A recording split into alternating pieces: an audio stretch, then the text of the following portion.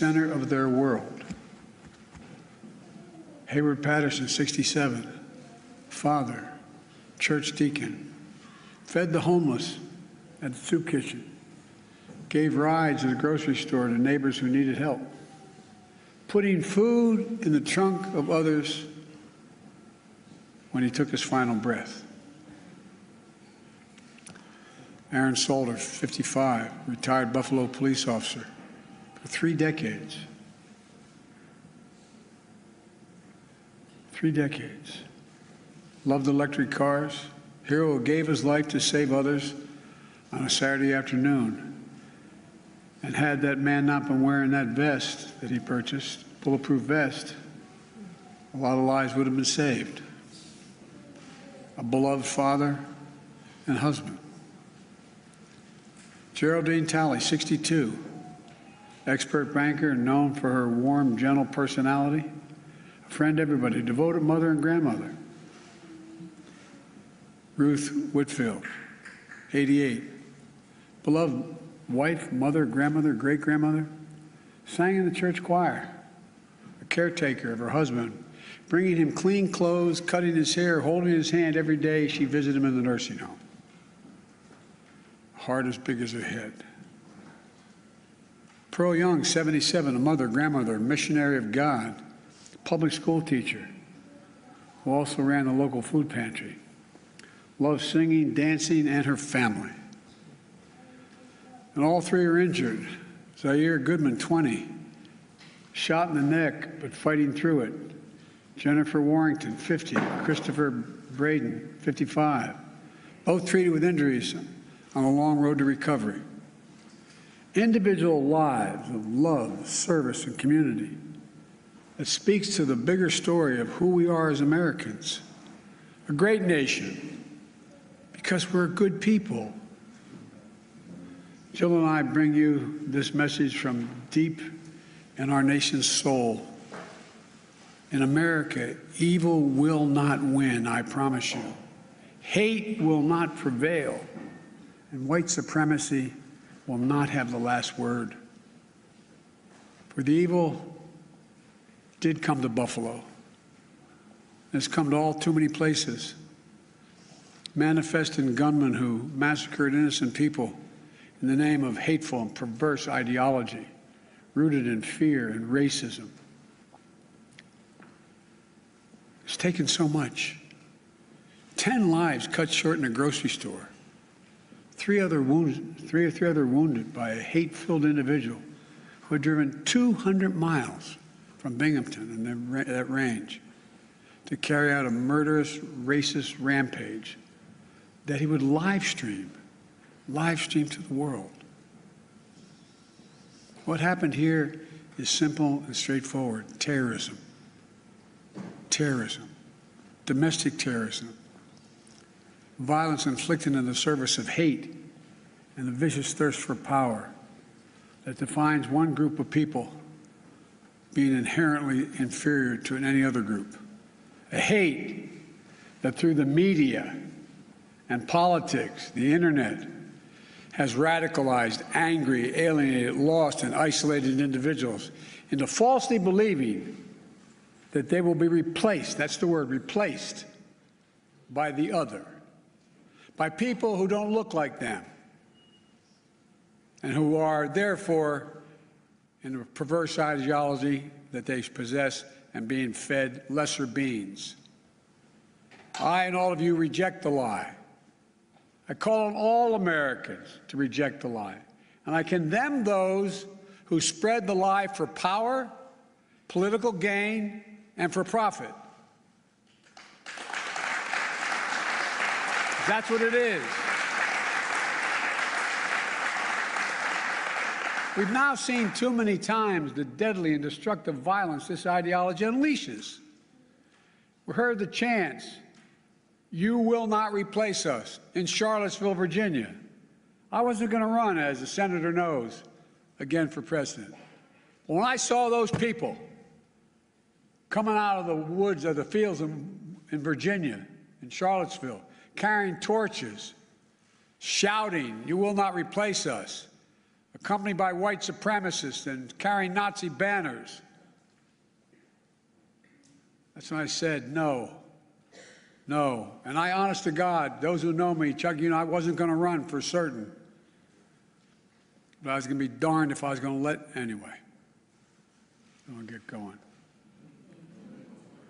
Look, we've seen the mass shootings in Charleston, South Carolina, El Paso, Texas, and Pittsburgh, last year in Atlanta, this week in Dallas, Texas, and now in Buffalo, New York. White supremacy is a poison. It's a poison running through it really is. Running through our body politic. And it's been allowed to fester and grow right in front of our eyes. No more. I mean, no more. We need to say as clearly and forcefully as we can that the ideology of white supremacy has no place in America. None.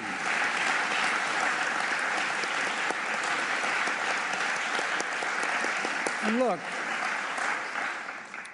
failure for us to not say that, failure in saying that, is going to be complicity. Silence is complicity.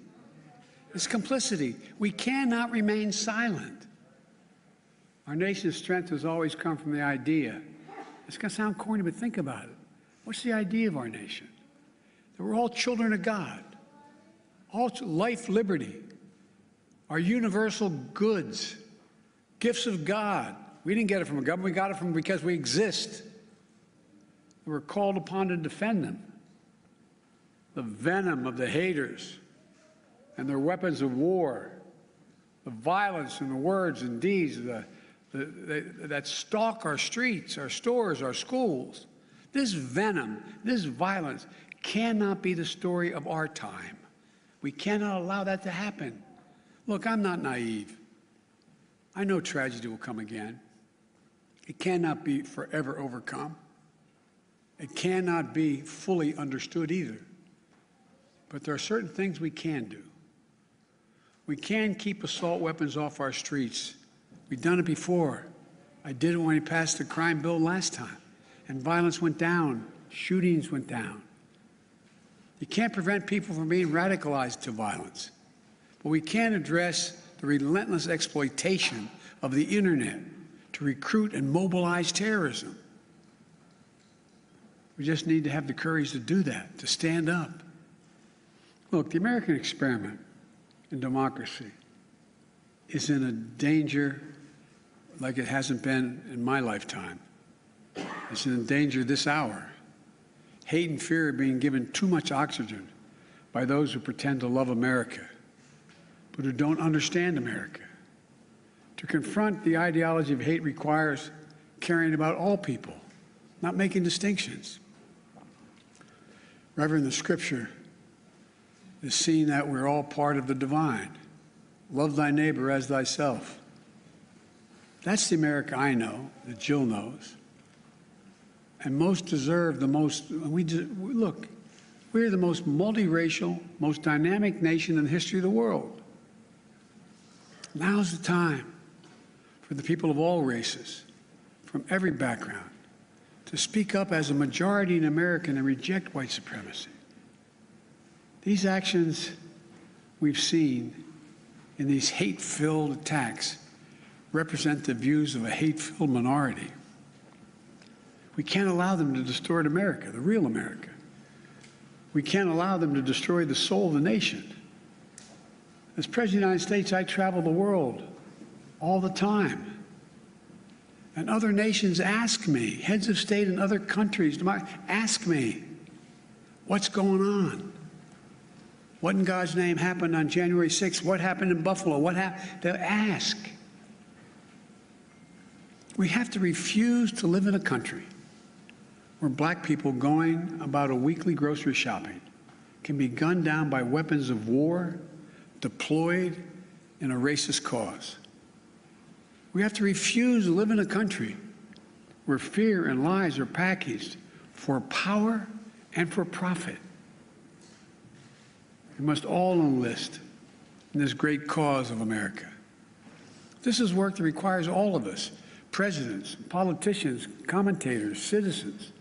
None of us can stay in the sidelines.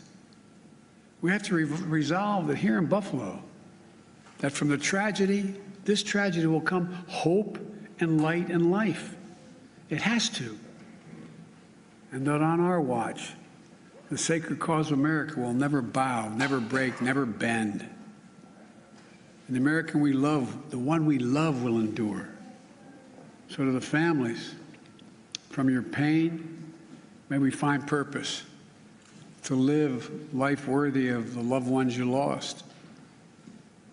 From a hymn based on the 91st Psalm that's sung in my church, may he raise you up on eagle's wings and bear you on the breath of dawn, make you to shine like the sun, and hold you in the palm of his hand. That's my wish for us. We can do this if we resolve to do it. If we take on the haters and those who don't even care, it's just about profit and politics. May the soul of the fallen rest in peace and rise in glory. And may God guide the United States of America, now and always. To the families, as my grandpop used to say when I walked out of his home in Scranton, he'd say, "Joey, spread the faith."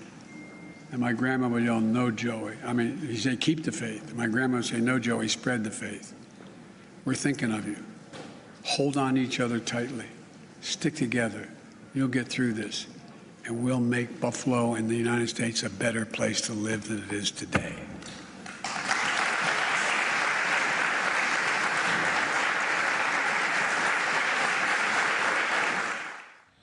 President Biden honoring and remembering the victims, the 10 victims that were shot in that senseless and tragic shooting over the weekend, trying to unite the nation over racism and other attacks in this country. You're watching Live Now from Fox, everybody, as we are looking right now. President Biden greeting others that were in attendance there. This coming just after meeting with the families that lost a loved one.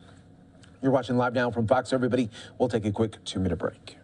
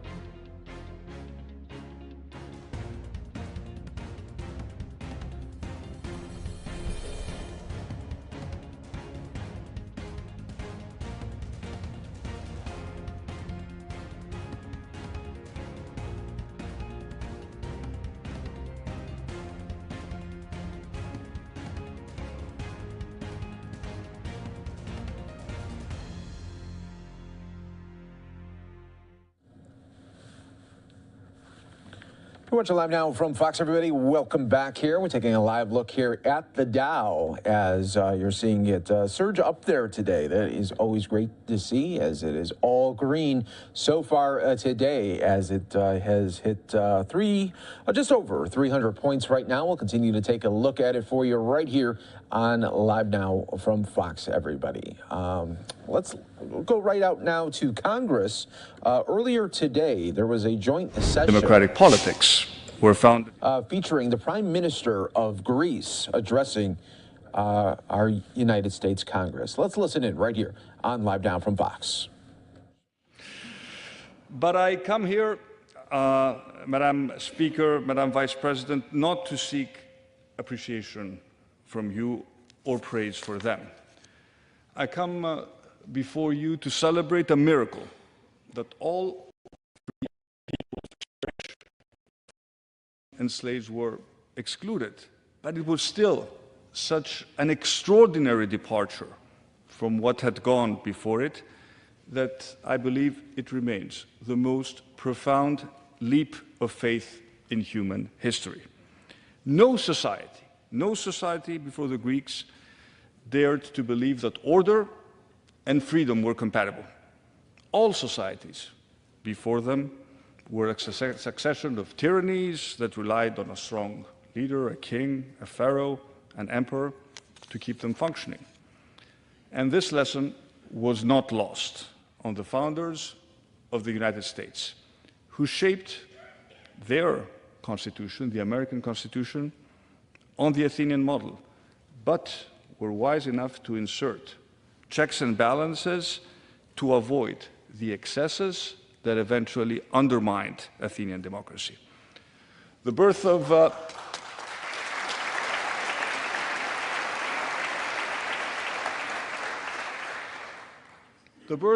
democracy in ancient Athens brought about an explosion of the creative spirit in Greece that produced the architecture, the art, the drama, the philosophy that have shaped Western civilization ever since.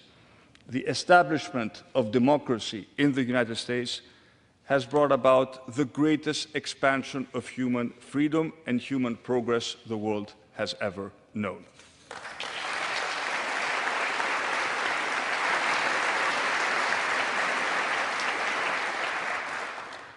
Ladies and gentlemen, last year, Greece celebrated 200 years since the beginning of our War of Independence.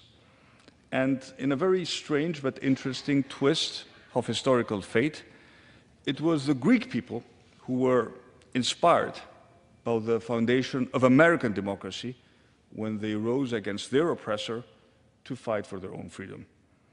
What you had shown us by example is that liberty can actually be fought for, and even against the odds, won. We understood the founding of your republic to be a watershed in the history of the world, a model for the oppressed nations of Europe, a hope for our own future. Right from the start, therefore, our forefathers looked across the Atlantic for support. From the distant Peloponnese, the leaders of the Greek Revolution sent an appeal in the spring of 1821 to the American people, their friends, their fellow citizens, and brethren. They spoke of the natural sympathy the Greeks felt for Americans, the thirst for freedom that they had both derived from the Asians. They wrote at the time, "In imitating you, we imitate our own ancestors. We shall show ourselves worthy of them in proportion as we resemble you."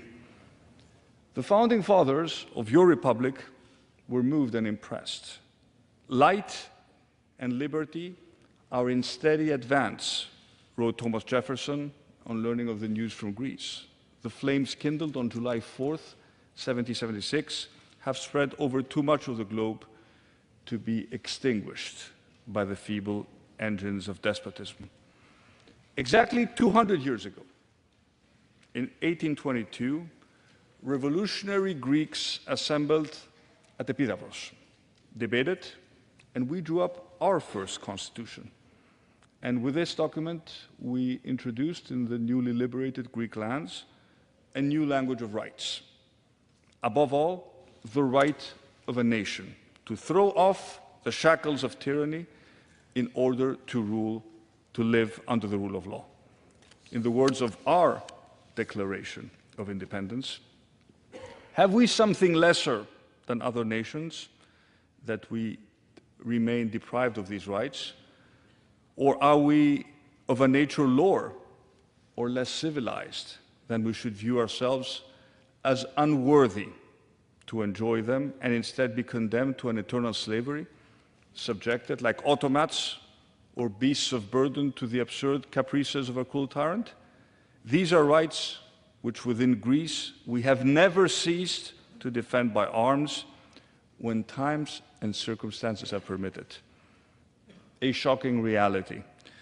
Replace the word Greece with Ukraine, and the similarities to today's turbulent world are harrowing.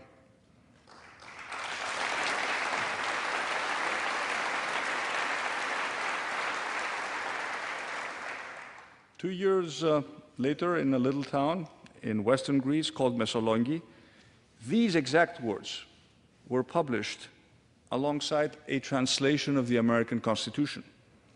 That book was one of the first ever books printed on Greek soil.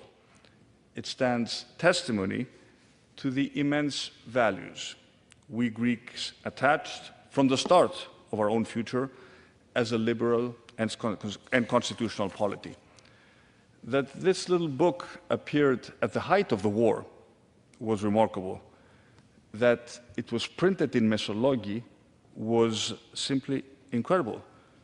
Like Mariupol today, Messolongi's outnumbered and emaciated defenders would repeatedly repel wave upon wave of enemy attacks before their final desperate sortie, an act of extraordinary daring, but one that would ultimately cost hundreds of lives, many of whom were women and children. When we see the same suffering among the outnumbered defenders of Mariupol, a city with a Greek name and deep Greek roots, we are reminded of Messolongi and the cost of our own struggle.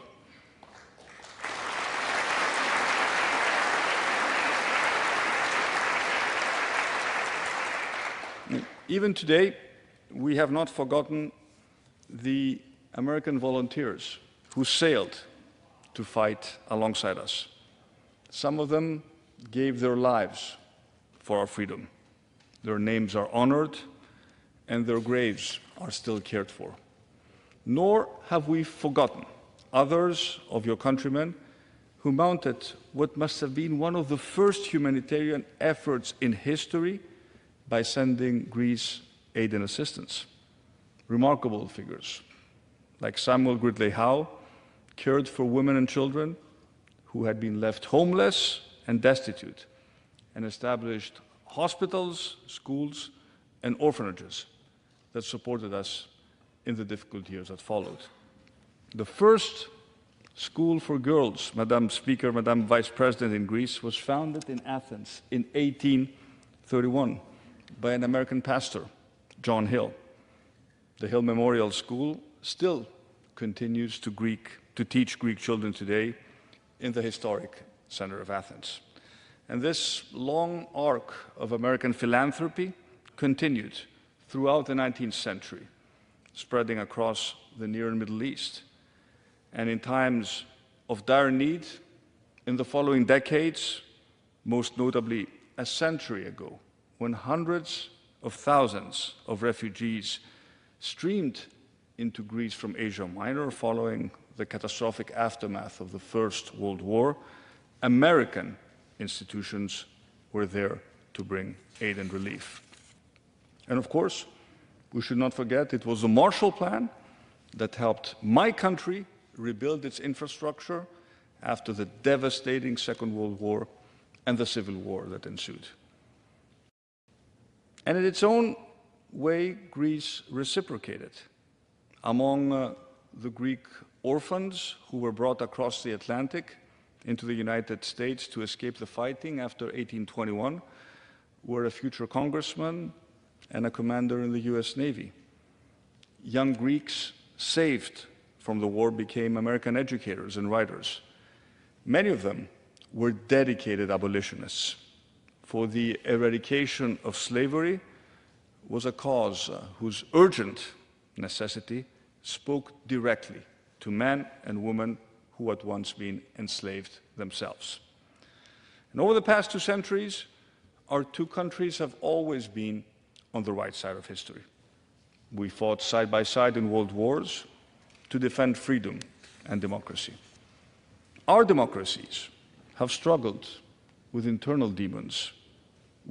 Both our countries endured the horrific pains of civil wars, the desperation of economic crisis.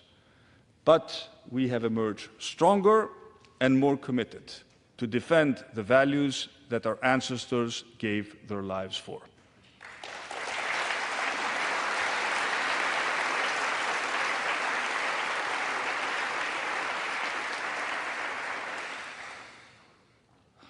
Esteemed members of Congress, I began today by saying that this bicentennial is more than a moment of celebration. It is also a reminder of the values that bind us together, but also the tasks that we still face. The world has changed a good deal in recent months, but the warning signs have been with us for decades. Following the end of the Cold War, we naively believed that Europe, which had twice driven the world into global conflict, had finally found the path to peace. We believed that international cooperation and a shared commitment to the rule of law now prevailed over guns and armies. We believed that the deepening of the European Union, a unique experiment in the history of the world, designed to further link our countries together, would make war on the dark continent unthinkable. And we believed that given the tragic, the harrowing experiences of the 20th century, no one would ever venture to suppress another people's right to exist or alter its borders by force. We naively ignored the warning signs, flashing red, and we even ignored Russia's actions in Syria and its annexation of Crimea. We now know that we were wrong.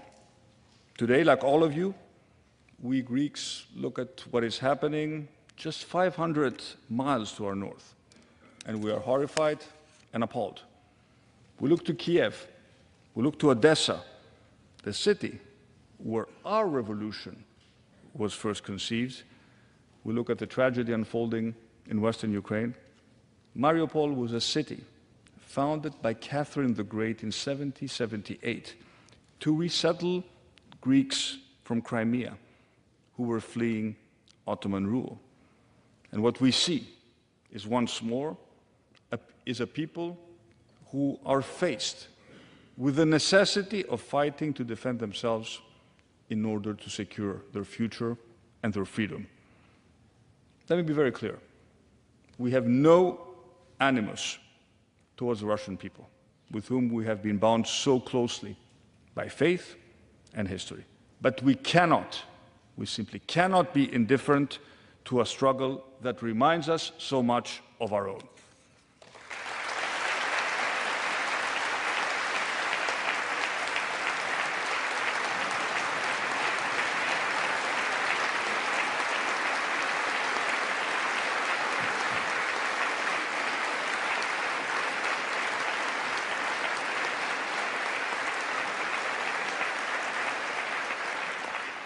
We too know what it is to be forced to reckon with invasion, to stand up for one's beliefs, and to have to resort to arms to protect our liberty. We know something about the heroism of the underdog, for whom the first victory comes from not capitulating in the face of overwhelming odds, from simply hanging on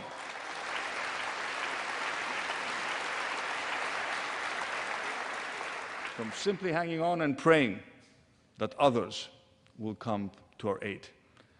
And we too understand the importance of friends. We understand the power of allies in the defense of the values that we share.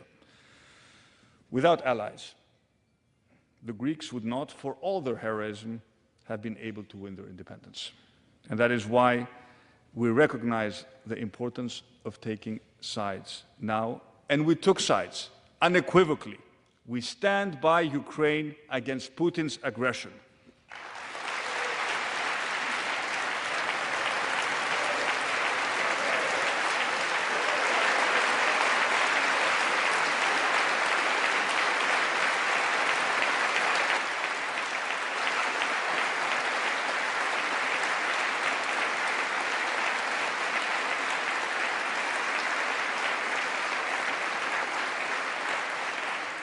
We delivered humanitarian aid. We supported the Ukrainians with weapons to help them defend their homeland. And we have welcomed with open arms refugees who have fled Ukraine in search of safety for themselves and their families. Mr. Putin is striving to create a world in which power is for the strong state, but not the small. A world where territorial claims are made on the basis of historical fantasies and enforced by aggression rather than decided by peace treaties. A world in which armies, rather than diplomats, settle disputes. He will not succeed. He must not succeed.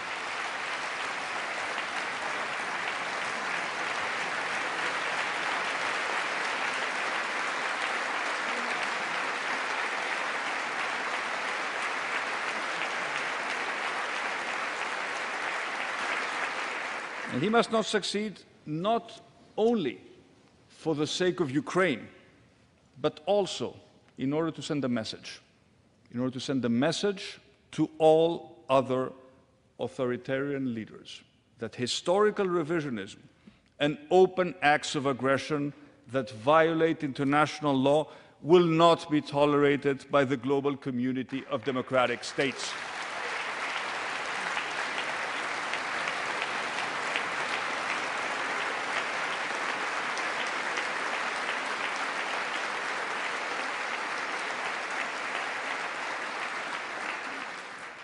This language of resentment, of revisionism, of imperial nostalgia, this language cannot prevail.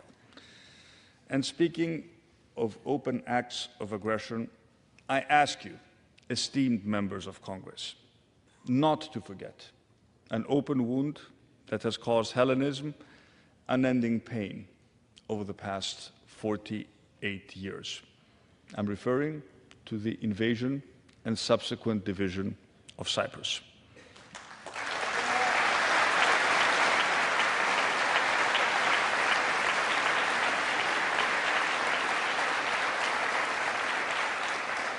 This issue has to be resolved in accordance with international law and in line with the relevant decisions of the United Nations Security Council. As I told President Biden yesterday, nobody ever will accept a two-state solution in Cyprus. It's a new hour right here on Live Now from Fox as we are listening right there to the Prime Minister of Greece talk to a joint session of Congress earlier this morning, talking everything about the Russian aggression in Ukraine and other world issues. Of course, right here on Live Now from Fox, we always bring you top stories, headlines from all over the country. I'm your host, Mike Page. Always great to be here with you as we continue on here on Live Now from Fox. Let's take a look at how the Dow is shaping up for the day. You got 325 points there in the green. So we'll continue to look at it for you here on Live Now from Fox. We should also mention that the testimony from Amber Heard. Cross-examination is in a lunch break right now, and we have full coverage on our YouTube page, a special stream all set up for that, and you can see it, gavel-to-gavel coverage right there in case you want to see that coverage. So we have plenty of options here for you on Live Now from Fox. I want to keep things going. Governor Ron DeSantis just got done speaking with the media. I want to play out just the question and answer portion here. Here in Florida, we'll do that. I'd also just like to say, particularly since I'm down here, regarding news that the Biden administration is going to try to increase tourism and exchange programs with Cuba. I think we've seen this song before. That is going to increase the amount of money that's going to the dictatorship. Everything that enters that island, they control. And so the idea that that's somehow going to help the people in Cuba who've been struggling for freedom, we know that that will not be the case. And I think it's also very difficult to take on the heels of last summer having a unique opportunity to potentially see freedom flourish on the island for the first time in many decades, and then to have the administration do next to nothing. I mean, they wouldn't even green light internet access. I mean, you could have had Elon Musk would have done it, or somebody would have done it if we would have put some money behind it. And so, and I think it's unfortunately part and parcel of an administration's policy that all these people in the Western Hemisphere who are fighting against freedom for their people, they seem to want to do business with. They want oil from Maduro, work with Nicaragua. They're delisted FARC. So that is not the way you stand for freedom in our hemisphere. And so I think people, particularly down in South Florida, understand the minute you're sending more of this to the island, that's going right into the pocket of the Cuban dictatorship. That is not going to help the people of Cuba realize freedom. Okay, any questions? Yep. 68,000 Florida homeowners are going to be losing their homeowners insurance within the next month and a half. I know the special session is coming up, but what is your thought on that, and why wasn't this addressed?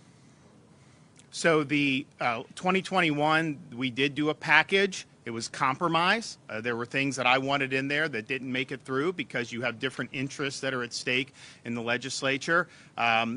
There were some positives on that, but clearly it did not solve the underlying problem. We tried to do it during the regular session. It ran to ground towards the end, and so we are in a situation where we've got to get this done. And so we work with the legislature to get a path forward, to set a date for a special session, and I think this will be the most significant reforms that we've seen with Florida's property insurance market in decades, and this is a problem that has festered for a long, long time. At the end of the day, we have about 8% of the insurance claims for homeowners nationwide. The state represents 78% of all the litigation nationwide with homeowners policies, and so the incentives are skewed. And it's not serving the interest of folks who are seeing these major premium hikes that are happening. So we are going to address, there's going to be a whole host of things that are going to be done. I think we've got broad agreement on most of it. There's a couple other things that we're working with them on, but it'll be a significant package, and we're not going to accept anything less than a very significant package for the people of Florida.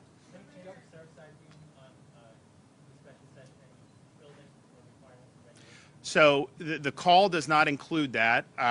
What I've said when people ask me, oh, do this, do that, is, I would have done the property insurance earlier if we had agreement, which what I don't want to do is just load things on there and then have it run aground.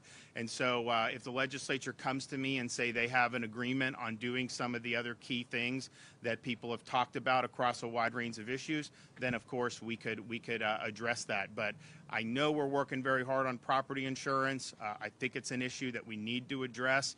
You have a lot of these other states do not have the same problems we do, and we understand we have more perils in Florida than many other states, but they have stable markets and we have not had that. And so we've got to get to that point. Otherwise, people are going to continue to either see massive rate increases or they get dumped into Citizens, which we know is not an actuarially sound program.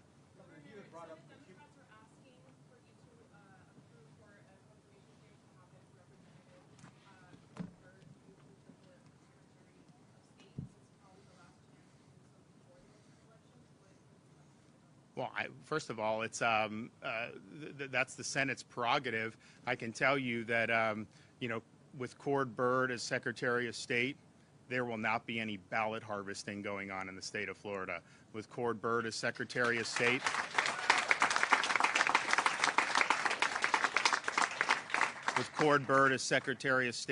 you are going to see our ban on Zuckerbucks enforced zealously. We're not going to let Zuckerberg come in and spend all this money.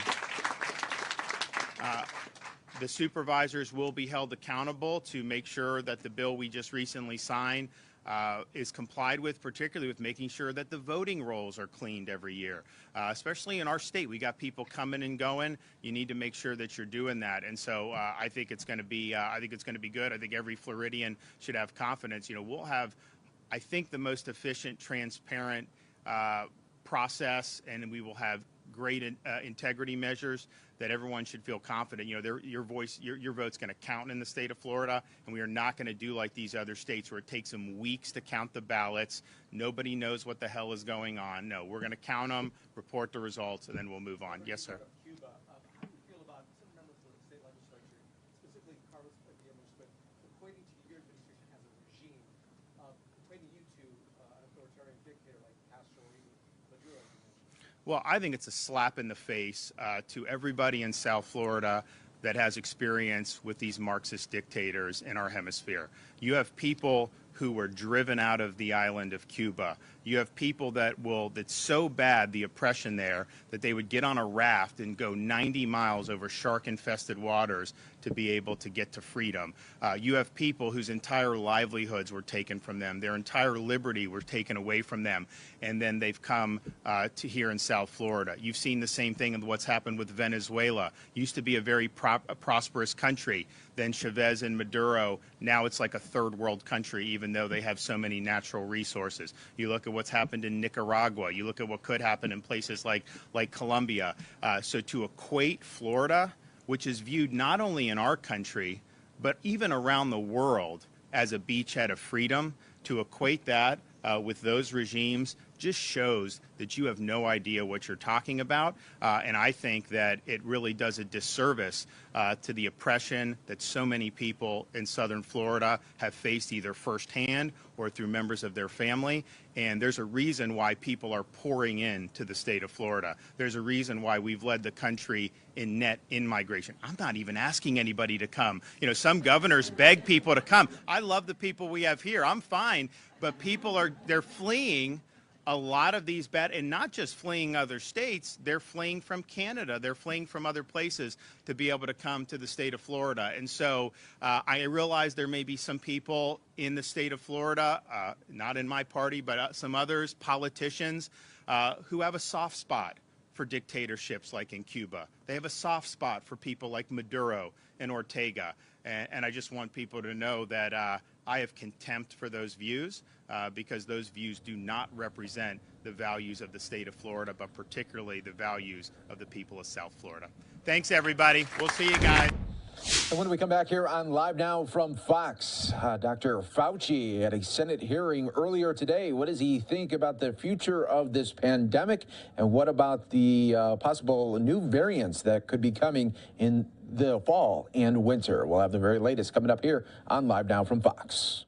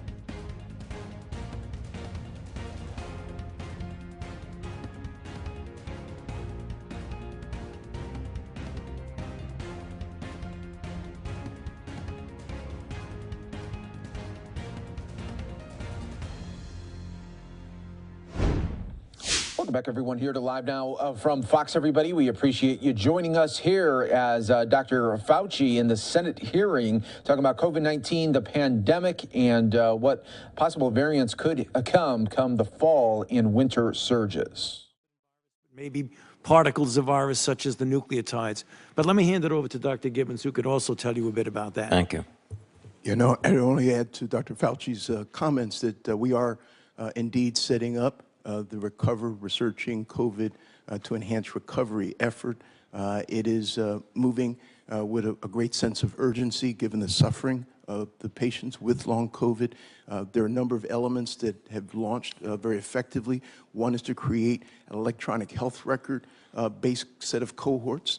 They're derived from 60 million records of patients across the country, a diverse body of patients, of which between 4 and 5 million have COVID. And that provides an opportunity to track those individuals electronically and digitally, longitudinally, to see who develops long COVID, who does not. That can inform, as Dr. Fauci mentioned, our understanding of the prevalence, as well as the risk factors, as well as the long-term effects very chronically. It's already starting to show preliminary evidence that's suggestive of potentially the ability of vaccination to prevent the development of long COVID. Similarly, we're seeing signals that are telling us that the severity of the acute COVID has bearing on your susceptibility to develop long COVID. Similarly, we're seeing trends toward who's most affected. And again, it's identifying people of color, African Americans, Latinos, as a high prevalence group developing long COVID that really hasn't come to the fore as much. And so we're learning as we go and develop this program. Thank you. Thank you very much. Just a final point, if I may. We have to reauthorize the STAR Act. It's the best thing we've done in a long time with respect to childhood cancer, and I think you agree, Dr. Tabak? Just a nod of the head is sufficient. Yes. Thank you. Thank you, Madam Chairman. Senator Kennedy. Thank you, Madam Chair. Dr. Tabak, what the National Institutes of Health has done is, and continues to do is nothing short of extraordinary. I mean, it's really breathtaking, and I want to thank you and your colleagues for doing that. We've all been to pandemic school for the last several years, and I want to use the few minutes I have to explore what we have learned. Dr. Fauci, whether you asked for it or not, you've sort of been the government's face on a response to the pandemic. Looking back, and I recognize that hindsight is crystal clear, but looking back, do you think it was worth it? Do you think the benefits were greater than the costs of closing down our elementary and secondary schools?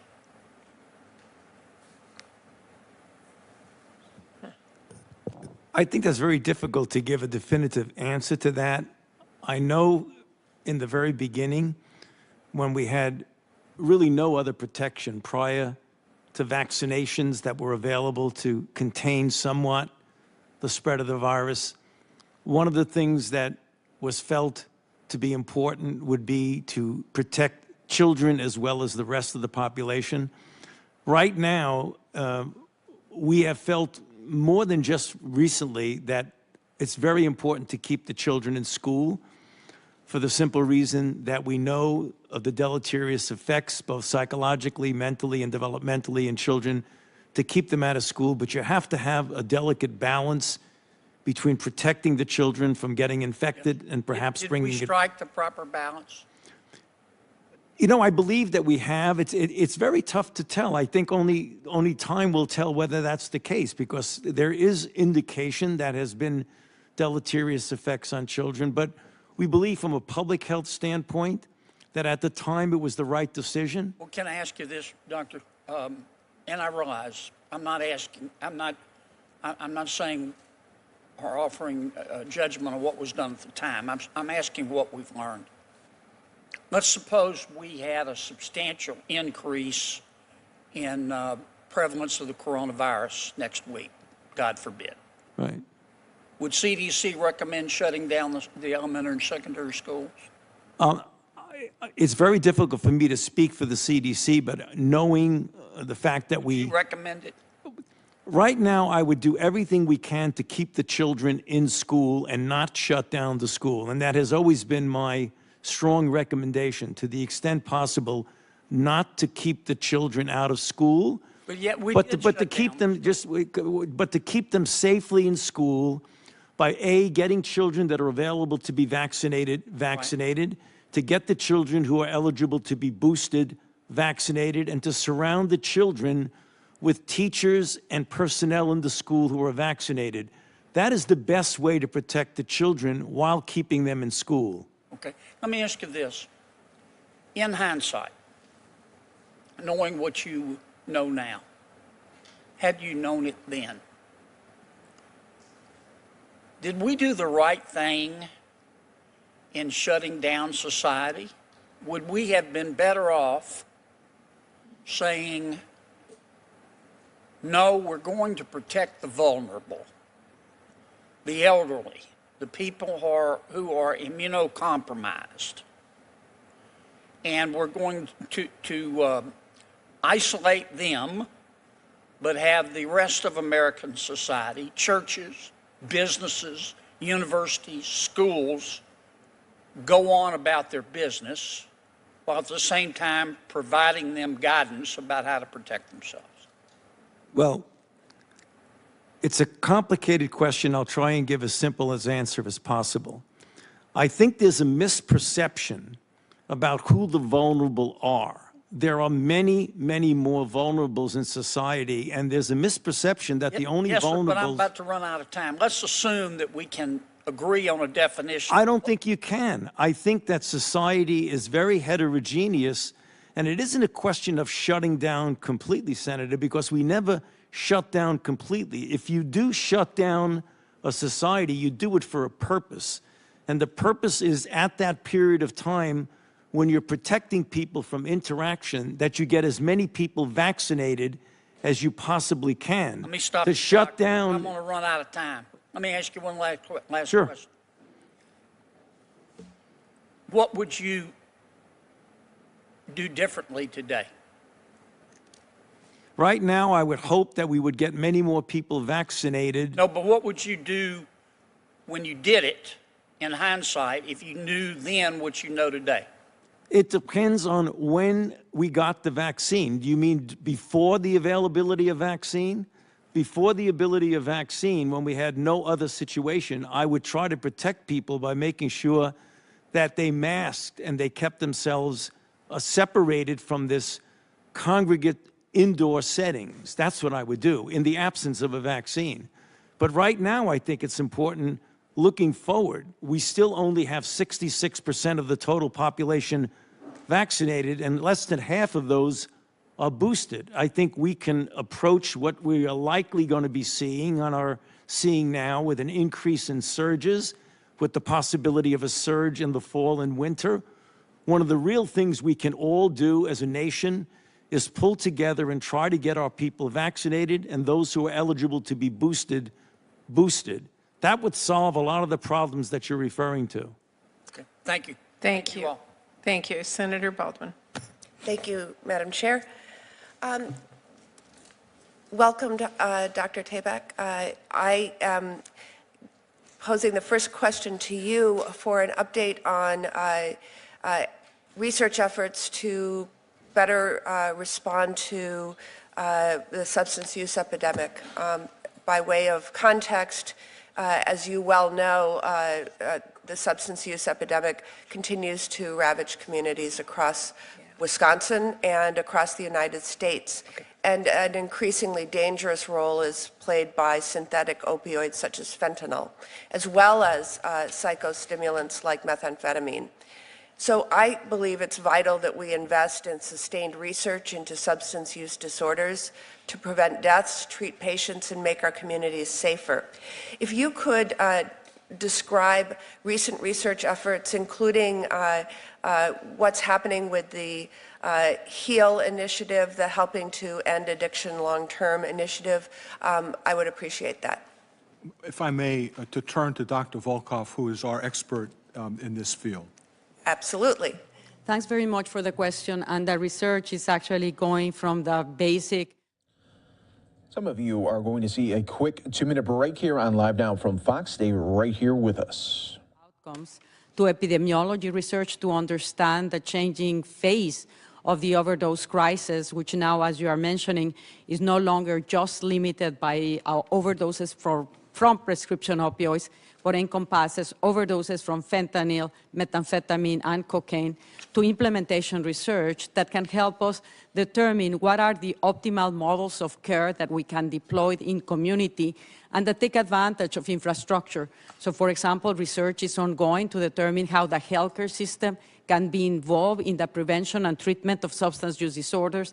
How can we bring treatments to justice settings like prisons and jails and upon release, and maximize the feasibility of these individuals to get healthcare, to the involvement of communities so that we can actually integrate the effort between healthcare, justice, and communities. Through the HEAL initiative, we have been able to accelerate significantly. Also, another area that has been neglected overall, which is the need to better treatments for the management of severe pain. And if we do not address the need of patients suffering from severe pain, we may keep them as being very, very vulnerable to seeking out much more dangerous drugs out in the illicit market. And finally, we need to also ask ourselves, what is it in the United States that is making Americans so vulnerable to the use of these drugs? And that is very relevant to prevention, because if we do not understand it, then we cannot do interventions to actually protect those that, because of circumstances alien to them, are actually at much higher risk of taking drugs and ultimately develop addiction or overdosing. Appreciate your response. Dr. Fauci, the U.S. was able to bring a COVID-19 vaccine to the public in really record time. And I'm grateful for the work of so many that made that possible, including several who are in this room. Unfortunately, the next pandemic, driven by an unknown disease X, will come. And I believe we can't wait. We should invest in the development of novel antivirals and vaccines and diagnostics for unknown threats from priority viral families now, so that we're better prepared in the future. Can you explain how the investments we've made over time at NIH and across the federal government made the COVID-19 vaccines and medical countermeasures possible? And how would sustained investments to develop responses to viral families of concern make us better prepared? Right. Thank you very much for that question, Senator. Yes, it's very, very clear that the investment in basic and clinical biomedical research for at least a few decades and maybe more prior to the realization that we were dealing with a new historic pandemic allowed us to do something that was completely unprecedented. Two examples of that are the work that was done on what we call vaccine platforms, the mRNA vaccine, which was fundamental basic research on how to get the mRNA molecule to actually serve as a platform for vaccine. Work at the NIH in our own campus, as well as NIH-funded investigators throughout the world, also worked on what's called immunogen design to do work that led to the ability to stabilize the optimal immunogen. In this case, it was the spike protein, which allowed us to go from realization of a new pathogen on January 9th, 10th, 2020, getting into phase 1 trial in 65 days and 11 months data, having a safe and effective vaccine. We did that because of the investment you're referring to. Right now, looking forward, we have what's called a prototype pandemic preparedness plan, which means you do just what I believe you're alluding to. You develop a number of families. There are about 20 families that are the high risk. Of those, there are about 7 families of viruses that if you do the fundamental work of looking at the commonalities among them and develop diagnostic tests, assays, immune correlates, and do that now. And if we don't get the resources now, Congress has been very generous to us up to now, but if we don't get the resources we need, we're not going to be able to do the kind of preparedness, not only for vaccine, but also for targeted development of antivirals, which we did so successfully with HIV and did quite successfully right now, but we have programs that are not going to get off the ground unless we get funding. So fundamental, basic, and clinical research are the core of everything that's going to protect us in the future. Thank you.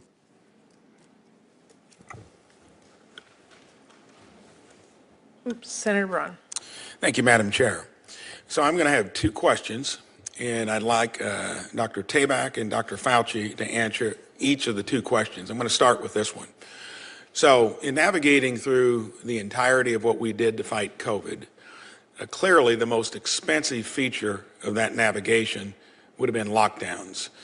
We did that out of uncertainty. We had no idea, how that was going to work. Even in the business I ran, you had early dust-ups where you'd get a case and clear out a warehouse.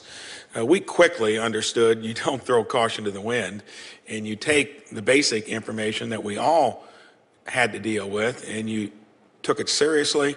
You put protocols in. Let's look at lockdowns.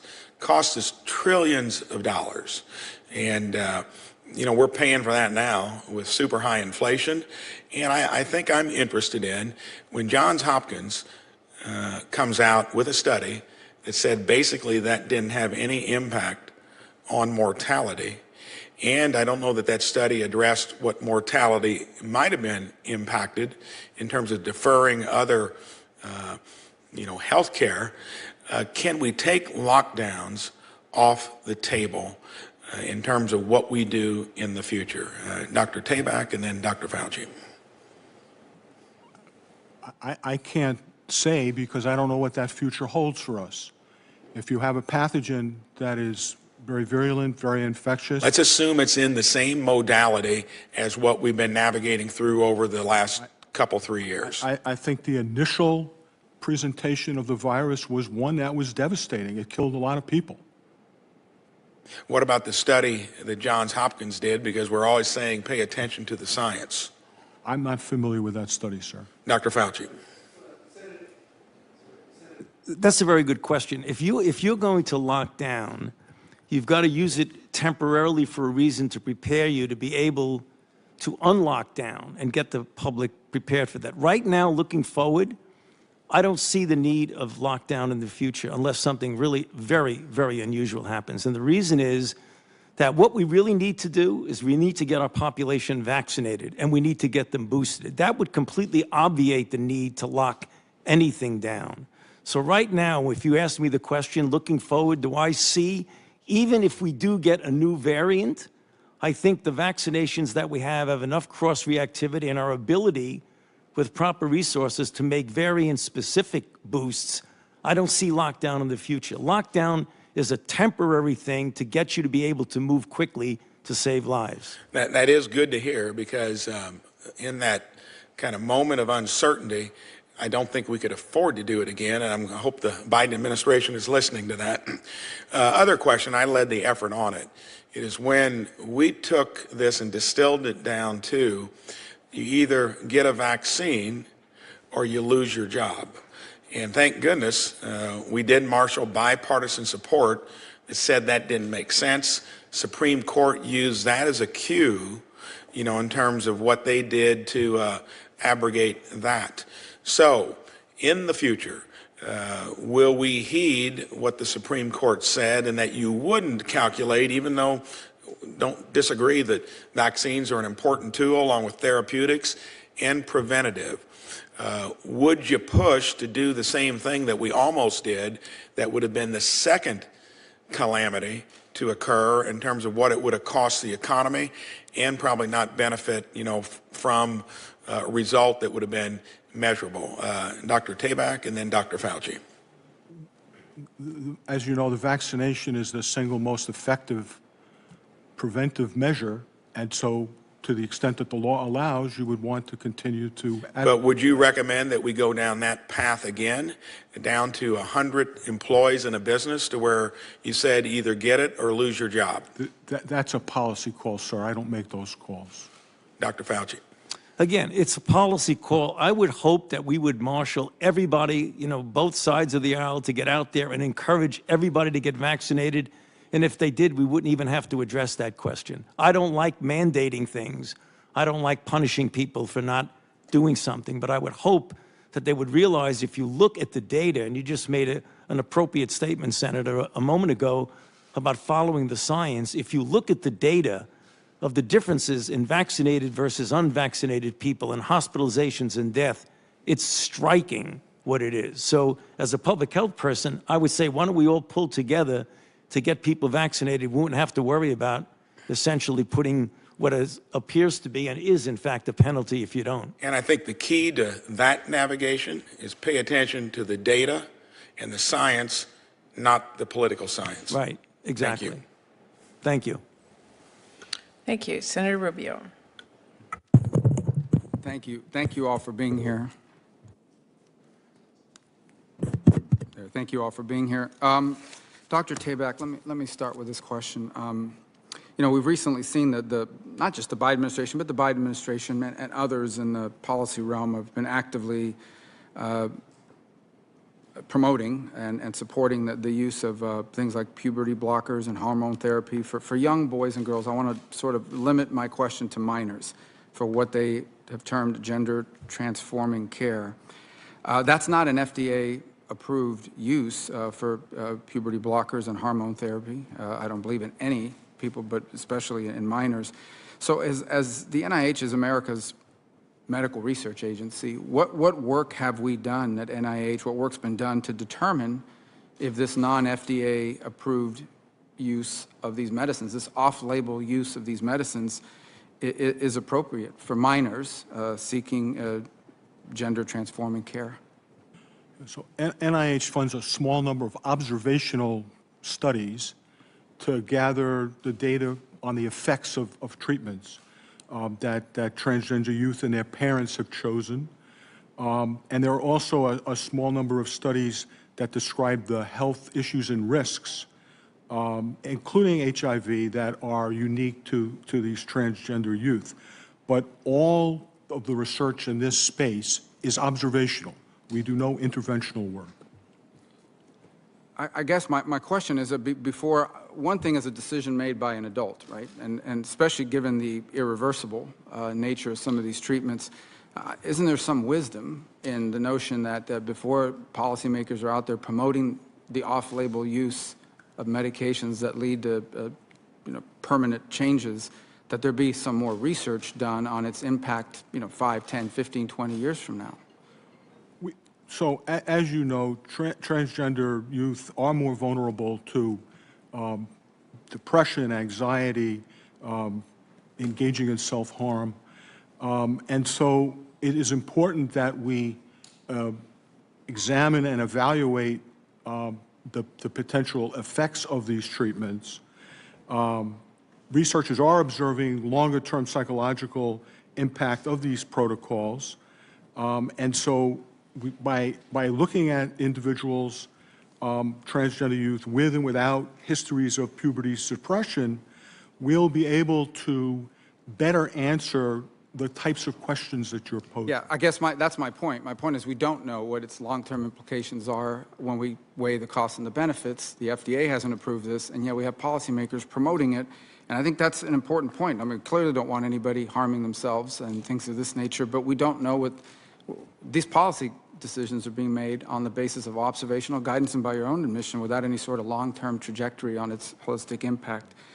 Dr. Fauci, I'm running into something that's pretty interesting. I believe the United States is the only major Western country that now requires its citizens to test negative for COVID before they can get on an airplane and re-enter the country. I believe that's accurate. And on the other hand, we're hearing now that, for example, Title 42, which was a COVID-era policy, should be lifted because we've reached a point now where COVID is manageable or at a level where we no longer need Title 42. And we obviously know we have a problem in our southern border where every day people are entering the country illegally, and many are not even being tested for COVID, and even if they are, they're being allowed to stay, and most certainly would under Title 42. I don't understand, how do we tell American citizens if you test positive, even if it's dead virus that's been in your system for 10 days, because you can test positive days after you're no longer infectious, and you can't enter your own country, but people, if you arrive illegally, whether you test positive or not, if you say the magic words for asylum, you get to stay in the country. And this is a real life scenario. I know people that are abroad, they test positive, they're not sick, maybe they were sick a week ago, and they can't afford to continue to pay for hotel rooms and staying overseas until they can finally score a negative test. Has the time come for us to lift this, in your view, having been so integral in our COVID response? Are we at a point now where American citizens should be allowed to return to their country without testing negative?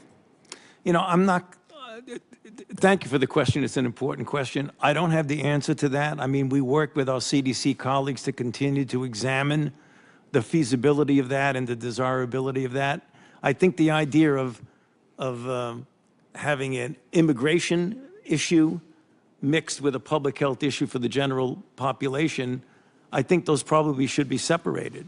Well, except they're interrelated because they're both involve groups of people entering the United States. One group is citizens of the country entering legally. The other group, frankly, are people that are not entering legally.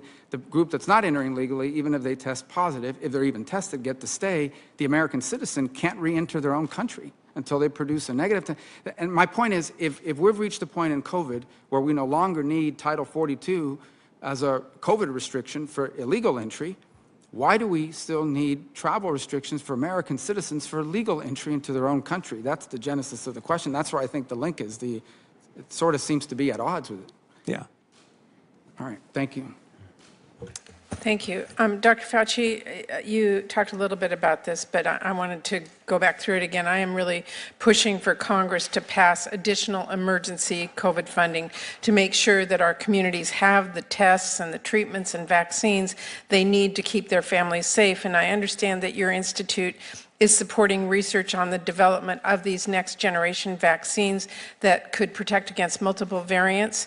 What can you tell us about the progress of that research, and what does that NIH need to see it to completion? Well, thank you for that question. Well, the progress has been substantial.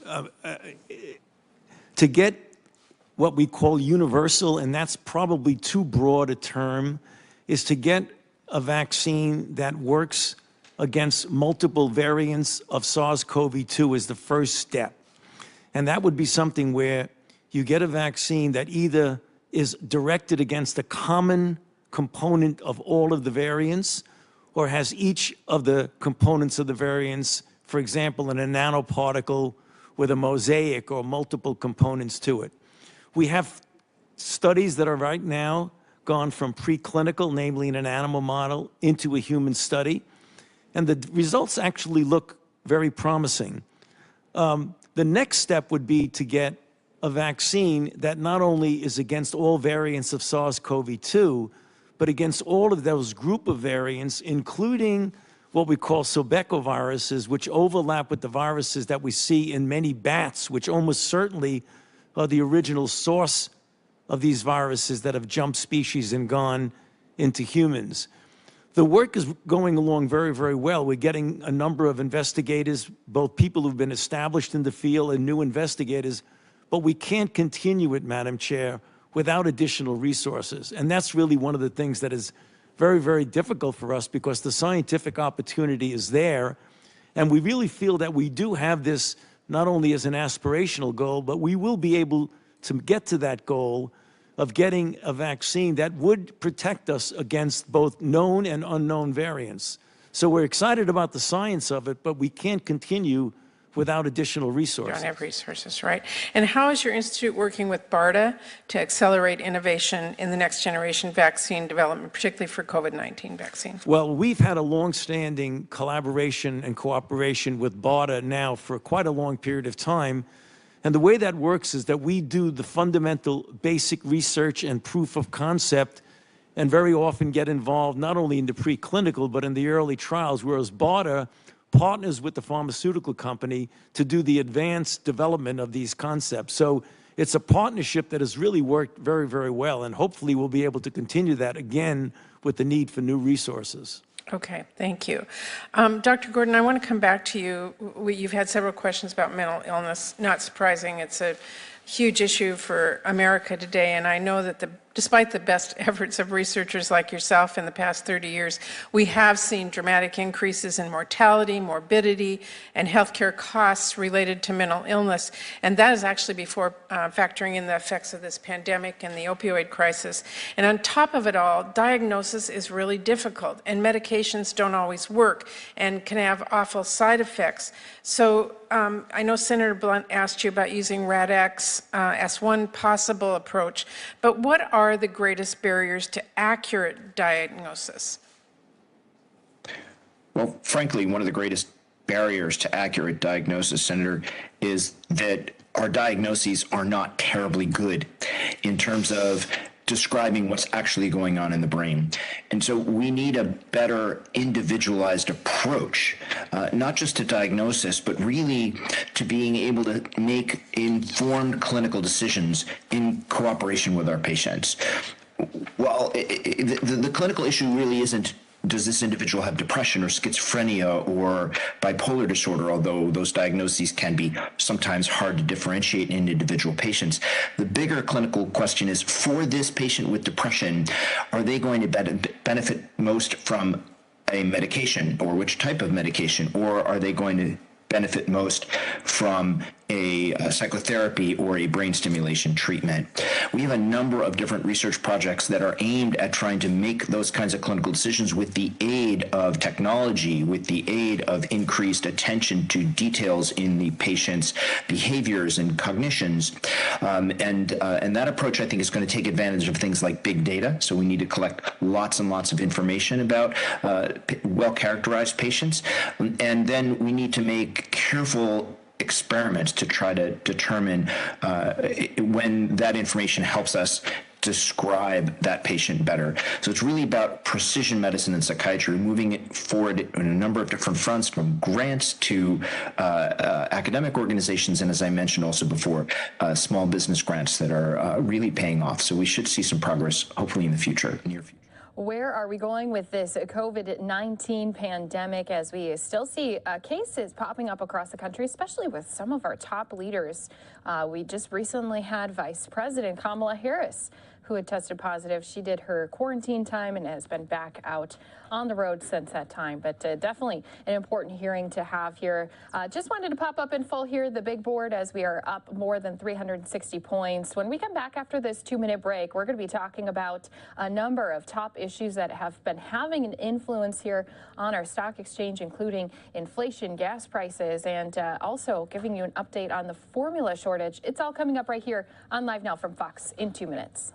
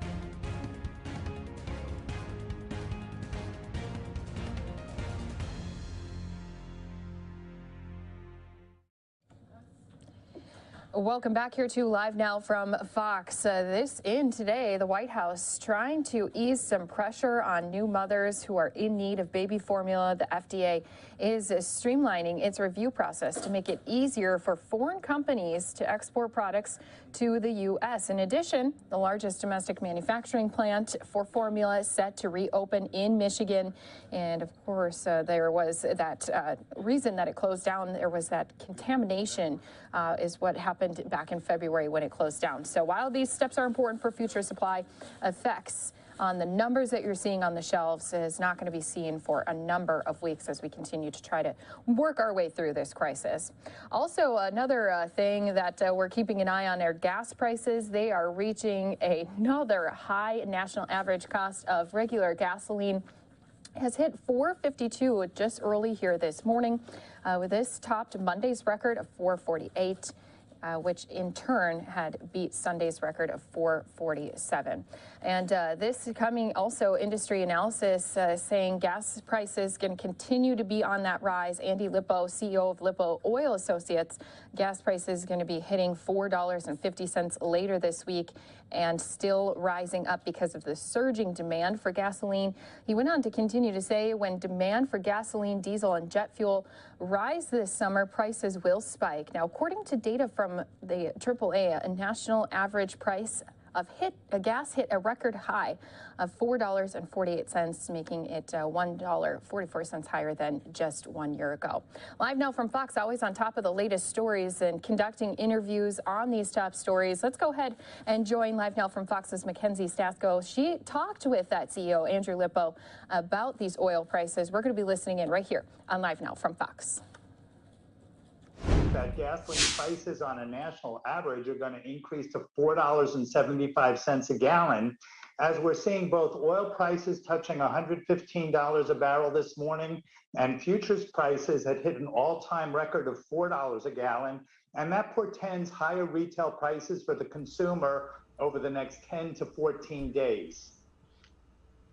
All right, you said the next 10 to 14 days. What about diesel gas prices? We know that the price of diesel is rising as well. How will that affect not only truck drivers, but shipping costs, which could eventually be handed down to the consumer? Well, the way I think about it is gasoline is the fuel that hauls around the consumer from point to point, whereas diesel is the fuel that hauls around consumer goods and services from point to point. And you can think about all those goods and services starting with food. When we're moving corn and wheat out of the Midwest to a food processor somewhere and ultimately getting those products to the grocery store, it's going to cost you more money. In addition, when we see Amazon or FedEx or UPS delivering those packages, they ultimately are going to have to pass through those costs again to the consumer. All those goods and commodities that are hauled around by railroads, which includes cars or goods that come into Los Angeles, LA, and make it to the interior of the country, all of those transportation methods are consuming diesel. So unfortunately for the consumer, it means higher prices ahead. And, you know, talking about shipping and diesel, I do want to talk about some summer travel plans. Of course, summer right around the corner. What can we expect to see for airlines? I know, checking for myself, prices have definitely increased just within the past few weeks. Well, there's no doubt that airline tickets are going to cost more money because as diesel prices increase, so do jet fuel prices as well. And I expect that ticket prices are going up 15 to 20% per ticket as airlines try to recover the higher jet fuel costs. So for the consumer trying to decide where they want to go on vacation, they're balancing the increasing cost of gasoline to drive to their destination, or do they want to pay those higher airfare tickets, but then they have to rent a car at the destination, and those rental car fees have gone up as well. And something interesting that I do want to touch upon, every time people fill up at the gas station, they pay 18 cents in tax for each gallon of gas, talking about an 18-cent federal excise tax on gasoline. Andrew, do you think that the federal government could temporarily suspend that to help lower the cost for consumers? I know we did see some states do that temporarily, but overall, will the federal government do this? Well, the federal government has been reluctant to do it because they know the consumer is continuing to drive and they'd like to see that tax revenue fill the government coffers for road repair. I think as prices rise and we get closer into the Memorial Day holiday weekend, there's going to be even more pressure on the government to actually do something, which they've been reluctant to do. It's interesting that 3 states did temporarily suspend their state excise tax: Connecticut, Maryland, and Georgia, but we had 47 states that did not do it. So they're all looking at these state taxes as a means to support their budgets. Andrew, we do know President Biden signed that executive order back in March, I believe, banning the import of Russian oil, liquefied natural gas, and coal to the United States. How are the oil and gas sanctions imposed on Russia impacting our prices here in the U.S.? Well, we should look at this in context with what the world is doing. Not only has the U.S. banned Russian oil imports, but the United Kingdom, Canada, and Australia, and Germany and Poland plan to do the same by the end of the year. So as these countries and refiners shy away from purchasing Russian oil, they have to look for alternative supplies. And those alternative supplies are not easy to come by because you simply need to get more oil out of the ground. One thing that we have seen the government as well as the International Energy Agency members do is release these strategic petroleum reserves, which buys us some time, but does little as far as getting more energy out of the ground. And I did want to ask, what about producing energy here stateside? What is the Biden administration doing to try and produce energy here at home? Well, my opinion is they've done very little. We saw President Biden run on a platform of really eliminating fossil fuels. We've had a number of issues regarding drilling permits. Lately, the Biden administration did offer some drilling permits for sale onshore, but the acreage was about 1/5 what the industry wanted. Meanwhile, there'd been a lot of press about the Biden administration not allowing the Keystone pipeline permit, which would enable next year for Canadian producers to supply more oil to the market. Even on the renewable fuel side, where we've had legislation in place, the administration has been slow to finalize those volumes, not only for this year, but for last year as well. That's frustrated not only the oil industry, but the renewable fuels groups as well. Yeah, definitely a tricky situation, especially with Keystone and drilling. Nobody really wants this in their backyard. Is that right? That's correct. When I look around and we see President Biden asking OPEC Plus to utilize some of their spare production capacity, or asking Canada what can they do to increase exports to the United States, it looks like we're asking others to do the hard work of getting oil out of the ground rather than doing it here. All right, Andrew, any final thoughts on gas prices? I know we covered a lot today, but again, another record high of $4.47 for a gallon of unleaded gas. Just any final thoughts on what we can expect to see, not only over the summer, but really throughout the rest of the year when it comes to gas prices? Well, unfortunately, I really do not have good news for the consumer because absent really a regime change in Russia, we're likely to see these higher energy prices persist through the rest of the year and into 2023 as the world tries to come up with alternative supplies to Russian energy. It's not only on the oil side, it's on natural gas, where Russia has cut off supplies to a number of countries in Europe. And interestingly, Russia cut off electricity exports to Finland. So you can see that the world is looking for more energy, and to come up with that energy, especially in the near term, means higher prices.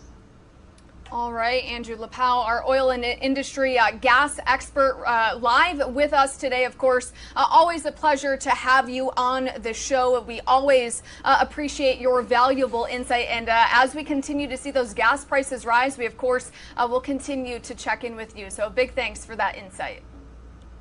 Thanks again for having me, Mackenzie. I appreciate it. All right, and going to continue things along with some of our top stories. Retail sale numbers in April are in, and they are, well, as they are expected, roughly in line with those expectations. So right now we have seen overall sales increase to 0.9% last month. And economists were predicting an increase of 1% in April from the previous month, excluding auto sales. Retail sales were better than forecast, up 0.6%, though retail sales, they're not adjusted for inflation, which means shoppers may have spent more, but they did not receive as much. We're going to be going into a 2-minute break right here for you on Live Now from Fox. Back with more top stories happening across the country. We'll see you back here again in just minutes.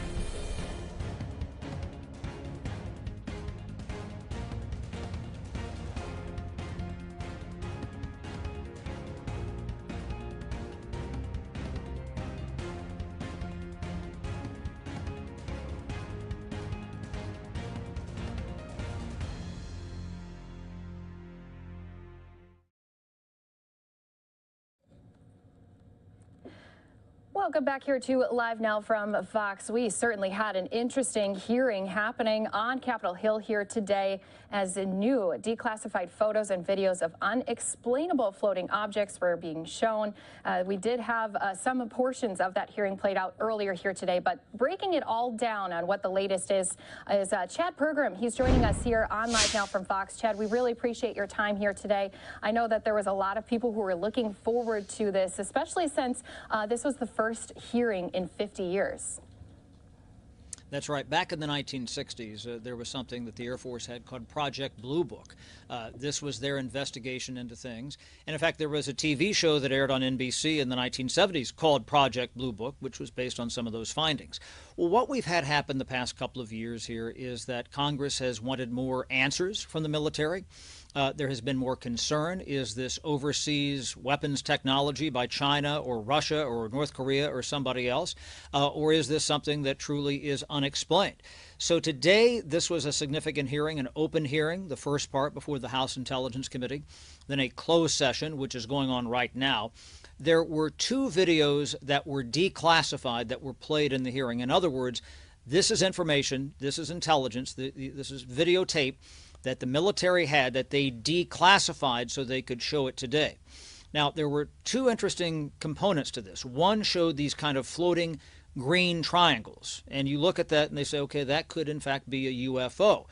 They think, and it took them a long time to figure this out, that those are actual drones and the types of video equipment that they were using to document this plus night vision goggles made these drones look green and look like they were floating. However, there was another piece of video which they showed, which they said, we really don't know what that was. There's a famous episode when the military released some video back, it was around June of last year, video from 2004 and 2015 off the Pacific coast of objects flying close to the water, round objects hovering and then flying away very quickly. There's a lot of question as to whether or not, some of this stuff defies the laws of physics. And some of the witnesses today basically said, we can't explain some of this, Christy.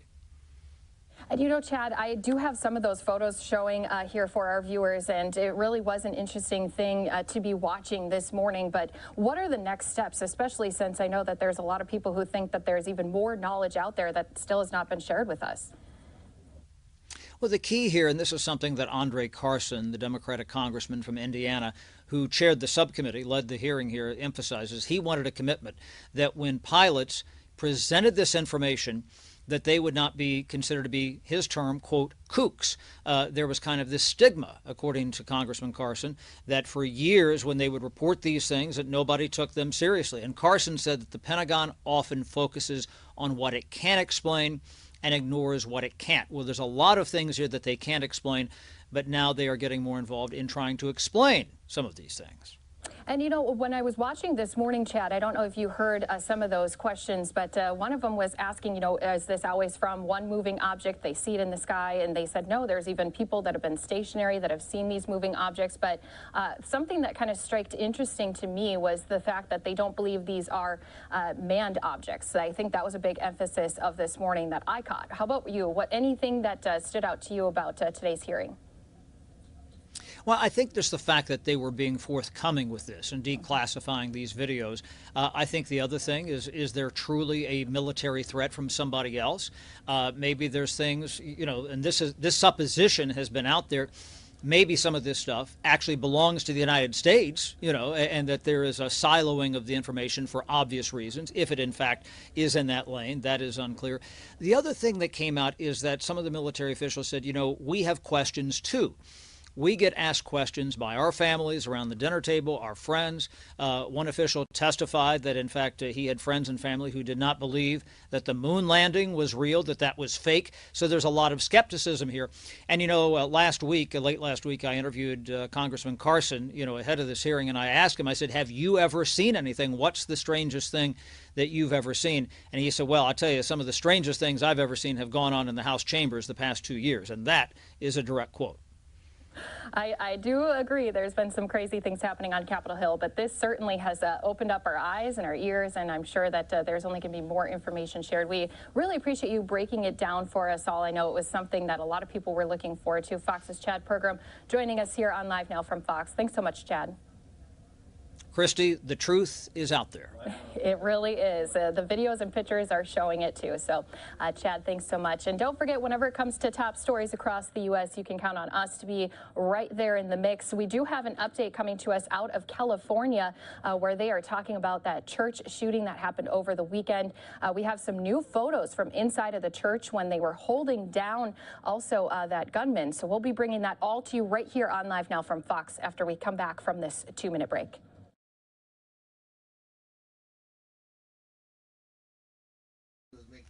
Well, that's what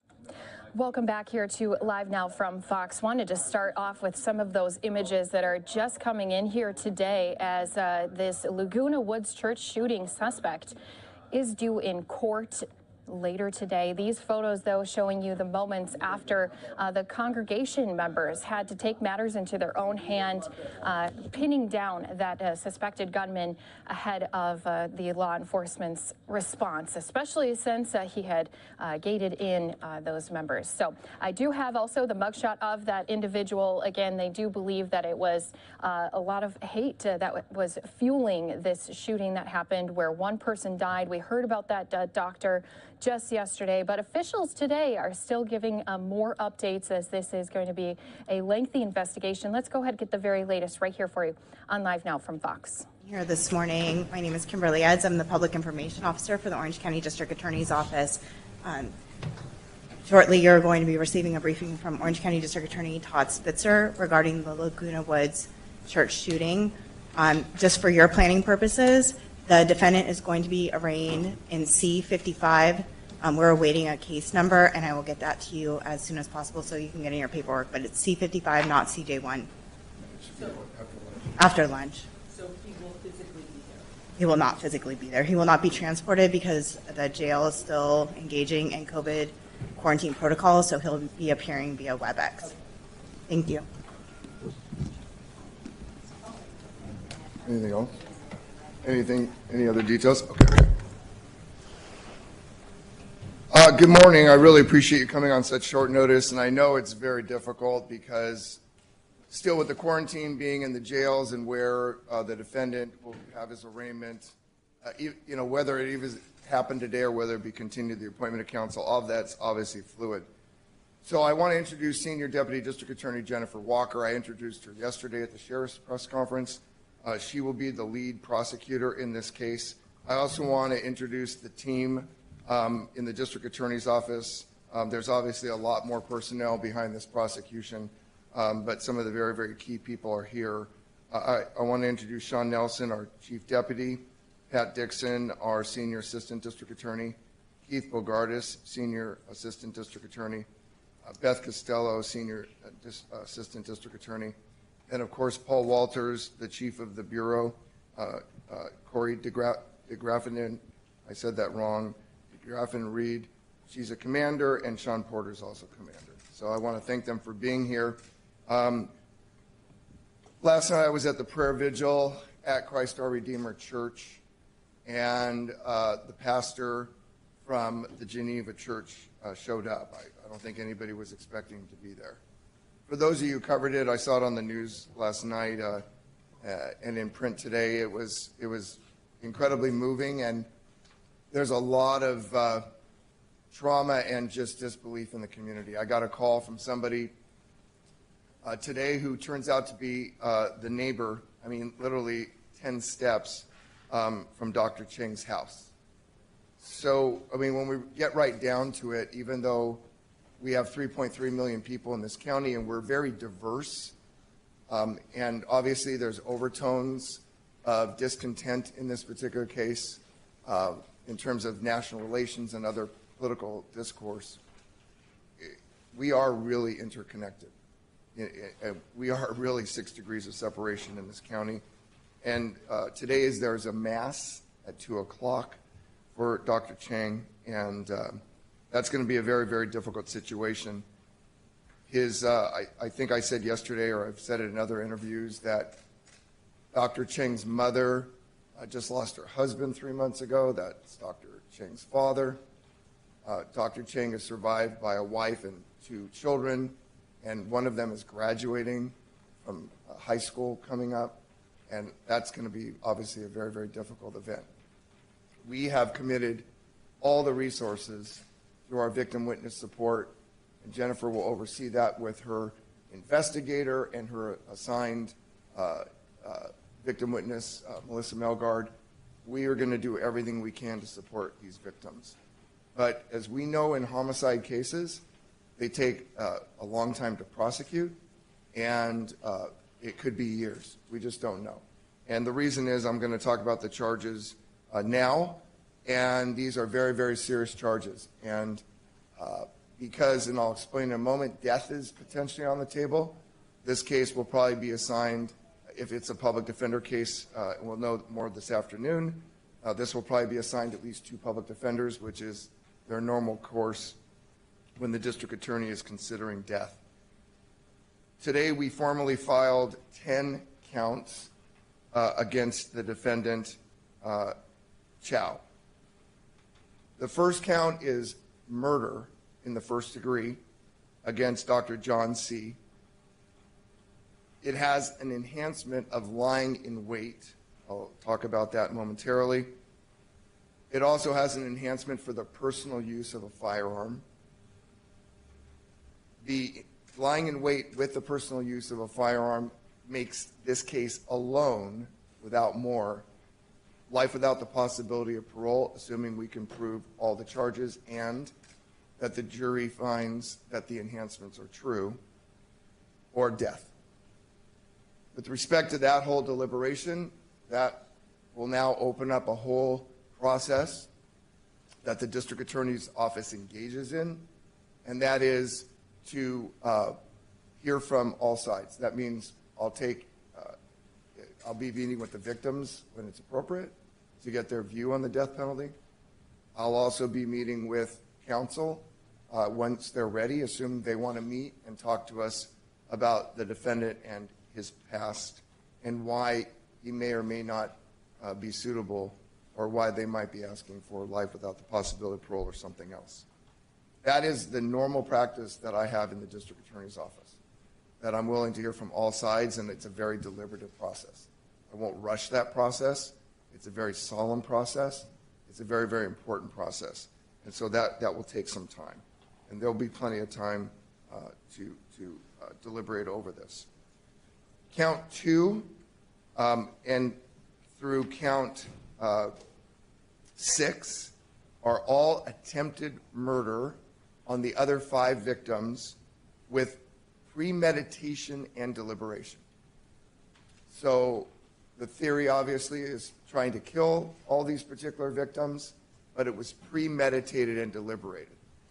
That goes back to the whole idea of how this was all set up. And I'll get to that. And then counts 7 through 10 are the possession of 4 destructive devices with the intent to kill or to harm. And that goes to the explosive devices that we discussed yesterday at the sheriff's press conference with respect to the items that were found in another bag that had the smell of gasoline or some other substance, which led to the discovery of those explosive devices. The reason for the lying in wait, and the lying in wait is what gets us to the special circumstances, which gets us to life without the possibility of parole or death.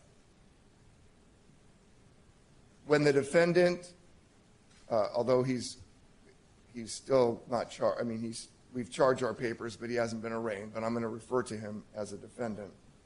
When defendant Chow went into that church, he did everything he could to fit in, to make himself one of them. And even though originally when he came to the door, the greeters asked him who he was and why he was there, he had said some words to the effect that, oh, I've been here before, but they knew, because it's a small congregation, that that wasn't true. But they're parishioners, and they're believers, and they will always welcome somebody into the congregation, or at least into the service, to celebrate with them. That is what these Christians did, and that's what Christians typically do. So he used that ruse to get in there and then make that entire room feel comfortable. He talked to individuals there, and he bought himself time to make these people feel comfortable with him. And then they were so comfortable at some point, and a lot of us have really struggled with this, and I've had this question and I've struggled with it too. How was it that they didn't notice that he was putting chains on the doors and locking the doors? I mean, I've been inside that. Jennifer and I were there on Sunday night. The room probably is about the dimensions of one side of this room, maybe a little bit bigger, but it's pretty similar. And you would think if you're at one of the roundtables or engaged in this celebratory event, that you would notice if somebody was putting a chain around a door. And it appears that maybe one or two people did, but my point being is most didn't. And that's because he had set up a scenario where he made people feel comfortable. So they weren't alert to the danger, and he concealed his purpose. And I think that's one of the most interesting facts that leads to the lying in wait, that you can literally lie in wait. We typically think of the person who hides in the bushes to commit a murder or hides out in a closet to commit a murder, that they're lying there in wait until the target comes into view. This case is about the person concealing themselves in plain view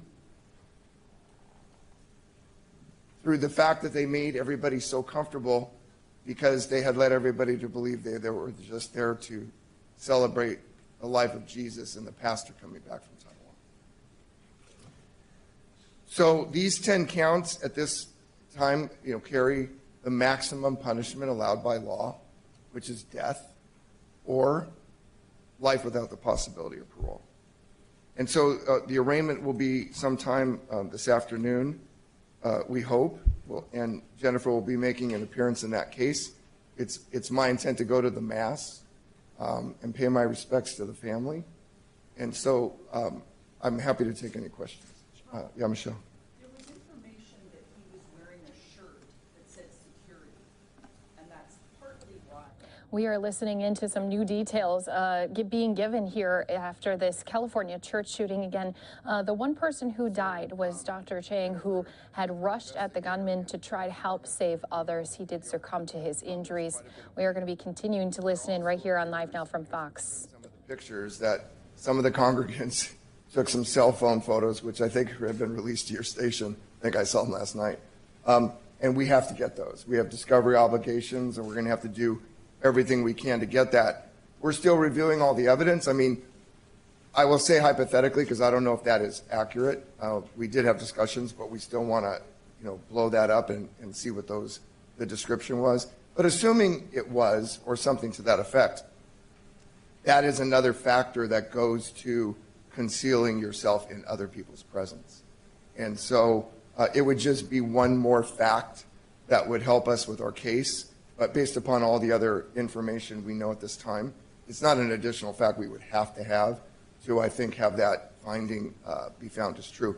I do want to make this point before I take other questions, is that we have charged these counts and we've added these enhancements. And one of the things I think is so important for the public to understand is we still file enhancements in Orange County. We filed gun enhancements, and we filed, in this particular case, special circumstances of lying in wait. I'm very, very proud of the fact that we still do that in Orange County. And that's how we're getting to life without the possibility of parole or death. And I stand very firmly in the fact that enhancements are a very, very important tool for prosecutors to get justice for the victims. Any other questions? Yes, Vicki.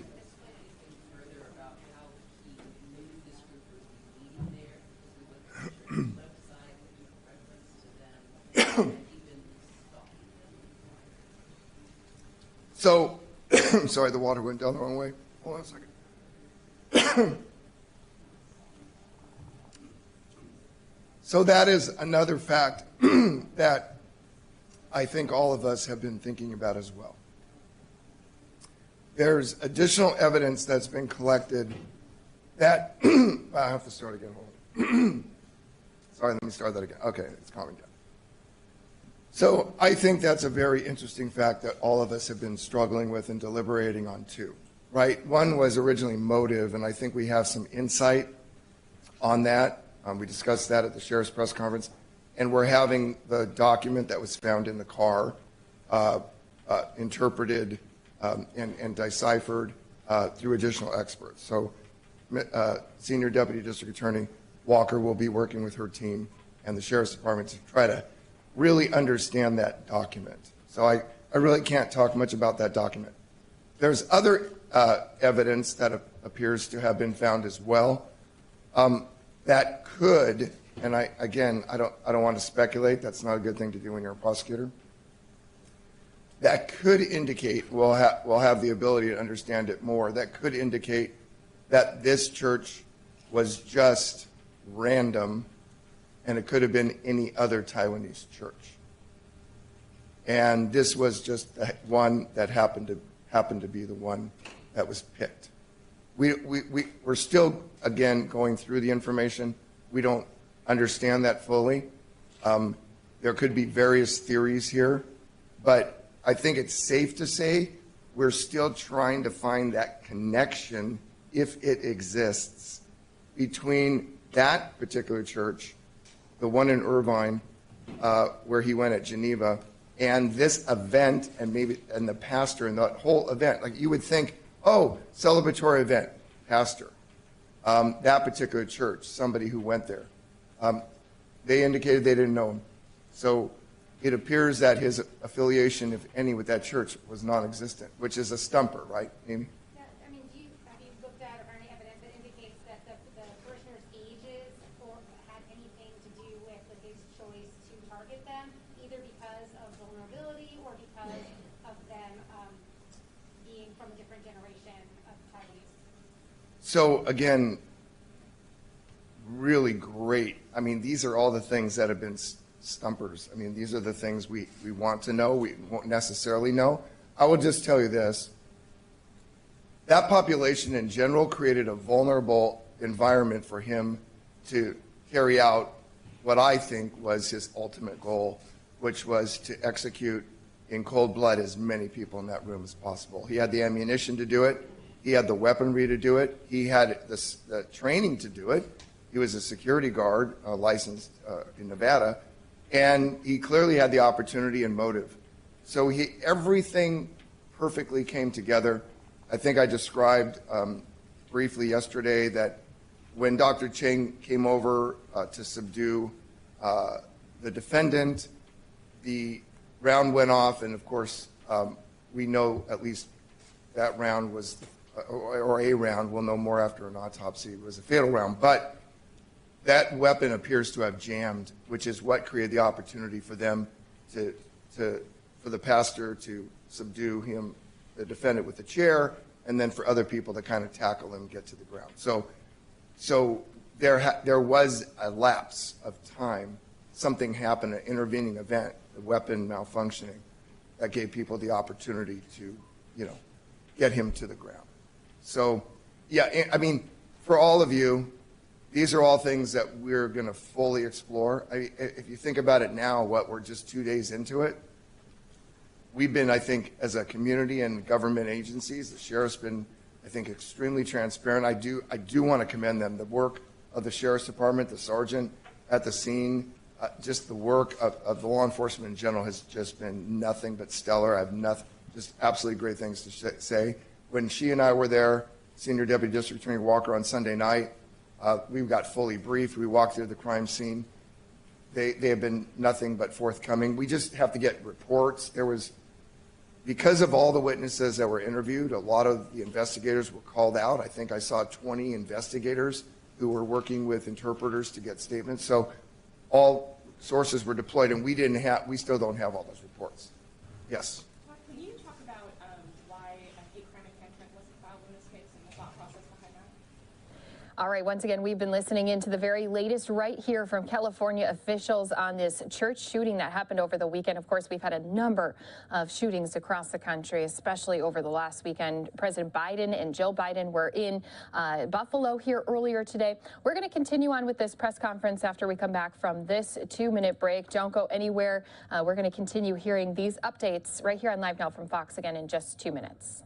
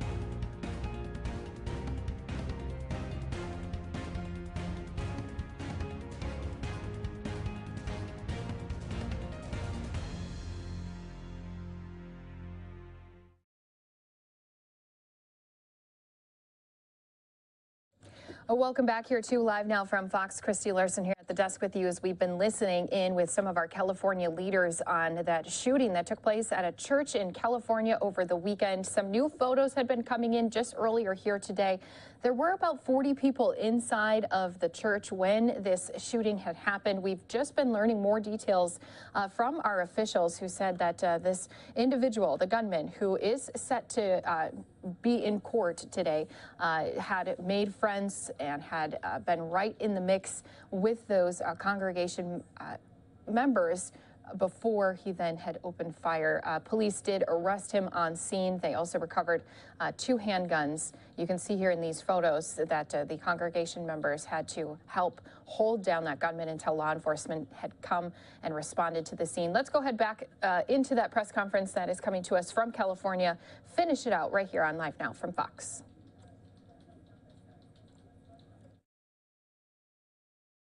Talk about why a hate crime enhancement wasn't filed in this case and the thought process behind that. So clearly we have motive, and there appears to be political and or nationalistic tensions here. But I met with the FBI yesterday, and they have an open investigation, as you heard.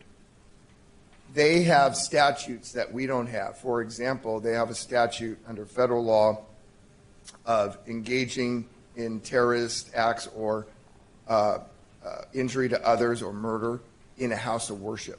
They have that federal statute, which I believe would be a life case. The reason they're here is because they initially were dispatched because it appeared that this might be some kind of act of terrorism, mass shooting, and that's what they do, and that's what they specialize in. So I've made a commitment to work side by side with the FBI and the U.S. Attorney, and they're providing interpreters and all kinds of resources through Quantico that we have, but they're incredible experts. So I want, and I know that Senior Deputy District Attorney Walker wants this too. She's got to stand in front of a trier of fact, a jury, and prove this case beyond a reasonable doubt. We have an ethical duty to bring forth both charges like the ones I talked about today and enhancements that we believe at the time we file we can prove beyond a reasonable doubt. While we feel very, very strongly that this was motivated by hate, we want to continue to work with our law enforcement partners and the FBI to get all the additional evidence so that if we file the hate crime enhancement, we've done it knowing full well what the evidence is. So while we could, I think we could today, I feel a lot better, one, having all the evidence, and we haven't examined all of it. We've seen some things that are very, very intriguing, but we have to examine it. And two, I want to have a good relationship with my law enforcement partners, and I'm not going to turn away their offer of expertise. So I want, and I appreciate this, and I'm urging you please to report this properly, because otherwise my phone will blow up and my emails will as well. While there's very strong evidence right now that this was motivated by hate, we want to make sure that we have put together all the evidence that confirms that theory of the case. Yeah, Michelle. And let me ask it a little bit differently, but as a follow-up. Taiwan News is reporting that he is a member of a radical pro-China group in Las Vegas. Are there any state charges that you could file, or is it strictly federal? Could it be federal and state? Well, I described a federal statute that's very, very specific about creating that kind of environment in house of worship. So the federal statutes are very, very complex, and they have some amazing tools the feds do, especially in sentencing, like we talked about here about fentanyl, right? They get 20 to life, and we can't get those kinds of charges. They don't even have to prove the drug dealer knew it was fentanyl. So my relationship with the federal government has been very good, and I'm not going to jeopardize that. What they can do, I can't speak for them. But if we have evidence like that, and that's exactly the kind of evidence, we're going to be following all these leads, that would fit into our general category of a hate crime motivated by nationalism or a commitment to, a country or whatever. So we would be examining that kind of same fact pattern or that evidence consistent with what our state statutes. That doesn't preclude, and I think The FBI made it very, very clear yesterday. They have an open investigation, and as you know, the law is very clear. We can still have state charges like the ones we've filed today, and the feds can still file their case, and they can run concurrent. And one doesn't jeopardize the other. So we are moving forward with our case, and we're going to be in a full cooperative. What the public needs to understand is our law enforcement agencies should be working together to get justice in the case. And neither of us, either the feds or us as the district attorney, should have any parochial interests. We need to do what's in the best interest of this case. Yes? With respect to the organization that Michelle was referring to out of Las Vegas, the National Union Unification Group, do you have any indication that anyone else from that group or that group was involved in any of the planning of this incident, of this crime? Are you looking into that at all, or can you say at this time that you're confident he acted completely independently? So I'm old school. I believe you should never say never, and you should always look to where the evidence leads. This isn't, while we have our charges, this case is still being fully investigated. The sheriff made that very clear yesterday. The sheriff also did say that he's confident, his words, this was a lone wolf incident. I think a lot of you reported it that way. I have nothing to contradict what the sheriff said, and I hope he's right. At the same time, I think we all need to be very, very aware and cognizant of what's going on in our community, the other events around the world and in the United States, in Buffalo and other places. And people need to be aware of their surroundings all the time. People need to be aware. And so whatever this works out to be, hopefully, for goodness sakes, the defendant was operating alone. If it turns out through further investigation, and the FBI, again, they're the experts on this, if they find, and we have our intelligence center here, and our intelligence center, our fusion center, the head of the fusion center was at the press conference yesterday. He was there at scene on Sunday, and he runs all the intelligence, the collective intelligence for all of our agencies here in Orange County, and it's overseen by the Sheriff's Department. So I'm telling you that if they hear or find out, and the chief and I get the bulletins almost every single day from, it's called OKAYAK, if they believe that there were others involved, there's part of a conspiracy or planning or whatever, I am confident they'll be the first people to know, and they'll be the first people to know something about it, and they'll be the first people to put out some information to warn the public. But at this time, the sheriff said what he said, which is he believes, and he's been briefed, and his investigation so far has shown this was a lone wolf. The decision on the death penalty, how many months approximately does that take? You know, every case is unique. Martin Schwartz, who's a public defender, has asked this office that if there are some cases that I review, I'm going to reverse engineer it for you. There are some cases that I get, and I can look at the facts, and I could make a decision quickly that it's not a death case. And so we inform the public defender, or whoever has the defense has it, and we just let them know we're going to be pursuing life without the possibility of parole, assuming a special circumstance. This is not this case. I will share with you and that this case is definitely a case that I'm looking at for death. I'm not prejudging it. I told you I have a complete open mind. This is not a case that I'm going to inverse engineer it, that I'm ruling out death. The factors of going into a location and, you know, with the intent to, you know, I think the intent in my mind was very clear, what was going to happen. And the explosive devices really, really scare me about what could have happened if the plan had been carried out as I think it was intended. So this is a case that definitely, in Todd Spitzer's mind, death is something, an analysis I'm absolutely going to be going through. But it will be deliberative and it won't be rushed. It's very similar to the Gaxiella case, the shooting of 4 individuals in Orange. That case has not been ruled out. That case is absolutely a death consideration case.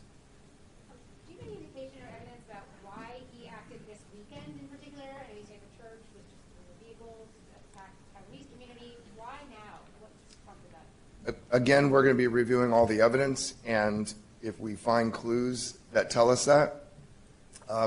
I've been very curious about that myself, looking at dates of different events in China and Taiwan and seeing if there was any particular or close date. There was a huge massacre in Taiwan that is very, very well known in that country. But that date is not even close. The massacre in Taiwan is not close to this date. So in my own mind, because that's the way I think, I've been doing a lot of my own research on different world events between those two countries. I yet haven't come up with anything. It doesn't mean that people smarter than me won't. All right, just one more question. Anything else? All right, thank you very much. And then Kimberly will give you the case number. Do we have it? So just all right, guys, so that is the latest update with some of our California leaders. Again, these photos just showing those moments right after they were able to take that gunman down, due in court here today. And Live Now from Fox going to continue to stay on top of the latest in this story, just as we do so with all of our top stories coming to us from coast to coast. I just want to show our viewers this picture of just a couple of the briefings we are keeping track of at this time. You can see here 3 of them simultaneously going on. We have State Department briefing, our Pentagon press briefing, as well as Speaker Nancy Pelosi with some other Dem leaders on Capitol Hill. They're talking about the baby formula shortage. But what we're going to head to next here after our 2-minute break, we do have our mayor in Buffalo, New York. He is speaking after earlier here today. We did have both First Lady Jill Biden alongside with President Biden visiting the site in New York, where people have continued to put a number of memorabilia there honoring those 10 victims whose lives were tragically taken during that shooting over the weekend. We'll bring you that press conference with the Buffalo mayor, again, out of New York, right here on Live Now from Fox in just 2 minutes.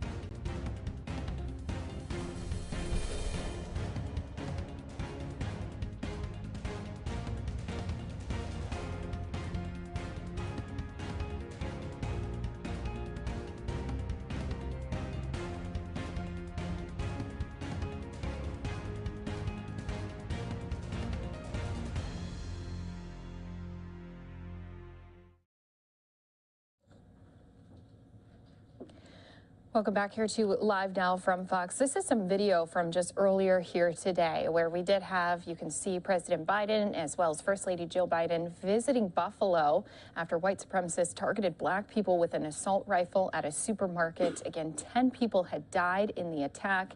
The first stop was to this makeshift memorial that is just outside of the supermarket, but they did also meet privately with the families of the victims. They met with first responders as well as local officials. I want to go ahead and play out what's being done right now. Buffalo Mayor speaking about this trip from the Bidens. Let's go ahead and listen into it right here for you on Live Now from Fox. I had a chance to be with President Biden and First Lady Dr. Jill Biden. They visited Buffalo to meet with the families of the victims of this terrible attack on the Buffalo community that shot 13 people and killed 10. The president was very compassionate. President spent an extended amount of time with the families, which was very good to see, really giving families one-on-one time to be able to talk to him and the First Lady.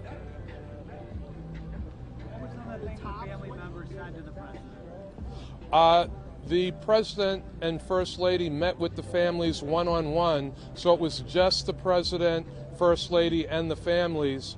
Those of us that traveled with the President were not in those individual meetings with families. Did you get a chance to speak to them? What's the schedule? Talking to the CEO of Tops, John Persons, they would like to open the store as quickly as possible. They understand the importance of the store to the community. Right now, there is still an investigation going on inside of the store.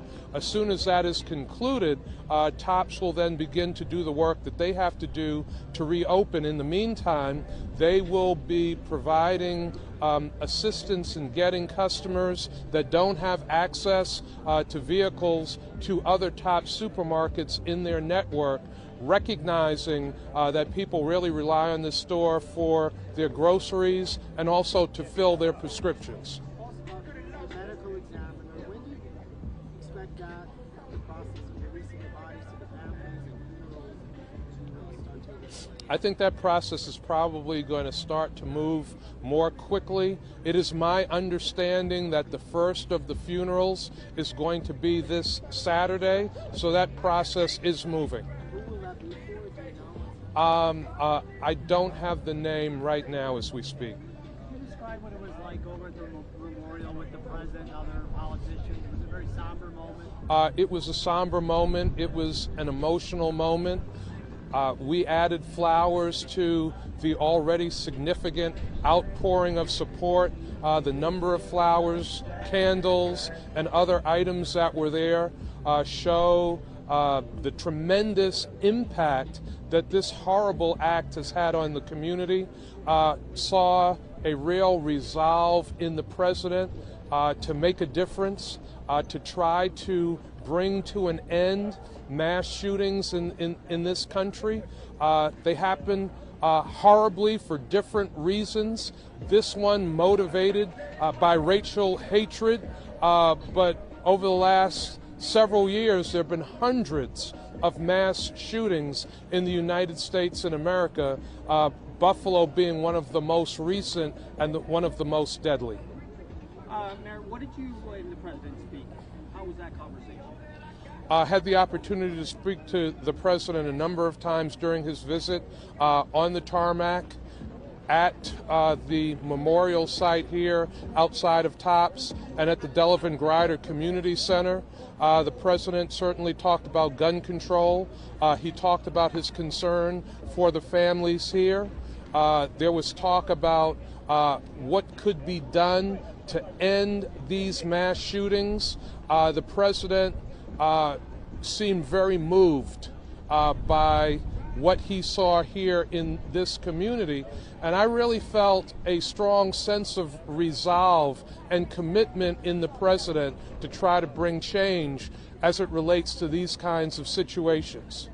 We talked to some people who said, tragedies like this happen, and then politicians come here and they save your life, but nothing ever changes. What's your feeling about that? And you kind of just touched on this. As it relates to gun control in this country, change has been very elusive. There are those in Washington who have put the needs and the desires of the gun manufacturers ahead of the lives of Americans. That has to stop. And I think the president will not forget. I think he was moved by what he saw. I think he has a sense of resolve. Many of us, some of us that were able to travel with the president, live in this zip code. Every day I wake up, I leave this zip code to go to Buffalo City Hall and other parts of this community. Every night that I come back home to lay my head down on the pillow, I come back to this zip code. So I will never forget. I can't forget. This is my community. This is where I come every day, and this is why I work so hard to make a difference. So I won't forget, and I won't let others forget what happened here in Buffalo, New York, what happened to my friends, what happened to my neighbors, what happened to my community. Mr. Mayor, the more we learn about the alleged shooter and the planning and the months that he spent becoming radicalized and consuming all this, what the president today called poison, what's your reaction to that? I mean, it just seems like we keep learning more and more about this individual. The radicalization of this individual, the level of hatred in the heart and head of this individual is stunning. It's staggering to know that that kind of hate, that kind of evil, that kind of premeditated evil exists in our nation, exists in the state of New York. I think much more has to be done about social media and hate speech on social media, hate speech that comes out over our airwaves. The president touched on that. The president spoke about that, and I am hopeful that more will be done to prevent the proliferation of hate on social media. Mayor, I know that President Biden has had the chance to speak directly with you, but what did you make of his comments to the people of the United States and to the people of the community of Buffalo, and just what he had to say today at the Delvin Grider Community Center? Well, the president said a lot of things. He talked about the fallacy of replacement theory, how nonsensical that is. He called it out. He called out white supremacy and talked about the evil of that. He certainly talked about guns and something being done about assault weapons and assault weapons falling into the wrong hands in our country. And those messages to the American people are critically important. I think the president's resolve, I saw him steel himself during this visit to get something done. I felt it. I think it's powerful, and I think it's real. But what was even more powerful to me in this time and in this moment was the moments that the president spent with the families of the victims of this racially motivated, heinous attack on this community. And the president didn't hurry through those meetings, didn't rush through the people that were hurting and in pain, and spent a lot of time individually with families, which I think shows his compassion and his commitment to change. Have you gotten an opportunity to talk to the officers who are some of the first responders and stuff? How are they doing? What has your message been to them? I have spoken to some of the police officers and firefighters who are first responders to the scene. I thank them for their bravery. I thank them for their heroic actions, for running into this danger as others had to hide and had to run for their lives. If not for the swift response of the Buffalo Police Department, more lives would have been lost on that Saturday afternoon. If not for the heroic actions of security officer and retired Buffalo police officer Aaron Salter engaging the shooter and exchanging gunfire with the shooter that ultimately took his life, more people would probably have gotten killed inside the store. So our police officers, our firefighters that responded to the scene are heroes. It was a horrific scene. The damage done with the assault weapons, taking 10 lives, was like a war zone. And certainly as human beings, I'm sure that has an impact on our police officers and our firefighters. We've encouraged our police and our firefighters who have responded to seek counseling if they need it, to not feel like there's any weakness or anything wrong in talking to somebody about the pain that they feel, because they feel pain, they feel anger, and they feel hurt as well. Anyone else? Thank you, everyone. Thank you, everyone. A Buffalo mayor is speaking just outside of the supermarket where this incident had happened. Again, he said it's still under investigation there. You can see the 10 victims whose lives were taken over the weekend up on your screen. If there's more developments, of course, we can try to keep all of our viewers up to date on that. And we've been going into every single, not only update with officials, but also those vigils and all the other pieces that have been coming in from this story. We're going to step away for a 2-minute break. When we come back here on Live Now from Fox, boy, do we have a lot of content coming in here to our desk. So we're going to be taking you out to not only the Pentagon press briefing, the State Department briefing, but also Nancy Pelosi and Democratic leaders are speaking right now on baby formula shortage. It's all coming up here again in just 2 minutes.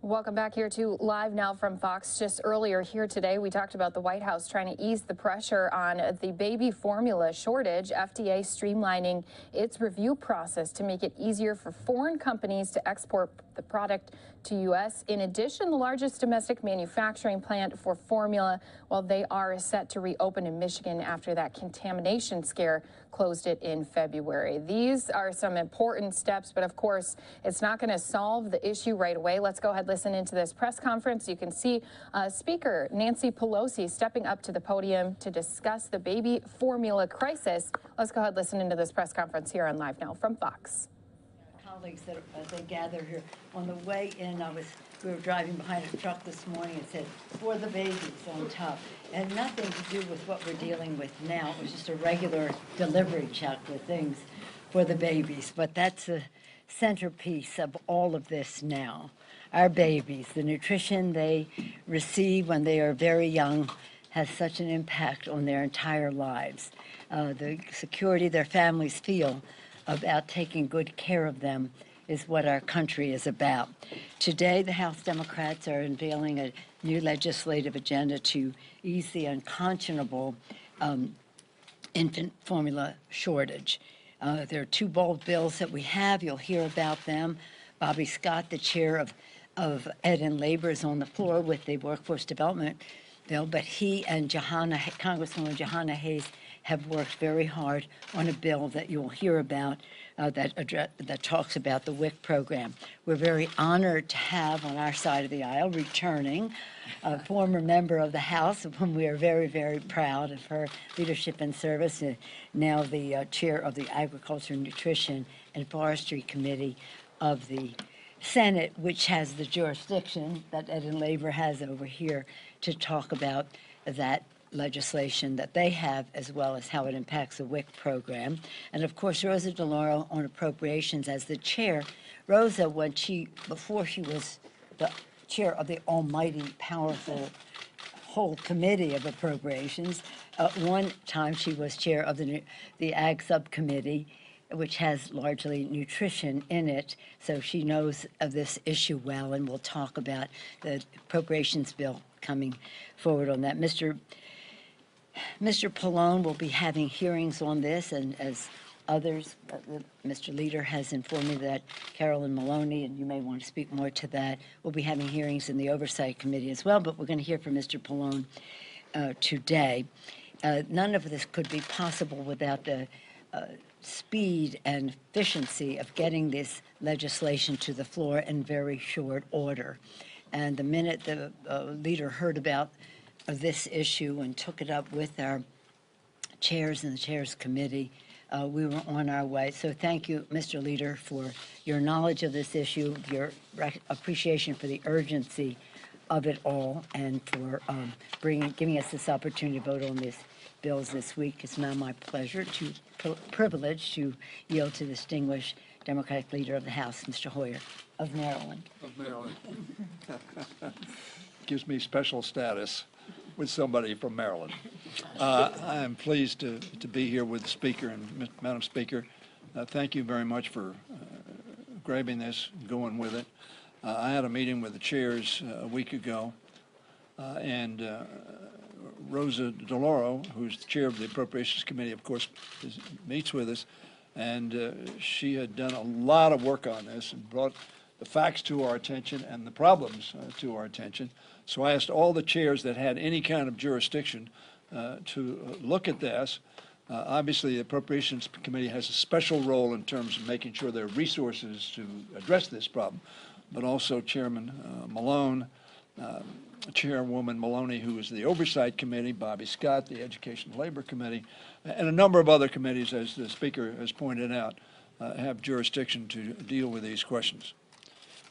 There is nothing more critical to families than being able to feed their children. Throughout history, we have heard stories of parents living in poverty who will forego every need of their own just to get a little food or milk for their young children to survive and hopefully thrive. The circumstances that led to the current infant formula shortage will surely need to be investigated. And I know that will happen, both in the Appropriations Committee and other committees. Right now, however, Congress's focus ought to be on how to address the challenge and make sure all babies in America can get the nutrition they need in the first vulnerable months of life. I go to a grocery store called McKay's in Charlotte Hall, Maryland, a little community in southern Maryland, St. Mary's County. And I am amazed at the bareness of the shelves. And I don't have any young children with which I live, but my granddaughter has not infant children. She's 2 now, my youngest great-grandchild. But I think to myself, a young mom with infant children looking at those shelves and then having to go online and try to find some place where she can be confident that she has healthy food for her baby. That's why the House is moving forward to craft legislation led by Chairwoman DeLauro, Representative Hayes, Bobby Scott. Frank Pallone will be doing that. He's having a hearing next week when we have a committee week. Mothers across the country are looking to us for help, and we will not force them to face this crisis on their own.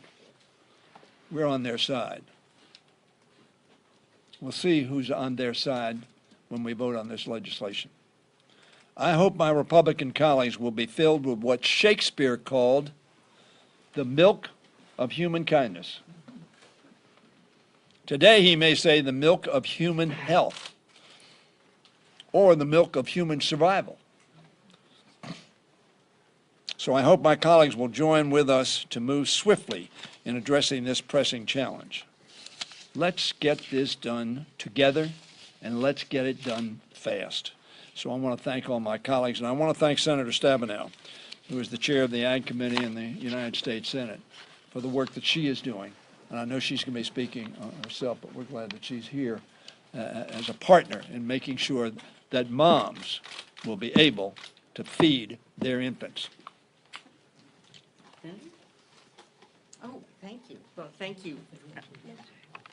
Thank you very much. It's wonderful to be here with all of you. I just have to thank the speaker. I have to thank every leader that is up here for the focus, the sense of urgency, the understanding of what is going on. And, you know, I know that with a new baby, you just want to hold them close and not be frantically running through the grocery store or going online trying to find out whether or not you can get food for your baby. And so we understand that, and we are laser focused. I'm so pleased with Congresswoman Hayes, with Chairman Scott, to be focusing on the WIC program, which is about half of the babies in our country who get their food, moms and babies, through the WIC program and the baby formula. This is very, very important.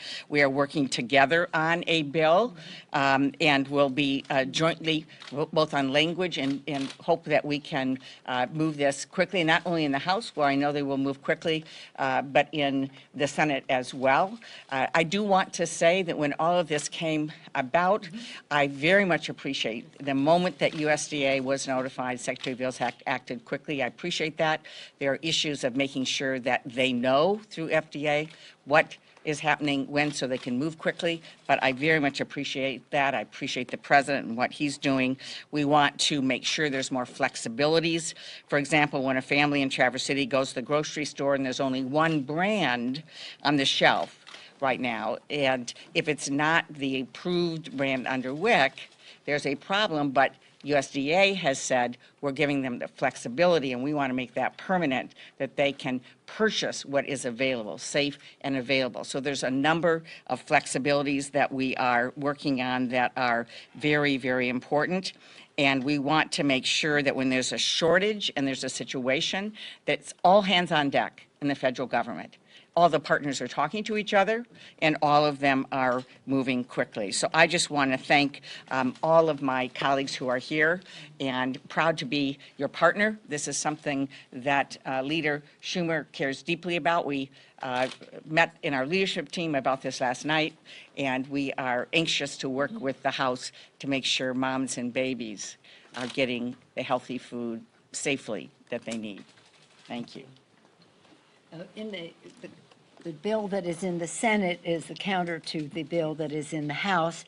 Bobby Scott, chair of the committee, Congresswoman Jahana Hayes has taken the lead on this in the House. We're very proud of her leadership in this regard and eager to hear what she has to say. Thank you, Madam Speaker. As you just heard Senator Stabenow say, WIC recipients utilize formula at a rate double most other people in this country. About 50% of our babies rely on the WIC program for milk, and that is disproportionate. I spent this morning in my office returning calls to people in my district who had reached out. They started a Facebook group to try to figure out when and where they can buy formula. People are selling samples on the street. Mothers are watering down formula. Quite frankly, they're desperate. This is what I heard person after person after person that I spoke to this morning.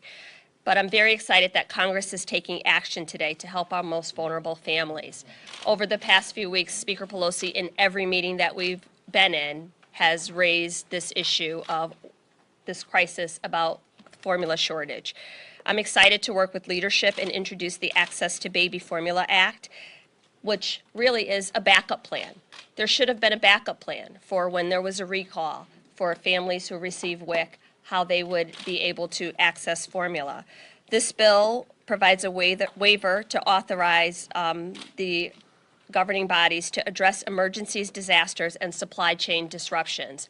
which will help us prepare for future events.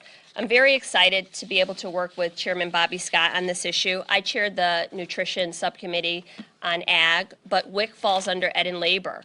So what this bill shows is that Democrats are aligned on this issue and really working together, not only to open up the supply chain to get milk and baby formula back on the shelves immediately, but long-term, to make sure that we have a plan in place so that this never happens again. I can tell you that I understand completely what parents are going through right now. I was a participant in the WIC program. I know what it means to not be able to stretch out milk through the entire month. And that's what I heard this morning on the phone from these parents and grandparents that I was talking to. What I'd like to tell them is that their words are not falling on deaf ears, that we see them and we hear them, and we are working very hard in Congress to address this rising concern. With everything going on right now, the last thing a family should have to worry about is feeding their children. So again, very excited that we are bringing this legislation to the floor of the House and that we will act swiftly and vote on it and move it to the Senate so that we can get some much needed relief to these parents and their children. Thank you.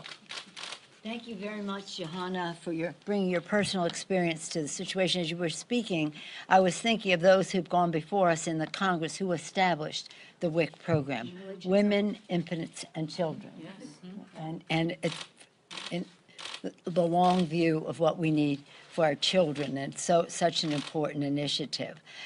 Again, Congress, that falls under the Ed and Labor Committee. Congresswoman DeLauro has been tracking these issues as chair of the Appropriations Committee, but long before that. And she's going to give us the full picture of where we're going to go with the money and what we have to do. I'm very proud of our president, who has said we must deal with this quickly, but safely and cautiously. That's what the chairwoman is doing. Congresswoman DeLauro. Thank you. Thank you. Thank you, Madam Speaker. Thank you so much for gathering us here today and for all of the work that's been done by my colleagues on what is a serious issue, what is a critically important issue. And if I might, I just would like to give a shout out as well to the chair of the Ag Appropriations Committee, that's Chairman Bishop, who has been engaged and involved in this effort as well. It is a very serious problem in this country. Parents, as you've heard, struggling, and parents are struggling. People today live paycheck to paycheck. They are now scrambling to find the formula to feed their babies in what is the wealthiest nation in the world. There are two parts to the infant formula shortage: safety and supply.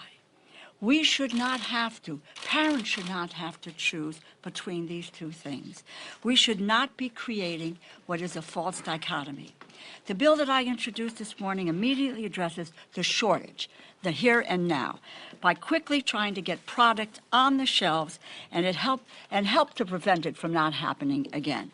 The shortage was caused in large part by corporate greed and consolidation. There are only 4 manufacturers of infant formula in the United States. Only 4. So that when one piece, Abbott, is pulled out of the equation, which services the WIC program, as has been stated here today, 1.2 million babies. They have the contract for that. When you pull that up, you see what you can then vision the shortage on the shelves. In this case, it was Abbott Nutrition put profits and production over people, and due to what is a disgraceful lack of oversight, is now causing parents and caregivers to struggle to feed their kids. The images, empty shelves, desperate parents, are heartbreaking. What the legislation does, it provides $28 million in new funding for the FDA. It will provide FDA urgently needed resources to address the shortage, to prevent fraudulent products from entering into the marketplace, to help acquire better data on the situation in the marketplace, and to prevent the shortages from happening again. We strengthen their workforce, focus on formula issues, and increase FDA inspection staff. In response to a question that I asked the FDA and how they would be able to review infant formula submissions, I was told that they have only 9 people to do this. And this would be coming from domestic manufacturers, foreign manufacturers, to be able to look to see if this is a quality project, if it meets our standards. And what this will also allow the FDA to do with the resources is to look at FDA facilities around the world. There are 7 in Europe, 2 in Mexico, and there may be others that may come online. So that what happens is that then we can be in touch and we can get that product that they are producing, again, from an FDA-approved source, and we have to making sure that we have a standard and of which to compare the product with. So the FDA plays such a critical role in ensuring that formula provides the full nutritional needs of infants and that it is manufactured in the safest way possible. Today, we are making sure that the lack of funding is not a barrier to getting safe formula to parents and to babies. Meeting the need today is necessary. No baby goes hungry. No parent has to struggle to find the food to feed their child. And the efforts for the future will help ensure that we are not forced to go back and recreate this desperate situation. This is it's not enough. As the speaker pointed out, people are doing different things. We're talking about WIC, we're talking about Energy and Commerce, doing hearings, but we have to address have to have people who are accountable. You understand that at least 2 babies died, 4 more hospitalized. And I recently released a whistleblower report which highlighted a damning list of allegations of wrongdoing at the Abbott Nutrition Factory that was producing the formula. Recalls happened, but this company has lied, it's cut corners, it falsified records to cover up misdoings at the sake of infant health. That's wrong. Just plain wrong. The Ag Appropriations Subcommittee is going to hold a hearing on Thursday with the FDA Commissioner. We have a hearing the following week with experts and stakeholders in the effort. An IG report has been ordered. That takes a while, as you know, but to look at accountability. There will be an additional piece of legislation which provides authority to more authorities to the FDA, and we'll look at the opportunity for the Defense Production Act. So the work is not done. We're going to continue, all of us, to work hard to get to the long-term root causes so that this does not happen again. And with that, I'm pleased to introduce the chair of the Energy and Commerce Committee, Frank Pallone. Thank you, Rosa. Thank you, Madam Speaker, and everyone really who's been involved in this, not only in the last few weeks, but long term. And I want to develop a little bit what Rosa said about the safety aspect of this as well as the supply aspect, because a lot of attention has been focused on the supply and, of course, the shortage, particularly with regard to Abbott, their product being recalled. But as has been mentioned by my colleagues, we have to look at this in both ways, right? I mean, I know that, I was the author of the Food Safety Act years ago, and some people came up to me, within the last few days and said, well, if they hadn't recalled the Abbott formula, then we wouldn't be in this mess today. And I was like, are you kidding me? Babies died, kids got sick. You can't look at it that way and say, well, we shouldn't do a recall, because over the years, we've been very careful to say that there are problems here, and that if formula is contaminated, then it shouldn't be sold. And that's what Abbott was doing. And so the answer here is to look at both of these, make sure that we have the supply and we get rid of the shortage now. But in terms of what we have to do as the authorizing committee in Energy and Commerce, and this is what our hearing is going to be about next Wednesday, is what needs to be done in the future to make sure that this crisis doesn't happen again. And that involves not only supply, but also making sure that the way the FDA goes about determining what's recalled and what's contaminated is done often enough, the testing is done often enough, and quickly enough. And so one of the things that we've been looking at is the fact that right now we don't really have an immediate or quick way of finding out whether there is there is a shortage. And so one of the things we may very well do is legislation that says that they have to notify us about, what kind of supply they have. They have to notify the FDA what kind of supply. And also that if we find this contamination, that, this is quickly figured out, how to correct it, so that the supply is back on the market again. These are the kinds of problems that we're facing. So I just wanted to say, just so you know, the hearing is next Wednesday. We have both the FDA Commissioner Califf, the Food Policy and Response Deputy Commissioner Yanis, and the Center for Food Safety Director Main are going to be at next week's hearing. And we have the three companies, Abbott, Gerber, and Reckitt, and senior people within those organizations, which basically those are the three companies that produce about 80% of the supply. And I also wanted to mention that tomorrow our committee has a full committee markup on the FDA user fee to reauthorize the way that we pay and authorize drugs. And one of the provisions that's in that package makes it easier for FDA to recruit and retain highly qualified staff across the agency, including areas overseas where we need inspection. And I believe that your appropriation bill pays for more staff and training of staff as well, inspectors as well. So these are all things that need to be done, and I just want to thank all my colleagues for everything that we're doing to deal with this problem immediately and also make sure that this does not happen again. Thank you, Madam Speaker. Thank you very much, Mr. Chairman. When you mentioned the user fees and everything at the FDA, it'd be important to see what the appetite is for a user fee for the food part of Food and Drug Administration. Because if we could get a user fee on the food side, we could have a much bigger budget for staffing and the rest on the food side of Food and Drug Administration. A. B, the FDA has no power to recall. We say recall, but it really is a moral suasion issue. The Food and Drug Administration can say something is wrong with this, and then the public reaction to it is effectively the company would then perhaps recall. But there is no power. We have it in the BBB, we've had it in the BBE in hopes that we could pass it there when we haven't been able to get it over time in other legislation that required a strong bipartisan vote. So in terms of recall, when we use that term, it is not the power of recall.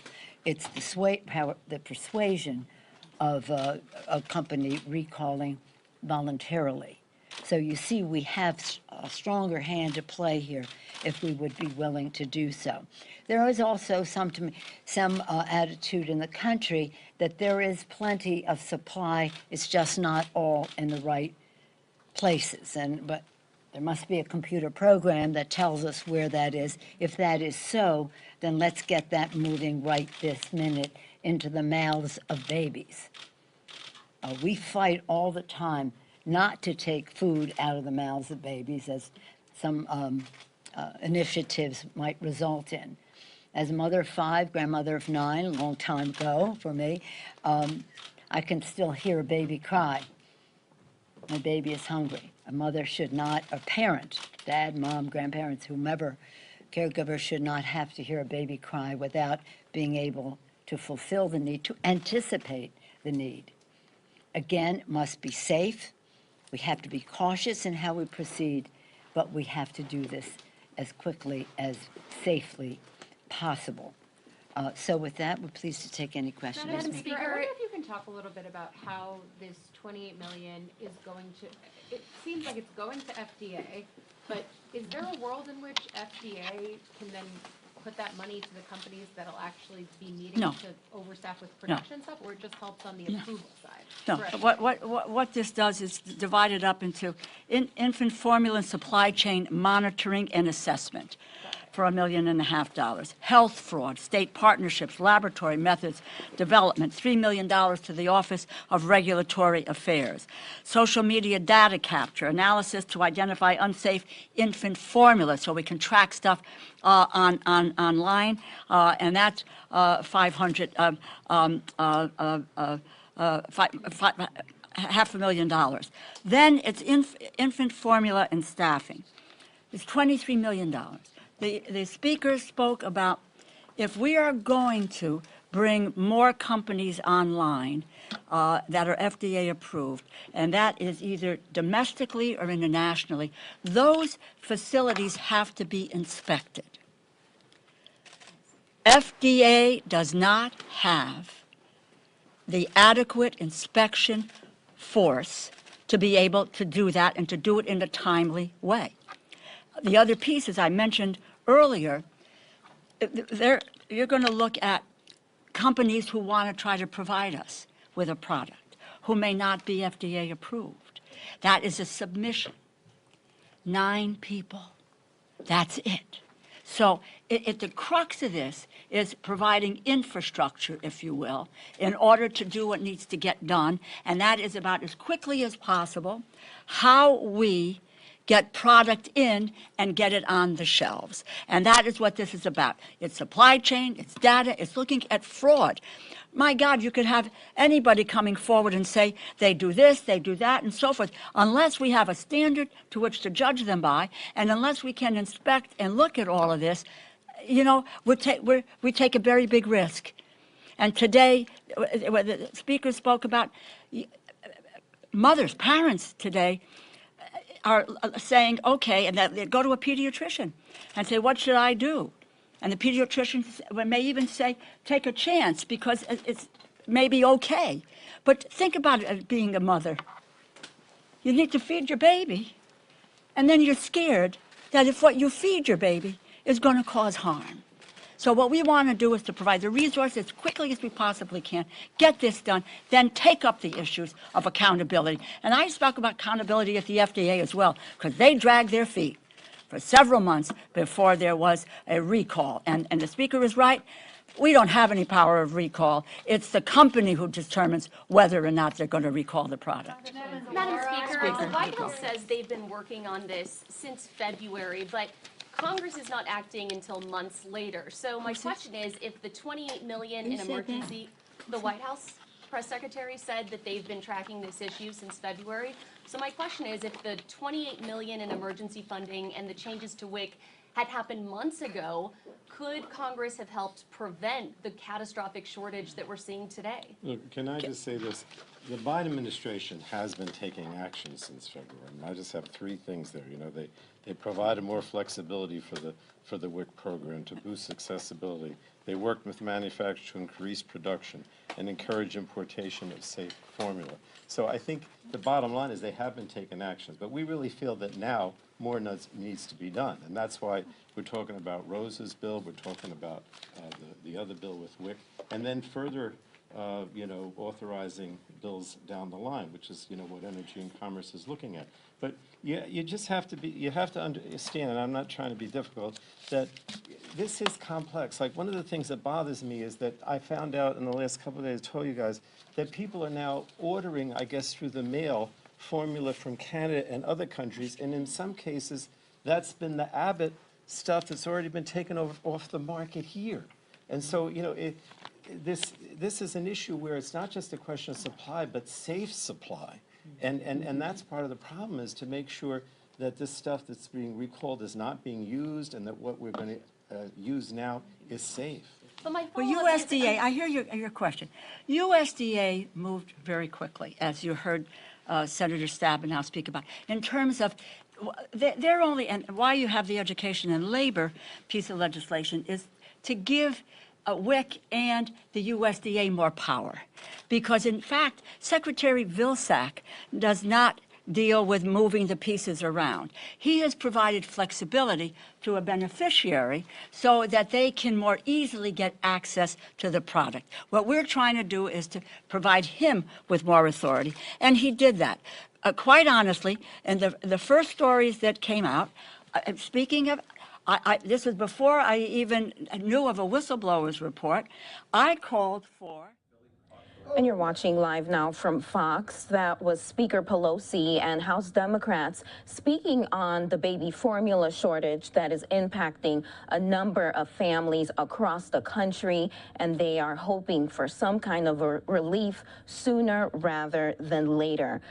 We were updated and told that a deal has been reached with the FDA and baby formula producers. We do want to bring you some breaking news that has just come into our newsroom here on Live Now from Fox. We are being told that there is a mass casualty car accident in the Fairfield, California area. That's out in the Bay Area. Our Fox station out there, KTVU, says that 6 patients and 1 person is trapped. Again, this is a major car accident. It is on the eastbound Highway 12 and Chadbourne Road. We are continuing to get more information about this, but again, a mass casualty situation. These are live images coming into us from our Sky Fox chopper from our Fox station out there in Sacramento. Again, we will continue to bring you the latest. Right now, crews are saying they are asking people to avoid the area. Again, this is a developing situation out there in the Bay Area. A number of people impacted and appear to be injured out there on eastbound Highway 12. Stay tuned here to Live Now from Fox as this situation continues to develop. We are going to take a short 2-minute break here on Live Now from Fox.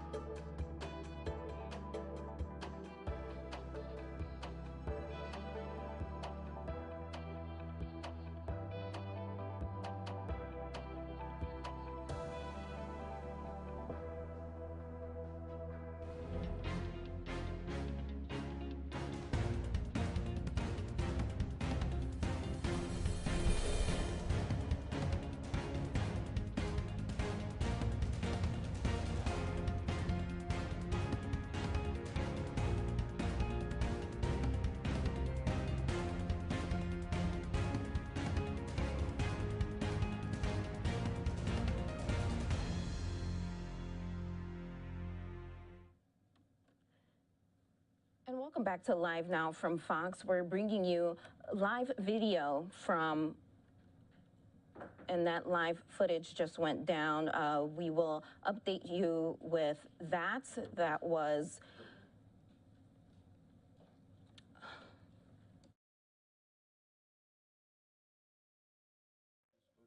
well, there goes that live footage coming in from our Sky Fox chopper. Again, this is live video from what's being called a mass casualty situation. This is coming from the Bay Area. We're being told that it was a major car accident. We will bring you that video as that feed stabilizes.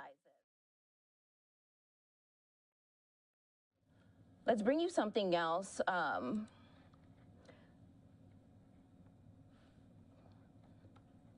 Secretary of Homeland Security Mayorkas speaking on the border here on Live Now from Fox.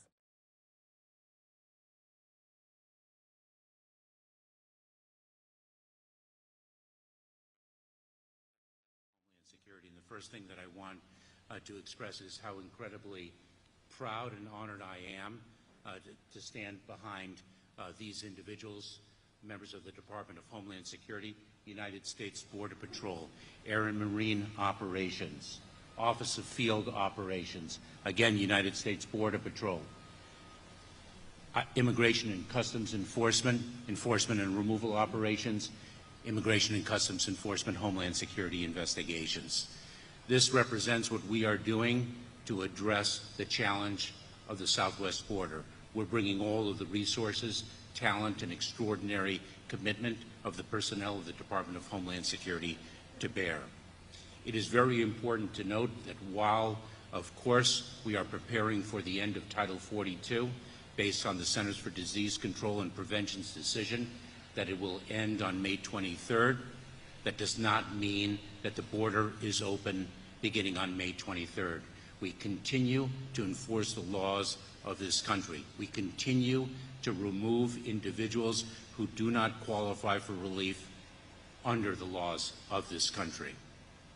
A few weeks ago, I published, in response to questions with respect to the preparation and plans of the Department of Homeland Security with respect to the end of Title 42, I published details with respect to those plans, the preparation of which began in September of last year. We knew very well that the CDC's Title 42 authority would not be around forever, and it is our obligation, as well as the way we conduct ourselves, to be prepared for changes in the landscape. And that is indeed what we did beginning in September of 2021. And I outlined in a 20-page memorandum the 6 lines of effort, the 6 pillars of activity that undergird our plans once Title 42 goes away.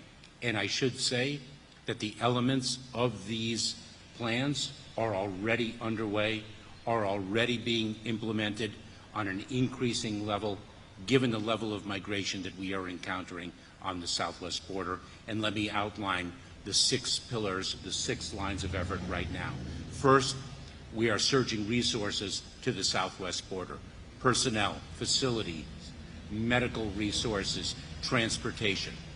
Second, we are improving the efficiency of our processing without compromising the security and integrity of our screening and vetting of individuals, deciding and assessing how we can deliver greater efficiencies in the processing of our forms, the completion of forms that input information with respect to the backgrounds of the individuals whom we are encountering at the border.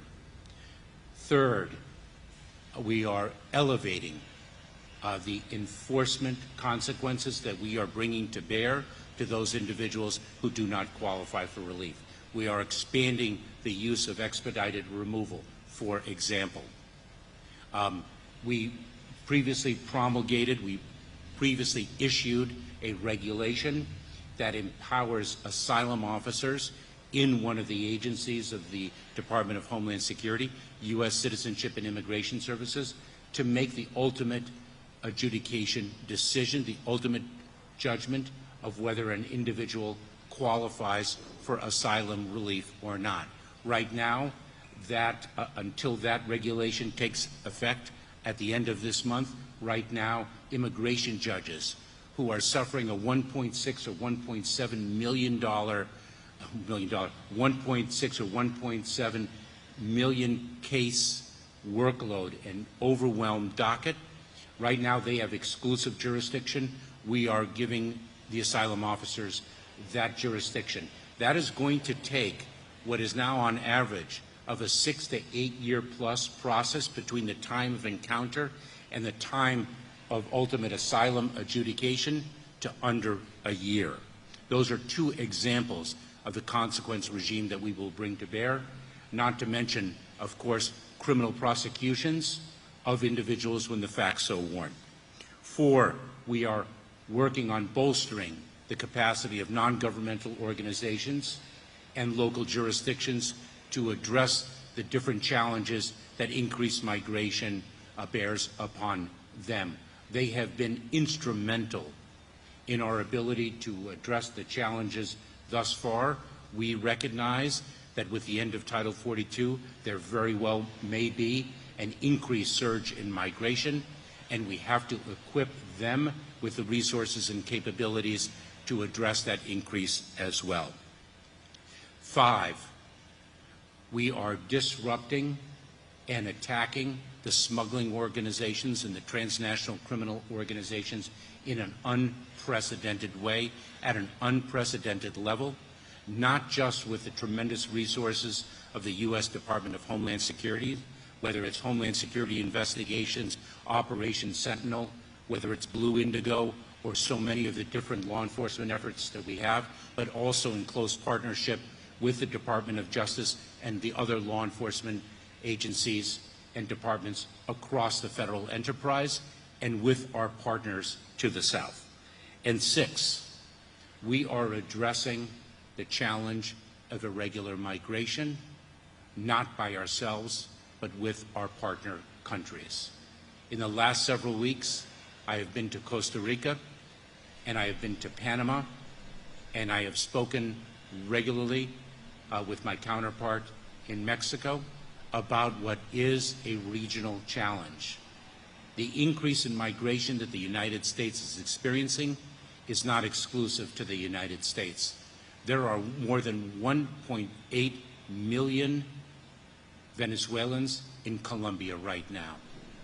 The population of Costa Rica is approximately 2% Nicaraguan, based on the movement of people from their countries of origin by reason of so many different factors: economic despair, violence, distress caused by natural disasters, all made more acute, all aggravated, of course, by the impact of the COVID-19 pandemic. We have a multi-pronged approach to what is a very dynamic situation. We are addressing it across the Department of Homeland Security, across the federal government, with our state and local partners, and with our partners and allies south of our border. And with that, I look forward to your questions.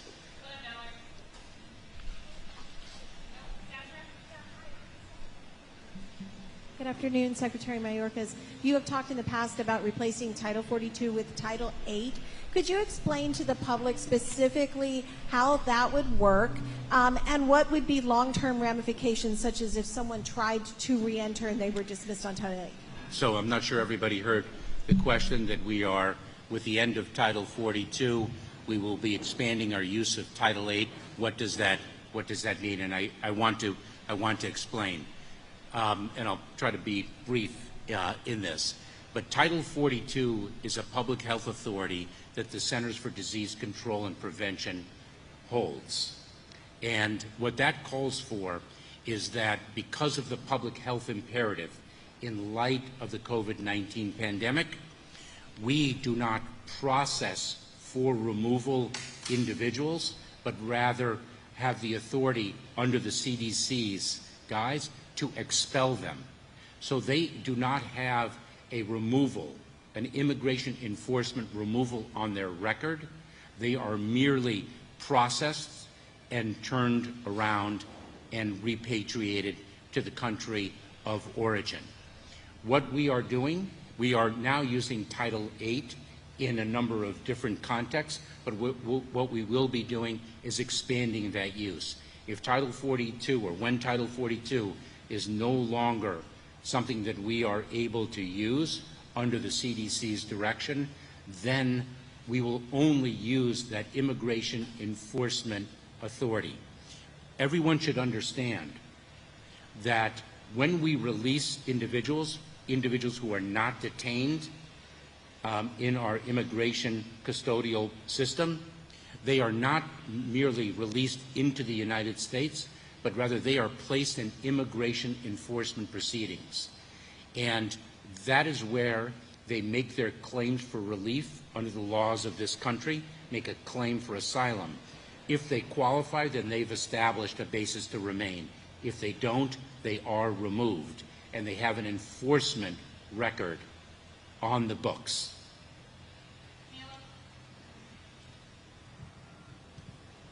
Hi, Secretary. You mentioned that by the end of this month you expect to roll out the asylum overhaul I'm sorry, rule. it's a little hard to hear. I Hi, apologize. can you hear me now? Or is Yeah. that better? That's better, and I'll repeat your question. Okay, sure. So you mentioned that at the end of this month you expect to roll out the asylum overhaul rule. From what we understand, it will initially be implemented on a limited basis. When do you expect to be able to implement this asylum rule across the entire border? And where are you going to hold individuals when these screenings, the initial ones, are conducted? Are you setting up processing centers like they have in Europe? So Camilo's question is, with the asylum officer rule that we are implementing at the end of the month, will we be implementing at full scale, or will it be a ramp-up process, and how will we actually implement that rule? So one thing that everyone has to understand is that the agency that administers the asylum officer rule is U.S. Citizenship and Immigration Services. And it is an agency that is funded primarily by the application fees that people pay to receive immigration benefits under our legal immigration system. And the law provides that that agency is to recalibrate the fees it charges every 2 years. Those fees have not been recalibrated for more than 6 or 7 years. And that agency was on the brink of bankruptcy. And that agency has been decimated. And we have been hiring additional asylum officers to be able to implement the asylum officer rule. And we will be upscaling the implementation over time and using it very efficiently to have the greatest impact on the immigration system. Because what we are talking about is delivering justice quickly, not compromising due process, but delivering asylum justice quickly. And what that means is if one qualifies, then that determination is made more rapidly than it has been in the past. And if one does not qualify, then that determination is made more rapidly than in the past, and a removal will promptly follow.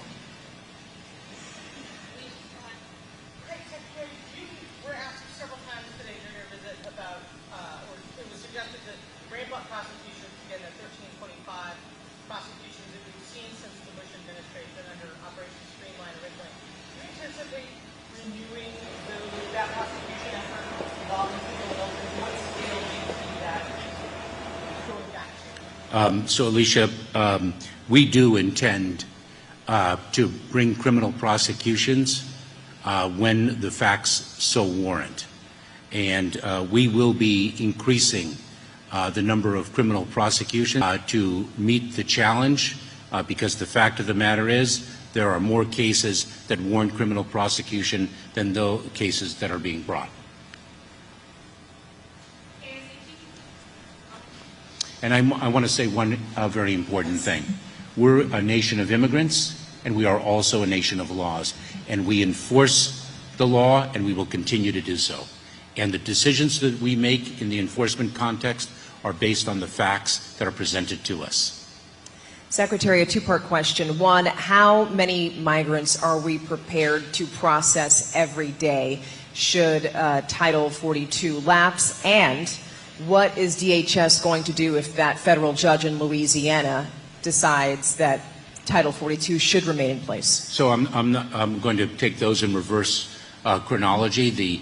If the district court makes a decision, the Department of Justice, as the legal representative of the executive branch, will assess what the next step should be based upon the judge's decision and the reason underlying underlying it. I'm sorry?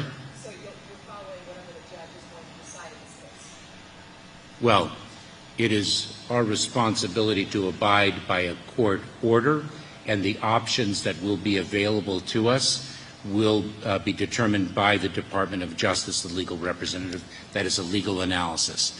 And of course, it may depend on what particularly is the reasoning of the court underlying the decision that the court makes. And your second question, or your first question? How many migrants? So what we have done, so the question, how many migrants do we want to, are going to be processing a day. Let me turn again to these individuals here. I cannot overstate the talent, the commitment, and the dedication that these individuals and all of the men and women of the Department of Homeland Security whom they represent, what they embody. Because I will tell you that we are addressing a level of migration that is historic, and they are doing an extraordinary job in managing the current flow. As the plans that we published a few weeks ago evidence, what we have done is not necessarily predict the flow that we might encounter, but rather we have planned for different scenarios that could in fact materialize. Without predicting, it is our responsibility to prepare and plan for different possibilities, and that is what we have done.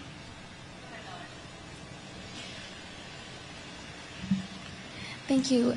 Just two questions, if you don't mind expanding on what ways the NGOs will be receiving assistance. I believe that was one of the pillars, I think, number 5.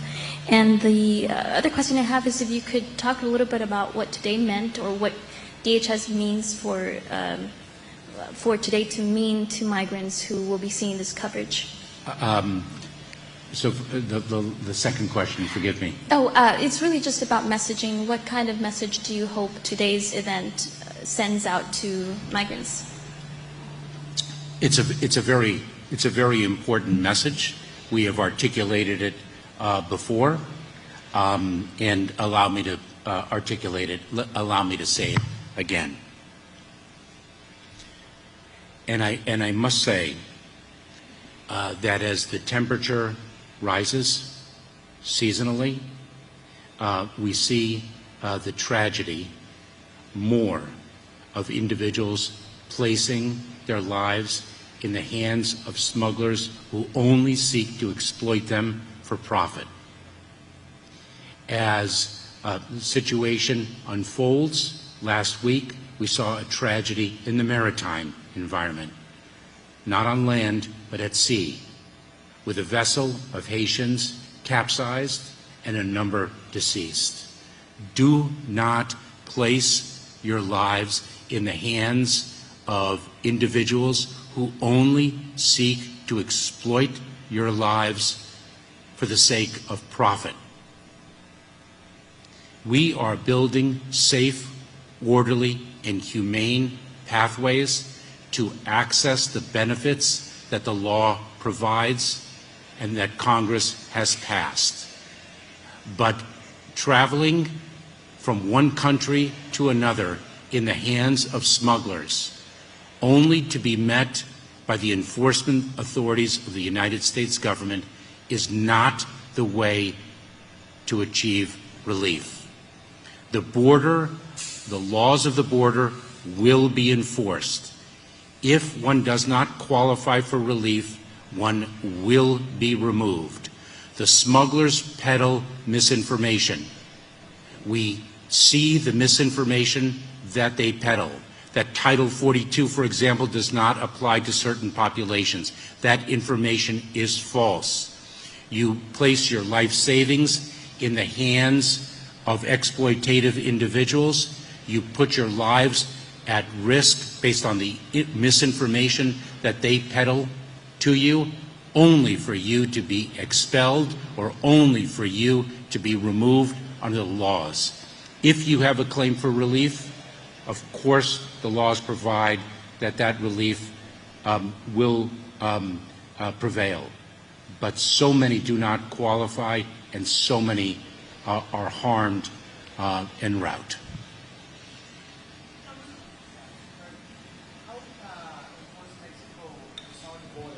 With the government. So if I understood your question, if I heard it correctly, how are we working with Mexico? In very, very close partnership.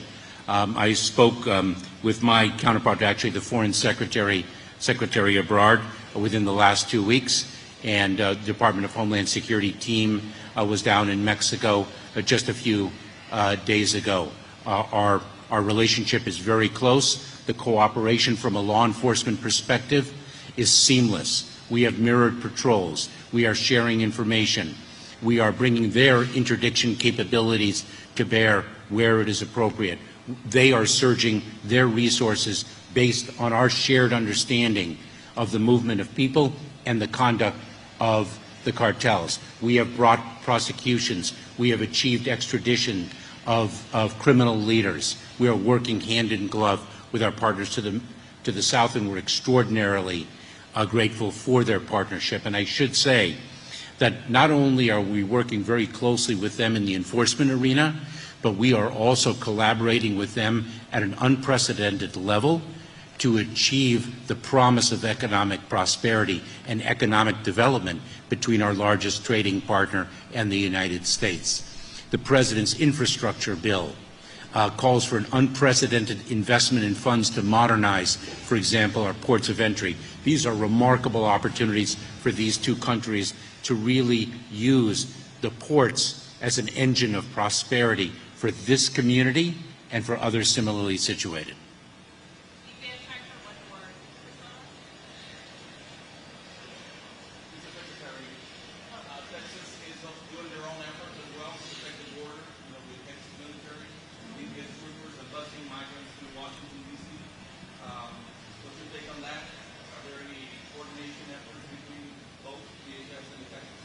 So did everybody hear that question?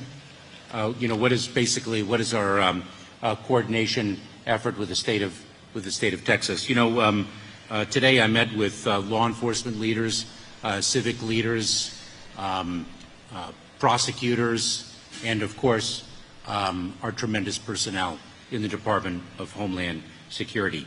Cooperation with state and local officials, whether it's Texas or other states along the border, has been long-standing, has been historic, and we're grateful for that cooperation and that partnership. But let me emphasize the word cooperation and coordination and collaboration. Those are essential elements of effective enforcement of laws, whether they be laws of relief, of humanitarian relief, or laws of accountability.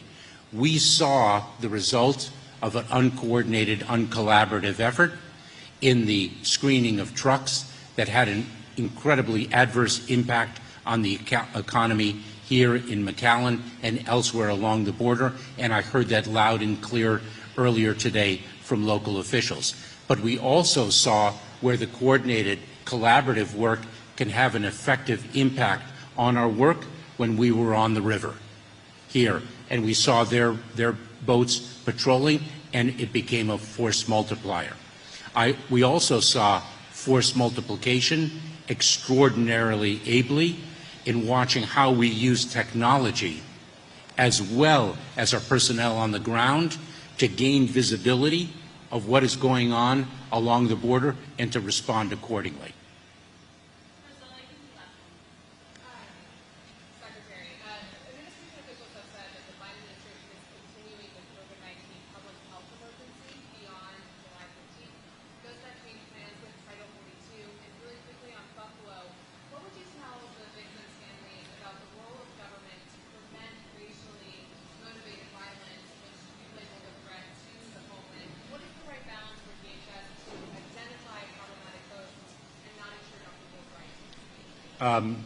Two questions, one with respect to COVID-19 and how long it will be in effect, and we are required to defer to the Centers for Disease Control and Prevention.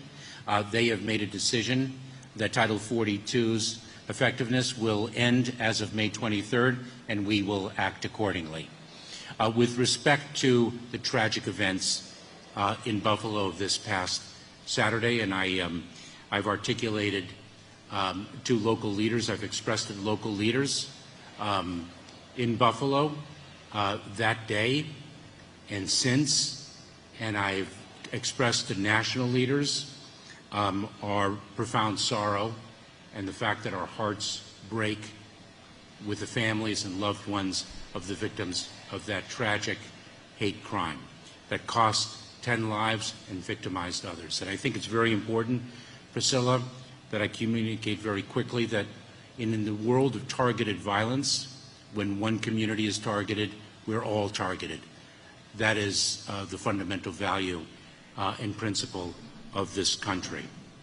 Domestic violent extremism is one of the greatest terrorism-related threats that we face in the homeland. And we play a very important role.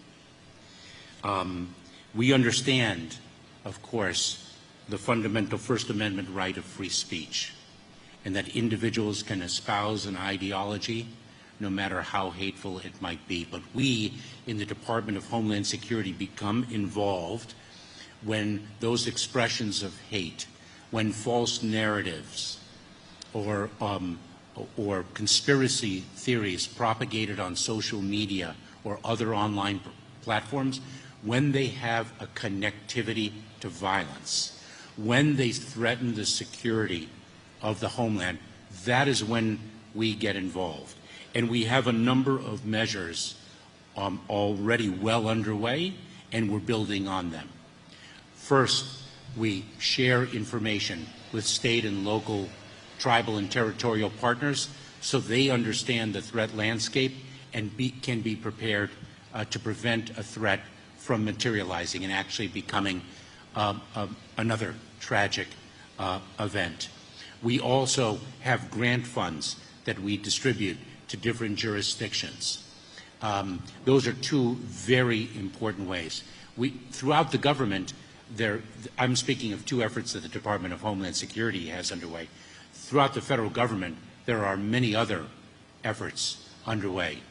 The Department of Education has digital literacy programs to make sure that our youth are not vulnerable to calls of violence, that understand how to identify streams that are trying to coax them into descending down a path of violence. So we have many different efforts underway across the federal government, and we partner with the Department of Education. We, of course, partner with the Department of Justice. We partner with the Department of Health and Human Services. I will say that we have to remind ourselves that the tragic events of Saturday in Buffalo, New York, do not reflect a new threat, a new challenge. This has been a threat and a challenge that has been increasing in gravity and frequency. And when I first took office in February of last year, I articulated quite clearly the threat that domestic violent extremism poses, and through our information bulletins and alerts, we have continued to communicate to the American public the threat that this poses. It is not only the threat of an ideology of hate, but it is the threat of that hate and its connectivity to violence. Thank you all. And that was DHS Secretary Mayorkas speaking on border security. Coming up after the short 2-minute break, we'll take you to Houston, where people are gathering. They are having a prayer vigil for WNBA star Brittany Griner, who has been in Russia in a jail, detained there after being caught with vape cartridges at an airport in Moscow. We'll take you there live next after the short 2-minute break here on Live Now from Fox. Stay tuned.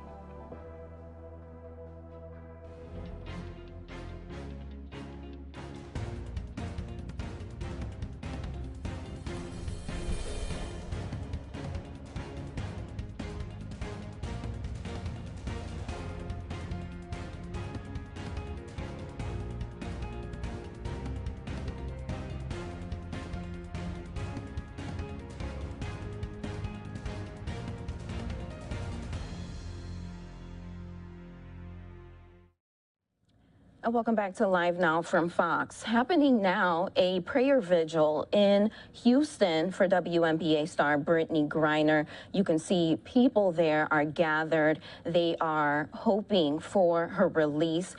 The WNBA star has been detained in Russia for a few months now after she was caught with vape cartridges going through the airport in Moscow. They are hoping again for her release. Let's go ahead and listen in live here on Live Now from Fox. Basically, what has happened to Brittany, if she was in the United States, because of her reputation, she would have been released under her own recognizance, and she would have had a court date set, but she would be with her family right now. So that's one of the reasons why we're protesting, but we're also praying for Brittany Griner. Anything else you want to add? Yeah, we just want to let Brittany Griner's family, in particular her mother, know that we love her. We love Brittany. We love Aldine ISD. That's a school district that these young men go to, and I also teach in. And we think it's very important that we stand up and account for the things that Brittany has done. Look at all the things that Brittany has done. She represented the United States and getting the gold medal. All right. Also represented Baylor, won the national championship. She represented this wonderful school, Nimitz High School, in a very positive and dignified manner. So these are the young brothers of Nimitz. They call themselves the Nimitz brothers, or the brothers of Nimitz. And we want to pray for Brittany, and we also want to cheer her on. Brittany Griner, Brittany Griner, Brittany Griner, Brittany Griner. Brittany. We also want to say to our family, in particular to our mother, my name is Coach A.J. Jackson. I would like to do something nice for her, maybe give her a spa day whenever she's ready or available. We want to let her know we love her, we're praying for her, and we're also praying for all Americans who are captured and held against their will in foreign country. God bless you. Hey man, thank you very much. Hey, what news channel this is? Okay, That's all you got to say. I think it was worth it. All right, man. Brothers, hey, I appreciate you, bro. Appreciate it. Y'all want to get something to eat over there or what? All right, you're watching Live Now from Fox. It looks like that rally there is done. Again, people from Houston, the hometown of WNBA star Brittany Griner, gathered briefly there to pray for support and for her release from from Russia. Again, she was detained after going through an airport, allegedly for going through the airport with some vape cartridges there. Shifting gears here, we want to bring you the latest Pentagon press briefing here on Live Now from Fox. Let's go ahead and bring you that briefing here. Quite a few things to get through at the top, so please bear with me. Today, following completion of the U.S. Army Forces Command's independent review into civilian casualties that occurred on the 18th of March 2019 in the vicinity of Baghuz area, the Secretary issued a memorandum to the services and the combatant commands reaffirming the importance of timely reporting and intimate command oversight of civilian casualty allegations and incidents. Now, while the Secretary remains confident that leaders across the department continue to share his commitment to protecting innocent civilians in the conduct of our operations, he was, as he communicated to the department, disappointed to learn that several aspects of this particular review missed deadlines, accepted informational deficiencies that prevented making complete assessments, and were left open for many months. His memo today laid out 5 clear steps that he expects leaders to take to avoid such delays in the future. Now, by now, you should have all received copies of both the Secretary's memo as well as General Garrett's summary of the Baghuz review in your inbox. Both are also going to be available, if they aren't already, on defense.gov, our website. So preserving our valuable time here together, I'm going to refrain from reading them all out to you in detail, but I do encourage you to go review both General Garrett's executive summary as well as the Secretary's memo, which again lays out the review's methodologies, the key findings, accompanying recommendations, and of course the specific direction that the Secretary has given now to the Department. Both of those documents and outcomes will be fully incorporated into the Department's broader civilian harm mitigation and response action plan, which was directed by the Secretary back in January. Chris Mayer, the Assistant Secretary for Special Operations and Low Intensity Conflict, is hard at work on getting the work of that civilian harm mitigation and response action plan done and getting his team in place. That work is ongoing. Switching topics to suicide, it obviously remains a challenging issue here in the Department and, of course, across the country. Back in March, you might remember that the Secretary established the Suicide Prevention and Response Independent Review Committee to conduct a comprehensive review of the Department's efforts to address and prevent suicide in the military. Today, we're announcing that the committee will be led by Dr. Gail Iwamasa, a leading expert in mental health from the Department of Veterans Affairs. She will be joined by committee members who are experts in their own respective fields and who collectively represent a public health approach to suicide. They will be supported by consultants who will add critical perspectives in the areas of officer and enlisted leadership, the needs and perspectives of our military families, and the role of chaplains in suicide prevention. With that, the committee members are in Washington this week to begin their work, and in July they will start visits to the installations that were named in the on-site installation evaluation report back in March, which we've talked about. The review of these initial installations will yield recommendations for the Department that can be applied across our force. The committee's initial report is due to the Secretary in December. Their final report and recommendations are due to Congress in February of next year. The list of members and special consultants, the committee's charter, and the projected dates for site visits will be posted on defense.gov. Moving over to NATO, Naval Striking and Support Forces NATO and U.S. Navy 6th Fleet in Europe. We kicked off the NATO-led activity Neptune Shield today. This activity increases the pace and flexibility of command and control of U.S. naval and amphibious forces between 6th Fleet, the Harry S. Truman Carrier Strike Group operating in the Mediterranean Sea, USS Kearsarge Amphibious Ready Group that's operating in the Baltic Sea, along with the embarked 22nd Marine Expeditionary Unit, all be placed under NATO operational control through the end of May. And this activity will serve as a centerpiece for fostering NATO allies' ability to cooperate and integrate effectively. Neptune Shield 22 follows previous activities, Neptune Challenge in October 2021, and Neptune Strike in January to February of earlier this year. Finally, scheduling-wise, the Secretary will be returning this evening from his trip to the UAE. He will meet various counterparts the remainder of this week. Tomorrow, he will meet with the Swedish Defense Minister. On Thursday, he will meet with the Spanish Defense Minister as well as the Israeli Defense Minister. And then on Friday, he'll meet with his Colombian counterpart. We'll have, obviously, photo sprays and access at the beginning of these meetings, as well as readouts after the fact. And with that, take questions. Lita, thank you for bearing with me. So just one on Baghouz.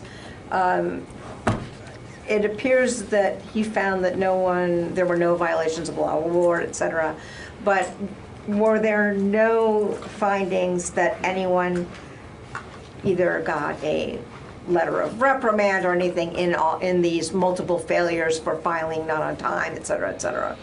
No, the General Garrett did not see the need, because of the process, the compliance deficiencies, he did not find a need to have personal accountability for those.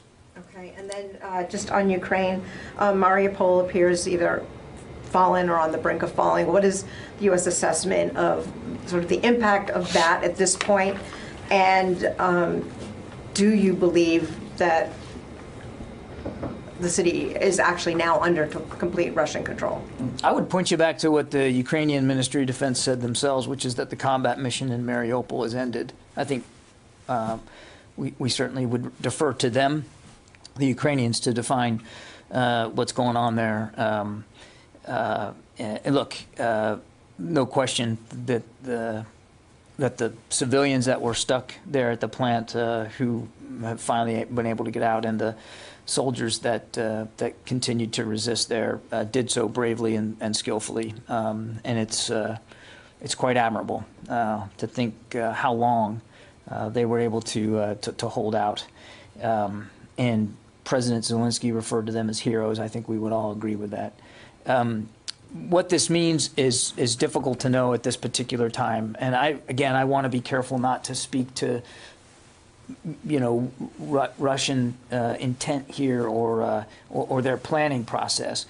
But we have long talked about the significance of Mariupol as a major economic port on the Sea of Azov, and also geographically relevant to the fighting in the east, sort of at the southern end of of where the Donbass region cuts across the extreme east of Ukraine.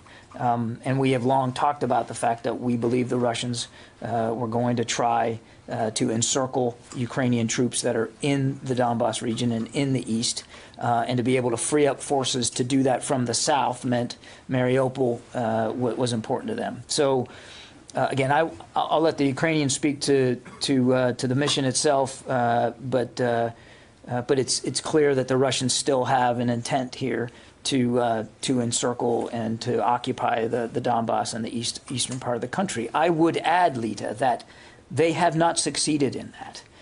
Mariupol aside, the fighting still goes on in the Donbass. There's a lot of back and forth. It's a very, as we say at the Pentagon, it's a kinetic fight. There's a lot going on still there, and the Ukrainians are still putting up a very stiff resistance in towns and villages throughout the Donbass. Jen? John, in terms of these reports, going back to the Baguz report. You're watching Live Now from Fox. That's some of the latest Pentagon press briefing. Spokesman Kirby updating us there. We're going to take a short 2-minute break here on Live Now from Fox. Coming up, we'll bring you to the White House, where President Biden is hosting a number of people from the Asian community as part of their Heritage Month. Stay tuned here.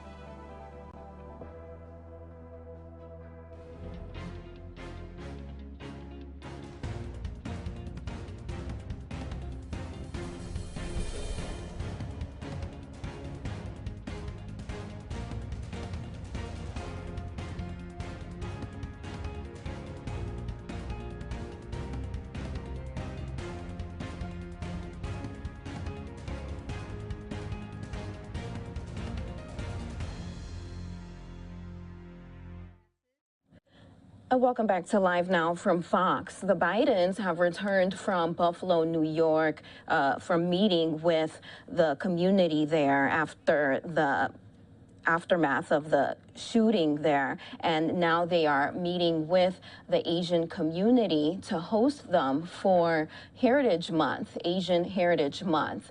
This comes as some activists continue to be concerned about hate attacks in the Asian American communities. Let's go ahead and listen in to First Lady Jill Biden. Powerful things. So, what story can we tell about this community? Well, there isn't just one, not one country of origin or path to America, not one language, religion, or set of traditions, not one struggle or movement for justice, but many. This community is as diverse as the flowers of the Philippines, as rich as the silk of a kimono, and as beautiful as the colors of the Festival of Holi. You come from immigrants and pioneers and tribes that have called our country home long before there even was a United States. Your voices have crafted our laws and dismantled injustice, penned our poetry and painted our dreams, taught our children and pushed the frontiers of our future. But while you may come from different backgrounds, there are common threads that unite Asian Americans, Native Hawaiians, and Pacific Islanders. The strength to overcome racism and adversity, the generosity and grace that moves you to hold on to old traditions and create new ones, the creativity that drives you to shape our art and technology and culture for yourselves and for our next generation. The courage to lift up your voices and build better communities for us all. You have no one story, but millions, and all of them matter. Individual by individual, your experiences show us the complex beauty of our people. And together, you bring harmony and strength to our entire nation. So may I say from the bottom of my heart, thank you.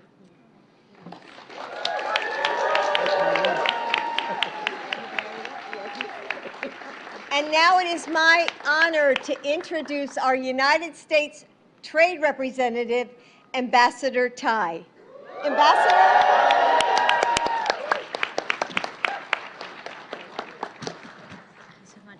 Good afternoon, everyone, and thank you, Dr. Biden, for that very kind introduction.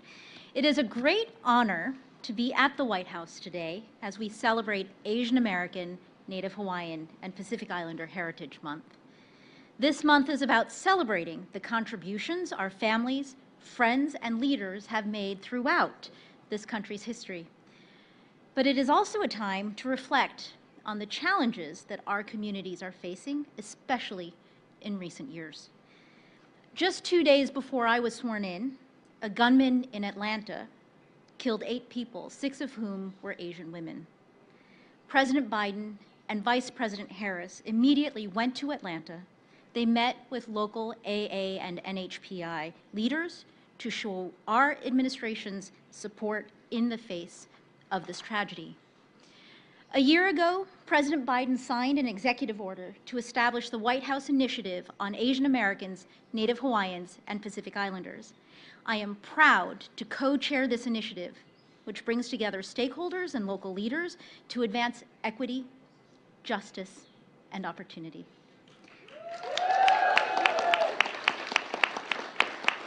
This complements our work at USTR to advance an inclusive, worker-centered trade agenda that aims to deliver prosperity for all. As I've traveled the country and around the world to carry out the President's trade agenda, I've made a point to sit down with local AA and NHPI leaders along the way. I am continually inspired by the resilience and perseverance that our communities have shown in the face of increased hate, violence, and discrimination. We are standing up and fighting for a better future. Helping to lead this fight is a true role model, our first Asian American Vice President, Kamala Harris. One of my fondest memories is meeting with Vice President Harris in her office just before she swore me in as the first Asian American U.S. trade representative. I was with my husband and my mother. That day also happened to be my birthday. So Vice President Harris congratulated me and then also wished me a happy birthday. She then turned to my mother and said, "Happy birthday to you as well." Remember this? My mother responded enthusiastically and said, "Thank you. You know, in Asian cultures, you wish the mother a happy birthday because," she said, "I did all the work on the day that she was born." The Vice President winked at her and said, "Oh, I know."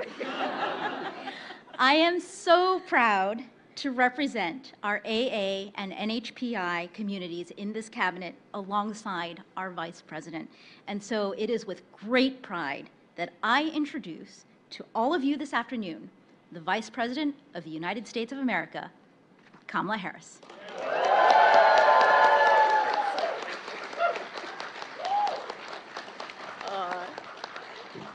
Thank you, Ambassador Tai. It is true. There is something we all know, that we must always honor the mothers, the aunties, the chittis, all of them. And of course, the husbands and the fathers and the grandfathers. It is good to be with everyone. I think this is, Mr. President, one of the biggest groups that we've had since we've been in office, and it's quite a beautiful sight to see. So good afternoon to everyone. Good afternoon. And as you all know, my mother arrived in the United States at the age of 19 from India. And when I think about the work that we are all doing, the work we are doing as an administration led by our president, in terms of not only living the values, but standing on the shoulders of so many who imagined that we would all be here, and who know that when we talk about the beauty of who we are as a nation, as the United States of America, it is represented by all of the people who are here today and all those who are proud that we stand here today together. President Joe Biden, Dr. Jill Biden, Mr. Second Gentleman,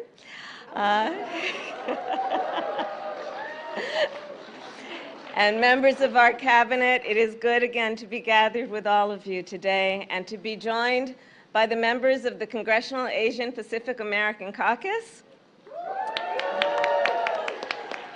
As a former member of the caucus, I will take a few moments to talk about a friend to so many of us, a mentor to so many of us, one who helped found KPAC and became its first chair. And of course, I am talking about the amazing Secretary Norman Mineta, who devoted his career to public service. For all of those who knew Norm, he worked tirelessly to make our nation stronger, safer, and more just. And in so doing, he inspired a generation of leaders, including me.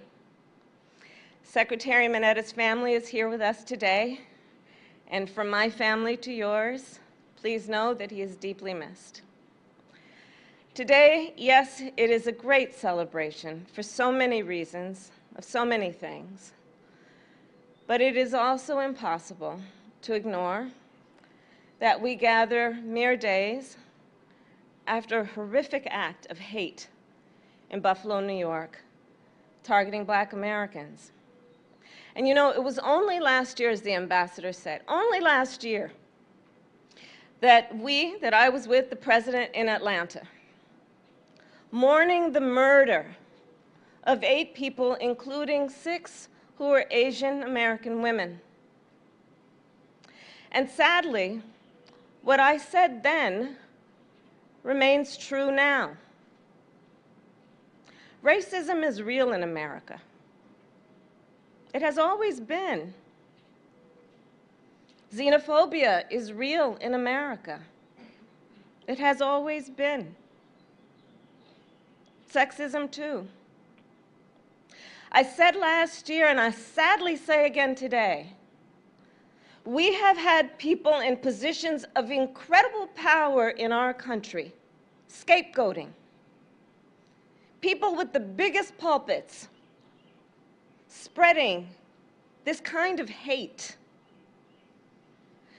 This requires, these moments, sadly, tragically, require us to ask, who are we as a nation and what do we stand for?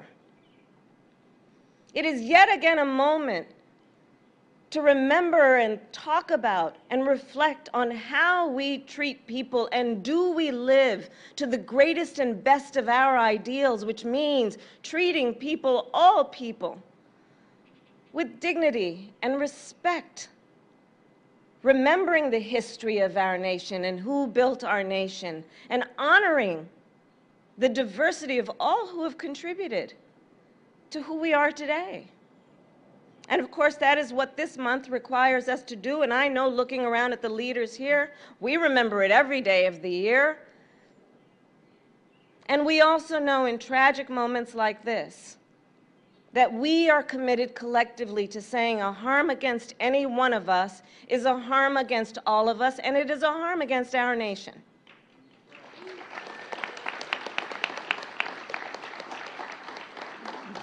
And the President and I, and all of us as leaders, will not be silent.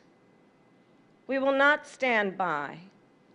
We must always speak out against violence, against hate crime and discrimination whenever and wherever it occurs. And we must do everything in our power to end this epidemic of hate. We feel great pride, based on good reason and fact and history, in what we celebrate today. And we know that those who allowed us to be here and paved the path for us to be present at this moment expect great things from us, including that we are not only clear-eyed, but that we are optimistic about our future collectively, about our future as a nation, that we remain committed to the ideals that make this nation great, that we remain committed to the notion that a harm against any one of us is a harm against all of us, but that is an extension of a most profound belief, which is that we are in this together as one nation, undivided. So today, we celebrate all those ideals when we celebrate the great people of this nation who have paved a path for so many of us to be where we are today. And finally, to quote then a great American, Norma Netta,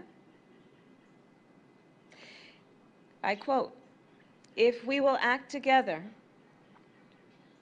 then we are strong enough to withstand any evil, internal or external, that threatens to unravel," and this is key, "this beautiful tapestry that is America." And now it is my great honor to introduce a man who ran for president because he knows that no one should be in this fight alone, President Joe Biden.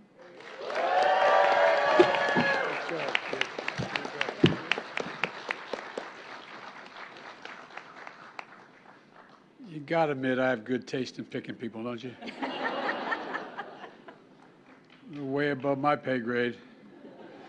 Kamala, thank you, and Ambassador Tai, Doug, the second gentleman out there hiding behind everybody out there, I know. And, Jill and I are honored to welcome all of you here to celebrate the Asian American, Native Hawaiian, Pacific Islander Heritage Month here in the Rose Garden. You know, it's wonderful to see so many friends. U.S. Senator Mazie Hiran, where's Mazie? I was told she's here. I'm looking. Maisie, wherever you are, you're the best. And Tammy Duckworth. Tammy's here, I'm told, or going to be here. No? At any rate. And the chair of the Congressional Asian Pacific American Caucus, Representative Judy Chu, is here as well. And several other representatives here today who represent a community in Congress that is growing each election. As Catherine mentioned, I'm proud to have reestablished the White House Initiative on Asian American, Native Hawaiian, and Pacific Islanders. Several members are here today, along with members of the community across the administration at every level. Also joining are mayors and local leaders, the leaders of business and philanthropy, leaders of civil rights, the arts, the fashions, culture. And this is the reception that follows on the great honor Jill and I, Kamala and Doug, had in hosting Team USA, including the Asian American athletes who so honorably represented America in the Olympics. Not too long ago, that included one of the most decorated, the most decorated figure skater in U.S. history, and also worked in my campaign. And is now my nominee to be ambassador to Belize, Michelle Kwan. Michelle, you're the best, kid. You're the best. You do things backward better than most people can do them forward. And you represent a simple truth.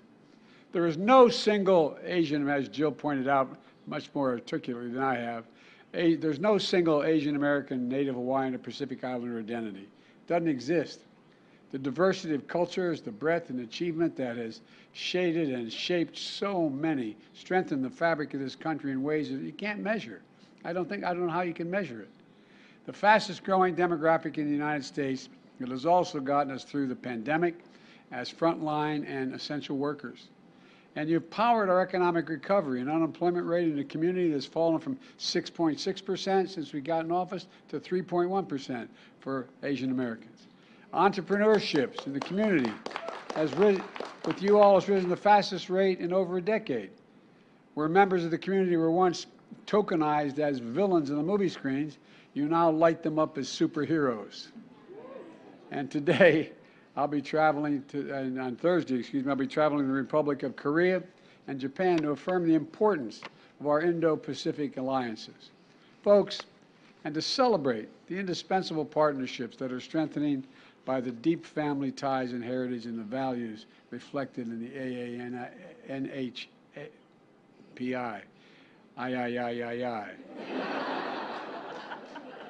Community here in the United States. As they say in Claymont, Delaware, all yous guys. But look, we know that for generations of progress, racism, harassment, and hate crimes persist, as was pointed out by my friends behind me. And today we know that maybe you are one of them who don't feel safe walking American streets. A shooting near Atlanta a year ago is still fresh, has been mentioned, in the hearts of so many. And Kamala and I went down to visit. Just as we've seen hate crime shootings in Orange County, California, Dallas, Texas, just last week. Jill and I just got back from Buffalo, New York, where another lone gunman with a hate-filled soul shot and killed black people at a grocery store on a Saturday afternoon. You know, I probably shouldn't be saying this now, but I'm going to say it anyway. We have to not only talk about how we're going to end the hate, but who's responsible for generating it? Who's responsible for generating it? Look, I've said many times, hate can have no safe harbor in America. And every person deserves to be treated with dignity and respect. But you know, you have folks on television stations talking about the replacement theory, scaring the living hell out of people who don't have a whole lot of emotional stability, taking advantage of on the internet and other means by talking about how we're going to be overtaken. That's why 1 year ago, with the help of many of you, I signed into law the bipartisan COVID-19 Hate Crimes Act. And with your continued help, our commitment to advance equality across the board in everything from healthcare to education to housing to LGBTQ rights. Look, we're working to fix our immigration system to reflect our values and the truth that legal immigration defines who we are as a nation. Who we are as a nation. It's why we're so darn strong. Bottom line is we're doing the work to make real the promise of America for every American. A promise that holds every person is created equal and deserves to be treated equally throughout their lives. We've never fully lived up to that promise, but we've never, ever before walked away from it. We've never walked away from it. And that's what we acknowledge during this month, building a legacy of strength and resilience for people like you and almost all of our forebears. You know, you were telling the story, Jill was going to get mad at me for reminding me, I happen to be Irish. That's a problem sometimes with Jill, but I'm only joking. No, I'm teasing. But my mother used to always say, on birthdays, the mother should get the gift, not the child. So I didn't realize it was both Asian and Irish, but at least in my house. And speaking of friends, the late Norm Mineta, whom Kamala just spoke about, was one of my close friends, for real. As you all know, Norm was born in 1931 in San Jose, California, an immigrant to immigrant parents from Japan. As an 11-year-old, he spent 3 years in an incarceration camp among 120,000 Japanese Americans across the country. But with every reason to be angry and resentful, Norm chose to believe in himself, to believe in America, and to believe in his country. He served in the United States Army, elected the first Asian American mayor of a major city, his hometown, San Jose. Elected and served 2 decades as a congressman. We spent a lot of time together and traveled together, serving with pioneers and dear friends like Danny Inouye and Danny Akaka. They both taught me, by the way, not only about Asian Americans, they taught me that it is Native Americans, not Indian tribes, Native Americans. And Danny was the first guy, I don't want to ruin his reputation, God bless his soul, but Danny was the first guy to convince me to run for president and be my national campaign chairman. Then Norm became the first American of Asian descent to serve as a cabinet secretary. Norm passed away earlier this month, as we all know, days after I signed a bill into law naming the U.S. Department of Transportation headquarters in his honor. Today, we're honored to be joined by 2 of his sons, David and Bob. Where are you guys? Come up here. Come on. You're a good man. You're both good men. Thank you very, very much. And I want to tell you, he was one hell of a man. So let's all follow the power of Norm's example. I thank you all for being here, and I want you to enjoy the rest of the reception. Remember, though, this fight that we're for equality, we're just starting here. It's not just the wackos who go out there with those guns and get talked into doing something. It's the people who fill their brains with false ideas. It's the people who make them, convince them for their power and their prestige and their money to be able to go out and do these terrible things. That's not who we are. That's not who we are. And I'll be darned, as long as I'm President of the United States, I'm going to fight like hell and we're going to expose everybody. We've got to make sure that this, in my, you know, there's a hymn in my, I'm based on the 91st Psalm, and it says in my church, may he raise you up in eagle's wings and bear you on the breath of dawn and let the sun shine upon you until, and then he goes on to talk about that we all to God will hold you in the palm of his hand. That's how we got to think about our fellow Americans. The reason we are strong, the reason we're who we are, is because we're diverse with so many talents, so many. I know this group will never forget it, but I'm going to spend the rest of my term, and as long as I'm in office, reminding the rest of America they should understand it too. God bless you all. Enjoy the night today, and thank you very much.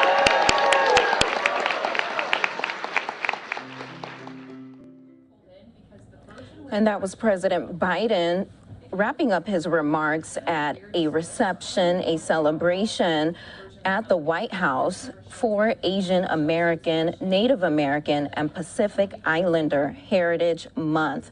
Coming up after this short 2-minute break, we'll bring you former Vice President Mike Pence at a Michigan school speaking on education. That's live here on Live Now from Fox. Stay tuned.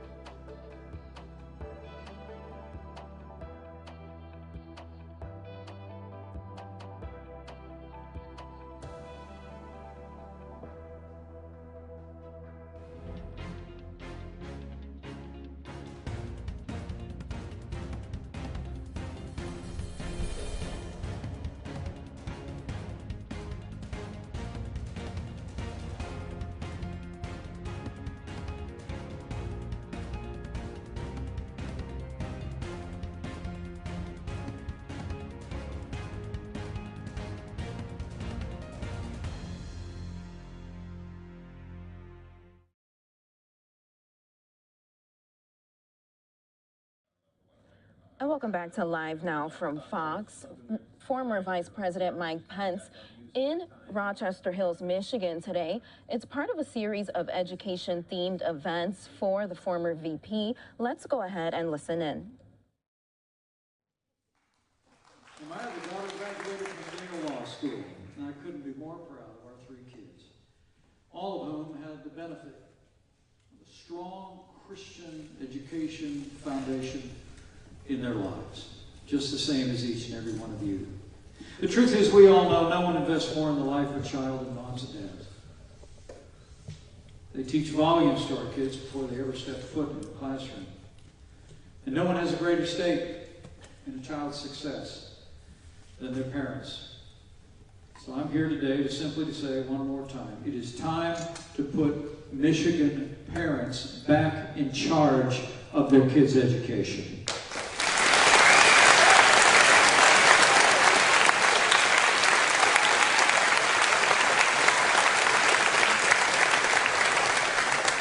So just a few thank yous, although I got to get some kind of a selfie with this group. This is an inspiring group of young people. And I'm going to take an opportunity to visit with a few of you before we slip off to our next event. But I thank you again for the warm welcome. But first and foremost, let me thank every parent who's here today. Thank you for your dedication to your child's education. Thank you for making the sacrifices in your home and maybe across your kitchen table that makes it possible for them to have an education like they're getting here at Lutheran Northwest High School. Let's hear it for our parents. And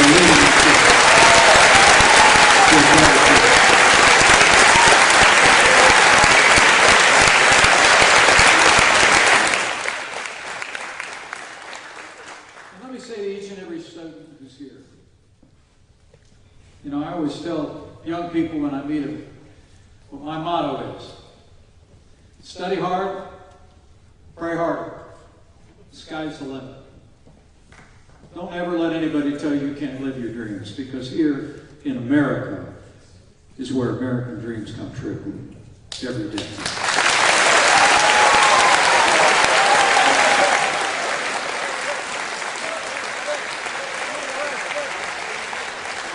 Each and every one of you is take full advantage of the incredible education you're getting here at Northwest and at the other schools that are so well represented here. I mean, these great Lutheran schools are pouring a foundation of academic excellence in your life. They're challenging you in the classroom. They're making you better. They're building your confidence. They're laying a foundation for the future. But as they're pouring a foundation in education in your minds, the great part about a place like Lutheran Northwest High School is now for almost 3/4 of a century, the school system has also been strengthening your souls. So as you prepare your minds for your future, you prepare to pursue your dreams, I just encourage each and every one of you to open your hearts. Open your hearts to that foundation of faith that you learn here at Lutheran Northwest High School. Open your hearts to Him who says, I stand at the door and knock. Whoever would open the door, I'll sup with him and he with me. So I promise you, you put your faith in Him, who's the foundation of all that you are learning here at Lutheran Northwest High School. He will never leave you or forsake you. You will await a boundless future as you trust in Him. So Michigan, it's time to put parents in charge and let Michigan kids learn. Let's get these petitions signed. Let's win a brighter future for every Michigan child. So help us God. Thank you very much.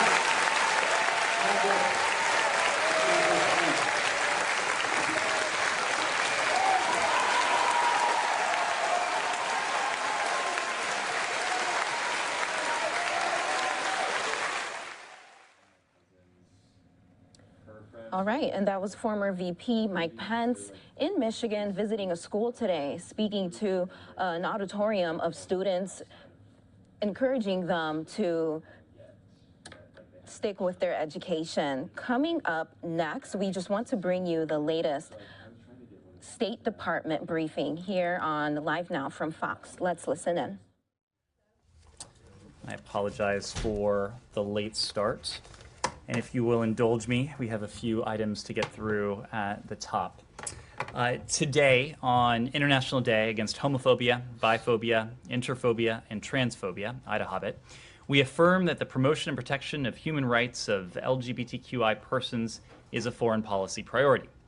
We emphasize that the human rights of LGBTQI plus persons are just that, human rights to which all persons are entitled, as made eminently clear in the Universal Declaration of Human Rights, which provides in its first article that all human beings are born free and equal in dignity and rights. Regardless of sexual orientation, gender identity or expression, or sex characteristics, everyone deserves to live with respect, dignity, and safety. The United States commits to doing our part to promote and advance the human rights of LGBTQI plus persons globally and to end discrimination and violence against LGBTQI plus persons. We will capitalize on commitments made during President Biden's Summit for Democracy and the Year of Action to encourage positive reforms. Together with inclusive democracies, multilateral institutions, and civil society organizations around the world, we will continue to work toward a world where no one lives in fear because of who they are or whom they love. This week, we mark the occasion of Vesak Day, joining Buddhists around the world in celebration of a day honoring the life, legacy, and teachings of Buddha. This occasion also provides us with an opportunity to acknowledge the contributions of Buddhist communities around the world, communities that have helped to build a better world for people of all faith traditions. Let us all recommit ourselves to upholding the timeless values of tolerance, compassion, and respect that are imbued in the Buddhist faith. Happy Buddha Purnima. Next, the international community has witnessed horrific atrocities perpetrated by Russia's forces since President Putin launched his devastating and unjustifiable war of choice against Ukraine. We are working through partnerships with U.S. academia and the private sector to assist current and future quests for justice following months of fighting and mounting evidence of these widespread, large-scale atrocities that have been committed. To ensure that crimes committed by Russia's forces are documented and perpetrators are held accountable, today we have launched a new conflict observatory for Ukraine. The program will capture, analyze, and make publicly available open-source information and evidence of atrocities, human rights abuses, and harm to civilian infrastructure, including Ukraine's cultural heritage. Forthcoming reports will be posted on the program's website, conflictobservatory.org. The information collected by the Conflict Observatory will be a resource for the world to see the deplorable and brutal actions of Russia's forces against the Ukrainian people. It will shine a light on atrocities and is intended to contribute to eventual prosecutions in Ukraine's domestic courts, courts in third-party countries, U.S. courts, and other relevant tribunals. It will provide information to refute Russia's disinformation campaigns and expand the range of our and our partners' accountability mechanisms. However long it takes, we are committed to seeing that justice is served. In Guatemala yesterday, President Giammattei chose to reappoint Maria Consuelo Porras, Argueta de Porras, as Attorney General despite her record of facilitating corruption. This is a step backward for Guatemalan democracy, transparency, and rule of law, a step that will hurt the people of Guatemala. During her tenure, Attorney General Porras has worked to dismantle Guatemala's justice sector, protect corrupt actors, and perpetuate impunity. She has a documented record of obstructing and undermining anti-corruption investigations in Guatemala to protect her allies and gain undue favor. Porras' pattern of obstruction includes reportedly ordering prosecutors in Guatemala's public ministry to ignore cases based on personal or political considerations and firing prosecutors who investigate cases involving acts of corruption.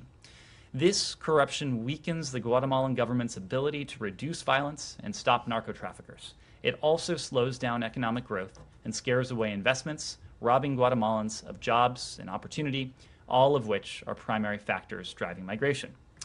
Yesterday, as a result, we announced the public designation of the Attorney General under Section 7013C of the Department of State Foreign Operations and Related Programs Appropriation Act of 2022.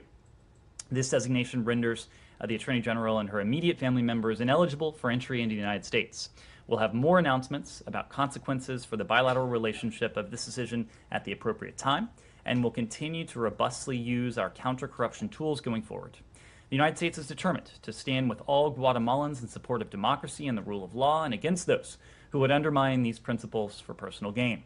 We call on the government of Guatemala to take serious, concrete steps to reverse democratic backsliding.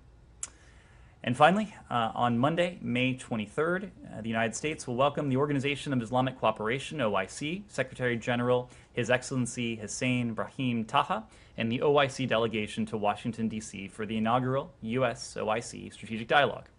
The United States and the OIC have been close partners for decades, and we share enduring economic, social, cultural, and person-to-person ties with the organization and its 57 members. The launching of this dialogue is an important affirmation of our growing ties. The dialogue will be led on our side by our Bureau of Near Eastern Affairs Assistant Secretary Yael Limpert and other senior department officials. On Wednesday, May 25th, Secretary Blinken will meet with the OIC Secretary General. We'll discuss shared challenges and opportunities in the fight against climate change, our support for greater respect for human rights the world over, mutual goals regarding women's empowerment and health issues, and our commitment to countering violent extremism. The strategic dialogue with the OIC is also part of our commitment to working closely with multilateral organizations, and it shows the depth and breadth of our shared interests. Through our sustained engagement, we'll further this important partnership and enable greater joint efforts to address shared challenges. So, having said all that, there may be time for a final question or two. Thank you. Let me see, I got a couple of very brief logistical ones, but they'll only be brief if you keep your answers brief. Okay. So let me make that appeal. Okay. Just one on this Ukraine observatory. Yes. I'm not quite, what exactly is new about, I mean, aren't you guys already doing this? Well, it's a new mechanism, and essentially we are providing millions of dollars worth of funding to our partners on the outside. Already providing millions of dollars of funding? Well, yes, to partners to work with the Ukrainian Prosecutor General, but this is a new mechanism, and it's a new mechanism that will encompass the efforts of some of our key partners, including Yale, including ESRI, Planetscape AI, the Smithsonian Cultural Rescue Initiative. And these institutions or groups weren't involved before?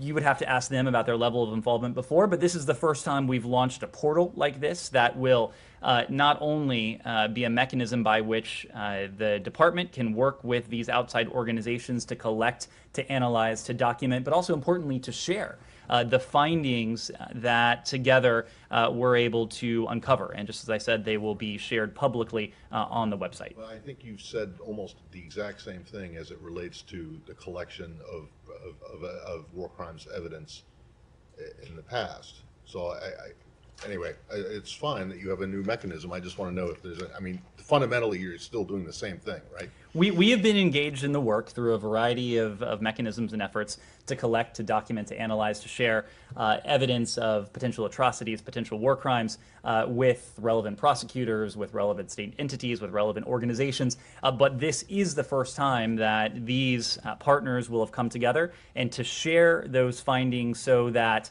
not only the public can see it, to shine a spotlight on what Russia's forces are doing in Ukraine, but so that relevant authorities in areas of appropriate jurisdiction, including within Ukraine, potentially including within the United States, so that prosecutors can potentially even build criminal cases based on the material that is published online. On the Afghan embassy and consulates thing, did I point it out to you earlier? We will get you updated information on that. Do you know why, off the top of your head, the Afghan mission to the UN is not included? I'm sorry, I didn't hear that. The Afghan mission to the UN is not one of the facilities that is being quote unquote seized, taken control of. I don't have any more details to share, but if we do, we'll let you know. On the Secretary's meeting tomorrow with the Turkish Foreign Minister, are you guys more, less, or the same concerned about what President Erdogan's position is on Finland and Sweden? Well, you heard the Secretary speak to this over the weekend in Berlin.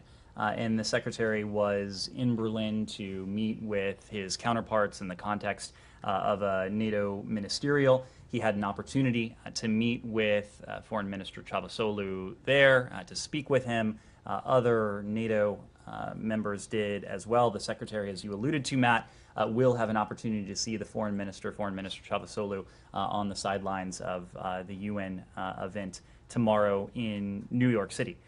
What the Secretary said is that he, of course, and we, of course, won't characterize private conversations, but there was over the weekend, and there has been a strong consensus for bringing Finland and Sweden into the alliance if they so choose. The Secretary made the point that we are confident that we will be able to preserve that consensus should Finland, should Sweden formally apply for NATO membership. Of course, that has not yet happened. I know there's a perception that it may be a foregone conclusion, but precedent, protocol, procedure, all those P words are very important, especially in the world of diplomacy. So we'll reserve further comments until we hear additional. Well, but there seem to be, at best, conflicting, if not absolutely contradictory positions coming from the President and then President Erdogan, and then apparently the people who the Secretary and NATO Secretary General Stoltenberg have been, and the other foreign ministers have been talking to, because Erdogan's comments yesterday were very clear in raising opposition. So are you still seeking clarification of the Turkish position? It is not for us to speak for the Turkish government, of course. It is for us to speak as a member of the NATO alliance. And Secretary Blinken, who had the opportunity to sit in on the foreign ministerial discussions in Berlin over the weekend, came away with the same sense of confidence that there was strong consensus for admitting Finland and Sweden into the alliance if they so choose to join, and we're confident we'll be able to preserve that consensus. Daphne. I mean, Erdogan said yesterday that Swedish and Finnish delegations should not bother coming to Ankara to convince it to approve their NATO bid. I mean, I just don't understand how you're reconciling that there's this consensus when Turkey's telling them not even to bother coming. Again, it is not for me to speak for the Turkish government or to characterize their position. What we can do is characterize what we heard inside the NATO ministerial, what we have heard in bilateral and multilateral, including in conversations as an alliance with our fellow NATO allies. There is strong consensus. There has been strong consensus for admitting Finland and Sweden if they so choose to join. And again, as you heard from the Secretary, we are confident we'll be able to preserve that consensus. Has Turkey asked for anything from the U.S. in exchange for supporting their bids? Again, we're not going to read out private conversations. The Secretary did have a chance to see the Foreign Minister, Çavuşoğlu, in Berlin. He will have a chance to see him in New York City, and I'm certain these conversations will continue. Francesco. Just to follow up on that, you keep referring to the confidence that emerged from the meeting over the weekend, and we're referring to what President Erdogan said yesterday. So is that confidence still there, and what explains your confidence as the President Erdogan said the contrary publicly? I am explaining our confidence in the context of discussions that we have had bilaterally, multilaterally, and together as an alliance. Again, it is not for me to characterize the Turkish government's position. It is for us to characterize our position. You know where we stand. Should Finland and Sweden opt to apply for NATO membership, you have heard from a range of other NATO allies of their positions on this. Some have been quite explicit. I'm sure more will be if and when we hear that Finland and or Sweden are formally applying for the alliance. But all of the conversations we have had to date lend us that sense of confidence that we will be able to preserve that strong consensus for admitting Finland and Sweden if they so choose to apply. And so today, after President Erdogan spoke yesterday, you are confident that Turkey will not be a roadblock on the way on that path? Our assessment of the sentiment among our NATO allies and within the NATO alliance has not changed. Kyla? So you refuse to answer the question if Turkey's asking the United States for anything to allow Sweden and Finland to join. You said that was private discussions, but if Turkey does leverage this moment to get something that it wants from NATO members in return for greenlighting these two countries joining, doesn't that set a dangerous precedent? Can you speak to efforts underway to make sure that precedent isn't set? Your question entails a hypothetical that's on top of a hypothetical. Neither country have yet put forward an application for membership. Turkey, of course, has not made any specific asks or requests, so I will respectfully dodge the question on those two grounds. But again, we are having these conversations among allies bilaterally and as an alliance with the 30 existing NATO allies. Those conversations will continue. Secretary Blinken, again, will have an opportunity to speak to Foreign Minister Çavuşoğlu. Other conversations are ongoing between and among current NATO allies and with potential aspirant countries. And just one more question. Are you confident that Turkey's concerns will be in the rearview mirror by the time the leaders of Sweden and Finland come to the White House later this week? We are confident that we will be able to preserve the consensus within the alliance of strong support for a potential application of Finland and Sweden. Yes. Stay on the same topic, sure. Based on your response, is it fair for us to assume that you still don't have clear understanding of what Turkey wants? The Turkish officials have made public statements. I would refer you to those public statements, including some statements that have been referenced here already. Well, yeah. But that doesn't clear up anything, because the statements that again, it is we not. Get, we get you is, telling us that in Berlin the Turks were all on board, and then the president of the country comes out yesterday and says he's not on board. It is not up to me to characterize what the Turkish government's position is. That's not the question. Is do you understand what the Turkish position is? I will leave it to the Turkish government to articulate. Is it clear to you? To articulate their position. Is it clear to the United States government two what the Turkish major position issues. is? So one is media freedom in Georgia, and the second one will be about the rights of the LGBTQI community in Georgia as well. So yesterday, the director of Tabari Channel, Nika Varamia, was imprisoned for 3.5 years.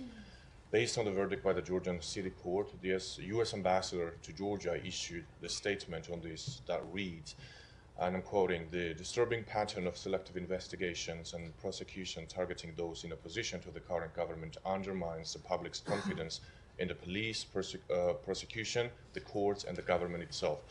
The ranking member of the Senate's Foreign Relations Committee, Jim Risch, tweeted as well, and I'm quoting, "Silencing political opposition will send Georgia in a very troubling direction." That's the channel that I work for. I don't know if I have a job next week or not. That's the same concern that my team in Tbilisi has. So, taking into account how much U.S. government values and cherish the importance of free media worldwide, what do you have to say about that?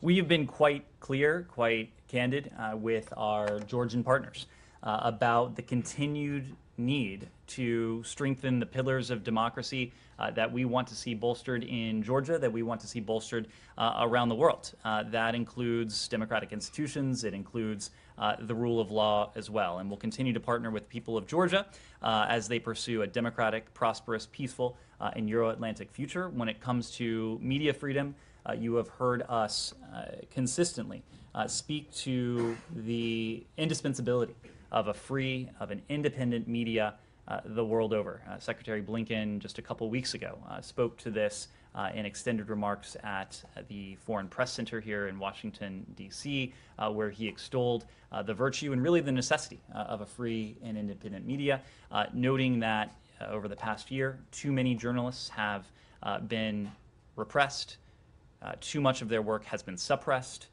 and too many, tragically, have been wounded or even killed in the line of duty. And of course, their duty is to do nothing more than to report the truth, to spread the truth the world over, using nothing more than a pen and perhaps a keyboard. So we'll continue to stand resolutely behind independent media, whether it's in Georgia, whether it is anywhere around the world. And on the LGBTQI rights in Georgia, that community still cannot enjoy their constitutional rights to a peaceful assembly and the freedom of expression, because Georgian Orthodox Church and pro-Russian ultra-nationalists persecute them and threaten to, beat and kill anyone who tries to rally in the streets. So Georgian government and the law enforcement do not guarantee their safety. The Prime Minister last year called for not holding the peaceful rally because the police was unable to protect them. from the violent mob.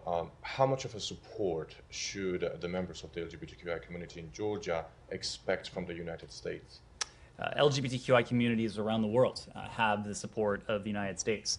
That is not only a rhetorical position, it's a policy position.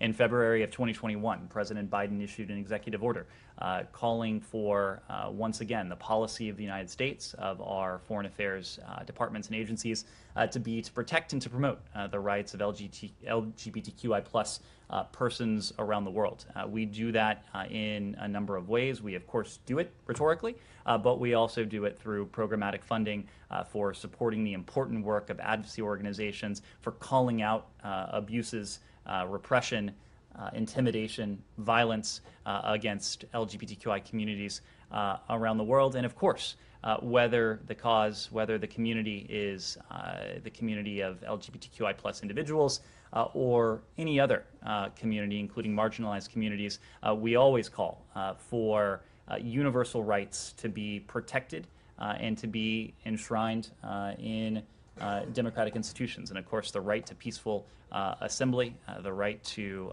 freedom of expression, two of those important rights. And very lastly, when you look at the media free speech in Georgia, we just previewed that. And when you look at the human rights record of the country, I know you don't preview any sanctions or speak about the hypotheticals, but still I just want to gather your thoughts on the general idea where the US government stands on that. When you look at those two venues of a country that is declared to be a partner of the United States, what is your major concern? How do you see the detrimental effect of the Georgia-US relations when you look at those two avenues, and that's the least? Well, we do consider Georgia a strategic partner, and as a strategic partner, the United States is well positioned to encourage Georgia down the path of reform, to encourage Georgia to take on some of the improvements, some of the steps that we have talked about here. Of course, Georgia's aspirations don't occur overnight. They're impossible to realize over the course of a single year or even a single decade. It takes hard work, it takes patience, it takes significant resources to realize. Part of our task is to continue to partner with Georgia, to continue to support them down that path, to do that with resources, with guidance, with direct support in many cases, and that is an area where we will continue to cooperate closely with our Georgian partners. Yes? Just going back to something last week, President Zelensky told Chatham House in London that he'd be open to start discussing things normally with the Russians if the Russian military pulled back to their position that they were at on February 23rd. He said something similar to Margaret Brennan on CBS News at the beginning of April. He mentioned the date February 24th. What does this administration understand that to mean? Does that mean the Russians need to pull out of the country or pull back to where their forces were already operating in parts of the Donbass? And then does that mean that Zelensky would be open to giving up parts of the Donbass to discuss with the Russians to move negotiations forwards? The important point here is that it is not for us to define the objectives that our Ukrainian partners seek to achieve. It is the task of the Ukrainian government, which is in turn expressing the will of the Ukrainian people. It's a democratically elected government, a representative government, and it is up to that government on behalf of the Ukrainian people to define what their objectives in pushing back on Russian aggression should be. It is our task to support our Ukrainian partners in every appropriate way we can, to strengthen their hand at the negotiating table, recognizing that at the moment there are not high-level negotiations to speak of. We have heard very clearly from our Ukrainian partners that there has been no significant progress, that the Russian Federation has remained intractable in its positions. And so, of course, what we are doing now is two things. One, as I said before, supporting and strengthening the hand of our partners in Kyiv. And two, simultaneously, is imposing the massive costs and consequences that we have warned the Kremlin about since late last year.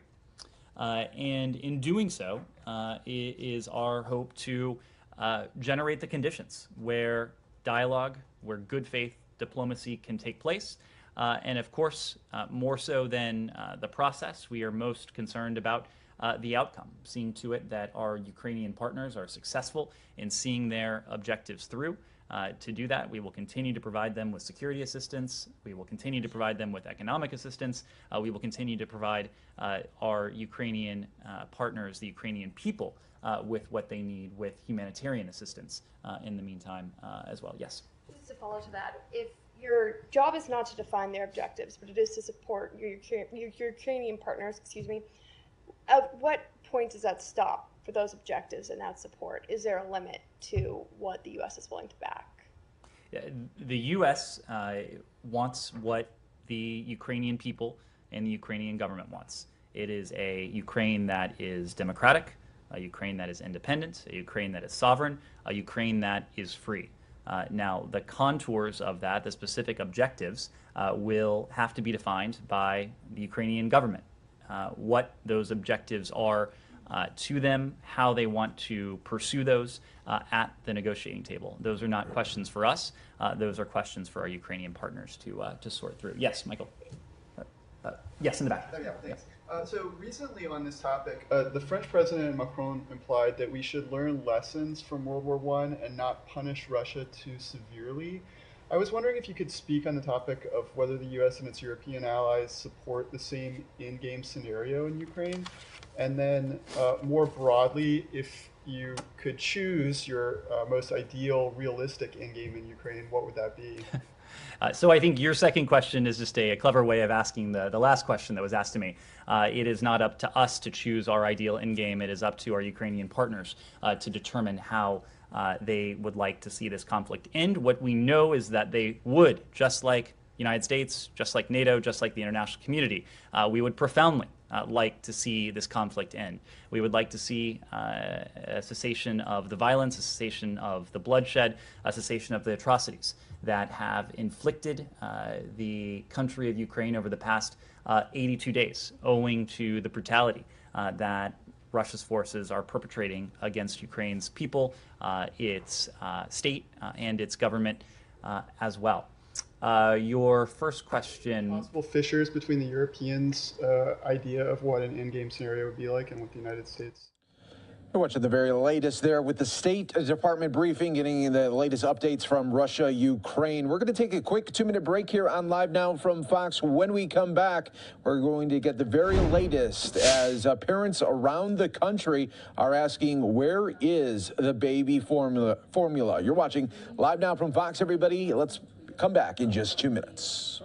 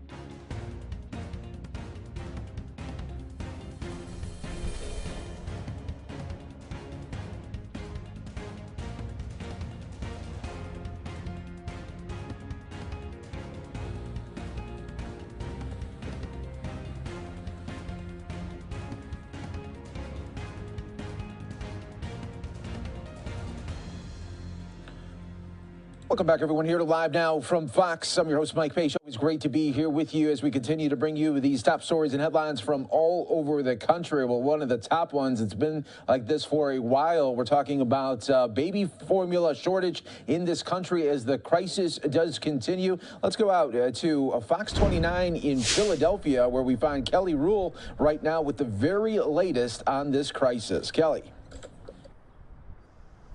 Well, Mike, unfortunately today we're talking about people preying on those families in desperate need of locating that formula. We're talking about different scams. Today we did speak with a mom who says she tried to use a local Facebook group to get some information on locating formula. That's been really helpful for a lot of parents, but now she's warning people to be careful who you trust. Nowhere. I go so many places and none. Loudy Allen is on the hunt to find this specific hypoallergenic formula for her daughter-in-law and 4-month-old grandson. And while Cousin's Supermarket in Camden did have formula in stock Tuesday morning, they say that specific brand hasn't been available for weeks. It's extremely hard. I mean, as you can see, we are trying very hard to keep it in stock as much as we can. We're ordering from different companies because sometimes even by the time you call and come, it might be gone. A familiar story across the country, but if the stress of finding food for your child and a national formula shortage isn't enough, officials, including from the PA Attorney General's office, are now warning about scammers. This is a necessity for our children. In a desperate search for sensitive formula for her 5-month-old son, South Jersey mom Kelsey Okowski says through Facebook, her cousin connected her with an Iowa woman who claimed to find the formula in stock at Target and offered to ship 5 containers for $135. Okowski says she sent the money, but a tracking label and the formula never came. Instead, a message from someone else saying the woman was running a scam. But ultimately, they're potentially harming these babies. I cannot even fathom the thought if I was counting on this woman to ship me formula and I didn't have anything else on hand. Fortunately, Okowski says her family and friends helped her find a supply for the immediate future. And while Facebook has been a very helpful tool, she urges people to be cautious. People are going online and they're price gouging. Rely heavily on family and friends, wherever they may be. If you can pick it up yourself, definitely do that.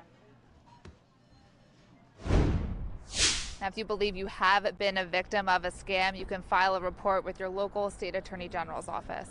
Mike?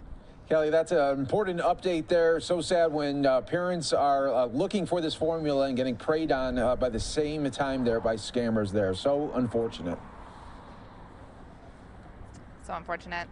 We appreciate your update right here on Live Now from Fox, and we will continue to bring you top stories and headlines from all over the country. When we come back here, we are awaiting a update from Milwaukee police, the latest in a very violent past weekend there in that city. We'll be back here in just 2 minutes.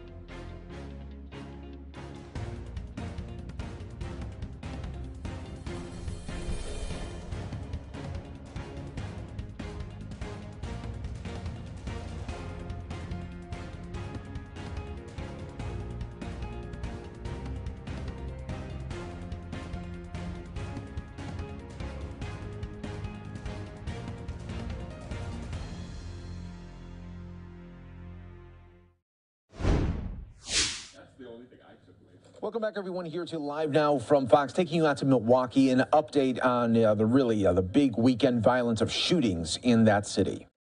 We will continue to work to keep it safe, just as we continue to work to keep the city safe. The Milwaukee Police Department will make every effort to hold those who hold violence in our city and those who support violence in our city accountable. So what we know, on Friday, May 13, 2022, at approximately 9:10 p.m. at the 1100 block of North MLK Drive or Martin Luther King Drive, we had a triple shooting. Then at approximately 10:30 p.m. at 1100 North Water Street, we had a single victim shooting. And lastly, at approximately 11:09 p.m. on the 1100 block of North Water Street, we had 17 people shot. During the investigation, 11 guns were recovered, 10 from those who were involved in the incident for the 17 victim shooting, 1 weapon from the triple shooting. We should note that some of these arrestees were prohibited from possessing a gun. We also know that 9 of the guns that were recovered were fired during this incident. Another issue that we found during our investigation, that those guns that were purchased from time to crime ranges, which means from the time it was purchased to the time it was used, was as short as 11 days and as long as 3,500 days. Out of the arrests, 11 arrests were made. Age ranges from 19 years of age to 30 years of age. And 2 of those individual arrests were ID'd as shooters. We were also found that there were straw purchasers involved in these particular weapons. None of the weapons that were recovered were stolen, but we do know that there are a number of individuals within this particular investigation that we're still working on were straw purchasers for individuals who have fired a gun during this incident. As unfolding this investigation, we know that for the 17-person shot motive, there was a feud where there was a dispute between 2 groups of individuals that came to a head at the time of when they saw each other on that unfortunate night. We still have an unknown motive for the other 2 shootings for that particular night. We do not know at this time that there's any gang affiliation with this particular incident. It's also that we need to note that we are currently working with the Milwaukee County District Attorney's Office, where there are anticipated charges coming out of this particular incident. At this time, we do not know what those charges will be, but we will report that out once it's being revealed. We are still in the process of investigating this particular incident, and we need the public's help to help identify those who are involved in this incident. We're proud to say that the local FBI office is assisting us in this particular investigation. We are using their particular technology, which is a digital media tip line, to use any mobile or electronic media that could help us identify individuals involved in this particular incident. Please do so by scanning the QR code that we have here that will go to the fbi.gov/Water Street shooting. This is, again, a digital media tip line that will assist us in identifying anyone involved in this particular incident. At this particular time, we would like to show you a video of one of the incidents where there is one of the shooters being shown that was captured on local video.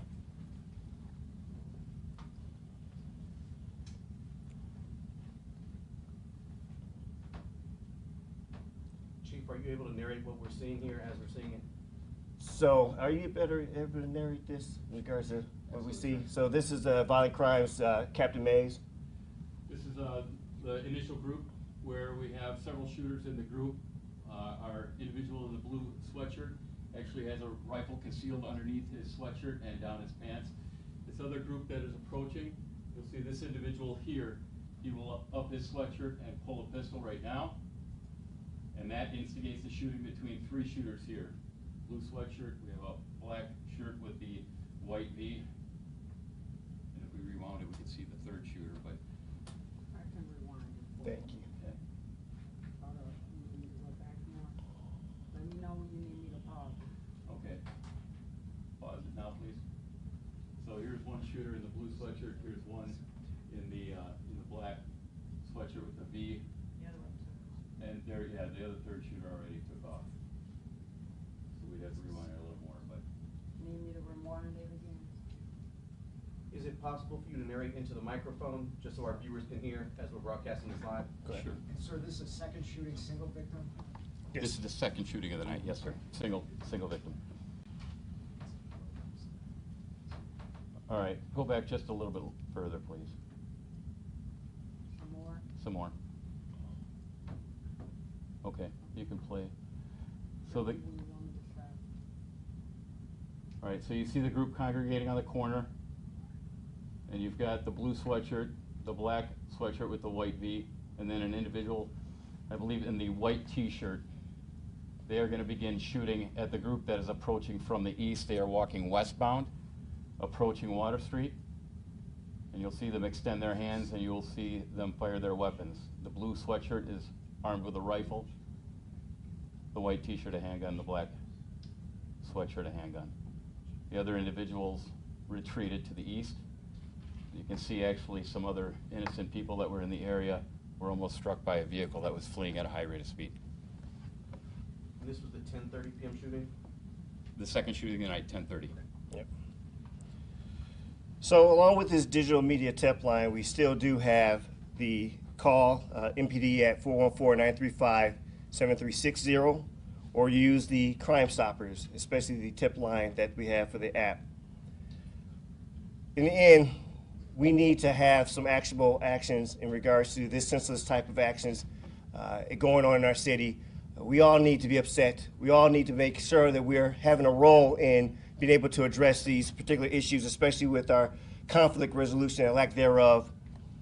I wish the victims of the senseless tragedy a quick recovery, and thankful that we do have no lives lost for this particular situation. The Milwaukee Police Department is committed to ensuring safety in our neighborhoods moving forward, especially as we go into the summer months. We'll be deploying additional resources and personnel, not only downtown, but around our city, ensuring that we are having that visibility, but also the enforcement, namely our curfew. And the victims that we had in this particular situation, we had a number of young adults or juveniles who were unfortunately harmed in this. We need to make sure that our young ones are inside the house after curfew. We need to have parents step up to ensure that their children are off the streets so that we don't have these type of victims or these tragedies out here in our public.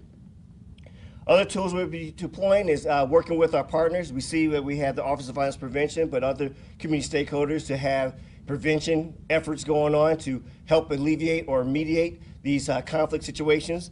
I never like to have the Milwaukee Police Department respond. If we can interject, intervene, impact before, that is what we always look for. Overall, we want our residents and visitors to know that we're working hard for the safety of this community. We want you to know that this is a safe community and that working together we can make the impact that we want to see. But I still want to close, and this is where I'm really serious about. This behavior will not be tolerated not only downtown, but nowhere in the city, period. We're not going to accept this behavior as any new normalcy in regards to our community, and I mean that. And we have a number of partnerships that will help work to ensure the safety of our city. At this time, I'd like to turn this over now to our Mayor Chevy Johnson.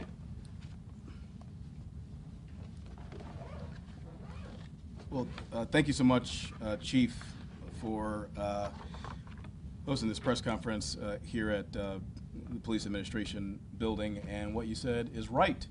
The actions that we saw last Friday were totally unacceptable. And I'd like to start off by saying this, that they were unacceptable for a whole host of reasons. I mean, first of all, you've got individuals that we just saw on video who had a complete and blatant disregard for their fellow citizens and their lives, right? They shot in a crowd where there were hundreds or thousands of people that were gathered. That is totally unacceptable, and we cannot stand for that in Milwaukee. That cannot be the normalcy that we stand for here in the city of Milwaukee. Second of all, on game day, on Sunday, because of these actions, it was advised the Bucks would not be hosting the watch party for Game 7 of the the series that the Bucks were in versus the Boston Celtics. Now, some folks would say, well, that's just basketball. It's just a game. But it's not just a game, really. The Deer District and having people there, it's not just about fun. You know, that embodies the Milwaukee that all of us aspire to. It's a Milwaukee where people across this city, across this region, this state, that has been divided politically and otherwise, come together. It doesn't matter if you're rich or you're poor, if you're black or you're white, if you're Asian, if you're Latino, if you're gay or straight, if you're able-bodied or disabled, everybody comes to the Deer District. We put our differences aside and come together as a community. That's something that we cannot lose. We cannot lose that. And we're not going to allow some people who, rather than deciding their differences with their words, articulating their differences and coming to a reasonable way to part ways, but would much rather do something else. Not even saying words, but if it broke down even further, maybe even engaging in a fist fight where everybody could still live to see another day. They take the easiest way out possible, the easiest way out, and that's shooting a gun. That's ending somebody's life. And it is the easiest way out. It's cowardly even. I mean, think about it. Even a child, even a toddler can pull the trigger on a gun.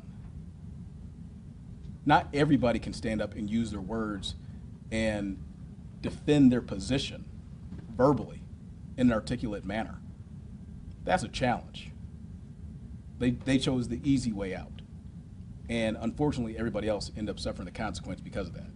But that's not what we're going to have in the city of Milwaukee, because we're asking everybody to step up. So over the last several days, I have engaged in additional discussions about immediate as well as appropriate steps to make Milwaukee safer.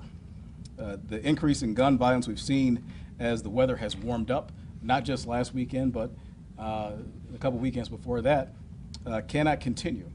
So I've asked the Office of Violence Prevention as well as the Milwaukee Police Department to step up, to increase the work that they already have underway.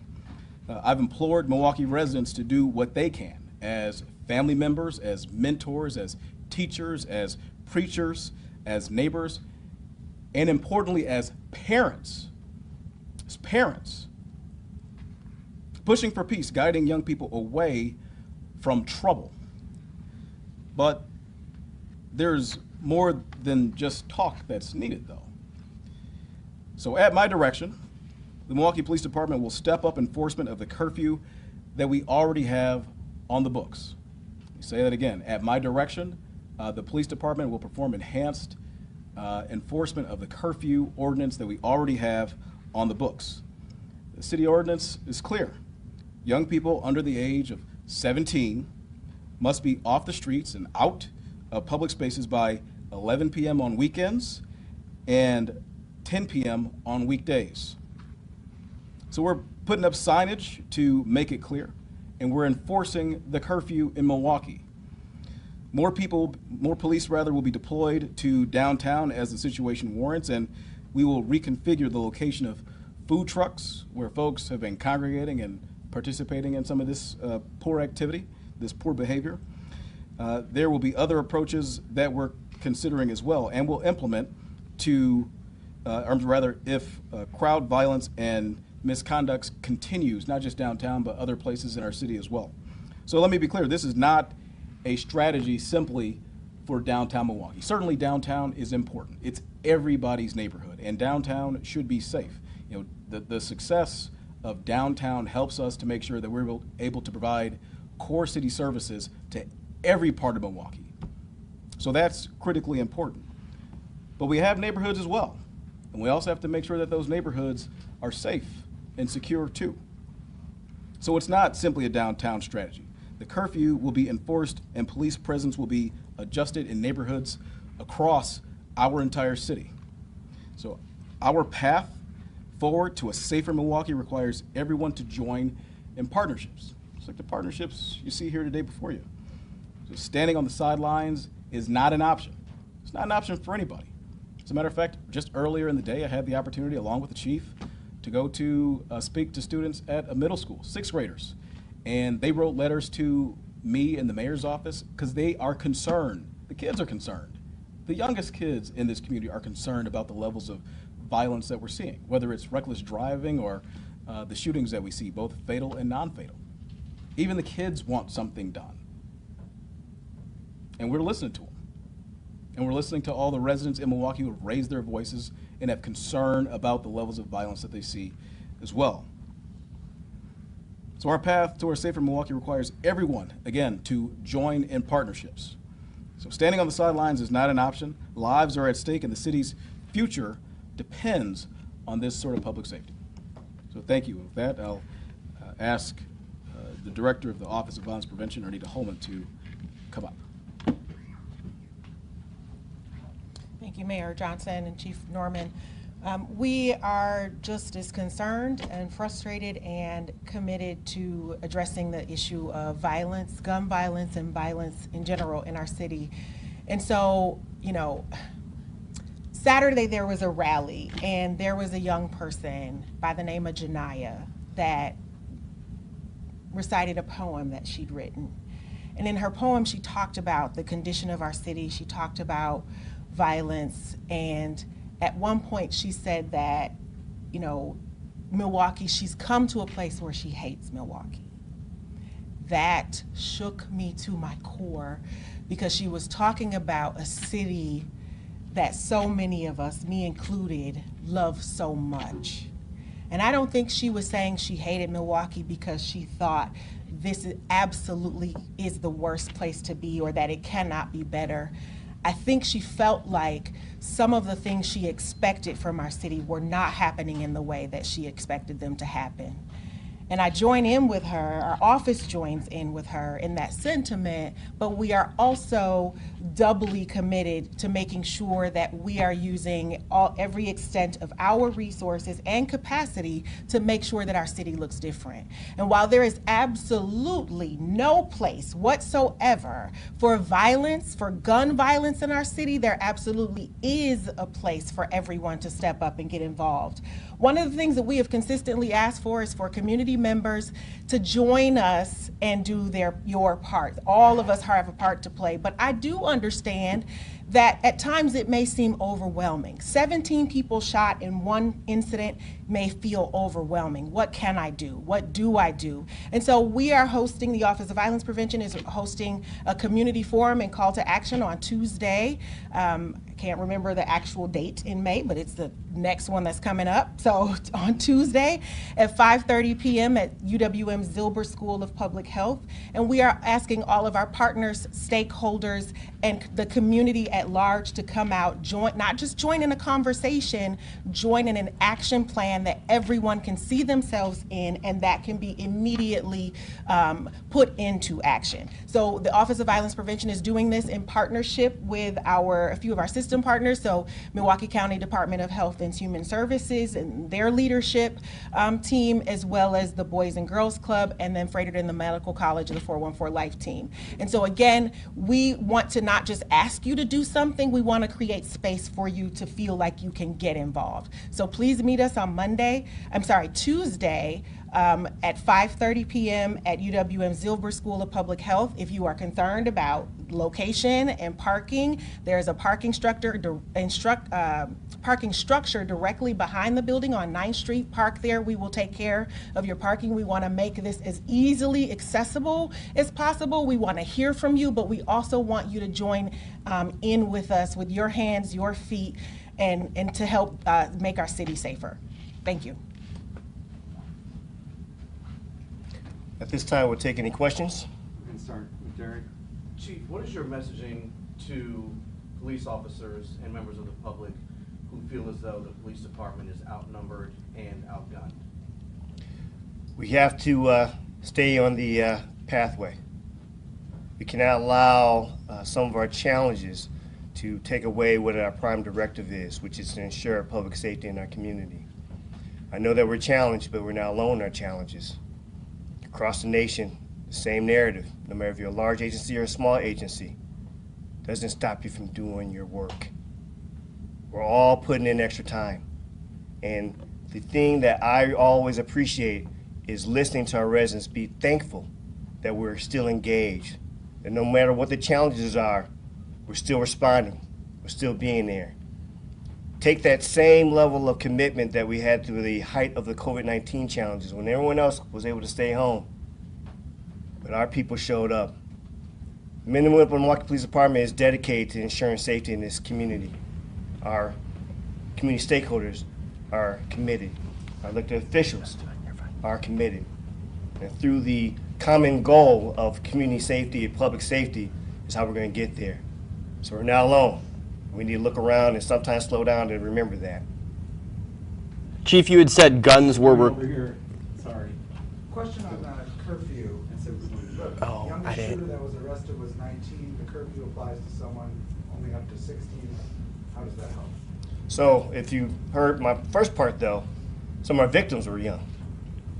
Whether you are engaged in these behaviors of violence, of being a shooter, or unfortunately being a recipient, one of the things we should make sure is that our children are protected. And if that means enforcing a curfew law, not only, like we said, downtown, across the city, because we're seeing our violence in the entire city. Too often we're hearing our children being shot. In fact, in 2020, more kids died by gunfire than anything else. I don't know what the next stats are for 2021, 2022, but we're seeing an unfortunate, disturbing pattern. So this is still part of that effort to protect our community, but also we have to put action behind accountability. Accountability not only for the young ones, understanding that there's a time to be in the house, but parents too. These are your children. They are our community's children, but in the end, these are your children. When I grew up, there used to be a thing that came on the TV. Parents, do you know where your children are? I grew up where you had to be in by the lights before the lights got on, and the street lights got on outside. And the mayor sitting there reminding me. We cannot get away from that. I do not want one citation issue. Don't want one child be taken into our possession. But if it means that we have to step up and do it because someone else is not, guarantee it. I expect it, and it shall be done. Chief, you also mentioned, of course, working in partnership with others. Of course, the curfew is one very easy way for preventative measures. Are there any other specific examples you can share about ways to prevent this kind of violence? Well, I can only answer for what the police department does. I know that we depend and really rely on our other community partners who have that, what you want to call the authentic, being able to reach them. Knowing that there are people within Office of Violence Prevention, knowing there's people within some of our other community partners, credible messengers. For us to say kids get inside can be like, oh, you're another authority figure. But to have someone who has a little more level of being able to relate, to have that, you know, I can understand where you're coming from. We need everyone to help. But I will say this. You don't need to be part of an organization to tell a child where you're going and why aren't you at home. Again, when I talk to the public, do what you feel comfortable with of how you can engage and how you can intervene and avoid. We know our kids in the block. We know our kids in our community. So that is where I'm coming out with that hand stretch saying, help us, help our city. So as much as we have those who have a, I will say, formal role, we need the informal ones also.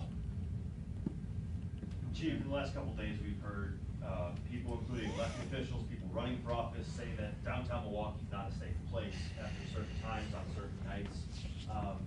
What is your message to people who who have fears right now of spending time in such a popular part of the city, given everything that's gone on recently? So this is how I answer that one. You're not watching the news. From East Coast to West Coast, from north to south, grocery stores, churches. Don't tell me that this is a Milwaukee narrative, and if you are, shame on you, because you're not paying attention. We have a firearm issue in our country. We have a conflict resolution issue in our country. Tell me where the safe haven's at. Give me the answer on that one. So we have a responsibility. When people talk like that, I think they're not taking ownership that they have any responsibility in public safety. My answer to that is shame on you. This is all our roles. We have hate going on in our community. We have anger going on in our community. We have anxiousness going on in our community. I always ask, what are you doing in your particular section of the world? We all have a responsibility. I'm part of the Major City Chiefs. We talk constantly to each other in regards to our challenges. And sometimes we need a little bit of therapy amongst ourselves because it's almost mind-boggling about what is the reasoning for the violence and the level of it. Multiple victims. So this is not a Milwaukee narrative. And I challenge anyone to say that to me or anyone behind me. And I challenge anyone saying the efforts we're putting forth. Even in light of dealing with a fallen officer ceremony, I sat down with the FBI director in regards to having that conversation of how can we work more together. So I don't want to have that type of discussion control the narrative here. We have a societal issue here, and everyone has a responsibility contributing to public safety. Chief, can you tell us what the curfew citation amount is, and then are there any discussions about how to hold parents accountable, cite them as well for their kids being out or kids being involved in criminal activity?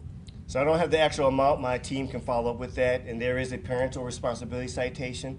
Again, those usually go in tandem because one of the things that we look for in regards to law enforcement is if you're not reporting your child missing, then you are proving that they are outside of your house or outside of your guardianship.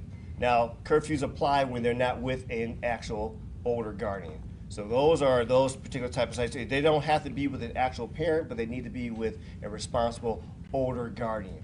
So when we talk about these particular type of citations, they go in tandem, and there is a hefty citation for them too. But again, I want to reassure that this is not what we want to do. This is not something that we take any enjoyment in, but there has to be a line, there has to be accountability, and that our public is demanding safety for everyone. So there is a citation amount that the team will be able to follow with you so you can report that out.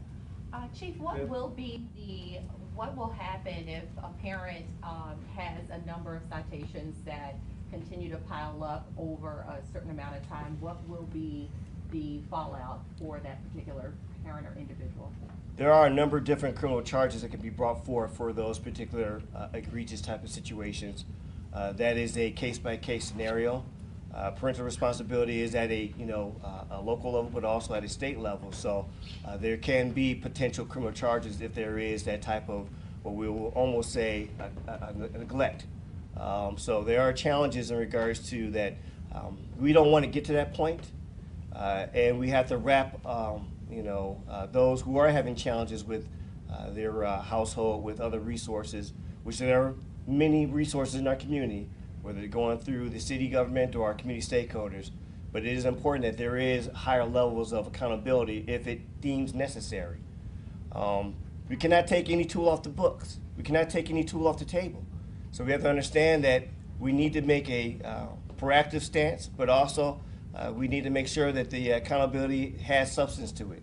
It's not just words. Bill? Just two points of clarification, Chief, if you could. You said that you don't know if there's any gang affiliation with this incident. Are you speaking about one incident, or are you speaking about the three in general? At this time, there's no known gang affiliation for all three incidents. Okay. I'm not saying that there isn't a potential. Again, we're still investigating this. So we don't have that, obvious signs of there is something underlying. Could have been for the single shooter situation, the triple shooting, absolutely. So that's not off the table. But at this particular time, for the interviews that we conducted with the intel that we have gathered at this particular moment, at this point in time, no. But this is an ongoing investigation. So we don't want to ever put that off the table, that we should not be searching for that or working with our source of information to ensure that. And then if I could follow up, because this video was shown, and I know that there were a number of guns that were recovered, but this incident is the second shooting in which there was no weapon recovered, if my brain is working correctly, and that no one was arrested. So we saw a rifle being used in this. Of the weapons that were recovered in the other shootings that there were arrests or some idea of who was involved, were there long guns recovered as a part of that? Yes, there were. In the first, I'm presuming the third shooting, there were rifles that were recovered? In the other shootings, there was rifles recovered. Chief, non-fatal shootings are up 6% this year. Homicides are up 51%. That's per MPD data yesterday. It's a tough job, and save for the SAC, it's all on the three of yours watches. I'd like to hear from each of you. How do we hold you accountable? How do we measure your effectiveness? Because this is tough. We talked about this in January. We talked about it last year. Things aren't working. What conversations are being held about changing approach? Why aren't they working? And what are we going to do differently? How do we measure what you're doing and whether it's working? So there's a number of different accountability measures in regards to a police department. One is the statistics. And if you saw before this incident, we were under. So if we want to report out, let's report out that not only were we under before this ill-fated incident, but also that we're under in many other categories in regards to our crime reporting. In fact, we are still under overall in our Part 1 crimes at this particular time. But I don't dissuade or just say that that's the only thing that we should be measuring. We should measure in regards to responsiveness. We should measure in regards to what is the partnerships. We should measure in what are the efforts being done. There's certain things that trying to wrap our heads around and arms around is a challenge. We have a number of issues where individuals, even in this particular situation, had no criminal record. In fact, many of the media outlets reported that. So ask me this, how am I supposed to understand who's going to be our next shooter when you have those type of challenges? We have incidents where there's people who are carrying concealed legally, who opt to use their weapon to resolve their issues. So that's another challenge. How do you measure that? There is things being fluidly dealing with from a multi-system factor that we need to figure out what's the best ways to deal with the firearm issue. We have an uptick in firearms being stolen out of vehicles right now because of the possession of firearms across our nation, which is fueling or funding or putting guns into the young ones' hands because they're not going into your regular gun stores. So I am always ready to be held accountable. I understand that. But understand that I am reporting out what we're doing. I am using the resources, whether it's coming from our federal partners and the technology or resources or the elected officials. And we're continuing to use these efforts to ensure that we are not only responsive, but how are we being preventative? And that's another wheelhouse that we're working with, the Office of Violence Prevention. So some of those are intangibles. How do you measure a relationship? Well, I think by standing together shows you something. So there is a lot of different challenges that we're dealing with. This is again, unprecedented time that we're still dealing with in regards to some of these behaviors. And at the very end of all of this, we're not alone. We're not alone. You had someone at a public market down in Houston. Someone at a church in California. Someone at a grocery store in New York. We're not alone. So I understand in regards to accountability. I understand that we need to make sure that we're doing all our efforts, but there's challenges that it's definitely a mind boggler in regards to who wants to put their own life in jeopardy because, the prison time is real. And the issues, especially as you see what's going on over in Buffalo, there may be a death penalty involved. So we need to be very careful in regards to these behaviors that we're not keeping ourselves in check with. I don't know if the mayor want to add anything or the local. Ms. Holloman and Mayor Johnson, please. Effectiveness and accountability. when you asked that question, I started to think about the way to answer it. And certainly, you know, we have some tools to address these things, but we don't have them all, right? Think about it like this. If you give me a test to take, and I've got to finish taking the test within a certain amount of time, I'm sitting down, I have to sit down, I can't get up, and then you don't give me a pencil to take the test with, how can you expect me to successfully take the test? You think about the systems around here. When you talk about homicides in Milwaukee this year, I presume that many of those homicides were conducted at the hand of a gun, a firearm. The city of Milwaukee does not control gun law. We have no way of controlling that. That's a state issue. The access to guns for individuals is a state issue. And I continue to implore our partners at the state to work with us in order to help solve these problems. Again, it's not a crazy idea. And I know we're talking about downtown, but it's more than about downtown. We see these instances far too often in Milwaukee with deadly results. If somebody is so ill-tempered and not responsible enough to wield a gun, and they would participate in criminal activity, why on earth are we making it so easy for them to get access to guns? Because when they get access to guns, guess what they're going to do if they're a criminal?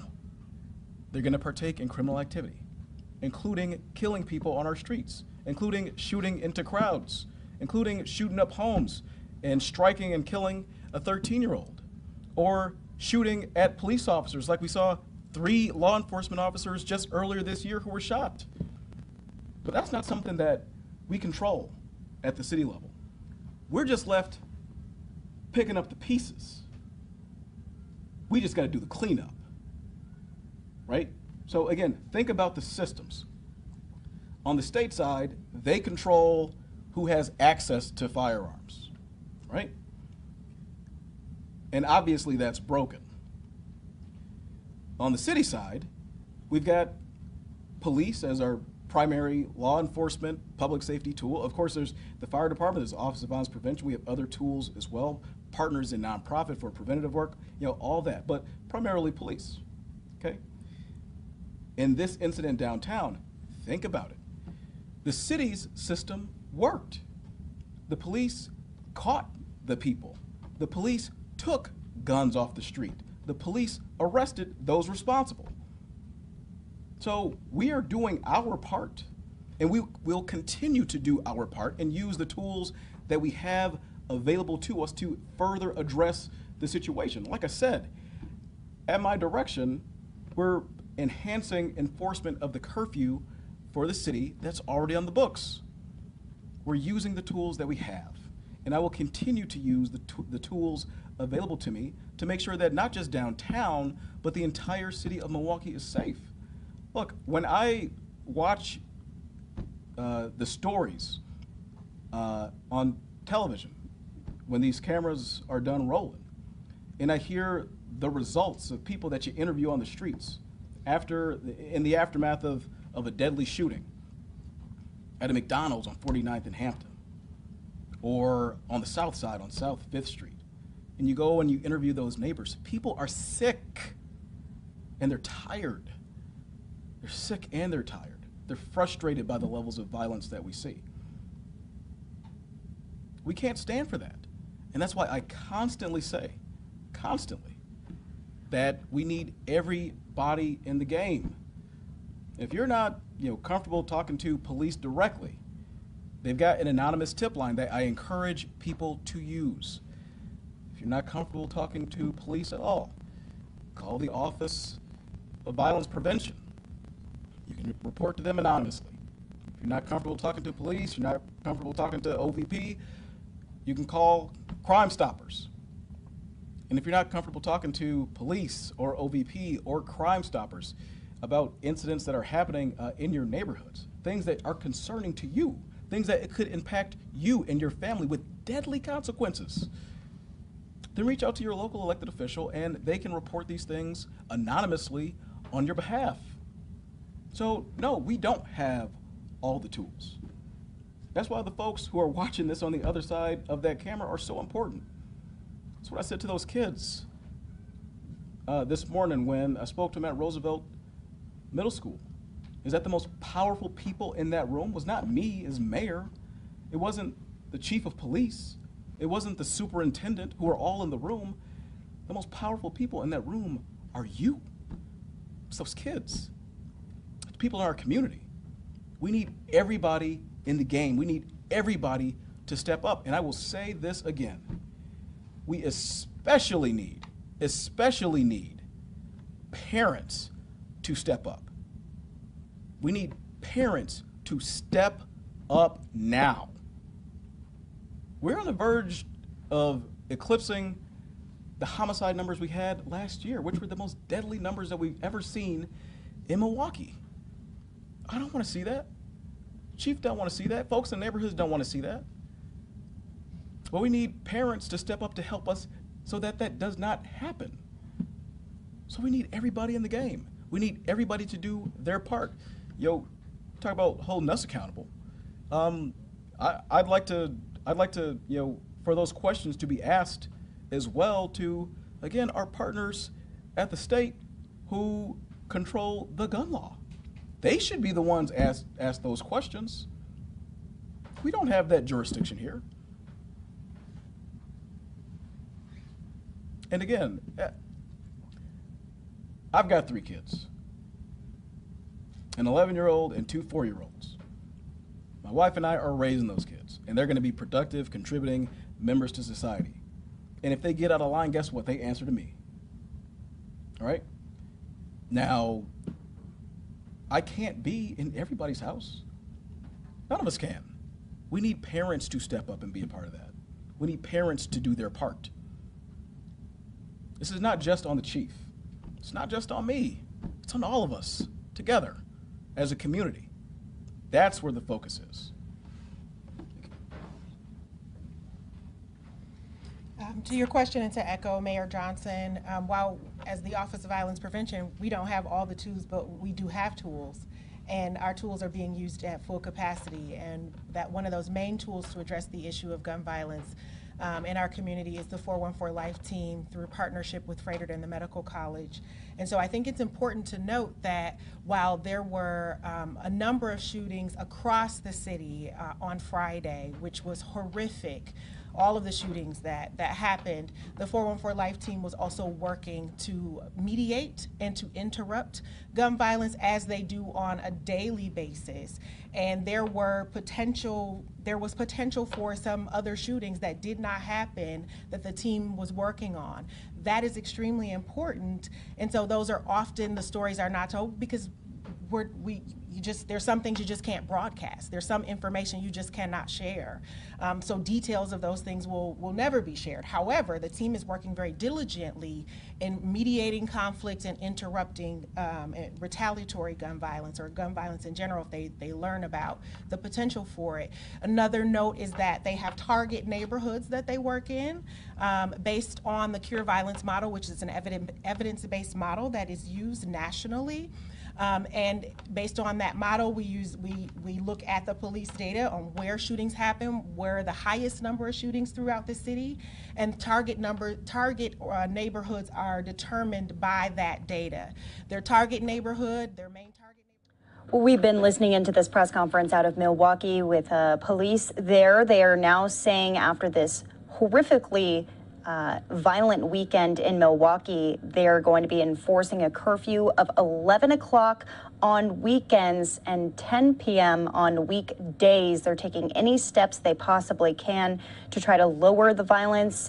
This is not the only location where we've seen an uptick in violence. It's really quite unfortunate. Seems to be kind of the theme of the week here. We want to go out to a story that we are tracking out of Dallas now. Dallas police arresting a 37-year-old man for the possible hate crime shooting that injured 3 women at a Koreatown salon last week, according to jail records. Jeremy Smith, you just saw that photo of him, was booked into the Dallas County Jail today and charged with 3 counts of aggravated assault with a deadly weapon. We're also hearing he could be linked to some other deadly shootings too. I want to bring in Fox 4's Alex Boyer. Alex, what are we learning from down on the ground today about Smith?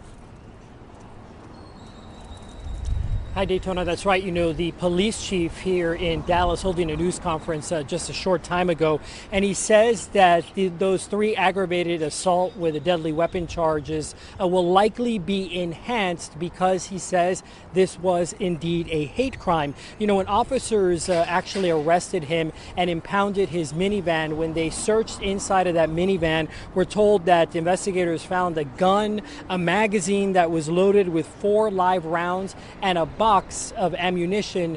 Take a listen to how the police chief said this all unfolded. Today, I'm relieved to say that we have made an arrest. 37-year-old Jeremy Smith is the man Dallas police say entered the Hair World salon in Northwest Dallas last Wednesday and shot 3 Korean women unprovoked. The suspect shot approximately 13 times, injuring 3 people inside, then ran back to his car and sped off westbound on Royal Lane. 1 employee was shot in the back, another was shot in the foot, the other in her arm. 2 attended a public safety town hall meeting Monday night, hours before Smith's arrest was announced. An arrest affidavit says a witness saw the gunman get into a maroon minivan and flee the scene. Images of both were captured on grainy surveillance video. The witness also got a partial license plate, which led detectives to the van and to Smith, who was then put under surveillance for 3 days prior to his arrest. We believe the shooting was intentional. Yes, absolutely. On Monday, Smith was taken in for outstanding traffic warrants and questioned. The arrest warrant states Smith admitted to being in the area of the salon at the time of the shooting, reportedly looking for a business that could repair a panel of broken glass for a garage door.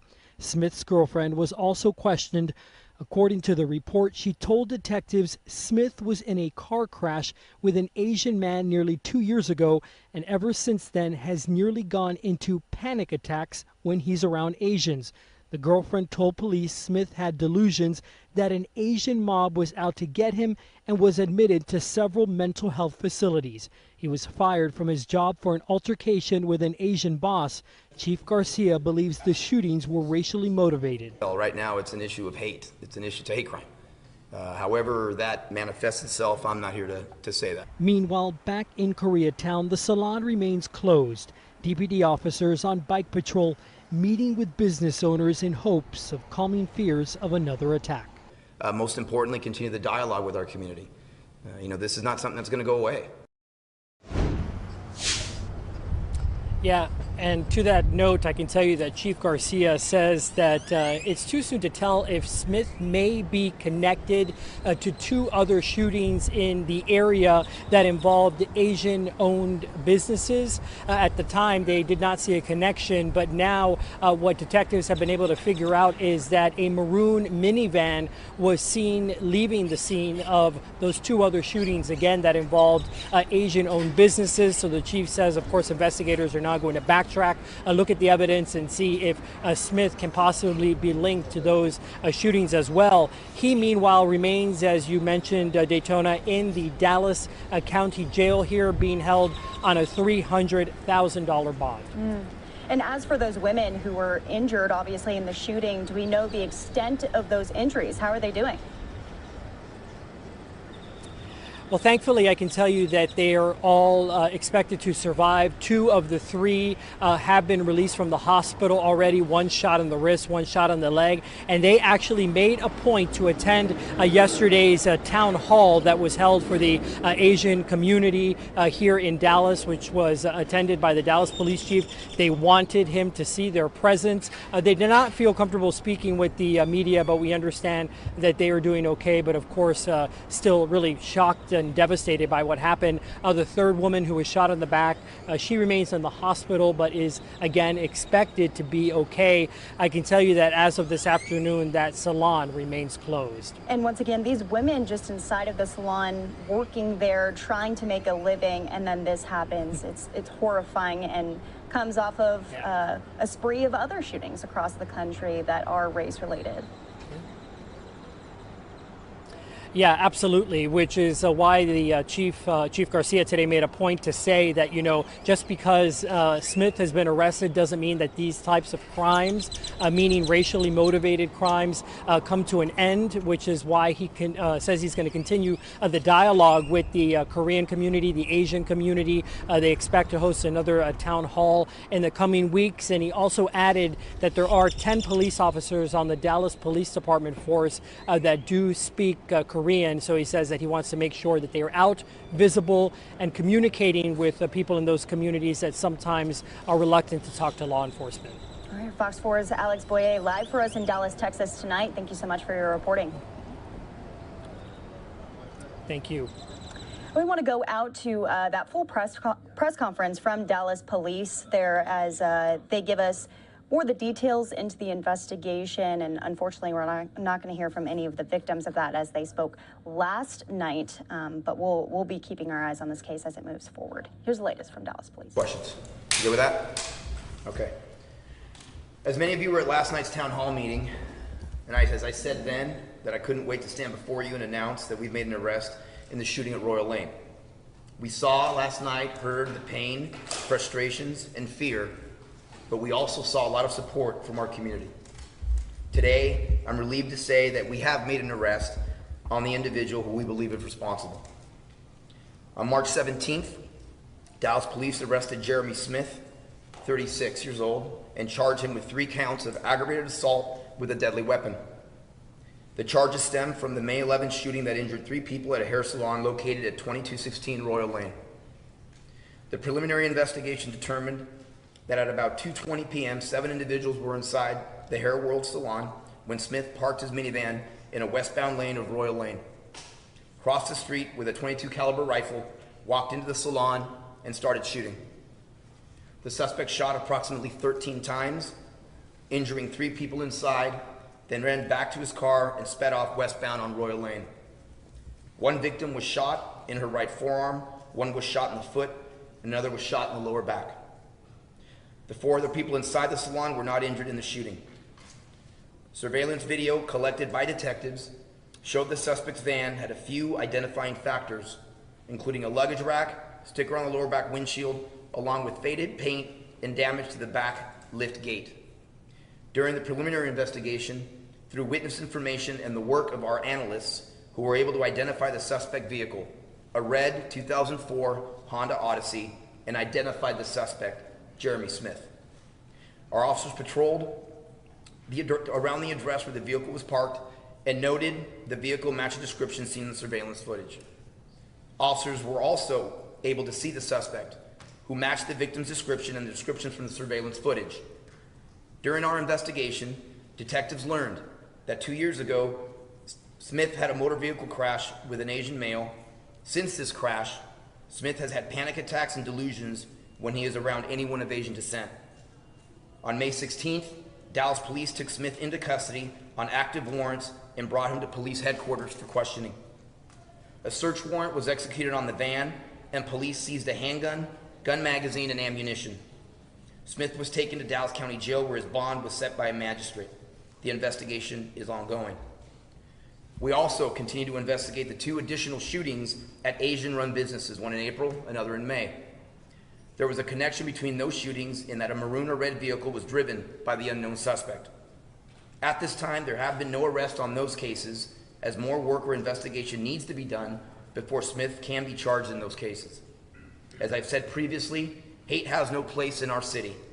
This department, the men and women of the Dallas Police Department deeply care about the people we serve. This arrest is a result of the hard work, sacrifice, community support to bring a suspect to justice and to ultimately bring peace to this community who rightfully so have been nervous, frustrated, and angry since this crime has occurred. We will continue to do the work to reassure this community that we're here to serve and protect you, and our entire community as well. We have 3 camera trailers that have been set up in the neighborhood, and we have added additional patrols to the area to make sure our police officers are highly visible. To the members of our city who have been affected by this crime, we are here to help. We also need yours. We know what is out of the you know what's out of the ordinary in your neighborhood. If you see something, please say something. Through better communication and interaction, we will have a safer Dallas. I would be remiss if I did not commend our assaults unit led by Lieutenant Calvin Johnson and the tireless, tremendous work of Detective Tim Johnston, who put in countless numbers of hours, and undoubtedly more will follow, as these cases are unique and complex. And finally, this case would not have had the outcome of today if not for one fugitive analyst that I have working in our unit, who has done tremendous work for us in tying these cases together and helping us identify the suspect vehicle, and then ultimately our fugitive unit, who does tremendous work and continues to take the violent criminal element off our streets. With that, we're going to give it in Korean, and I'll be right back up for questions.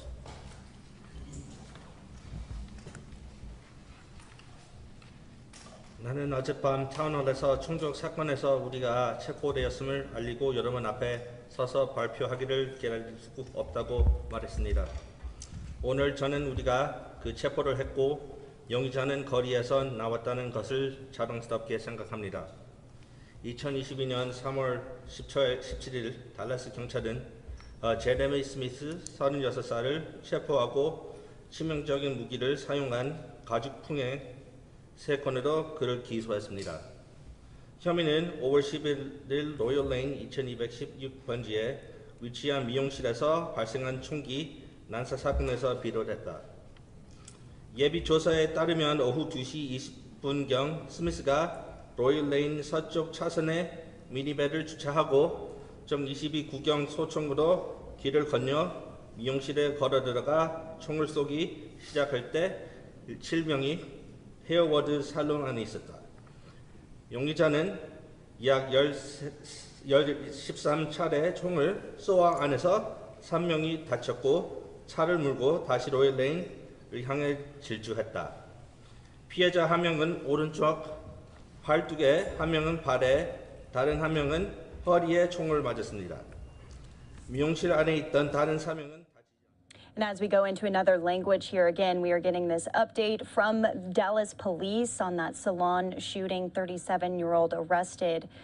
3 of those women injured at a Koreatown salon last week. But we do want to alert you to some of the other breaking news stories we are tracking right here. I just put them in 3 different boxes for you. That top right-hand box is Griffith Observatory. If you've never been there, a major tourist destination in Los Angeles, California. There's a fire right outside of it. The fire department responding by ground and in the air.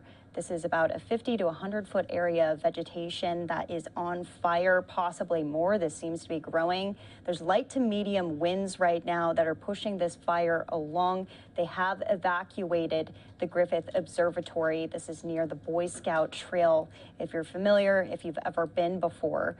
Fox 11 in Los Angeles also going to be on this, so we'll be keeping our eyes on them. In the bottom right-hand corner, we also have our chopper headed to a rescue reported at Toms River in New Jersey, so more to come from that.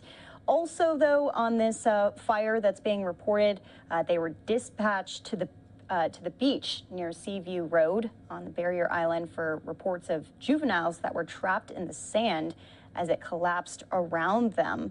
This is all coming into our news desk as we speak. And I'm sorry, that information for that Toms River rescue in New Jersey. So EMS dispatched to the beach entrance, reports of juveniles trapped in the sand as it collapsed around them while they were digging. Multiple police units and EMS are currently at the scene. Hopefully we'll be getting some aerials here in the next couple of minutes. And we'll be bringing that to you as we have it here on Live Now from Fox. We're going to take a quick 2-minute break as they seem to still be in Chinese there for Dallas police, as once again we are tracking all of these unfortunate shootings, many of them race-related over the past couple of days, over the last week, over the weekend especially. So more to come on all of that here on Live Now from Fox.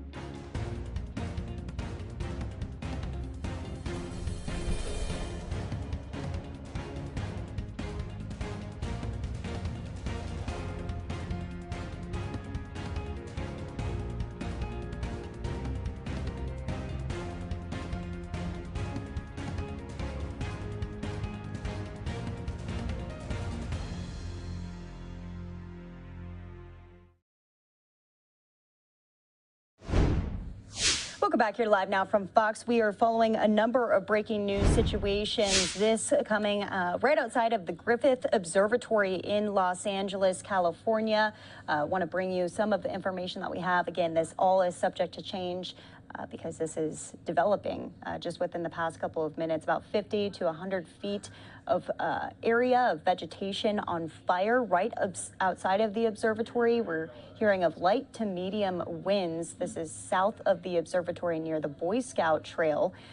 Los Angeles Fire Department responding in the air and on the ground. You can see there's going to be air tankers that are there dropping retardant down as our shot kind of goes in and out here. We are also seeing that some of our crews are being sent to the scene of a reported rescue here. This is in New Jersey at Tom's River at the beach.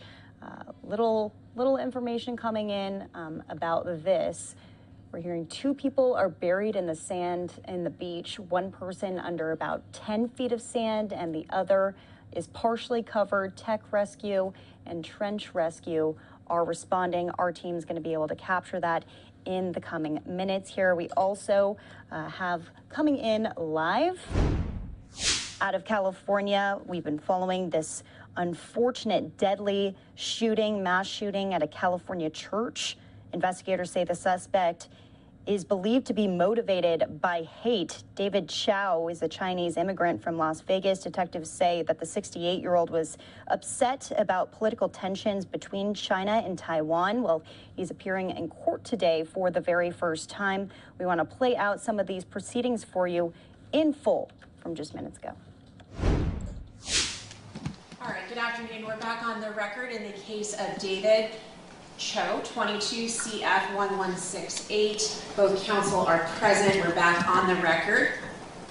那下午好，我们现在又回到了 David Cho 的案子，案件编号是22 CF 21168，两位律师都在场。Thank you, and I want to confirm with a simple yes or no, Mr. Cho, are you still able to hear us over at the jail? 现在我就是简单的来问一下，周先生，您在监狱那边可不可以听到我们的声音？可以还是不可以？可以。Yes. Thank you, sir. So we are set here today for arraignment on this matter. As I have previously appointed the public defender, Ms. Vallejo, are you ready to proceed with arraignment? At this time, Your Honor, I would be requesting to continue the arraignment. 那么现在我们今天是这个提讯，像我之前已经把公派律师事务所的 Vallejo 女士问了一下，您今天是不是准备好提讯了？那么法官大人，此时此刻我希望把我们的提讯延期。And what is the date you're requesting? I'm requesting June 10th, please. 那您要去哪天延到哪天呢？我是要求延到6月10号。Any objection by the people? No, Your Honor. 检方有没有任何反对意见？没有，法官大人。So I am granting that request. Mr. Cho, I am going to continue your arraignment to June 10th. 那么我同意这个申请。那么周先生，我把您的延期延到了6月10号提讯。At the request of your lawyer. 是您的律师提交的。But you do have a right to be arraigned today, sir. 但是先生，你有权利由今天进行提讯。In order to continue your arraignment to June, did I say June 10th? In order to continue your arraignment to June 10th. 那么为了要把您的延期提讯延到6月10号。You must give up your right to be arraigned today. 您必须放弃您今天接受提讯的权利。You will have that right when you come back on the next date, which is June 10th.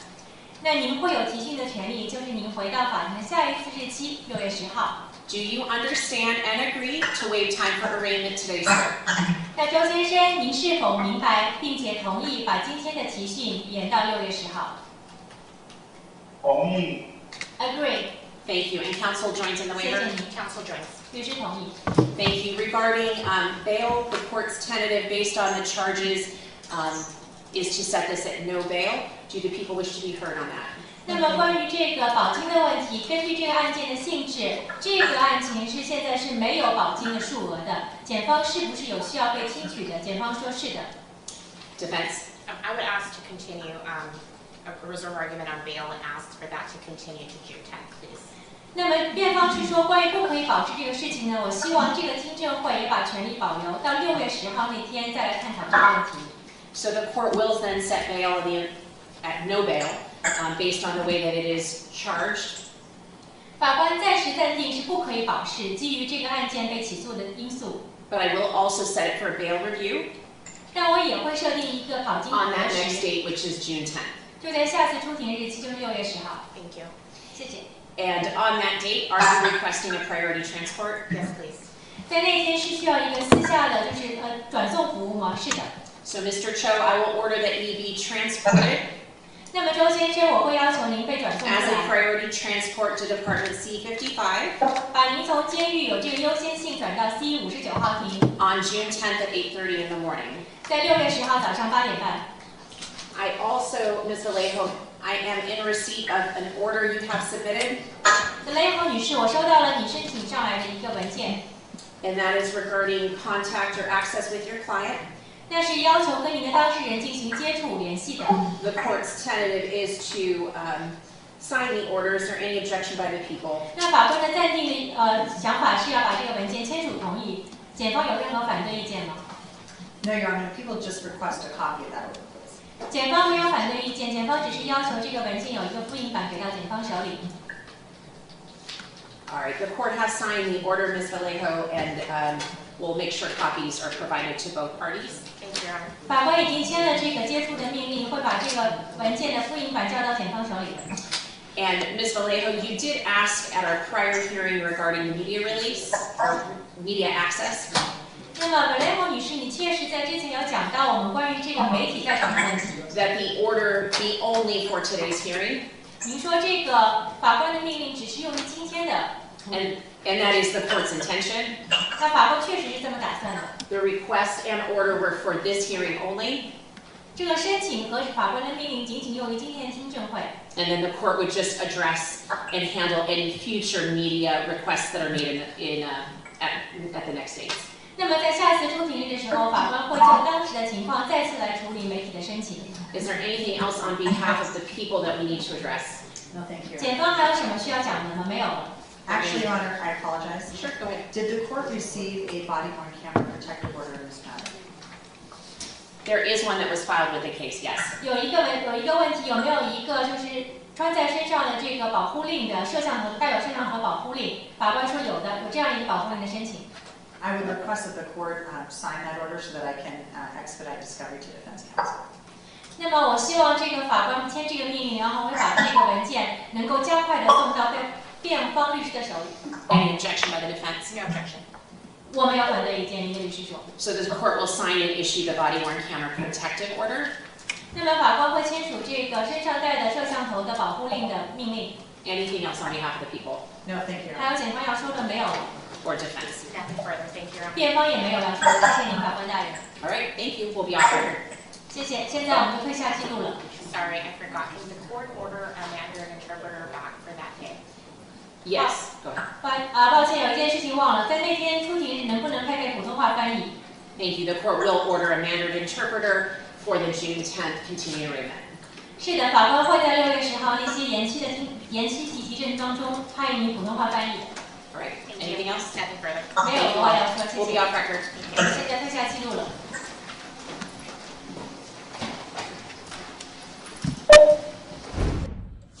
Okay, so that appearance, I guess you could say, of David Cho, again, the shooter involved in that deadly shooting over the last weekend, appearing not in person, but virtually over a Zoom here. We couldn't actually see him. We could only hear his responses, an interpreter able to kind of translate what they were saying. So his arraignment has been postponed to June 10th. You're taking a look at Cho right there. Again, he is a Chinese immigrant from Las Vegas.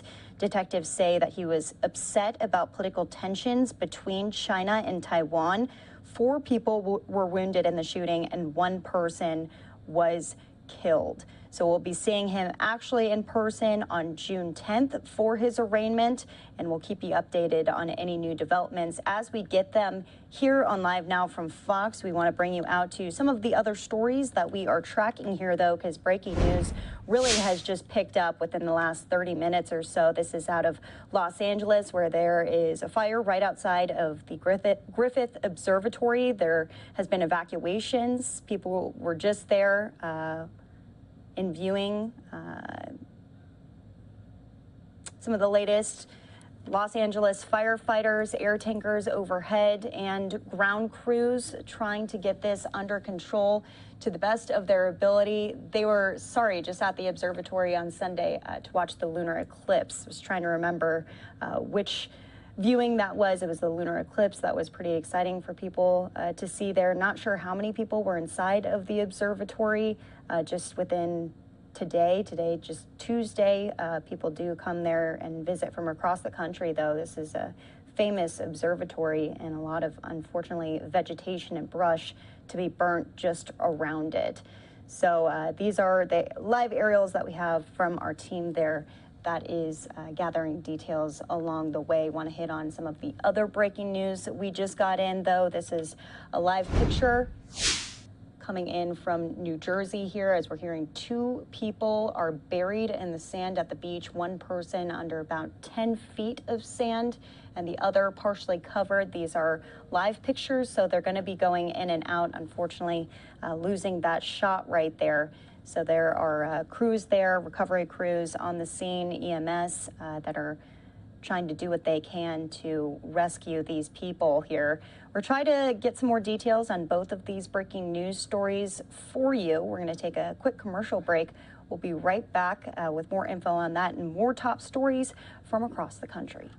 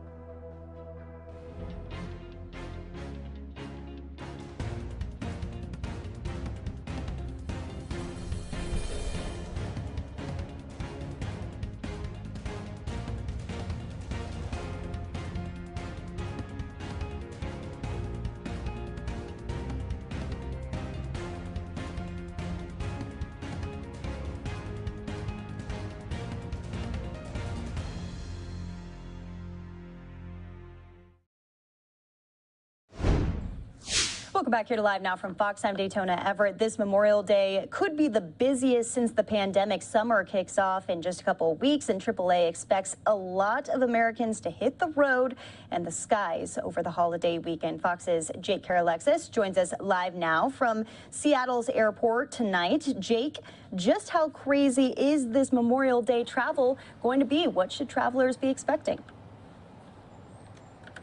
Daytona, if you haven't locked in your travel plans yet, you're going to want to do it as soon as possible because a number of people expected to travel this Memorial Day is driving up costs. A new report from AAA predicts a huge Memorial Day travel weekend. Nearly 3 million more Americans are set to travel compared to last Memorial Day, and they'll be driving, flying, taking trains, and boarding buses. Travel is up across the board, and every single mode of transportation is seeing increases that we haven't seen since before the pandemic. And so even like, for example, air travel is getting up to those pre-pandemic levels, pretty close to what we were seeing before. Here's some of the top spots people are visiting. AAA says places like Orlando, Seattle, Miami, and Vegas will see a lot of visitors. And all those travelers are making it more expensive. Airfare and hotels are up this year. It'll actually cost less to rent a car, but high gas prices mean driving still won't be cheap. It's costing you a little bit more, For example, when you're driving this year, it's going to cost you about $23 more to fill up your tank than it did last year. Airfare is going to be a little bit above $100 for a plane ticket than what we were seeing last year. The number of people flying this Memorial Day is projected to be the most in at least 3 years. AAA says more people are choosing to fly to avoid those high gas prices. Daytona? All right, Fox's Jake Carolexis is live for us in Seattle tonight. We appreciate it.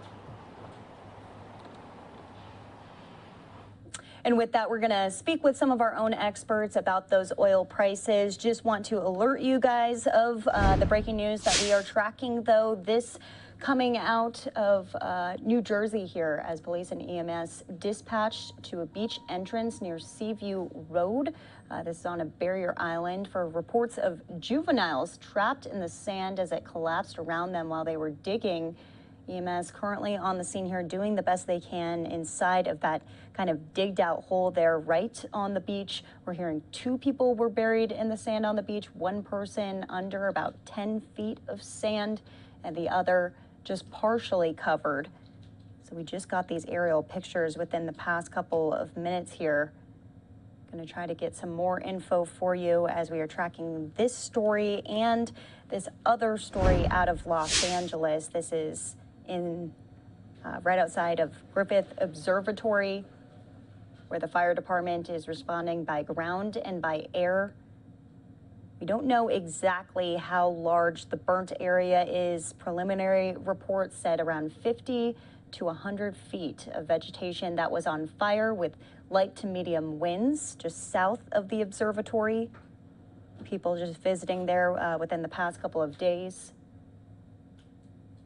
This is right by the Boy Scout Trail if you've ever been before, but dangerously close to the observatory. As you can see that smoke kind of moving in, air tankers overhead.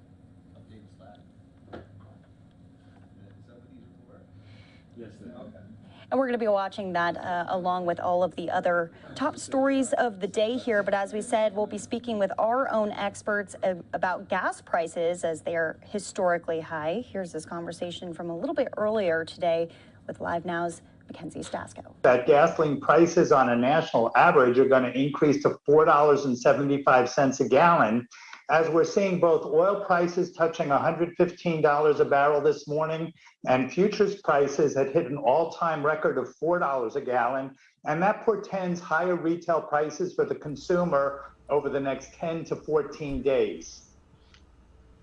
All right, you said the next 10 to 14 days. What about diesel gas prices? We know that the price of diesel is rising as well. How will that affect not only truck drivers, but shipping costs, which could eventually be handed down to the consumer?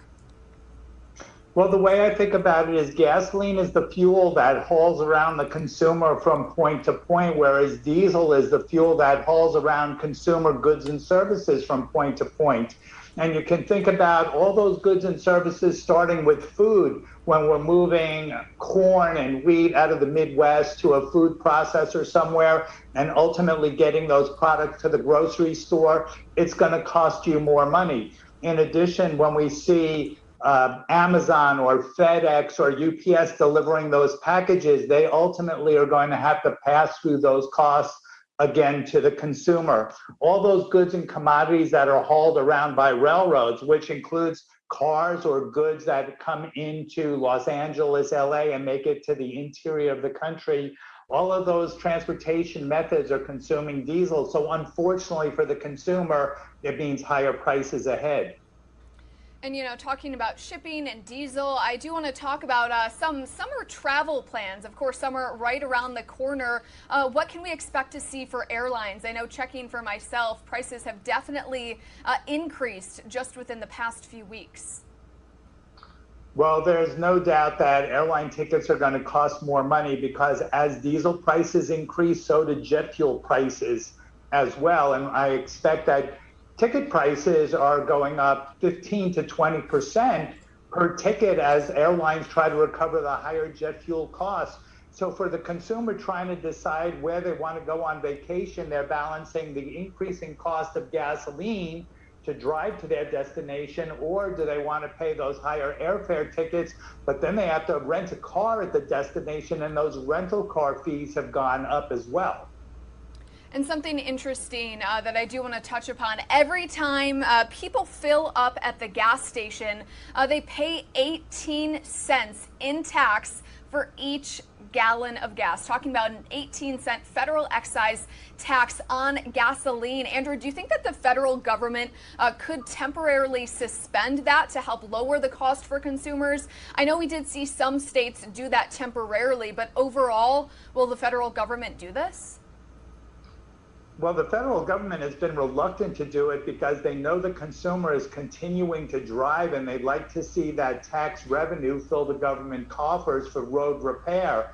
I think as prices rise and we get closer into the Memorial Day holiday weekend, there's going to be even more pressure on the government to actually do something, which they've been reluctant to do.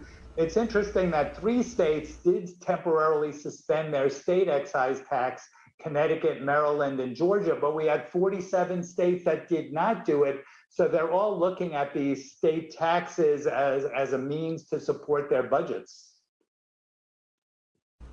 Andrew, we do know President Biden signed that executive order back in March, I believe, banning the import of Russian oil, liquefied natural gas, and coal to the United States. How are the oil and gas sanctions imposed on Russia impacting our prices here in the U.S.? Well, we should look at this in context with what the world is doing.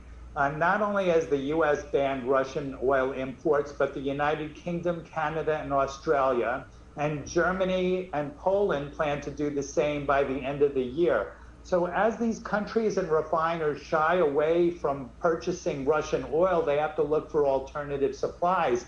And those alternative supplies are not easy to come by because you simply need to get more oil out of the ground. One thing that we have seen the government as well as the International Energy Agency members do is release these strategic petroleum reserves, which buys us some time, but does little as far as getting more energy out of the ground. And I did want to ask, what about producing energy here stateside? What is the Biden administration doing to try and produce energy here at home? Well, my opinion is they've done very little. We saw President Biden run on a platform of really eliminating fossil fuels. We've had a number of issues regarding drilling permits. Lately, the Biden administration did offer some drilling permits for sale onshore, but the acreage was about 1/5 what the industry wanted. Meanwhile, there's been a lot of press about the Biden administration not allowing the Keystone pipeline permit, which would enable next year for Canadian producers to supply more oil to the market. Even on the renewable fuel side, where we've had legislation in place, the administration has been slow to finalize those volumes, not only for this year, but for last year as well. That's frustrated not only the oil industry, but the renewable fuels groups as well. Yeah, definitely a tricky situation, especially with Keystone and drilling. You know, nobody really wants this in their backyard. Is that right? That's correct. When I look around and we see President Biden asking OPEC Plus to utilize some of their spare production capacity, or asking Canada what can they do to increase exports to the United States, you know, it looks like we're asking others to do the hard work of getting oil out of the ground rather than doing it here. All right, Andrew, any final thoughts on gas prices? I know we covered a lot today, but again, you know, another record high of $4.47 for a gallon of unleaded gas. Just any final thoughts on what we can expect to see, not only over the summer, but really throughout the rest of the year when it comes to gas prices? Well, unfortunately, I really do not have good news for the consumer, because absent really a regime change in Russia, we're likely to see these higher energy prices persist through the rest of the year and into 2023 as the world tries to come up with alternative supplies to Russian energy. It's not only on the oil side, it's on natural gas, where Russia has cut off supplies to a number of countries in Europe. And interestingly, Russia cut off electricity exports to Finland. So you can see that the world is looking for more energy, and to come up with that energy, especially in the near term, means higher prices. All right, Andrew Lepau, our oil and industry gas expert, live with us today. Of course, always a pleasure to have you on the show. We always appreciate your valuable insight. And as we continue to see those gas prices rise, we, of course, will continue to check in with you. So big thanks for that insight. Thanks again for having me, Mackenzie. I appreciate it. Of course. And we'll be continuing to monitor those high gas prices. New information coming in about this fire right outside of the Griffith Observatory, though. It has grown to about 4 acres as firefighters continue to attack by ground and air, a response which is now being classified as a major emergency. The observatory has now been evacuated, and park rangers are assisting with public safety by keeping hikers from entering the nearby trails. If you've been watching that live look, though, there were some people, it looked like, at the observatory just kind of looking out here at the active flames. No homes have been evacuated. As you can see, not a lot of homes even within the area here, but definitely still smoke and possibly some active flames there, as we said, as crews are working both on the ground and in the air. More to come here on Live Now from Fox, and there are some of those homes there. That's the shot that we were getting of, looks like some of the news crews trying to get that shot at nearby homes of the Griffith Observatory as flames creep closer and closer. So we'll keep up this shot for you, and we'll be keeping our eyes on it as we get more details from our teams that I believe have been sent to the scene there with Fox 11 in Los Angeles. We're going to take a 2-minute break. We'll be right back.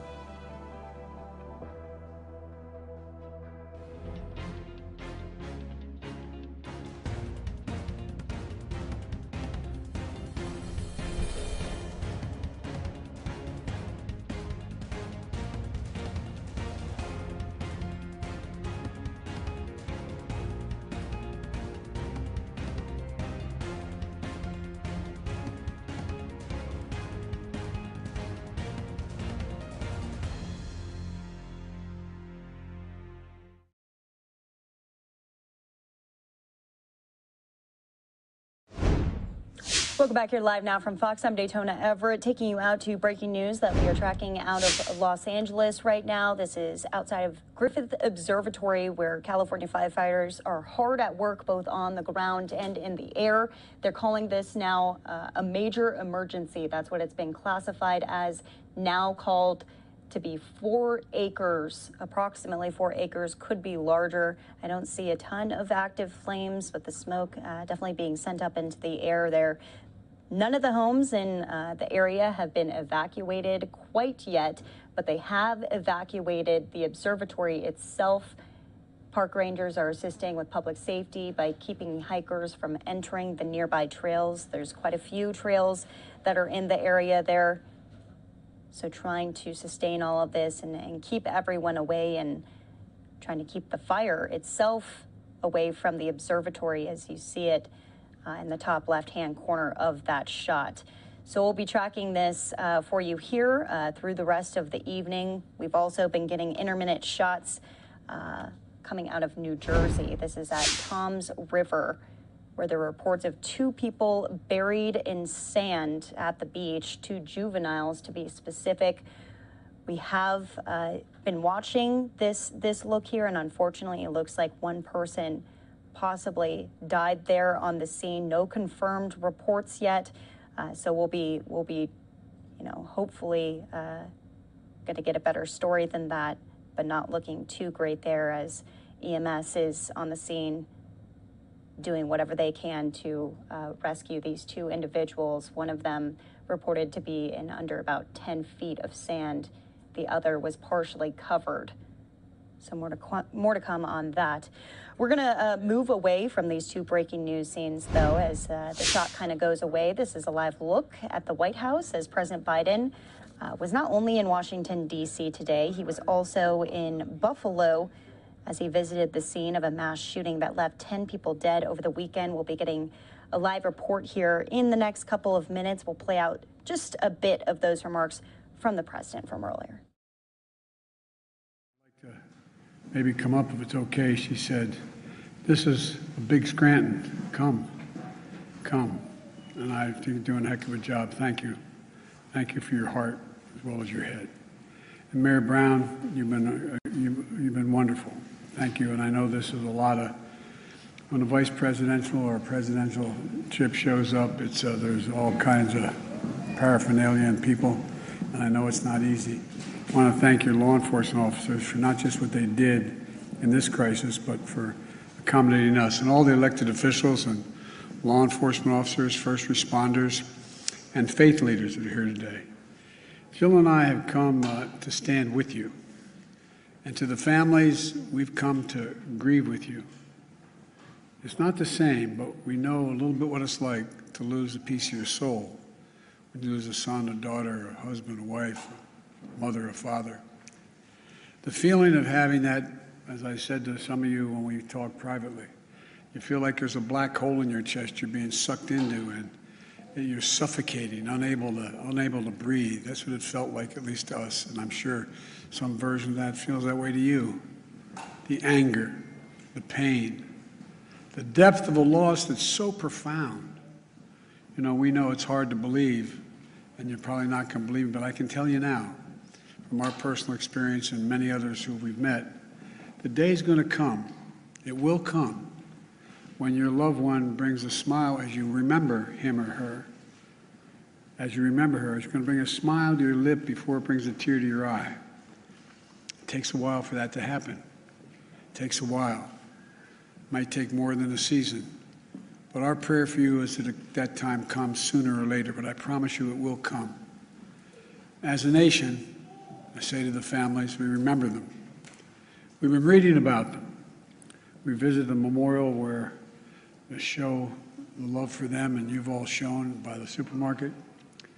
And Celestine Cheney, 65 years old, brain cancer survivor, churchgoer, bingo player, went to buy strawberries to make her favorite shortcake. A loving mother and a grandmother. Roberta Drury, 32, beloved daughter and sister, moved back home to help take care of her brother after his bone marrow transplant. She went to buy groceries for dinner. The center of attention, who made everyone in the room laugh and smile when she walked in. Andre McNeil, 53, worked at a restaurant, went to buy his 3-year-old son a birthday cake.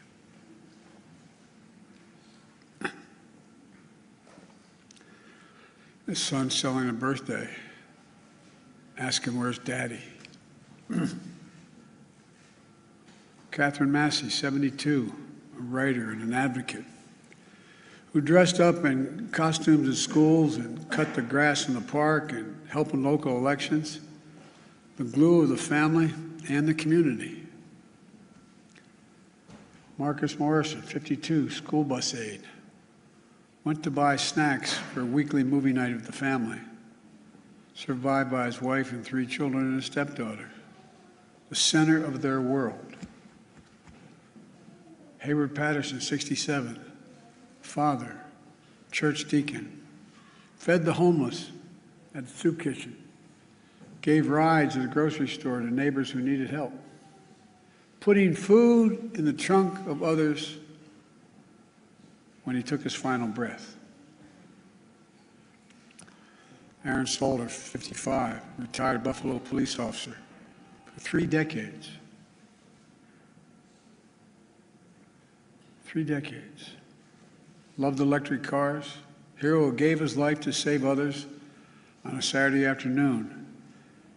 And had that man not been wearing that vest that he purchased, bulletproof vest, a lot of lives would have been saved. A beloved father and husband. Geraldine Talley, 62, expert banker and known for her warm, gentle personality. A friend to everybody, devoted mother and grandmother. Ruth Whitfield, 88, beloved wife, mother, grandmother, great-grandmother, sang in the church choir, a caretaker of her husband, bringing him clean clothes, cutting his hair, holding his hand every day she visited him in the nursing home. A heart as big as her head. Pearl Young, 77, a mother, grandmother, missionary of God, public school teacher, who also ran the local food pantry. Loved singing, dancing, and her family. And all 3 are injured. Zaire Goodman, 20, shot in the neck, but fighting through it. Jennifer Warrington, 50, Christopher Braden, 55, both treated with injuries on a long road to recovery. Individual lives of love, service, and community that speaks to the bigger story of who we are as Americans. A great nation, because we're good people. Jill and I bring you this message from deep in our nation's soul. In America, evil will not win, I promise you. So as we've been listening in today, the city of Buffalo welcoming President Joe Biden as he visited the scene of a mass shooting that left 10 people dead over the weekend. Addressing the nation today, the president condemned that racially charged attack. Fox's Stephen Goen joining us live from Buffalo tonight. And Stephen, he had an extremely powerful message to not only the people of Buffalo, but our whole nation. That's right, Daytona. In remarks today, the president really highlighted those victims. He read off every one of those 10 people killed on Saturday, sharing a story for each life cut too short. And he made it clear he considered this mass shooting an act of domestic terrorism, and he called on all Americans to reject racism. Take a listen. Now's the time for the people of all races, from every background, to speak up as a majority in America and reject white supremacy. These actions we've seen in these hate-filled attacks represent the views of a hate-filled minority. We can't allow them to distort America, the real America. We can't allow them to destroy the soul of the nation. Now, earlier today, the president and the first lady laid flowers at a makeshift memorial near the Tops grocery store where Saturday's mass shooting happened.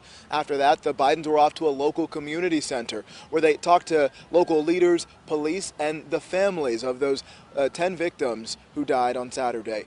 As Biden made his visit to Buffalo, we are learning more about that accused shooter.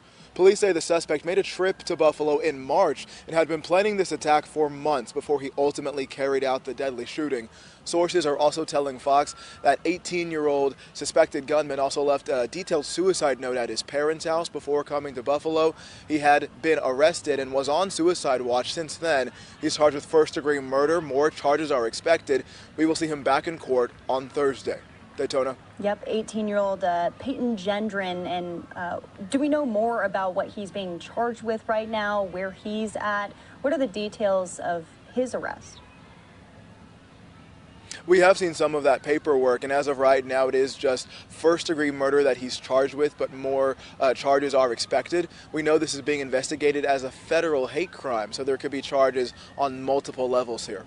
Yeah, and just yesterday we spoke, Stephen, about the location of the crime. You're standing there right now, and still it's closed. Any timeline of when things could open back up? Still, we do not have a timeline on when things can open back up. Kind of off to the side, you can't quite see it. There's kind of a big rally really happening right here. A lot of people gathering. And next to that, there are community groups handing out bags of groceries to those who can no longer shop at this grocery store. So like we have discussed, the community is stepping up to make sure people have what they need, because as we know, this grocery store behind me, we do not know when it's going to reopen. All right, Fox's Stephen going live for us in Buffalo tonight. We appreciate it. We'll talk to you soon. Thanks, Daytona. We want to go out to the final portion of those remarks from President Biden. Like he said, this is just still so raw for the community, even the grocery store unable to reopen at this time. We'll not only be hearing from President Biden, but also from the mayor of Buffalo as she talks about some of those aspects, the recovery process for the community of Buffalo. Because we're good people. Jill and I bring you this message from deep in our nation's soul. In America, evil will not win, I promise you. Hate will not prevail, and white supremacy will not have the last word. For the evil did come to Buffalo. It's come to all too many places. Manifesting gunmen who massacred innocent people in the name of hateful and perverse ideology, rooted in fear and racism. It's taken so much. 10 lives cut short in a grocery store.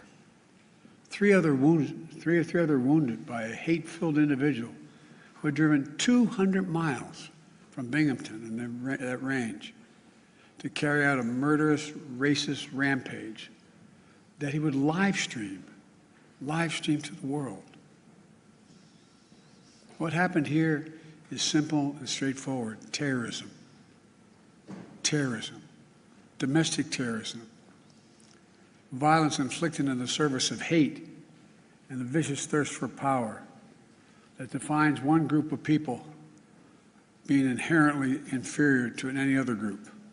A hate that through the media and politics, the internet, has radicalized, angry, alienated, lost, and isolated individuals into falsely believing that they will be replaced, that's the word, replaced, by the other, by people who don't look like them, and who are, therefore, in a perverse ideology that they possess and being fed lesser beings.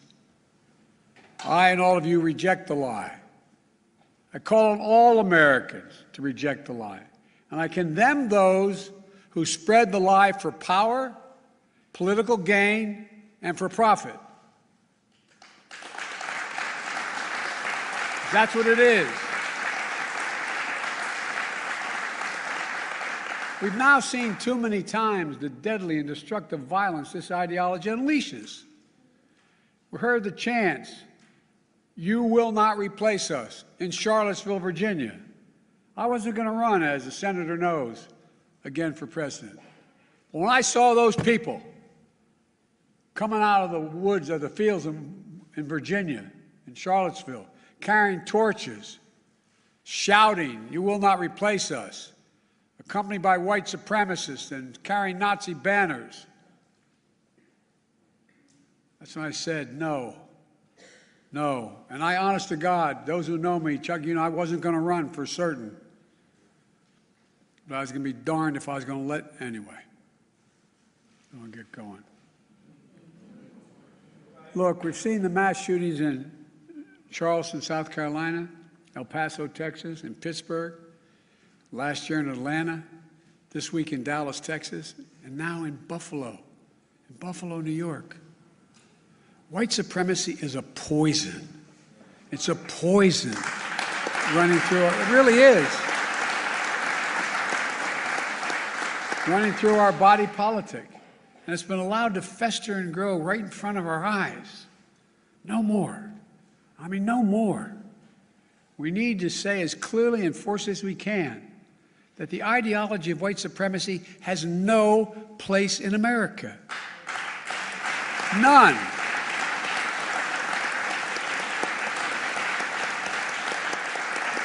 And look, failure for us to not say that, failure in saying that is going to be complicity. Silence is complicity. It's complicity. We cannot remain silent. Our nation's strength has always come from the idea. It's going to sound corny, but think about it. What's the idea of our nation? That we're all children of God. All life, liberty, our universal goods, gifts of God. We didn't get it from a government. We got it from because we exist. We're called upon to defend them. The venom of the haters and their weapons of war, the violence and the words and deeds that stalk our streets, our stores, our schools. This venom, this violence cannot be the story of our time. We cannot allow that to happen. Look, I'm not naive. I know tragedy will come again. It cannot be forever overcome. It cannot be fully understood either. But there are certain things we can do. We can keep assault weapons off our streets. We've done it before. I did it when we passed the crime bill last time, and violence went down, shootings went down. You can't prevent people from being radicalized to violence, but we can address the relentless exploitation of the internet to recruit and mobilize terrorism. We just need to have the courage to do that, to stand up. Look, the American experiment in democracy is in a danger like it hasn't been in my lifetime. It's in danger this hour. Hate and fear are being given too much oxygen by those who pretend to love America, but who don't understand America. To confront the ideology of hate requires caring about all people, not making distinctions. Reverend, the Scripture is seeing that we're all part of the divine. Love thy neighbor as thyself. That's the America I know, that Jill knows. And most deserve the most, look, we're the most multiracial, most dynamic nation in the history of the world. Now's the time for the people of all races, from every background, to speak up as a majority in America and reject white supremacy. These actions we've seen in these hate-filled attacks represent the views of a hate-filled minority. We can't allow them to distort America, the real America. We can't allow them to destroy the soul of the nation. As President of the United States, I travel the world all the time.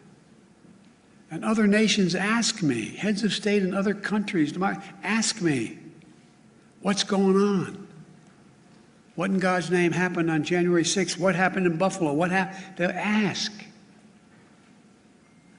We have to refuse to live in a country where black people going about a weekly grocery shopping can be gunned down by weapons of war deployed in a racist cause.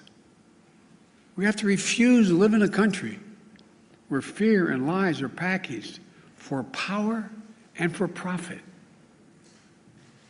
We must all enlist in this great cause of America. This is work that requires all of us, presidents, politicians, commentators, citizens. None of us can stay in the sidelines. We have to resolve that here in Buffalo, that from the tragedy, this tragedy will come hope and light and life. It has to. And that on our watch, the sacred cause of America will never bow, never break, never bend. And the American we love, the one we love, will endure. So to the families, from your pain, may we find purpose to live life worthy of the loved ones you lost. From a hymn based on the 91st Psalm that's sung in my church, May he raise you up on eagle's wings and bear you on the breath of dawn, make you to shine like the sun, and hold you in the palm of his hand. That's my wish for us. We can do this if we resolve to do it. If we take on the haters and those who don't even care, it's just about profit and politics.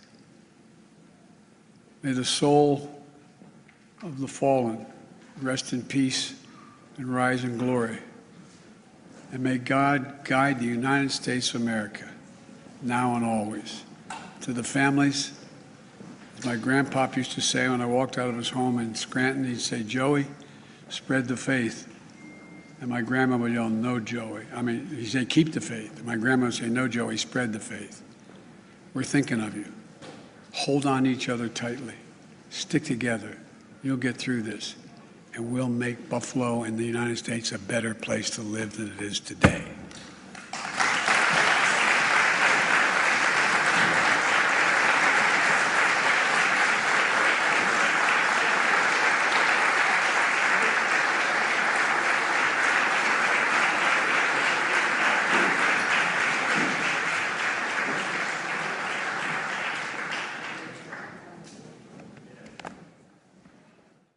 So we were listening in to President Biden as he was joined by the First Lady, Dr. Jill Biden, as well as Senator Chuck Schumer, as they visited Buffalo, that shooting site, laying down flowers and speaking with the family of these survivors as President Biden read their names aloud and gave a description of them.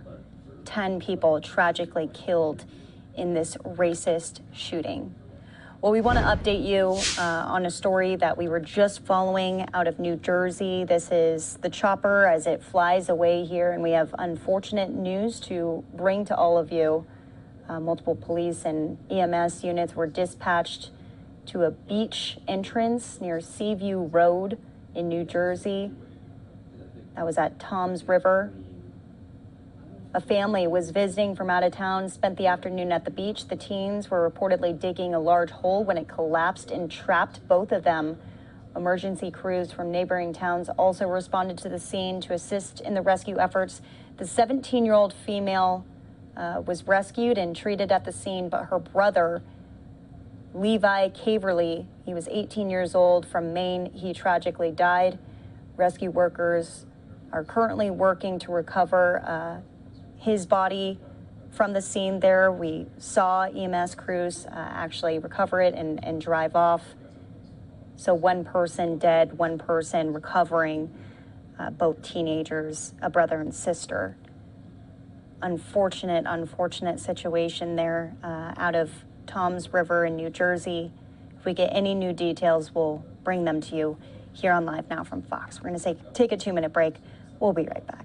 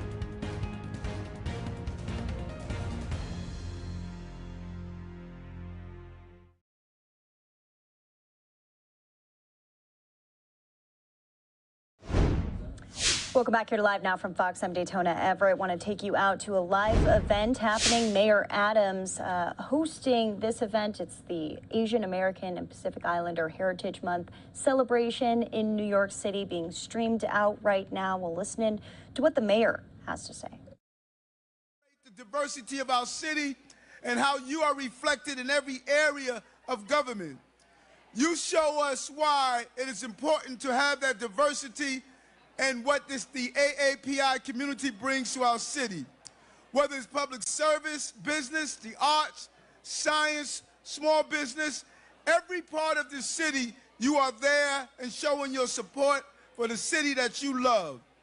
We may speak different languages, eat different food, have different dress, different dance, but one thing we have in common, we're all New Yorkers.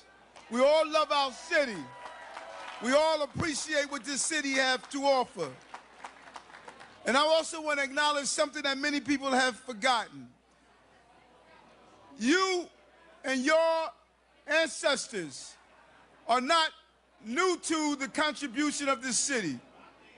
You built our railroad systems. You built the businesses. You started small shops and provided services. And when this city shut down, many of the men and women of the AAPI community did not shut down. You ensured that the city was able to continue to thrive and grow. I saw you out there as we moved about to make sure this city was able to provide for the families. We owe you a special thank you and a special form of gratitude for your commitment to the city of New York. And we've all come here for different reasons. Some to stay, some to work, some to raise families, some to go to schools. But it's all part of the contributions we have made to our city. You built the Chinatowns, the Korean towns, the little India, the little Pakistan, the little Yemen. You built all of these communities, the little Manila,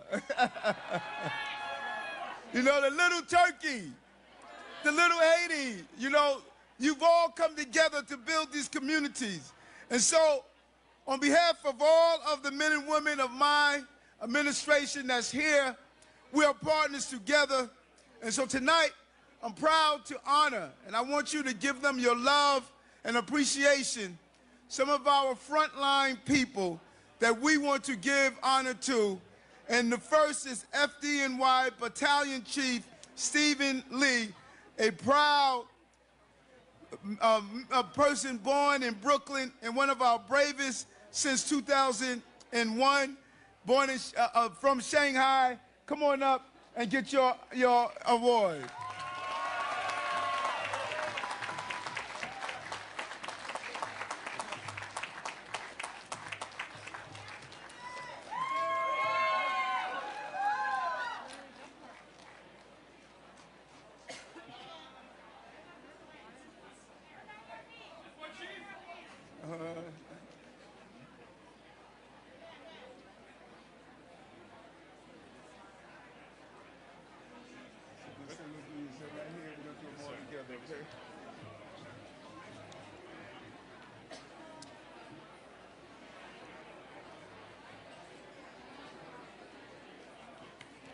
Our next honoree is EMS Deputy Chief John Paul Dimon, a proud Filipino-American who bravely served as a Department Chief of the Emergency Medical Service of FDNY.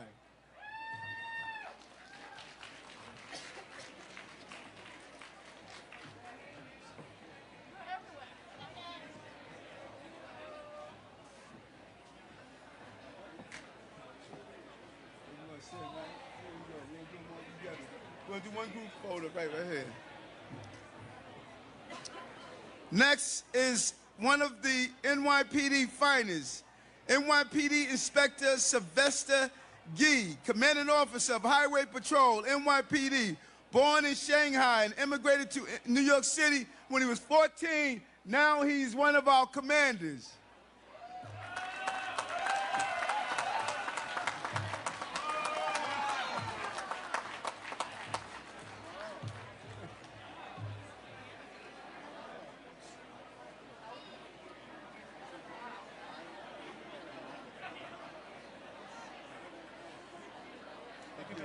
Thank you.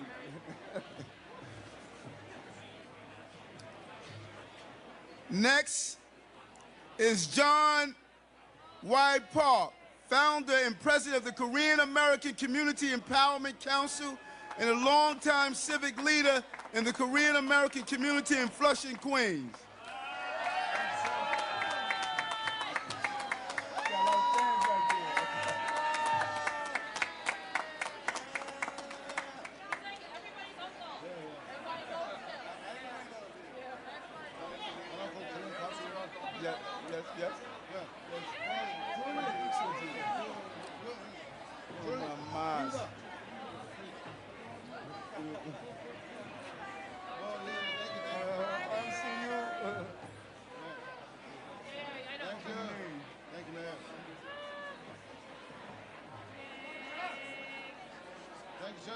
Thank you.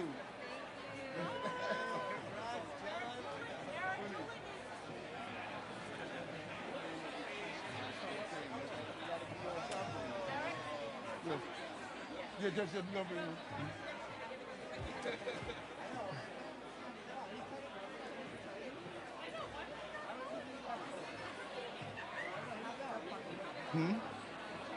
Yeah, but they got to give me the name. Yeah, but.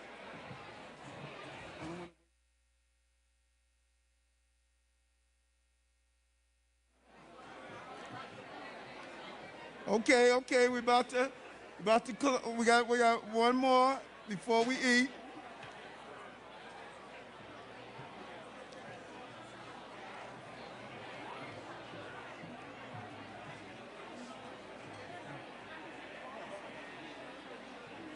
Tell them, I can't understand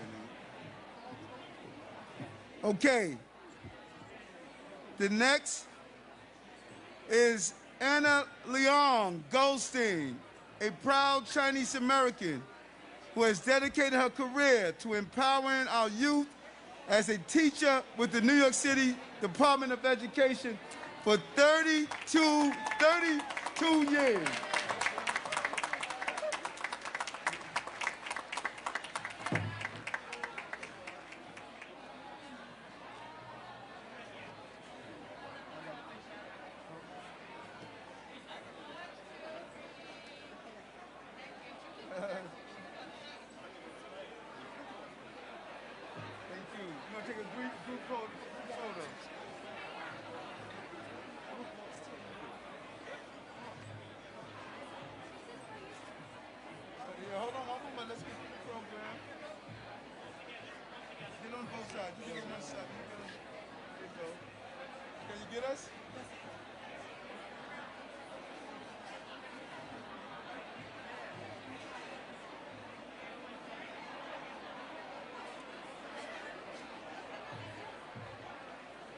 All right. Thank you, man. Yep. See, we got George Holston at the house, and we want to thank also one of our top sponsors, Emblem Health. Yes. So before we conclude, we were just joined by an amazing elected official who's fighting hard for our community. I'm happy she was able to make it. Please put your hands together for Councilwoman Julie Wan. 안녕하세요, 여러분. Namaste. Ni hao, neho, everything in between. It's good to see you all. So many languages because we are not a monolith. It is so good to see you. My name is Julie Wan. I'm the representative for District 26 in Western Queens, representing Long Island City, Sunnyside, Woodside, and Astoria. Woo! Queens! Queens get the money, right? So it's good to see you all. Happy Asian American Pacific Islander Heritage Month. It is so amazing to see all the Asian Americans here. And I know that we're a loud, rowdy bunch just trying to eat some food and have some fun. I honor all the honorees that were mentioned today, and I hope you continue to enjoy. I hope that everyone here will be civically engaged with this much excitement. Every time there's a time to vote and when there are elections, there are going to be votes. I mean, there are elections coming up soon in June as well as August. I hope that we can count on you to come out and vote. Thank you so much. We'll see you out there and connect with you then. Thank you. So thank you so much. Important month for us all. Enjoy the food, enjoy the night, enjoy the scenery. Thank you so much.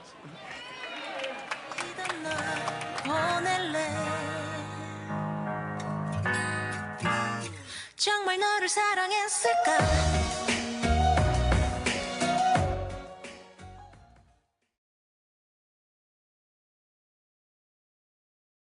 Okay, so we were just listening in to New York City Mayor Eric Adams meeting with prominent leaders of the Asian American and Pacific Islander community as May is their National Heritage Month, and so they were kind of commemorating some of the leaders in that community in and around New York City at this event today. We're going to be moving away from this. There's a lot more left to cover on this Tuesday night. Thanks so much for being with us. I'm Andrew Kraft.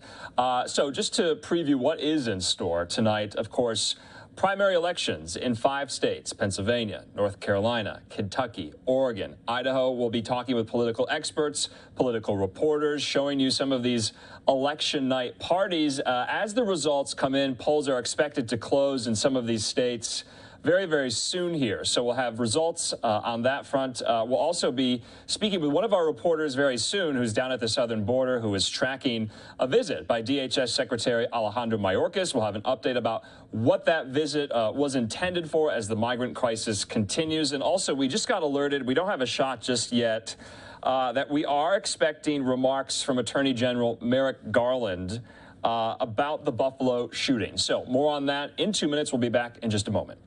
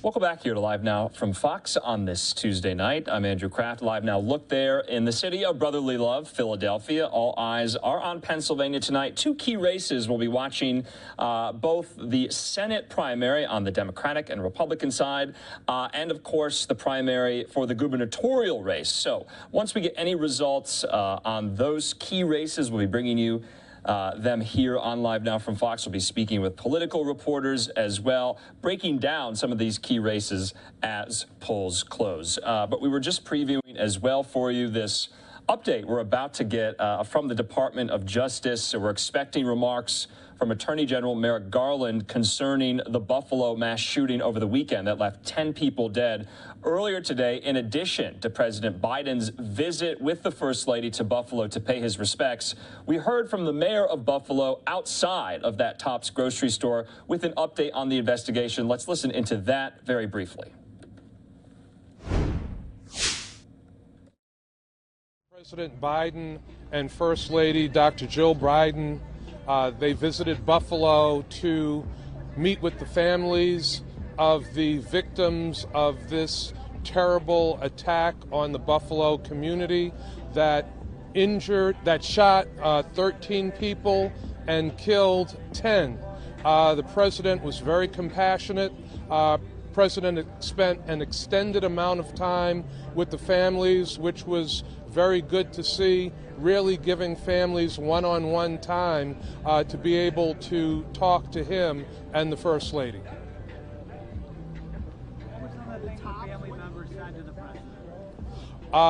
The President and First Lady met with the families one-on-one, so it was just the President, First Lady, and the families. Those of us that traveled with the President were not in those individual meetings with families. Did you get a chance to speak? What's the schedule? Talking to the CEO of Tops, John Persons, they would like to open the store as quickly as possible. They understand the importance of the store to the community. Right now, there is still an investigation going on inside of the store. As soon as that is concluded, Tops will then begin to do the work that they have to do to reopen. In the meantime, they will be providing assistance in getting customers that don't have access to vehicles to other Tops supermarkets in their network, recognizing that people really rely on this store for their groceries and also to fill their prescriptions. The medical examiner, when do you expect that the process of releasing the bodies to the families and funerals to start taking place? I think that process is probably going to start to move more quickly. It is my understanding that the first of the funerals is going to be this Saturday, so that process is moving. I don't have the name right now as we speak. Can you describe what it was like over at the memorial with the president and other politicians? It was a very somber moment. It was a somber moment. It was an emotional moment. We added flowers to the already significant outpouring of support. The number of flowers, candles, and other items that were there show the tremendous impact that this horrible act has had on the community. Saw a real resolve in the president to make a difference, to try to bring to an end mass shootings in this country. They happen horribly for different reasons. This one motivated by racial hatred, but over the last several years, there have been hundreds of mass shootings in the United States and America, Buffalo being one of the most recent and one of the most deadly. Mayor, what did you and the president speak? How was that conversation? Had the opportunity to speak to the president a number of times during his visit on the tarmac, at the memorial site here outside of Tops, and at the Delavan Grider Community Center. The president certainly talked about gun control. He talked about his concern for the families here. There was talk about what could be done to end these mass shootings. The president seemed very moved by what he saw here in this community, and I really felt a strong sense of resolve and commitment in the president to try to bring change as it relates to these kinds of situations. We talked to some people who said, tragedies like this happen and then politicians coming anything ever changes, what's your feeling about that? If you kind of just touched on As it relates to gun control in this country, change has been very elusive. There are those in Washington who have put the needs and the desires of the gun manufacturers ahead of the lives of Americans. That has to stop. And I think the president will not forget. I think he was moved by what he saw. I think he has a sense of resolve. Many of us, some of us that were able to travel with the president, live in this zip code. Every day I wake up, I leave this zip code to go to Buffalo City Hall and other parts of this community. Every night that I come back home to lay my head down on the pillow, I come back to this zip code. So I will never forget. I can't forget. This is my community. This is where I come every day, and this is why I work so hard to make a difference. So I won't forget, and I won't let others forget what happened here in Buffalo, New York, what happened to my friends, what happened to my neighbors, what happened to my community. Okay, eloquent words there from the mayor of Buffalo, Byron Brown, as his community is still reeling. Speaking outside of that Tops grocery store that remains closed, he was kind of giving more context and color from President Biden's visit as the president and the first lady met with victims' families. We also learned that some of the funerals for these victims will be beginning this weekend. And so if there are any vigils or funerals, we'll bring those to you here on Live Now from Fox as we remember the 10 people who were killed so tragically there over the weekend.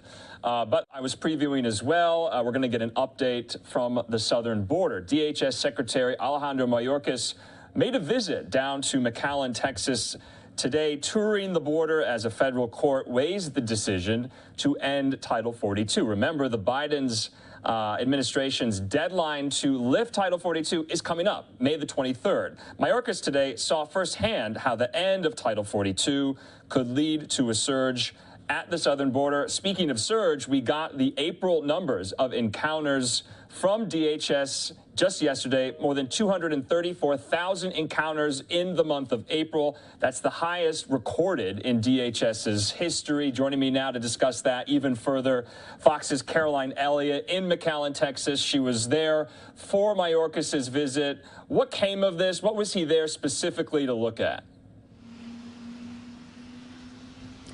Andrew, good afternoon. You just mentioned those record-shattering numbers recorded in the month of April. And today, during a tour along the southern border, Secretary Mayorkas saw this problem firsthand. While on a tour with Border Patrol agents, he saw agents apprehend a large group of migrants in McAllen, Texas. Now, again, this is reality border towns in Texas see almost daily already. But Secretary Mayorkas told us that if Title 42 expires, that border crossings will likely only increase in Texas and along the southwest border. Now, we also talked more about some major concerns with the Biden administration. And right now, the main concern is that criminals and cartel members could easily blend in with the crowds DHS is expecting.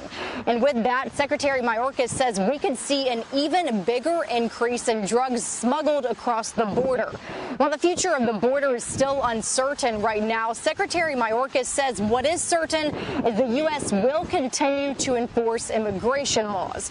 Earlier this morning, DHS gave us an inside look at a removal flight of undocumented migrants determined to stay in the U.S. illegally. ICE removed more than 130 Guatemalans on the flight heading back to Guatemala today. Secretary Mayorkas says it's just another step the Biden administration is taking to try and control the latest border surge and warn migrants to stop putting their lives in the hands of smugglers. Place your lives in the hands of individuals who only seek to exploit your lives for the sake of profit. We are building safe, orderly, and humane pathways to access the benefits that the law provides. And while DHS expects border crossings will only increase if Title 42 expires, the Biden administration says it's ready. Andrew. All right, Fox's Caroline Elliott there, live for us in McAllen, Texas, with the latest on the southern border surge. Caroline, thanks so much. Thank you for having me. Okay, and right now we do want to show you some of those remarks from DHS Secretary Mayorkas as he met with Customs and Border Patrol officials at the southern border, trying to get a hold on this crisis. Caroline and I were just talking about that staggering number, more than 234,000 encounters with migrants in the month of April alone. It was the highest recorded number in DHS's history. Let's hear from DHS Secretary Mayorkas right now. This is my 10th trip to the border as the Secretary of Homeland Security. And the first thing that I want to express is how incredibly proud and honored I am to stand behind these individuals, members of the Department of Homeland Security, United States Border Patrol, Air and Marine Operations, Office of Field Operations, again, United States Border Patrol, Immigration and Customs Enforcement, Enforcement and Removal Operations, Immigration and Customs Enforcement, Homeland Security Investigations. This represents what we are doing to address the challenge of the southwest border. We're bringing all of the resources, talent, and extraordinary commitment of the personnel of the Department of Homeland Security to bear. It is very important to note that while, of course, we are preparing for the end of Title 42, based on the Centers for Disease Control and Prevention's decision that it will end on May 23rd, that does not mean that the border is open beginning on May 23rd. We continue to enforce the laws of this country. We continue to remove individuals who do not qualify for relief under the laws of this country. A few weeks ago, I published, in response to questions with respect to the preparation and plans of the Department of Homeland Security with respect to the end of Title 42, I published details with respect to those plans, the preparation of which began in September of last year. We knew very well that the CDC's Title 42 authority would not be around forever, and it is our obligation, as well as the way we conduct ourselves, to be prepared for changes in the landscape. And that is indeed what we did beginning in September of 2021. And I outlined in a 20-page memorandum the 6 lines of effort, the 6 pillars of activity that undergird our plans once Title 42 goes away. And I should say that the elements of these plans are already underway, are already being implemented on an increasing level, given the level of migration that we are encountering on the southwest border. And let me outline the 6 pillars, the 6 lines of effort right now. First, we are surging resources to the southwest border: personnel, facility, medical resources, transportation. Second, we are improving the efficiency of our processing without compromising the security and integrity of our screening and vetting of individuals. Deciding and assessing how we can deliver greater efficiencies in the processing of our forms, the completion of forms that input information with respect to the backgrounds of the individuals whom we are encountering at the border. Third, we are elevating the enforcement consequences that we are bringing to bear to those individuals who do not qualify for relief. We are expanding the use of expedited removal, for example. We previously issued a regulation that empowers asylum officers in one of the agencies of the Department of Homeland Security, U.S. Citizenship and Immigration Services, to make the ultimate adjudication decision, the ultimate judgment of whether an individual qualifies for asylum relief or not.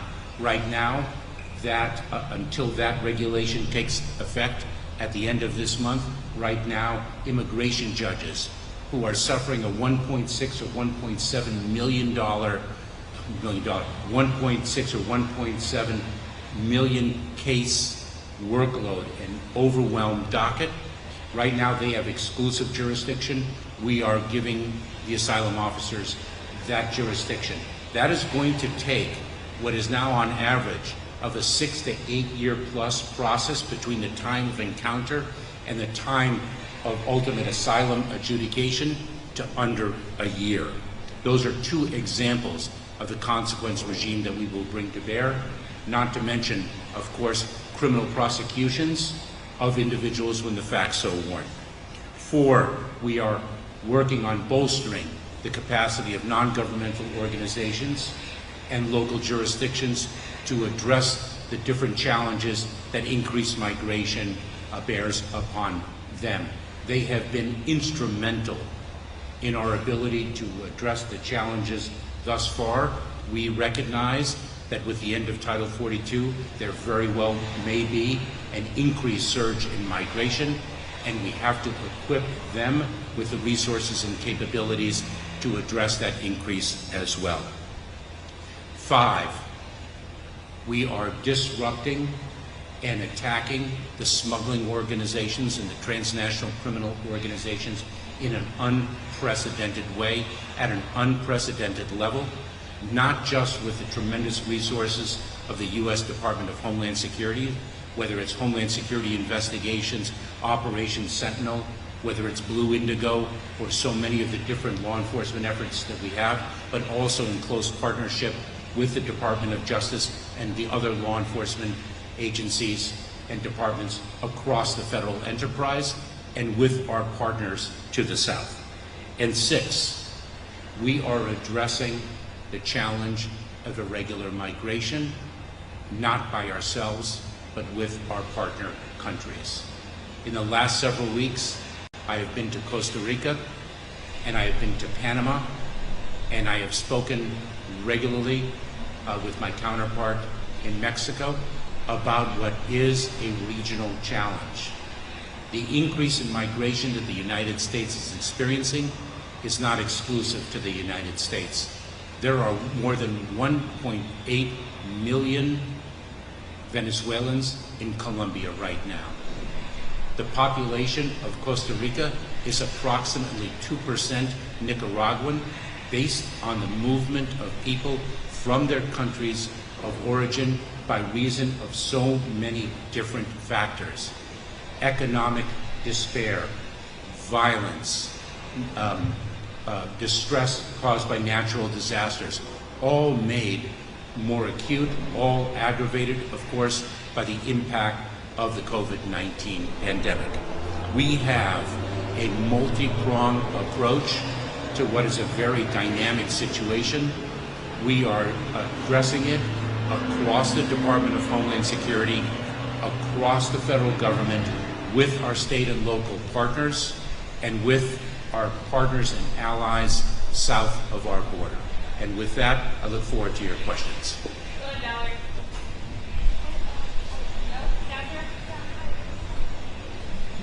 Good afternoon, Secretary Mayorkas. You have talked in the past about replacing Title 42 with Title 8. Could you explain to the public specifically how that would work and what would be long-term ramifications, such as if someone tried to re-enter and they were dismissed on Title 8? So I'm not sure everybody heard the question that we are, with the end of Title 42, we will be expanding our use of Title 8. What does that mean? And I want to explain. And I'll try to be brief in this. But Title 42 is a public health authority that the Centers for Disease Control and Prevention holds. And what that calls for is that because of the public health imperative in light of the COVID-19 pandemic, we do not process for removal individuals, but rather have the authority under the CDC's guise to expel them. So they do not have a removal, an immigration enforcement removal on their record. They are merely processed and turned around and repatriated to the country of origin. What we are doing, we are now using Title VIII in a number of different contexts, but what we will be doing is expanding that use. If Title 42, or when Title 42 is no longer something that we are able to use under the CDC's direction, then we will only use that Immigration Enforcement Authority. Everyone should understand that when we release individuals who are not detained in our immigration custodial system, they are not merely released into the United States, but rather they are placed in immigration enforcement proceedings. And that is where they make their claims for relief under the laws of this country, make a claim for asylum. If they qualify, then they've established a basis to remain. If they don't, they are removed, and they have an enforcement record on the books.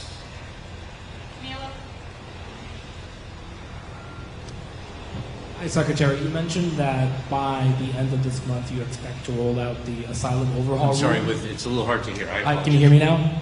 Or, yeah. That's better, and I'll repeat your question. Okay, sure. So you mentioned that at the end of this month you expect to roll out the asylum overhaul rule. From what we understand, it will initially be implemented on a limited basis. When do you expect to be able to implement this asylum rule across the entire border? And where are you going to hold individuals when these screenings, the initial ones, are conducted? Are we setting up processing centers like they have in Europe? So Camilo's question is, with the asylum officer rule that we are implementing at the end of the month, will we be implementing at full scale, or will it be a ramp-up process, and how will we actually implement that rule?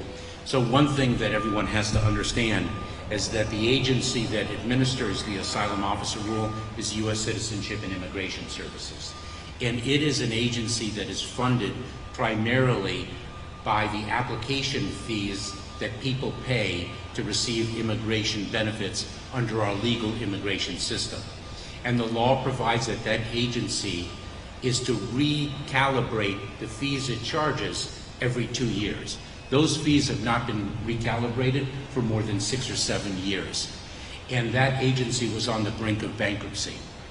And that agency has been decimated. And we have been hiring additional asylum officers to be able to implement the asylum officer rule.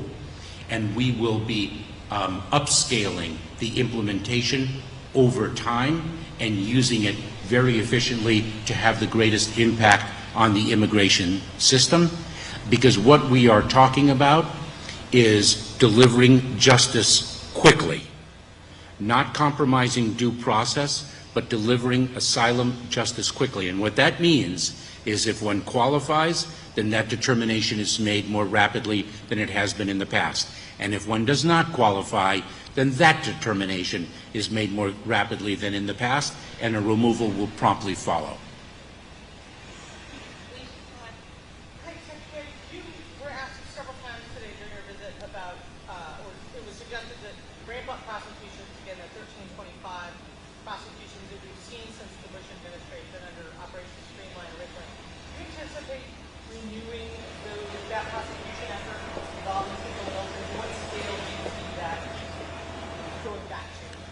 So Alicia, we do intend to bring criminal prosecutions when the facts so warrant.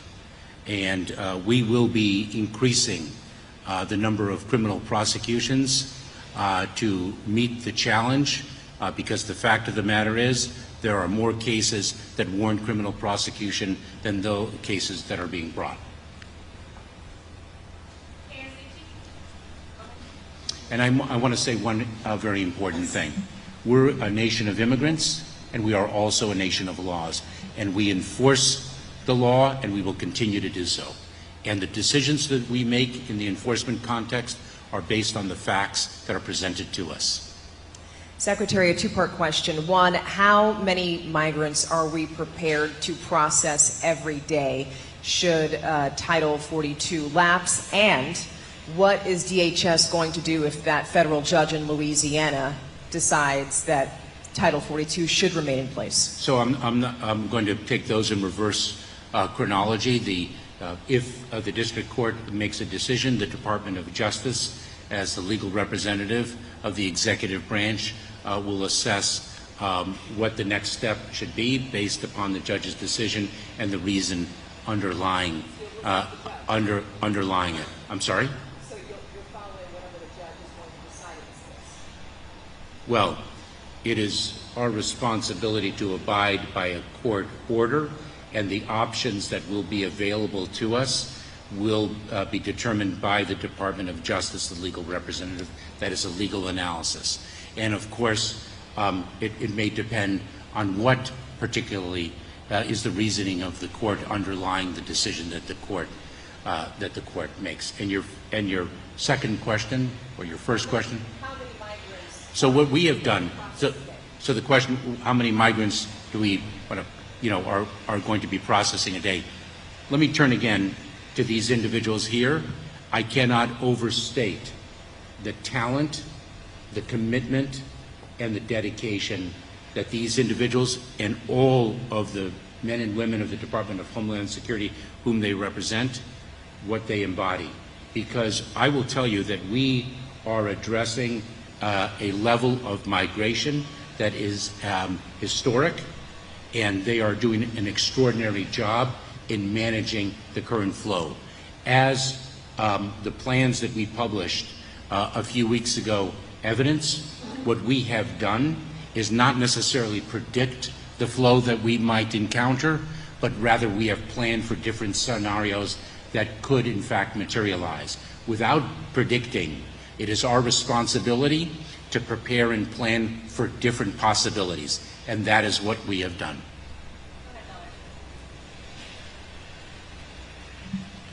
Thank you. Just two questions, if you don't mind expanding on what ways the NGOs will be receiving assistance. I believe that was one of the pillars, I think, number 5. And the other question I have is if you could talk a little bit about what today meant, or what DHS means for today to mean to migrants who will be seeing this coverage.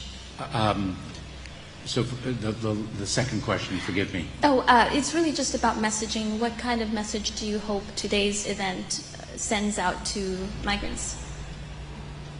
It's a very important message. We have articulated it before, and allow me to articulate it. Allow me to say it again. And I must say that as the temperature rises seasonally, we see the tragedy more of individuals placing their lives in the hands of smugglers who only seek to exploit them for profit.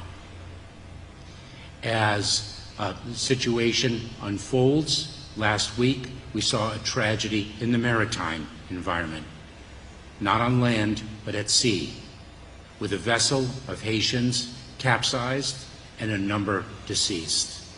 Do not place your lives in the hands of individuals who only seek to exploit your lives for the sake of profit.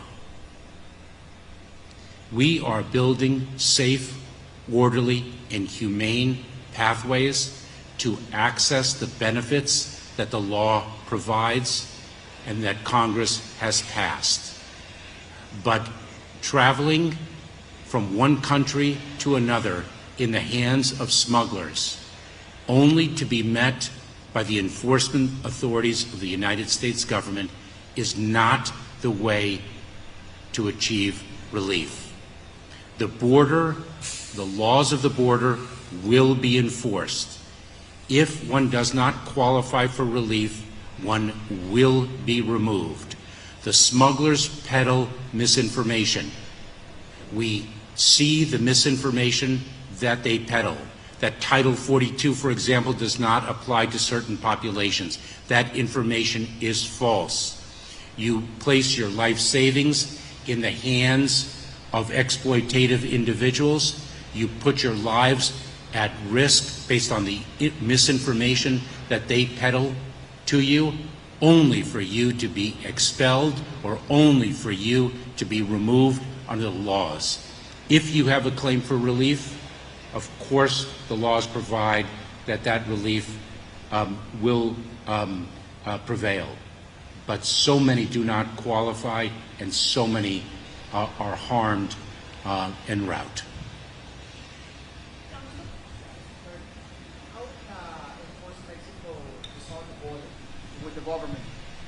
So if I understood your question, if I heard it correctly, how are we working with Mexico? In very, very close partnership. I spoke with my counterpart, actually the Foreign Secretary, Secretary Ebrard, within the last 2 weeks, and the Department of Homeland Security team was down in Mexico just a few days ago.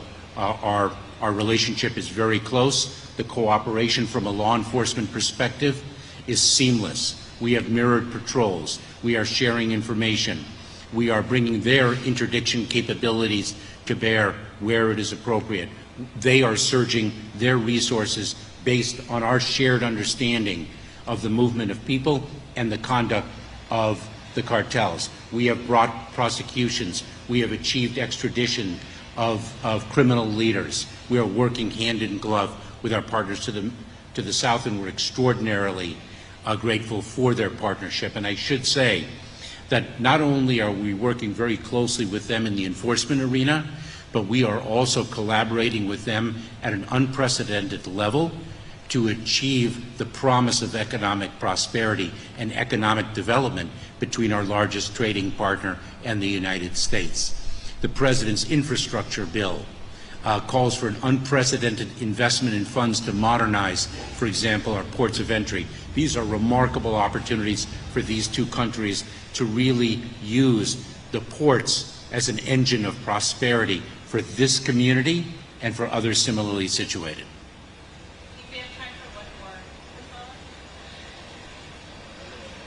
Mr. Secretary, Texas is doing their own effort as well to protect the border, the Texas military, DPS troopers, and busing migrants to Washington, D.C.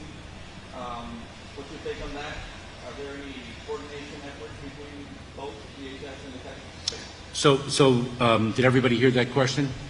What is our coordination effort with the state of Texas? Today I met with law enforcement leaders, civic leaders, prosecutors, and of course our tremendous personnel in the Department of Homeland Security. Cooperation with state and local officials, whether it's Texas or other states along the border, has been long-standing, has been historic, and we're grateful for that cooperation and that partnership. But let me emphasize the word cooperation and coordination and collaboration. Those are essential elements of effective enforcement of laws, whether they be laws of relief, of humanitarian relief, or laws of accountability. We saw the result of an uncoordinated, uncollaborative effort in the screening of trucks that had an incredibly adverse impact on the economy here in McAllen and elsewhere along the border, and I heard that loud and clear earlier today from local officials.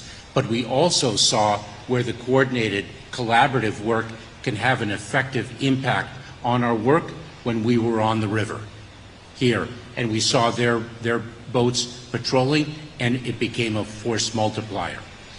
We also saw force multiplication extraordinarily ably in watching how we use technology as well as our personnel on the ground to gain visibility of what is going on along the border and to respond accordingly.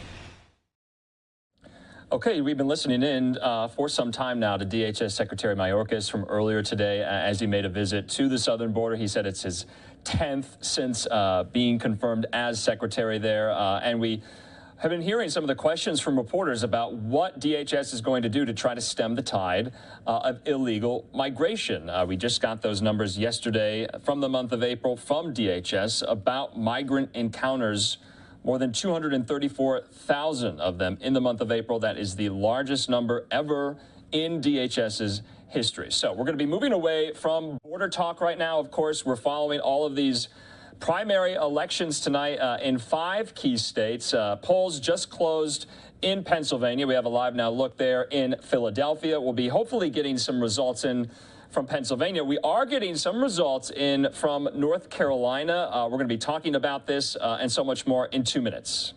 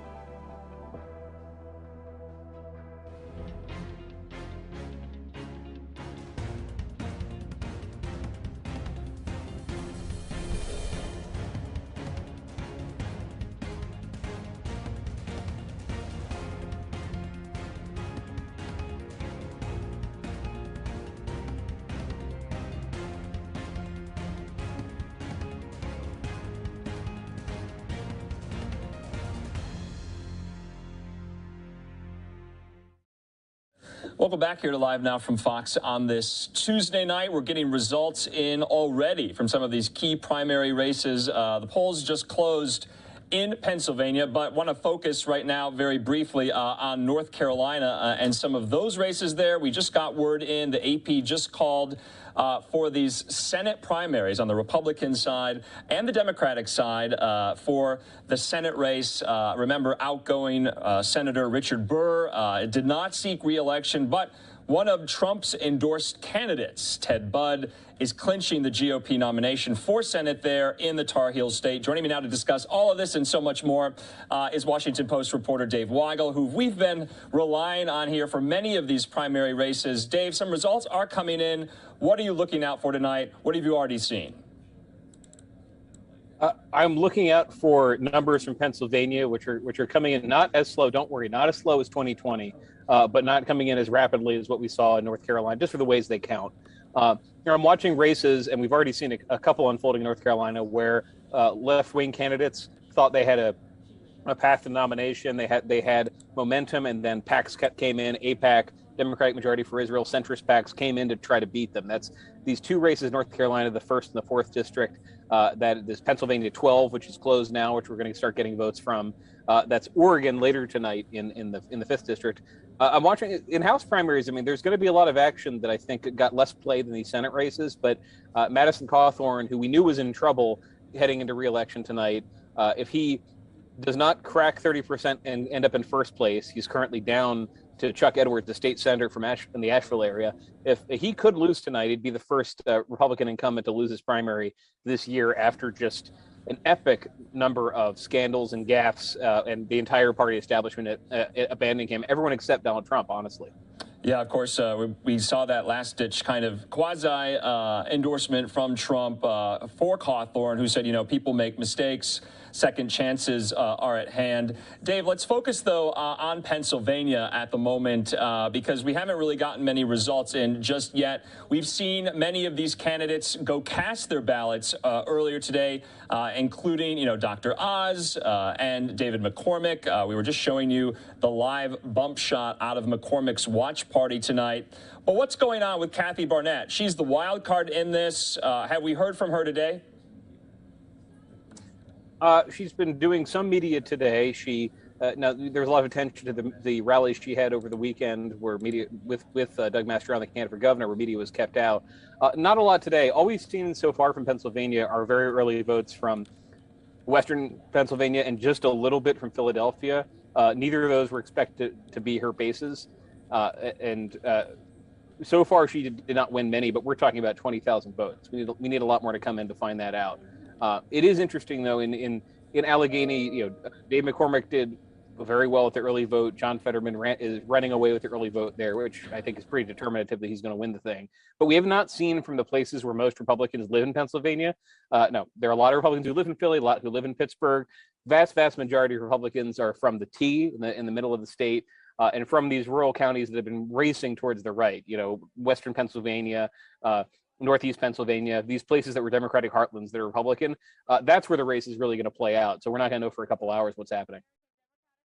And Dave, we're just looking at some video of Kathy Barnett from earlier, but let's talk about the Democratic Senate primary race between Conor Lamb and John Fetterman. We know from John Fetterman's campaign that he had a pacemaker installed after the stroke he suffered earlier in the week.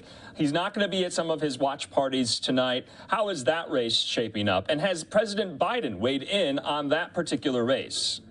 He has not. So far, the president's only weighed in on a race in Oregon later tonight, which is the 5th district, and he endorsed Chantel Brown in the Ohio primary 2 weeks ago, the incumbent against Nina Turner, who was a Bernie Sanders surrogate. He stayed out of this race, which was notable because Biden was a big promoter of Conor Lamb when he ran for Congress in 2018. He rallied for him in the district. Biden was endorsed by Conor Lamb. Lamb was a supporter of him when he ran for president. And the White House stayed out of that race while Fetterman continued to build a lead. Fetterman looks good. Just we've had about 170,000 votes counted, the vast majority from the Pittsburgh area. And Fetterman is winning the Pittsburgh area. That is the same home base as Conor Lamb. Fetterman is winning in the early vote again in the collar counties around Pennsylvania, a place that Lamb's supposed to do well. So Fetterman has the advantage. I mean, I think some people who were analyzing this with the back of their envelope see him with the advantage right now. Dave, do you think we're going to have any surprises tonight? And are we going to be expecting, you know, some of these polls that are now closed? Are we going to get results tonight, or is it going to take a while for them to be counted? We're getting pretty quick results. Now, it depends how late you want to stay up. If you're West Coast, you're welcome to stay up for Oregon and Idaho at 8 p.m. for you. For the East Coast, for the people watching these Trump-endorsed races in Pennsylvania, North Carolina, we're going to know the main results from that before too long. Things are being processed pretty quickly. North Carolina is basically going to be over in a couple hours. A lot of these, I mean, one nice thing about democracy, if you want to pick something, is that there were a lot of reforms to voting in 2020. Some of them stuck. It did get easier to cast ballot, and a lot of the states did invest in processing these ballots faster so we get quick results. And Dave, you know, we've been focusing so much on Pennsylvania, but President Trump, former President Trump, one of his endorsed candidates did eke out a victory tonight, and that, of course, is Ted Budd in North Carolina. Are you expecting more Trump-endorsed candidates to clinch victory tonight? So he might have a couple losses here. This might be the worst night for Trump endorsements. Big capital M might. We need more votes to come in. Might be the worst night for his endorsements this year. So Ted Budd wins early. That's a good headline for him. I think he can take credit for that victory because he did lift this guy in the primary. But Madison Cawthorn has been down in as votes come in from early voting, absentee voting, and election day. And Dr. Oz, too much to still be determined in Pennsylvania. That's iffy. So you might have some high-profile losses for Trump tonight, but I wouldn't say I always caution, these are not personal losses. These are not Republicans showing up to the polls and saying, I'm sick of Donald Trump, I want somebody else. These are people who say, I love Donald Trump, but I'm convinced that somebody else is more of a true MAGA candidate than the person he endorsed. That was the case in Pennsylvania. And if you saw coverage or video of the rally Trump held for Oz in Pennsylvania, one, it was much smaller than the crowd he can get. He was in Greensburg, one of these areas I'm talking about that's racing toward the right. Not as big as his crowds in other states. Two, just Oz did not generate enthusiasm among the voters like I saw when I was in Ohio with J.D. Vance. Like some of these other candidates Trump has gotten behind, they're in sync. And to be fair, Trump, his rationale for endorsing Oz was that he's a TV celebrity who he thinks can win women. It was not that he is a diehard conservative who he thinks that is the best to represent his values. So that's why you've seen in that race people gravitating towards other candidates, although Oz has been competitive the whole time. All right, Dave Weigel, as always, we appreciate your time and insight and reporting into all of these races. We'll be following it alongside you throughout the night as these results come in. Dave, thanks so much. Thank you very much. Okay, and results are coming in, just like Dave and I were talking about.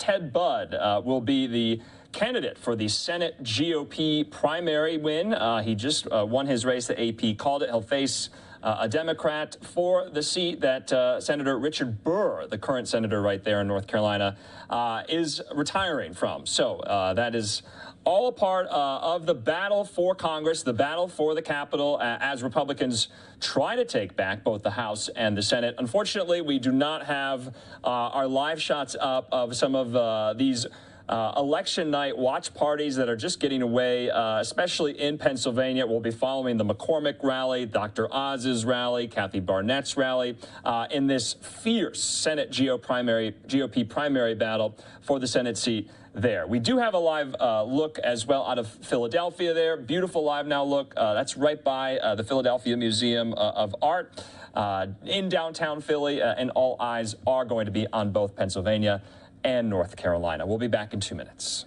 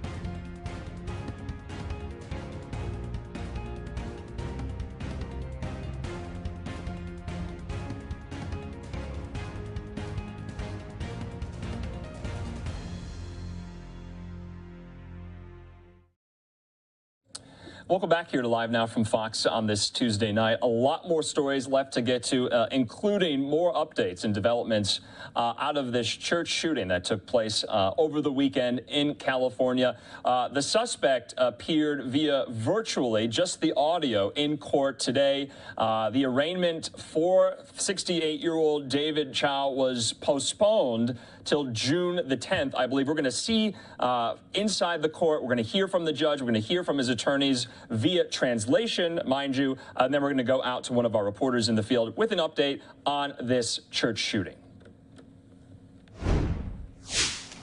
All right, good afternoon. We're back on the record in the case of David Cho, 22 CF 1168. Both counsel are present. We're back on the record. 那么下午好，我们现在又回到了 David Cho 的案子，案件编号是22CF 21168，两位律师都在场。Thank you, and I want to confirm with a simple yes or no, Mr. Cho, are you still able to hear us over at the jail? 现在我就是简单的来问一下，周先生，您在监狱那边可不可以听到我们的声音？可以还是不可以？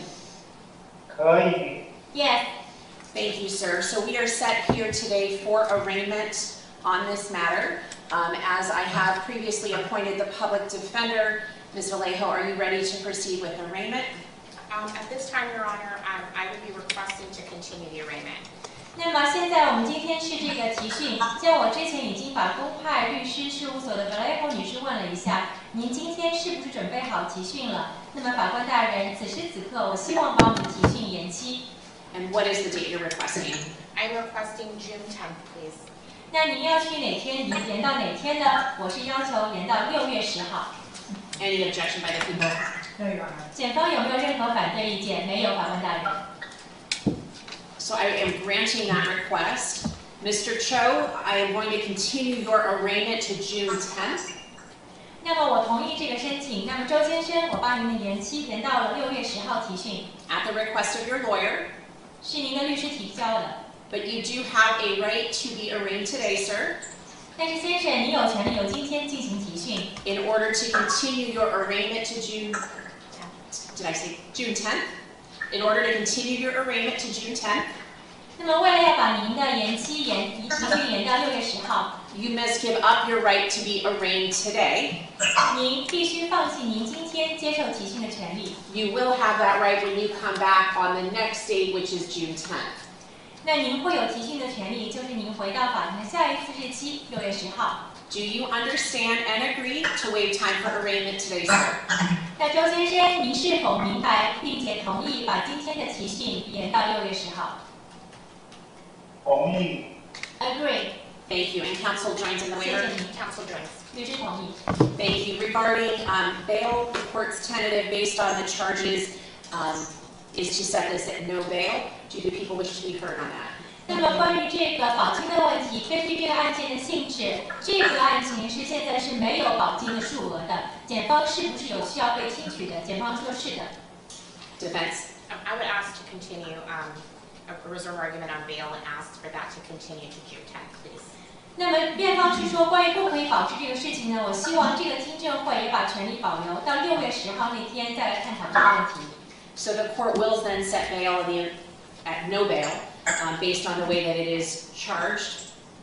法官暂时暂定是不可以保释，基于这个案件被起诉的因素。But I will also set it for a bail review.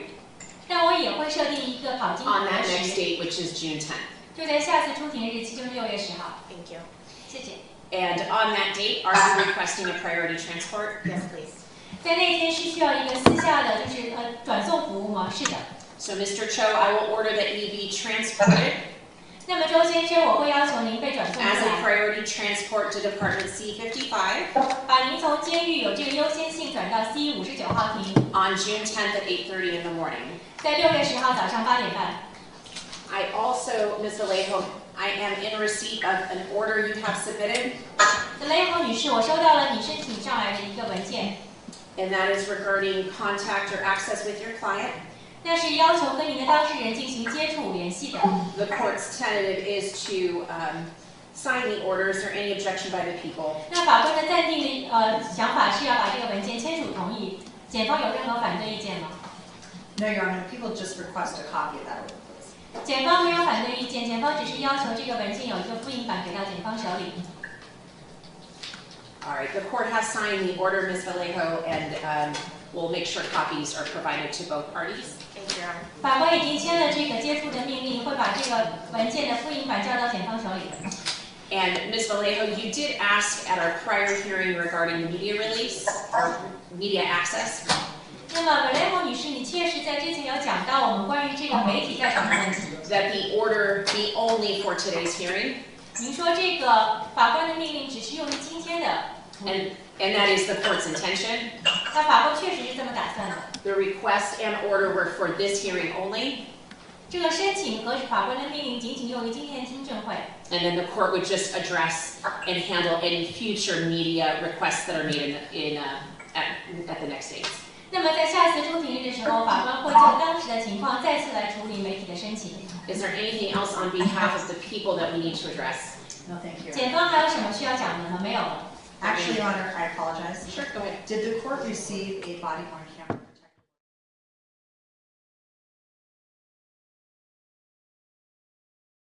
Okay, so we've been listening into this, I guess, virtual court appearance only via audio with the alleged California church shooter from just about an hour ago, though. Let's go out to the area and get a live report about what exactly is happening in this investigation.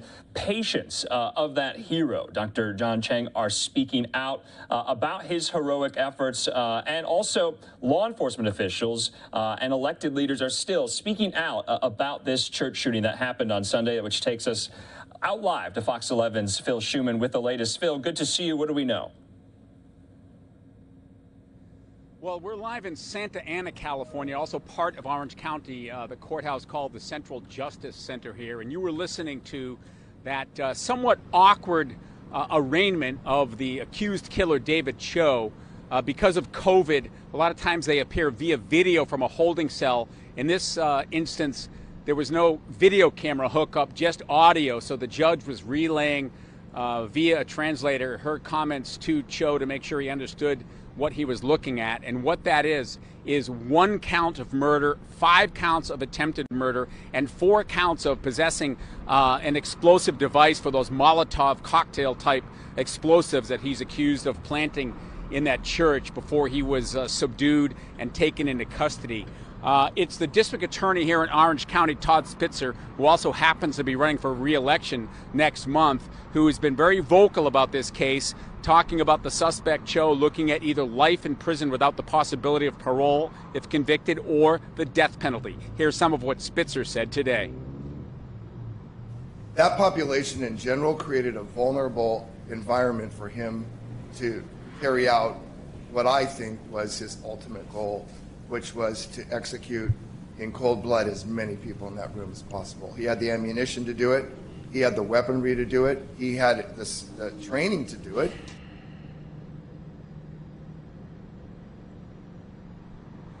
It's an unbelievably chilling story, Andrew, as we've been reporting since it happened on Sunday afternoon, California time. A church service there in Laguna Woods, the Geneva Presbyterian Church, an elderly Taiwanese congregation. Apparently Cho targeted them because of some twisted political dispute he has as a native of China with Taiwan or the people of Taiwan. Why he chose that particular church or that congregation, not unclear. But we cannot emphasize enough the heroism, as we've been reporting, of this Dr. John Chang, a 52 years old, married father of 2 from Laguna Niguel in Orange County. He charged the gunman after he opened fire, sacrificing his own life.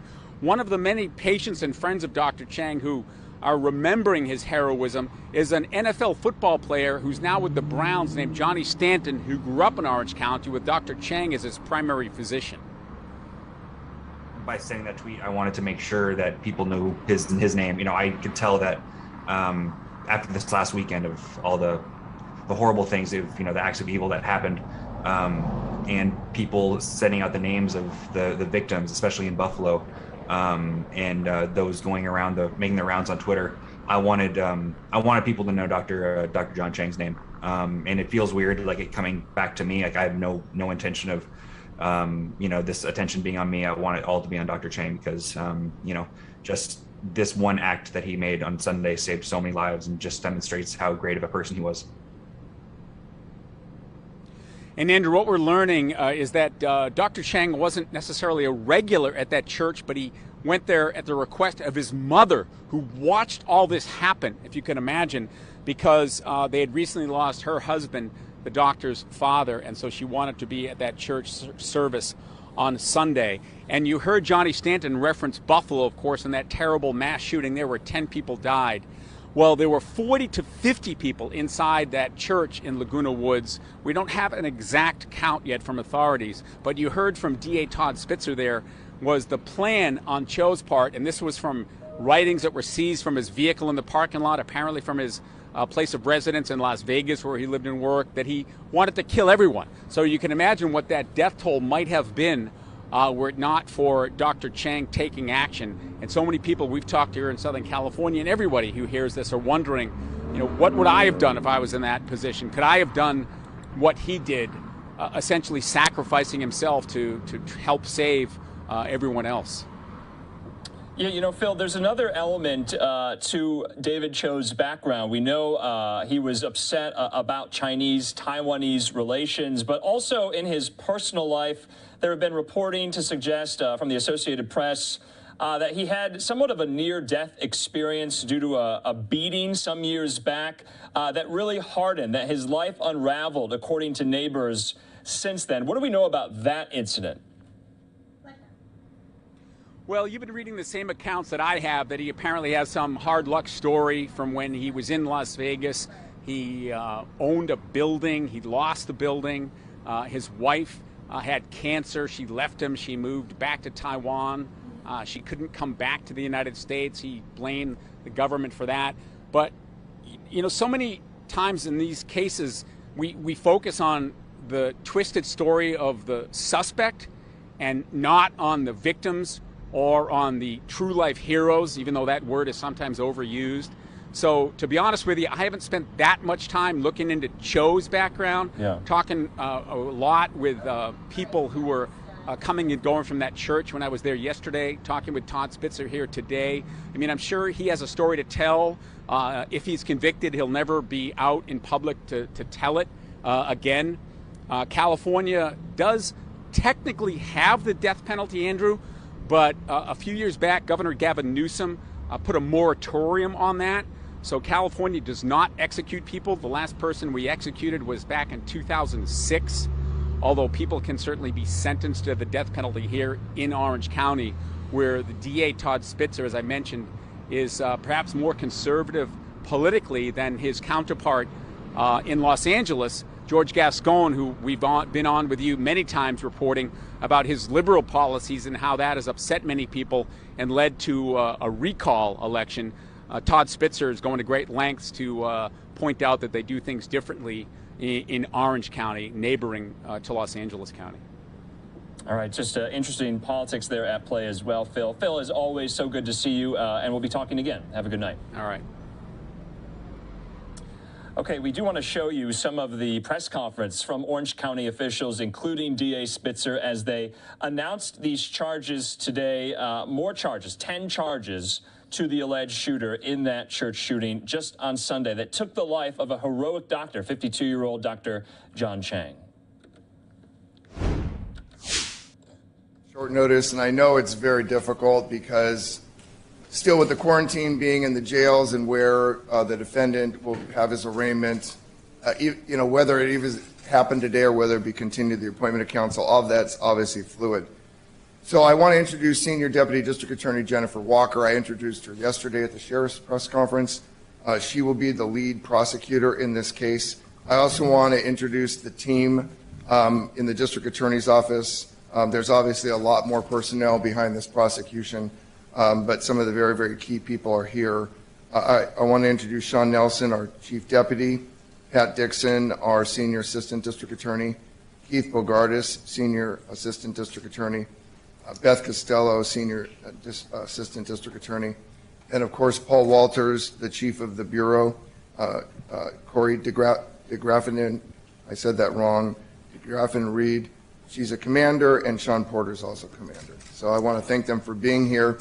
Last night I was at the prayer vigil at Christ Our Redeemer Church, and the pastor from the Geneva Church showed up. I don't think anybody was expecting to be there. For those of you who covered it, I saw it on the news last night and in print today. It was incredibly moving, and there's a lot of trauma and just disbelief in the community. I got a call from somebody today who turns out to be the neighbor, I mean literally 10 steps from Dr. Chang's house. So, I mean, when we get right down to it, even though We have 3.3 million people in this county, and we're very diverse. And obviously, there's overtones of discontent in this particular case in terms of national relations and other political discourse. We are really interconnected. We are really 6 degrees of separation in this county. And today there's a mass at 2 o'clock for Dr. Chang, and that's going to be a very, very difficult situation. I think I said yesterday, or I've said it in other interviews, that Dr. Chang's mother just lost her husband 3 months ago. That's Dr. Chang's father. Dr. Chang is survived by a wife and 2 children, and one of them is graduating from high school coming up, and that's going to be obviously a very, very difficult event. We have committed all the resources through our victim witness support, and Jennifer will oversee that with her investigator and her assigned victim witness, Melissa Melgard. We are going to do everything we can to support these victims. But as we know in homicide cases, they take a long time to prosecute, and it could be years. We just don't know. And the reason is I'm going to talk about the charges now, and these are very, very serious charges. And because, and I'll explain in a moment, death is potentially on the table, this case will probably be assigned, if it's a public defender case, we'll know more this afternoon. This will probably be assigned at least 2 public defenders, which is their normal course when the district attorney is considering death. Today, we formally filed 10 counts against the defendant, Chow. The first count is murder in the first degree against Dr. John C. It has an enhancement of lying in wait. I'll talk about that momentarily. It also has an enhancement for the personal use of a firearm. The lying in wait with the personal use of a firearm makes this case alone, without more, life without the possibility of parole, assuming we can prove all the charges and that the jury finds that the enhancements are true, or death. With respect to that whole deliberation, that will now open up a whole process that the district attorney's office engages in, and that is to hear from all sides. That means I'll be meeting with the victims when it's appropriate to get their view on the death penalty. I'll also be meeting with counsel once they're ready, assuming they want to meet and talk to us about the defendant and his past and why he may or may not be suitable, or why they might be asking for life without the possibility of parole or something else. That is the normal practice that I have in the district attorney's office, that I'm willing to hear from all sides, and it's a very deliberative process. I won't rush that process. It's a very solemn process. It's a very, very important process. And so that will take some time. And there'll be plenty of... Okay, so we were just listening to the Orange County District Attorney there, Spitzer, outline more charges filed to the alleged church shooter that killed 1 person and left multiple people injured. 10 more counts against the suspect, 68-year-old David Cho, including murder and 5 counts of attempted murder. In the meantime, we do have a lot of these primary watch parties that are going on. Of course, this one in Pennsylvania for Dr. Oz. Unfortunately, it looks to be a little out of focus there. We also have this one out of Pennsylvania as well for John Fetterman, who's running on the Democratic side for Senate. Of course, we know that he suffered a stroke earlier last week. He's not even going to be at this watch party. He got a pacemaker installed earlier today. And then, of course, out to North Carolina. And there you see Ted Budd, congressman there from North Carolina, who has just won the GOP Senate primary in North Carolina.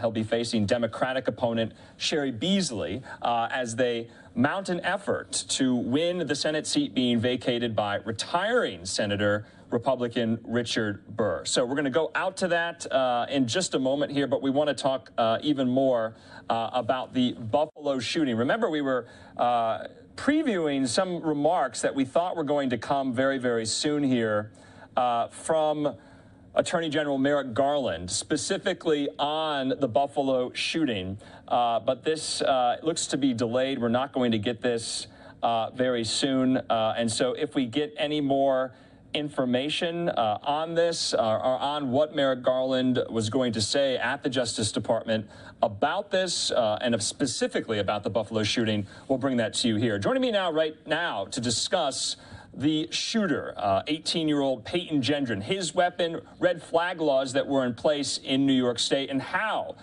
Gendron was able to get a weapon is the Reload's Stephen Gutowski. Stephen, good to see you. Thanks for being with us. And so many people, pundits, Americans included, have been going back and forth about how Peyton Gendron could have got this weapon legally. We know, Stephen, that he was essentially put in a hospital, I believe, for about a night last year after he made threats to his high school. He was 17 at the time. You think that would have triggered more law enforcement, mental health advocates, officials, and the like to put him in some type of registry in New York State. These laws are on the books in New York State, and yet he still fell through the cracks. Guide us through this. What went on? What was the weapon he used? And so much more. Yeah, so that's correct. He was able to legally purchase a New York legal AR-15, which was sold with a permanently affixed magazine that makes it exempt from New York's assault weapons ban. And then he actually knowingly, illegally modified the gun by removing that permanent magazine and replacing it with parts that would accept detachable magazines, and then he used larger magazines than what the state allows. And he did all that knowing that it wasn't legal for him to do, of course. So the interesting question, though, beyond that is, how is he able to legally buy a gun with that background you just described? And well, apparently it turns out that even though he was taken for a psych evaluation by the police after making those threats, he was not involuntarily committed, which if he had been, it would have made him a prohibited person under federal law, meaning he could not buy or even possess firearms legally after that point. And then he also wasn't the subject of a red flag order either. One wasn't requested for him. It's not clear why that was. It's not clear why they determined he didn't need further mental health intervention, but it wasn't provided in this case. No one pursued those legal avenues that would have kept him from being able to own or possess firearms. The red flag order is obviously a temporary measure, but it would have likely still been in place. It certainly would have still been in place by the time he went to buy the gun that he used a couple months later. And so, it seems like a failure on the part of those who were aware of these threats and didn't do enough to react to them. Yeah, and Stephen, of course, we have seen the photos of Gendron, who appeared in court. He's going to be appearing in court for his arraignment a little bit later on in the week. But what does it say to the wisdom of such laws if they are there, they are on the books, but they do not or are not executed properly to prevent these types of shootings that we have seen for so long? States can do all of that through their state legislatures, executive actions at the governor level, and so much more. But it still seems like the red flag laws don't catch the red flags properly. Yeah, I mean, it's obviously still up to humans to intervene in these situations and to make judgment calls, because certainly, you can't just involuntarily commit or red flag everybody who has a mental health episode. Now, certainly in this case, it sure seems like one that would rise to that level. I think in most people's minds, and certainly given what happened, that clearly must have been the case. But, even when you have something like a red flag law, which of course are controversial on their own, they're only in effect in a handful of states, mostly blue states like New York and California. I believe it's about a dozen right now that have them.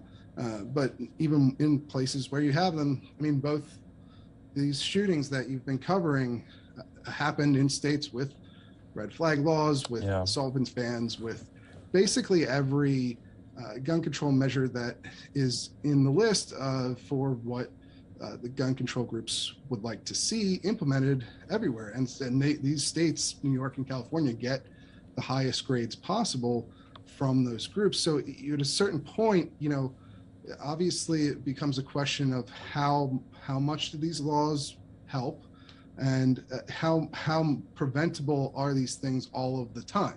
Because again, even if he had been red flagged, even if he had been involuntarily committed, but perhaps later released, he obviously was comfortable breaking dozens, hundreds of laws in carrying out this attack. So it's hard to say that he wouldn't have found a way to get a gun anyway, although I'm sure most people would agree that in a circumstance like this, where someone has made these kinds of threats, you want to make it as difficult as possible for them to pursue those threats. Yeah. Stephen, just last point. I know it's been a very violent weekend there in Buffalo and, of course, in California with that church shooting that left one person killed. The Buffalo situation specifically, what struck out to you? We haven't spoken since then. I have covered a lot of mass shootings, unfortunately, and kind of the hallmarks are somewhat similar to ones we've seen before. There's somewhat of a rubric in place for these mass shooters, unfortunately. Did anything strike out to you? Yeah, I mean, unfortunately, I've read his manifesto for the purpose of covering this event and figuring out the details of what he did with his firearm and so forth. And it really is very similar to what you see from a lot of people who carry out these sorts of attacks. Is, racist screed. It's often contradictory. There's a lot of random issues that he says he's killing people in the name of, from environmentalism to anti-Semitism to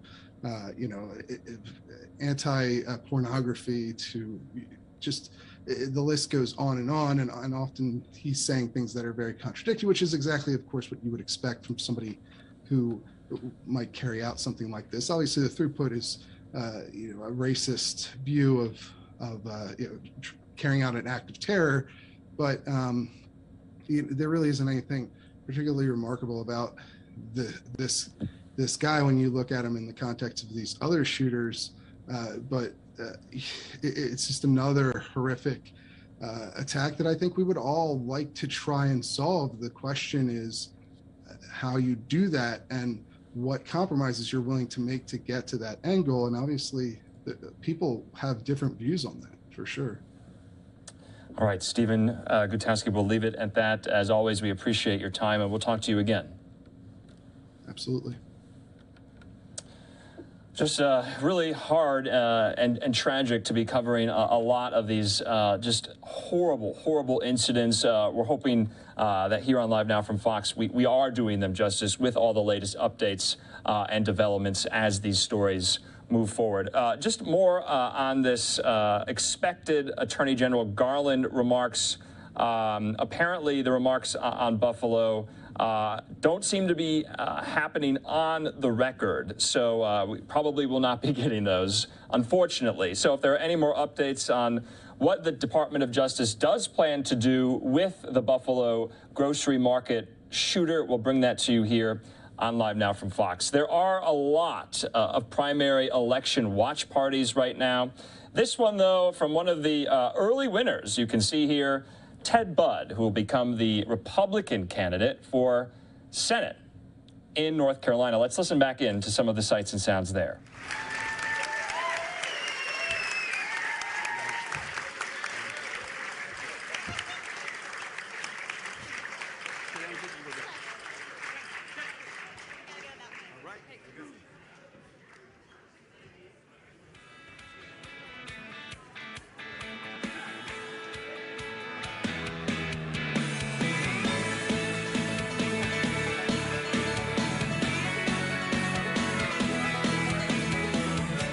Driving down the street today, I saw a sign for lemon.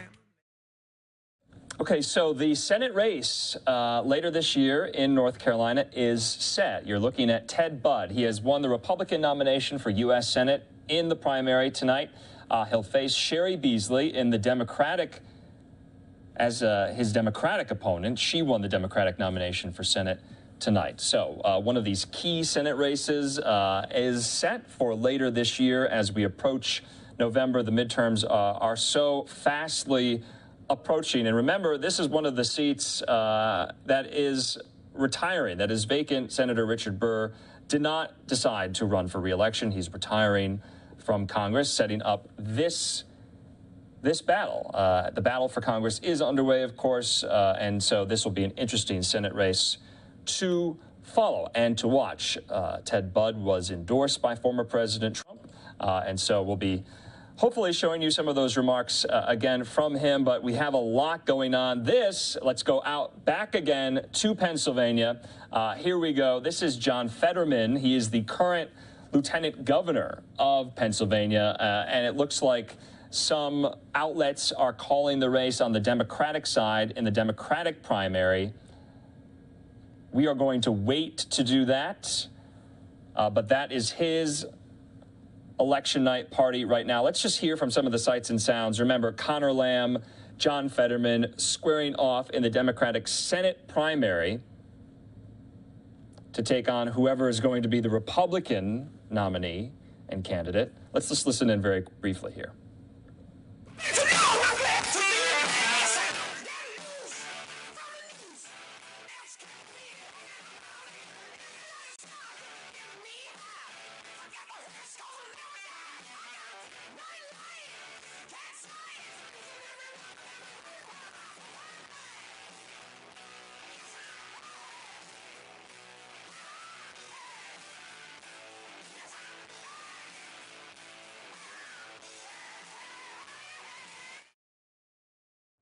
Okay, so we are going to take a quick commercial break. We'll have many of the results for you as we get into deeper in the night here. Of course, there are so many other stories besides the election that we're covering here, including UFOs. There was a major hearing in Congress today, the first one of its kind in 50 years, trying to break down the stigma of secrecy surrounding UFOs. We'll be speaking to a UFO expert in the next hour, talking about what was said. There were some new photos, some new images that were declassified as the search for UFOs and for alien life continues. More on that in just a moment.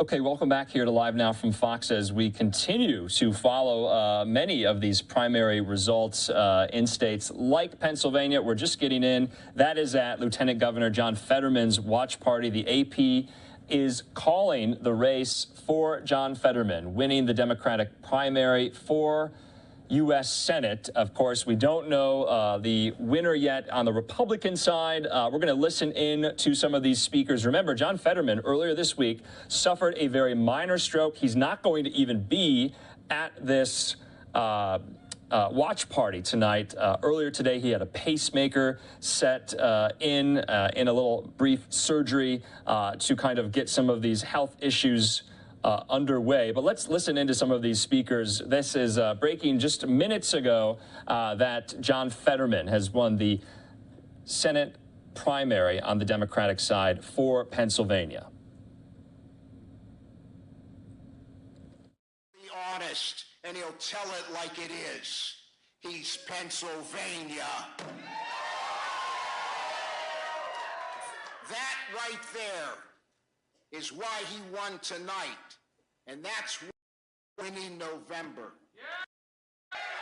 John loves this community, and I've seen how hard he fights for the people. Let's help him finish this job and him in the U.S. Senate to fight for all of us. Thank you.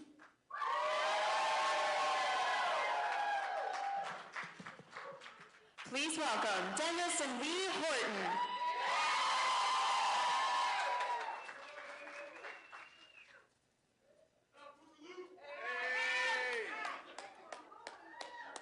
How's everybody doing? Good evening, good evening. Good evening, how's everybody doing? So, first of all, we're so grateful that you all came out. Listen, you know, so wonderful just to be here. And listen, and we gotta, listen, this is the start. You know what I mean? We gotta usher John into the United States Senate.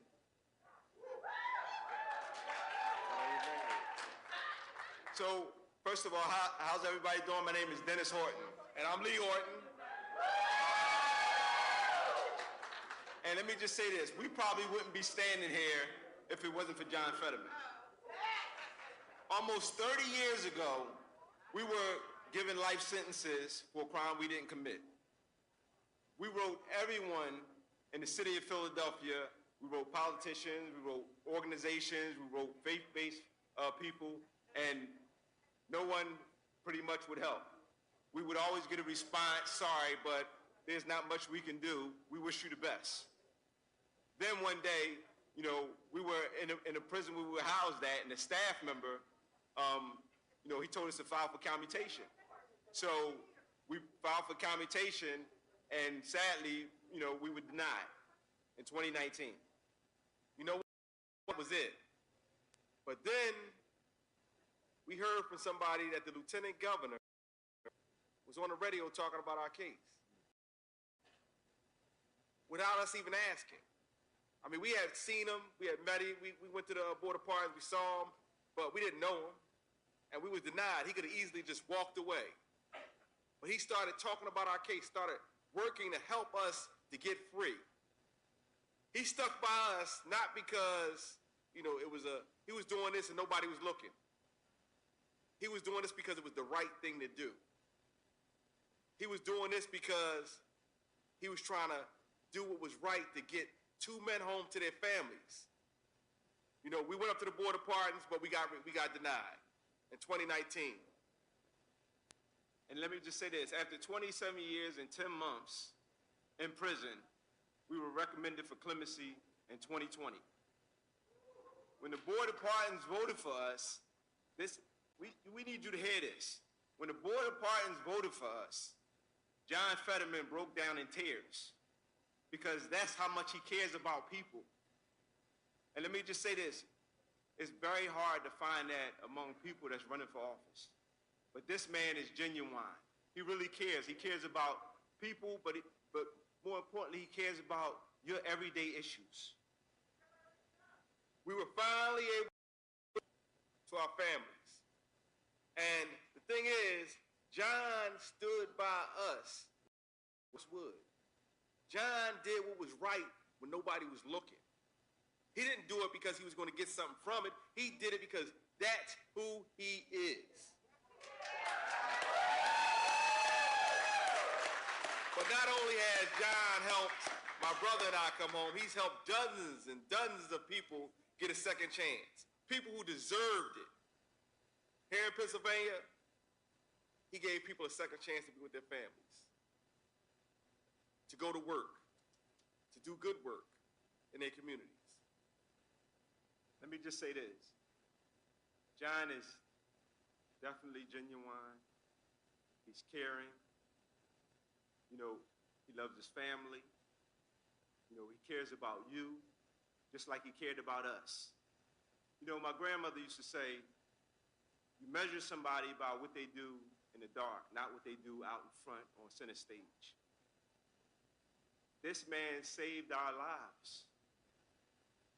I don't think y'all hear us.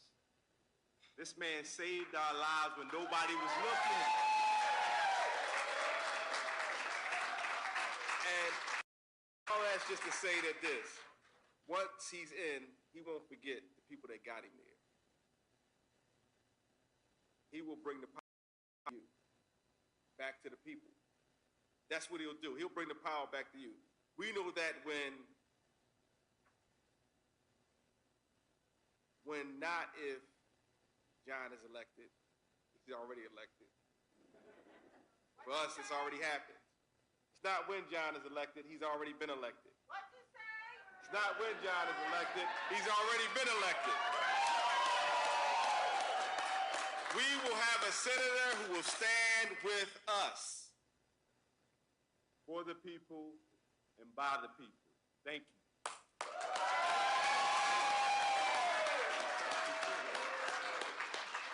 Please welcome Lisa Freeman.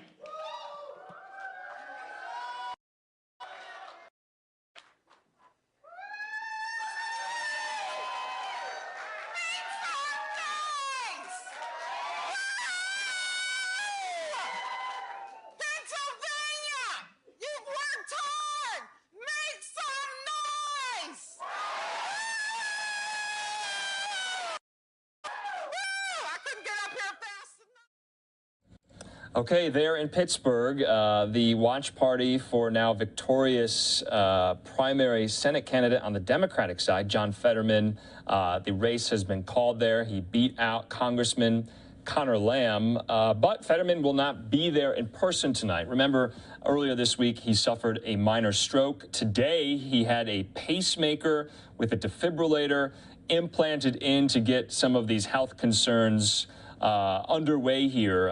But many of his supporters, of course, out there in full force on his behalf. He even tweeted just moments ago, Pennsylvania, thank you for choosing me as your Democratic nominee for U.S. Senate in Pennsylvania, in all caps.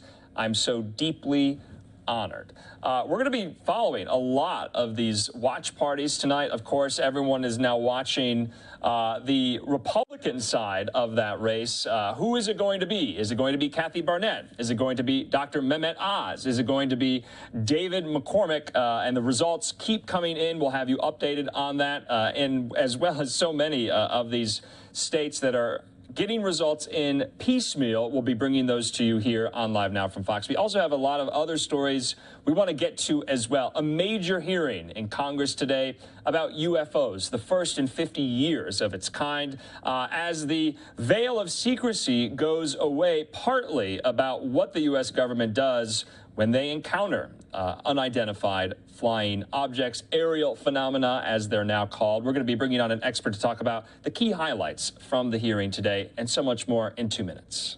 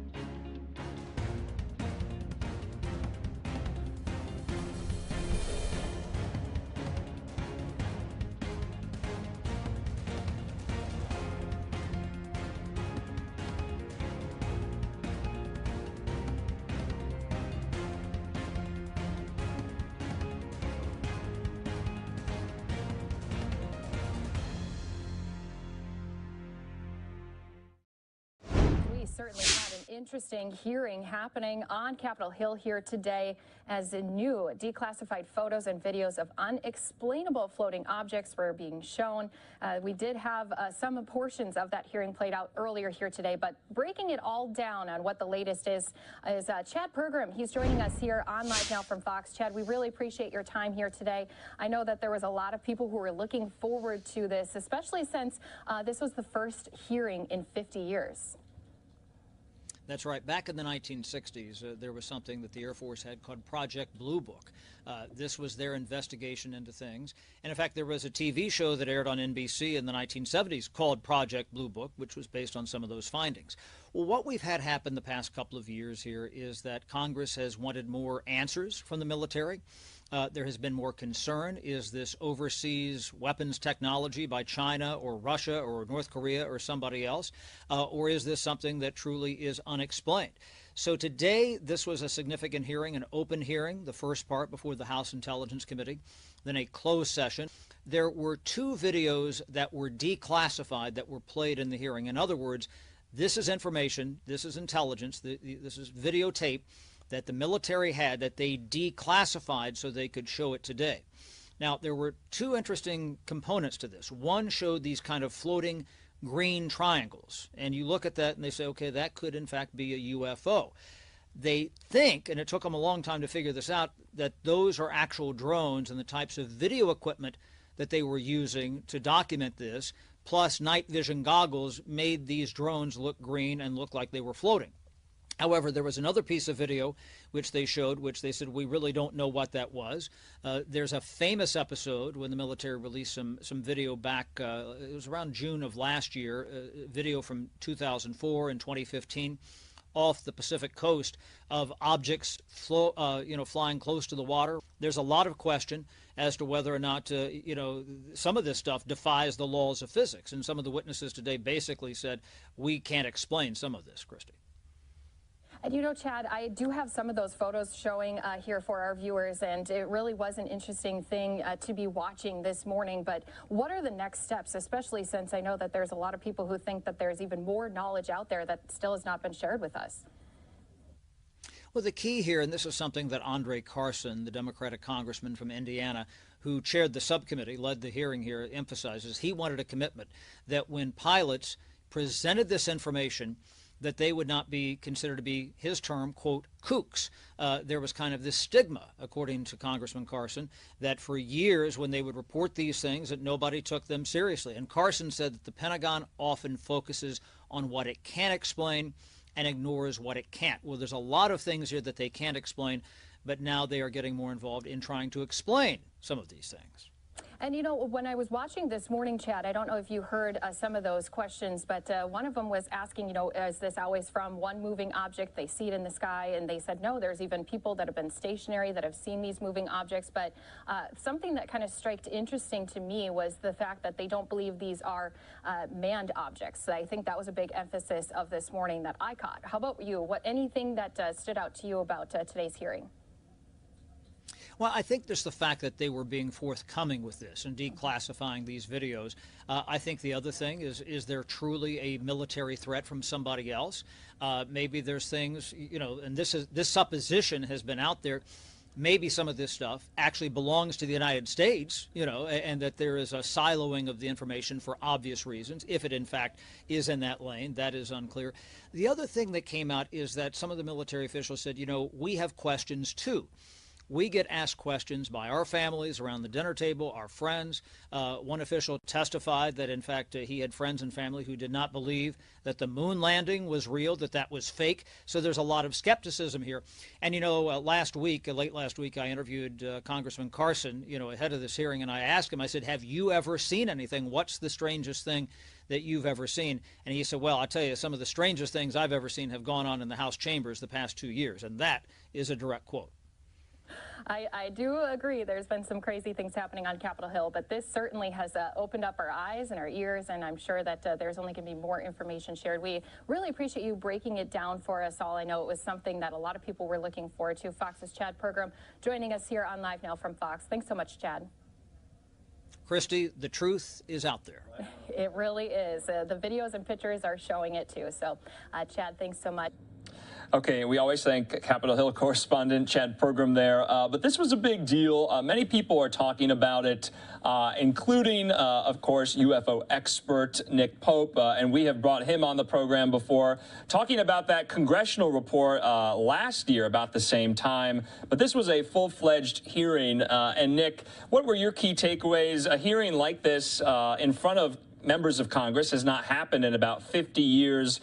They really went over that report that kind of outlined those 144 sightings, if you will, and even outlined many, many more that have been witnessed, that have been encountered since that report was released. Did you watch today? I'm sure you did. What were your key takeaways?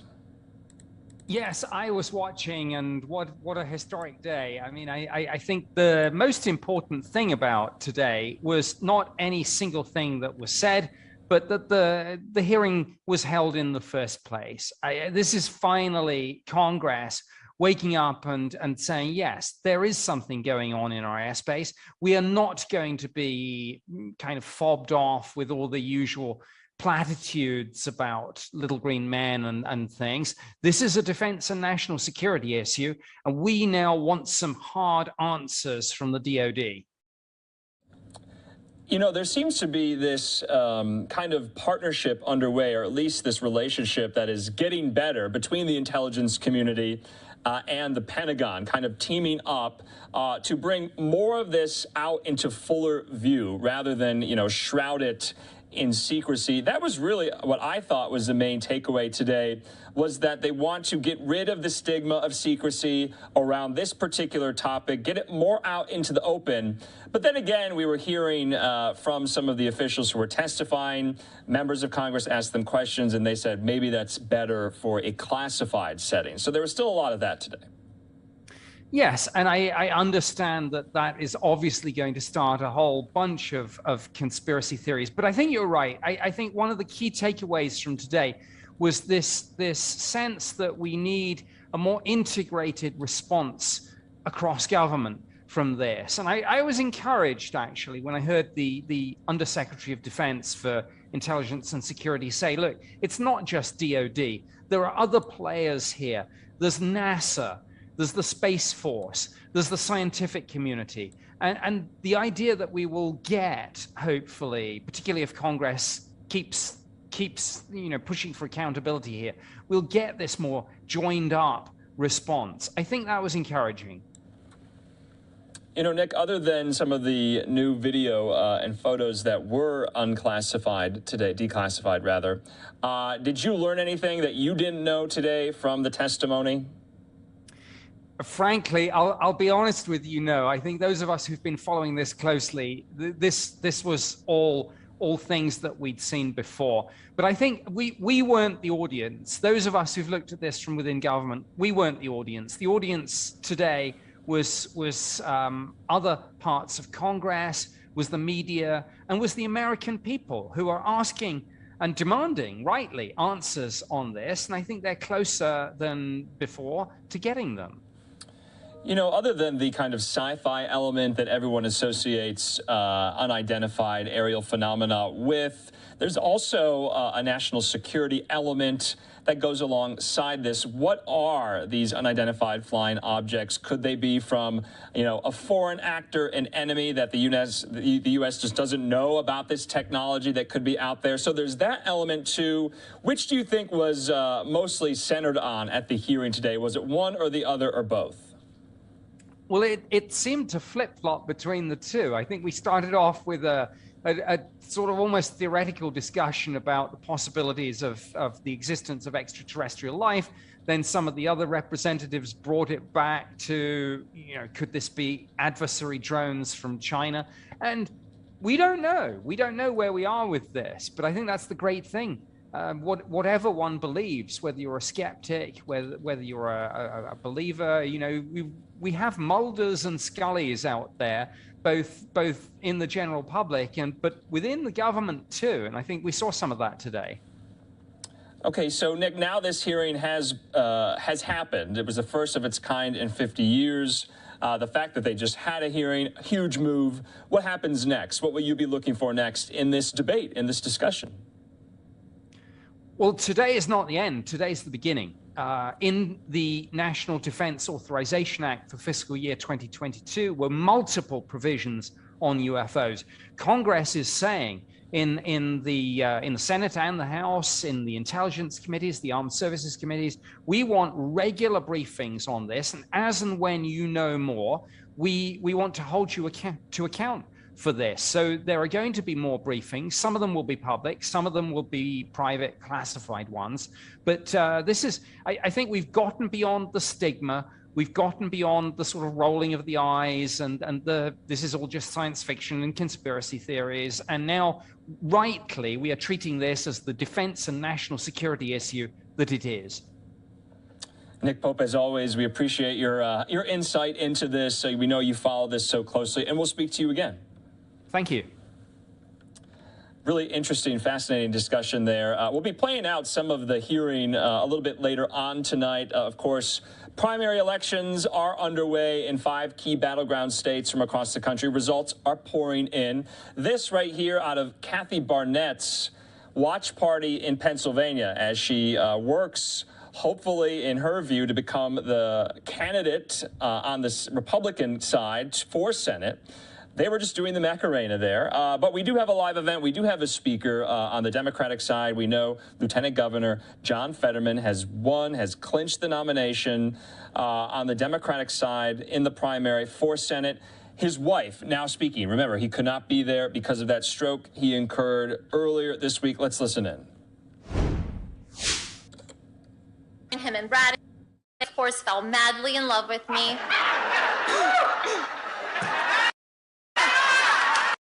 We got married.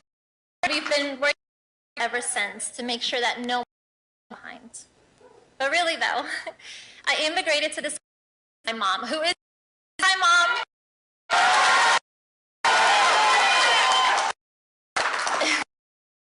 I came here when I was just a kid. I was a dreamer.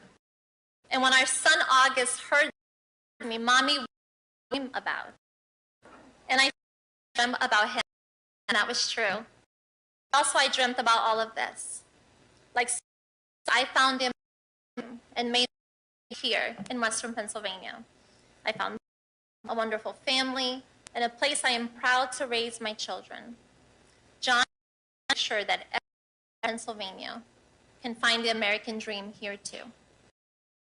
On the surface, John and I don't seem like we'd have a lot in common. Funny enough, according to the Zodiac, we are only 11% compatible. Of course, I checked because I want to make sure.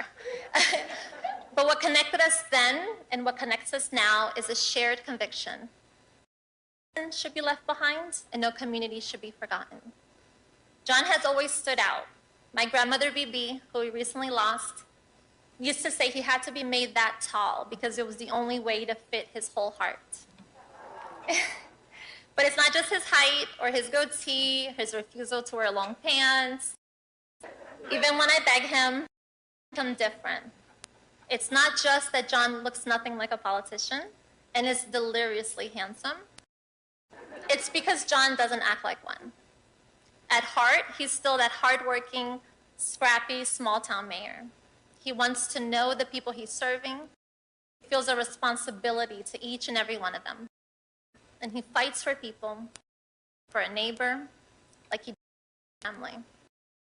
That is what makes John different. And that is what makes him tough enough to fight for you. He did it in Braddock. He did it in Harrisburg. And now he's going to do the same thing in Washington.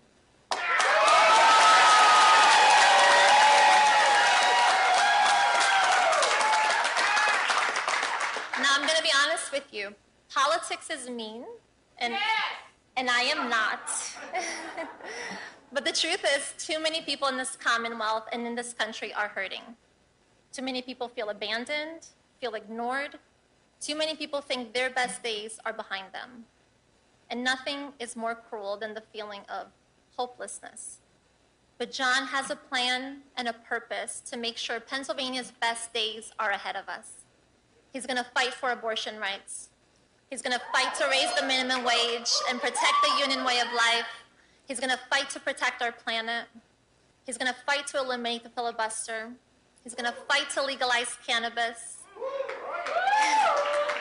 He's going to fight against gun violence. He's going to fight against inflation and corporate greed. And he's going to fight so this country starts making things again the way it once did in Braddock. Tonight, we're going to celebrate this victory. Because if you're in this room, you made it happen. Thank you.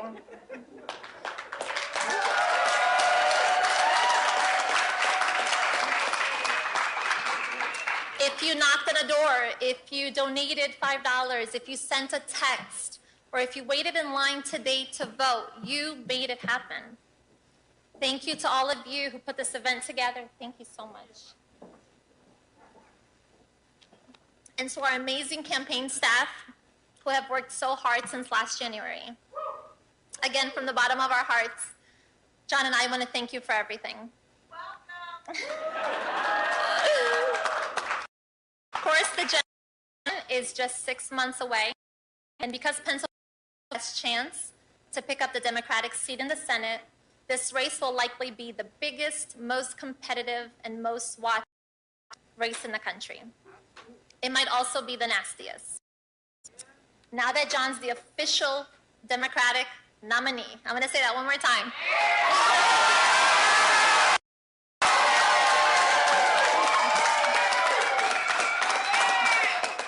Now that John is the official nominee, there's going to be more dark money, more negative ads, more lies spread about him than most of us. Start tomorrow. Fortunately, John is up to the challenge. He can't do it alone. He needs your help to fight back. So please go to johnfederal.com, donate if you can. Any amount helps. John has always had our backs, and now it's time we have his. This race we're running, it's a race for the future of every community across Pennsylvania. For every small town, for every person who calls those home. And for every person who's considered leaving, didn't see enough opportunities. It's a race for every job that has been lost, every factory that has lost, every cost that keeps rising, and every worker that can't keep up. It's a race for a better Pennsylvania and for a better country.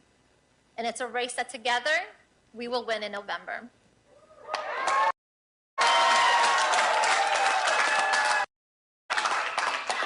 And one more thing, I think. Thank you so much for everything.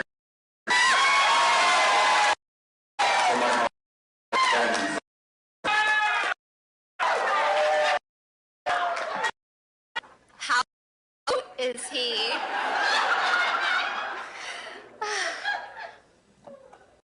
Thank you, Pennsylvania. Thank you for everything. Before the party, I just have 2 announcements. Our friends from Be The Match are here. Familiar with Be The Match? Okay, so we were just listening, and that is Giselle Fetterman. She's the wife of John Fetterman, who could not be there because he is recovering from that minor stroke. He just appeared via video there saying thank you to his supporters. He is now the Democratic candidate for Senate. As we get well into the midterm year, he doesn't know who he'll be facing yet. In the Republican side, that is still being counted. That is still being determined. The results are coming in. And we have 2 live looks from would-be competitors. We're going to go to one of them, Dr. Oz's watch party there tonight. We haven't seen the celebrity doctor just yet. And then, of course, this one for Kathy Barnett. We've seen Kathy Barnett dancing with many of her supporters there, especially the young ones who are in the crowd. But still too early to tell. Not enough has been counted. They're still coming in, the ballots for who will be the Republican candidate for Senate in Pennsylvania. In the meantime, though, we want to stay with some of these primary elections. Remember, we brought you the results for the Senate race in North Carolina. The Democrat Sherry Beasley now will be taking on Republican Ted Budd. Ted Budd came out moments ago to his crowd of supporters at his watch party to say thank you. Here's some of those remarks. Wow.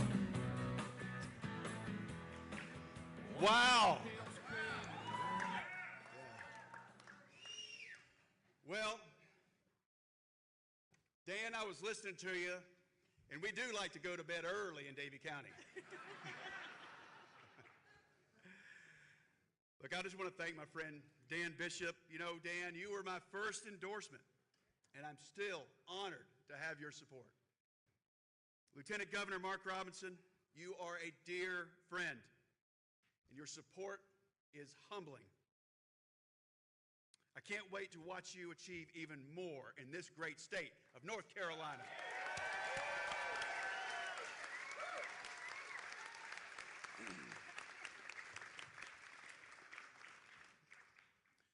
Well, the psalmist tells us, give thanks to the Lord, for he is good. His steadfast love endures forever. And North Carolina, we certainly do give him thanks tonight. Yeah.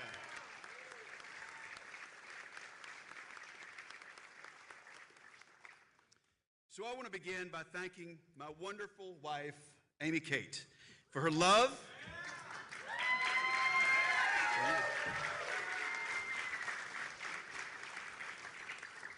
For her love, for her encouragement, and for her road miles, for her hard work, and for giving us and blessing us 3 fantastic kids, Joshua, Catherine, and Macy.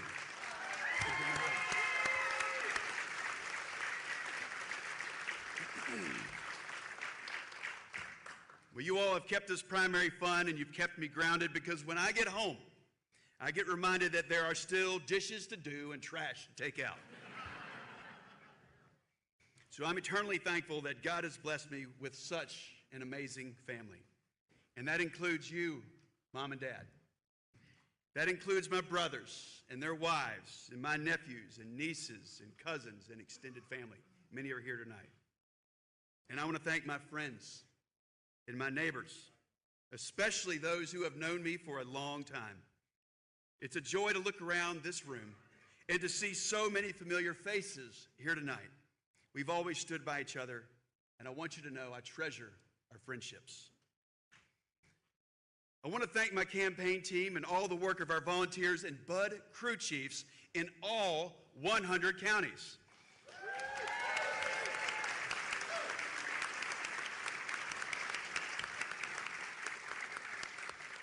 Because without your hard work, we would not be here tonight. And friends, I want to thank President Donald J. Trump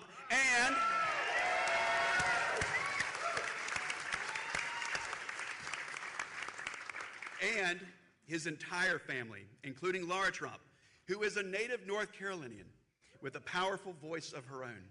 She and the president helped me back in 2018 when Nancy Pelosi targeted me in a tough Republican district. And then in 2020, we worked together to elect other Republicans up and down the ballot and across our state.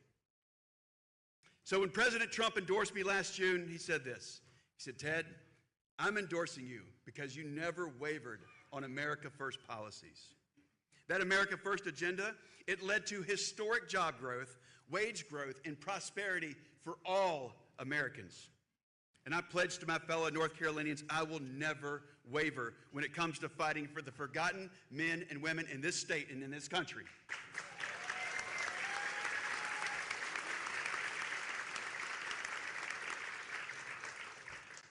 Now, you've often heard me say that primaries are awkward moments. And yes, friends, they really are. Because you have to run against people that you might have supported in another setting, in another day, in another race. But I want to take a moment and I want to recognize those men and women right now. Governor Pat McCrory, I thank you for your service to our state as governor and for your time as mayor of Charlotte. You made Charlotte better and you made North Carolina better. So thank you. Congressman Mark Walker, please, give him a hand.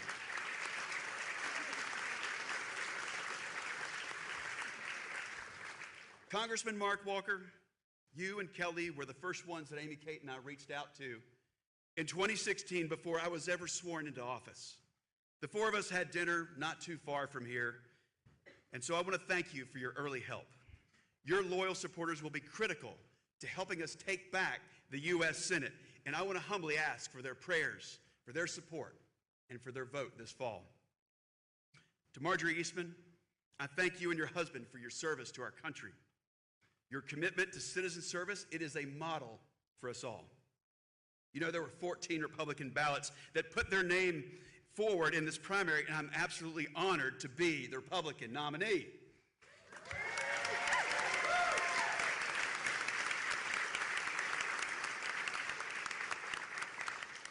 But now, we need to pull together, and we need to look to the real race in November. So I was glad to see that many of the events that we all participated in, each one of us took a unity pledge, and we raised our hand to support the eventual winner of this primary. And that sends a clear message to the Democrats that this party is united and is poised to take back the Senate and to save this country.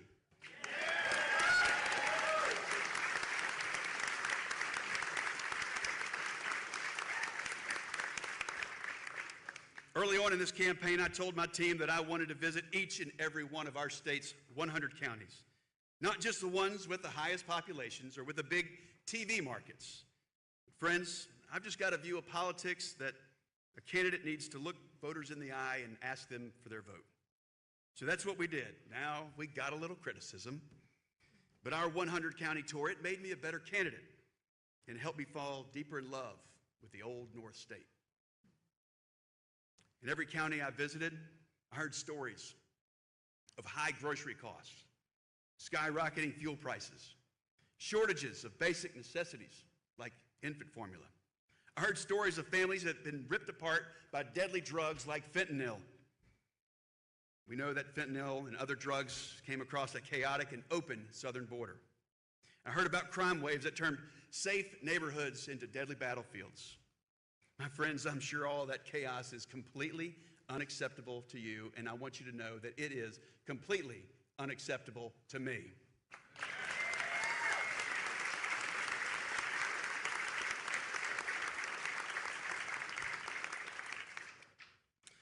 My opponent, Sherry Beasley, she doesn't seem to have any problem with Joe Biden's agenda.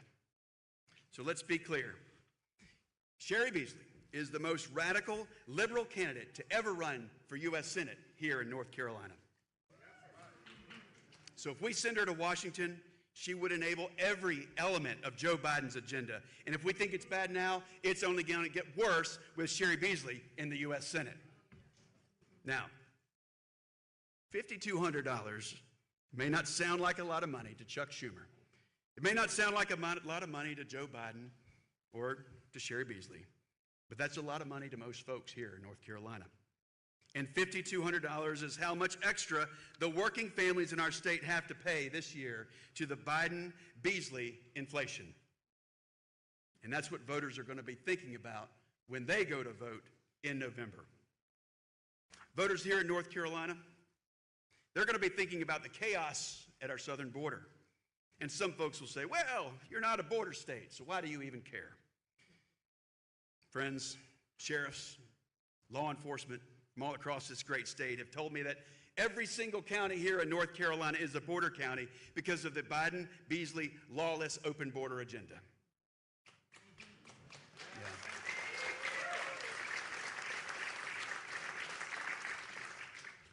Deadly drugs are flooding in, human trafficking is increasing, and the cartels are trying to gain even more control of our borders. It's gotten so bad that even my Democrat opponent is talking about it, but she's not holding Joe Biden accountable for his failures.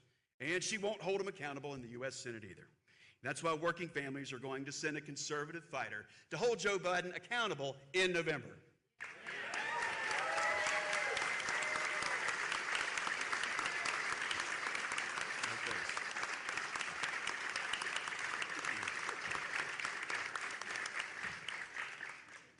Well, we got an amazing crowd here tonight. And I bet some of you all drove from a pretty long ways.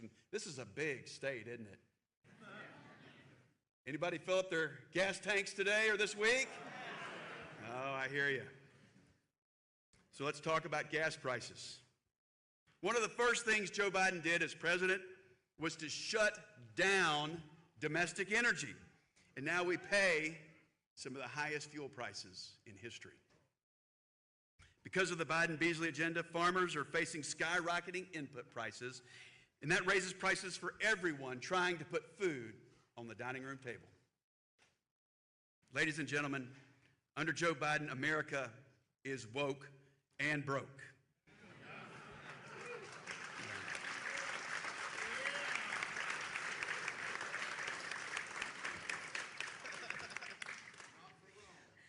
And Sherry Beasley would be nothing more than a rubber stamp for everything that is wrong with Joe Biden's woke and broke policies. So we need to put the brakes on this agenda for the sake of hardworking North Carolinians, and that's exactly what I'm going to do. I'm Ted Budd. I'm a small businessman. I'm a conservative fighter. I'm America First, and I am honored to be your Republican nominee for the United States Senate. God bless you. And may God bless the United States of America. Thank you all.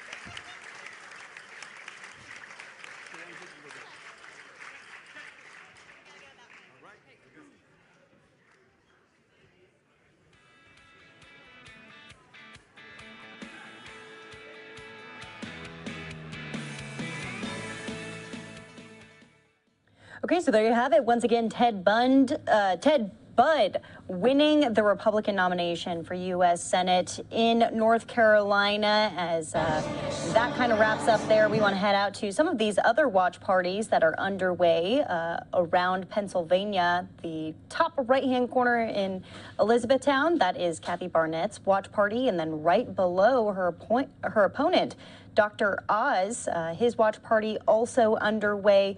No one really coming out and saying anything quite yet because the race is tightening. It is far too close for anyone to be calling it. McCormick up 32%, Oz 29%, about almost 30%, and Barnett now up 23%.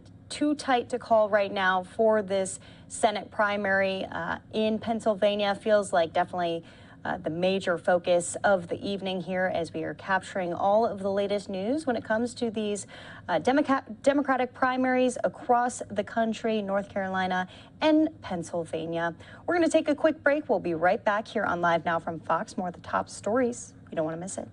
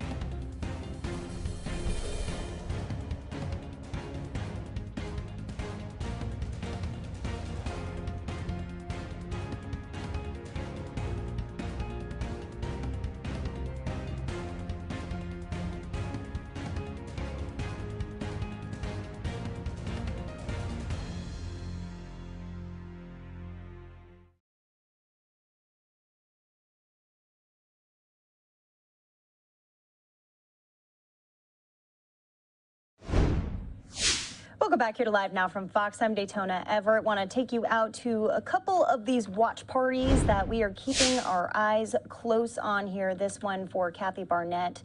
This is in Elizabethtown, Pennsylvania, as that primary for Pennsylvania Senate seat, the Republican race really tightening right now. No one coming out making any remarks quite yet because it is just too close. Also across town, the Dr. Oz watch party, where a lot of people are showing up in support of the celebrity doctor there. Haven't heard from him either. No one else taking the podium quite yet. So we'll be keeping our eyes on this Senate race as it remains close here, just too close to call. We want to be careful with that. No one has called it yet. Associated Press is what we'll be following. So we'll keep on popping in with any updates for you on all of these races here. Until then, though, let's go out to some of the latest stories of the day.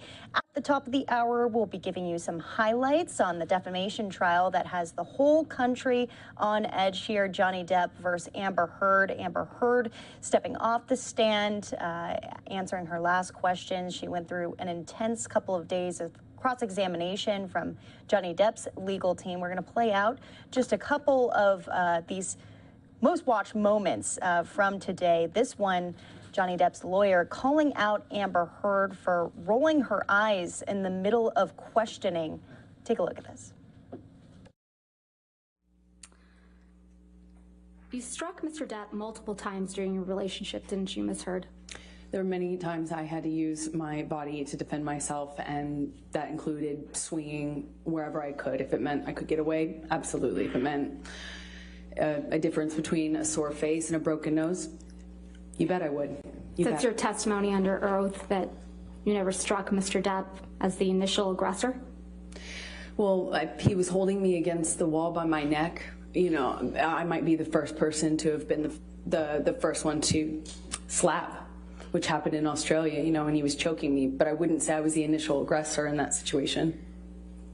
You got physical with Mr. Depp often during your relationship, didn't you? I had to defend myself as best I could. Didn't seem to make much of a difference. You just couldn't control yourself, could you, Ms. Heard? I tried to defend myself when I could, but it was after years of not defending myself. Can we please pull up Plaintiff's Exhibit 356? And, Your Honor, portions of the exhibit were entered into evidence yesterday, but we moved to admit the entire recording. All right. And I can confirm that there's no other voices besides Ms. Heard's and Mr. Depp's. And I intend to play from 1:29:27 to 1:30:07. So I have 356A in evidence. Is any objection to the entire 356 coming into evidence? If I may, hold Okay, on just for sure. a moment, Your Honor. I have to check on something. Which one?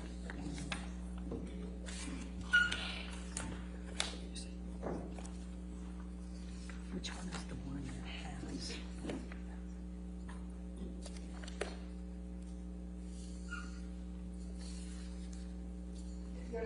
The excerpt for now, and we'll double check our notes on that, because there was one that had something in that couldn't go, and I just can't find my notes on that. We'll just call it 356B for now. That's fine. Thank you, Your Honor. Could you just give me the times again? Yes, of course. 1:29:27 to 1:30:07.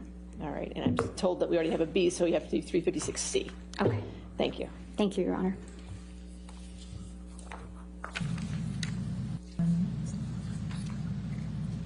I can't promise you that I'll be perfect. I can't promise you I won't get physical again. God, I fucking sometimes get so mad I lose it. I can fucking promise you I'm gonna do everything to change. Promise you. I'm not gonna throw around divorce. I will not say divorce unless I leave. Unless it's it. And then I hope you leave me. I'm not going to. And me too. I will leave you. It's fair. I can't do it, you know? And I think, honestly, if we hold each other accountable to that, it's fair. Ms. Heard, that's you and Mr. Depp on that recording, correct? That's correct. And you told Mr. Depp, quote, "I can't promise you that I won't get physical," end quote, correct? That's correct. He was accusing me of instigating something in a situation I explained yesterday. And you also told Mr. Depp that sometimes you get so mad you lose it, correct? That's correct. I also explained the context of that fight yesterday. Isn't that exactly what you told Ben King on your way back from Australia? That you get so mad you lose it? Absolutely not. I know that that's what Ben King testified to, but I never had that conversation with Ben King. If we could please play. In the meantime, I'm sorry. I checked, and I have no objection to the entirety of 356 coming in. So 356 in its entirety will be in evidence. All right, thank you. Thank you, Your Honor. If we could please play from what's now been admitted, Plaintiff's Exhibit 356 in its entirety from 705 to 743. I'm not gonna be in a physical fucking altercation with you. Then don't. You fucking hit me.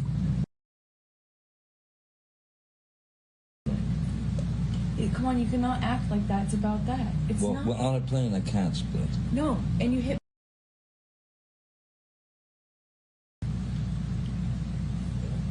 I'm not going to get into the details of that fight. You and I both know that you split when there is no physical violence involved. And that you do it like at the very beginning of fights these days. And if you split and you go into a different room and you don't actually leave that house, it does nothing but perpetuate the fight. And you don't actually do it respectfully. You don't. Ms. Hurd, is that you and Mr. Depp on this recording? Yes, it is. Can we please pull up Plaintiff's Exhibit 343? And I believe that one's been admitted already into evidence. Yes, ma'am. Thank you. And just for the record, we're playing from 24601 to 24720. I said to Travis, I said to you, hey, tell Travis what just happened. You told me to do it. You told me to. You said, go do that. I said, no, tell him what just happened. And I lied. And that you punched me in the fucking thing. And You figured it out. And you said, no, fucking, no, I didn't. What the fuck are you talking about? And I watched you lie. And then I didn't punch you, by the way. I'm sorry that I didn't hit you across the face in a proper slap, but I was hitting you. It was not punching you. Babe, you're not punched. Don't tell me what it feels like to be punched. You know, you've been in a lot of fights, you've been around a long time. I know. Yeah. No, when you fucking have a close. You didn't get punched. You got hit. I'm sorry I hit you like this, but I did not punch.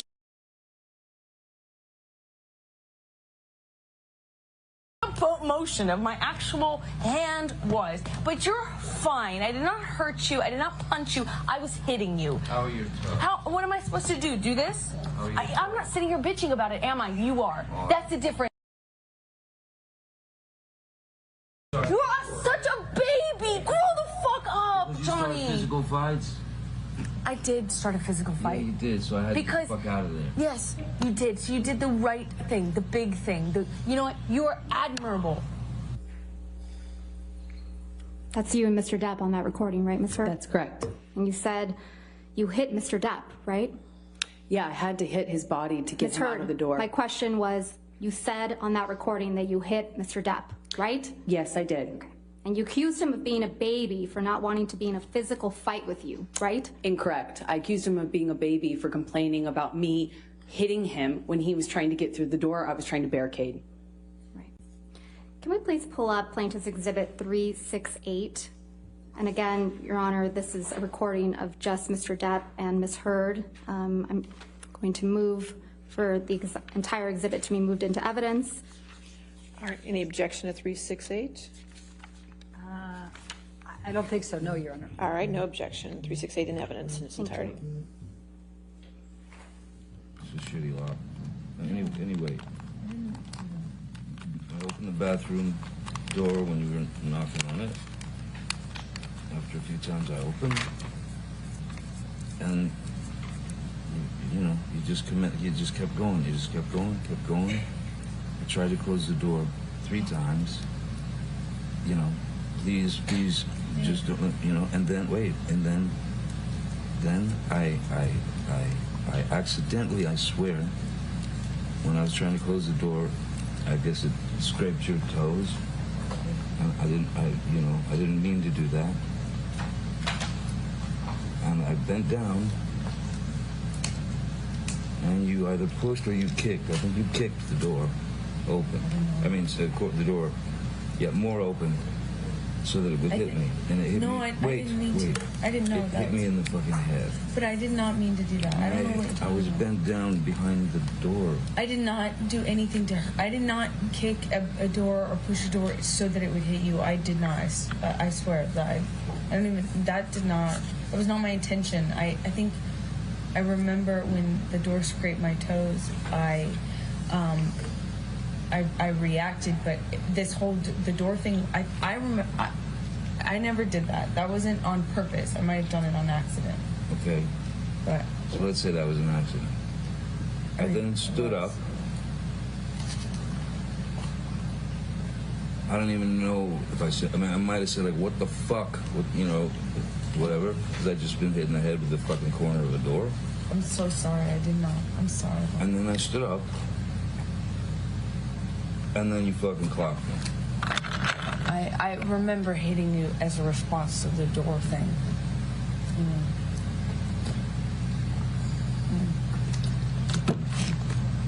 And I'm really sorry about hitting you with the door or hitting your head. I did not mean to, nor...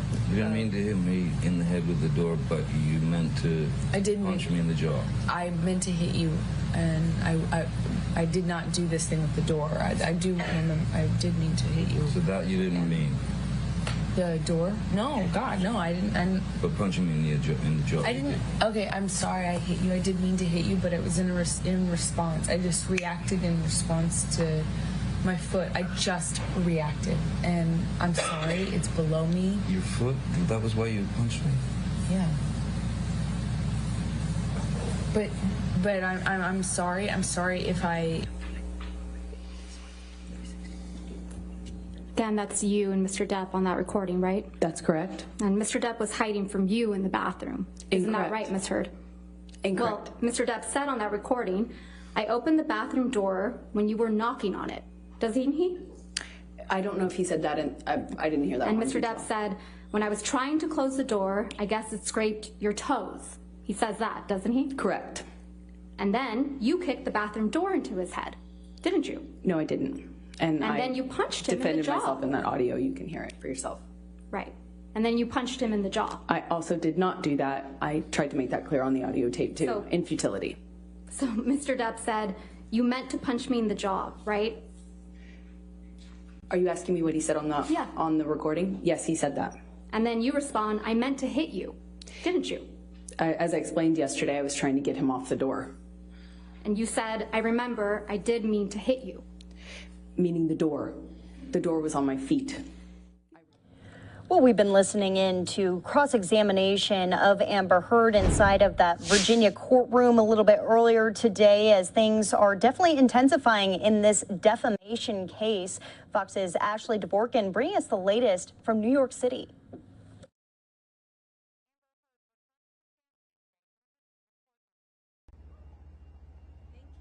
Amber Heard returned to the stand Tuesday in a Virginia courtroom.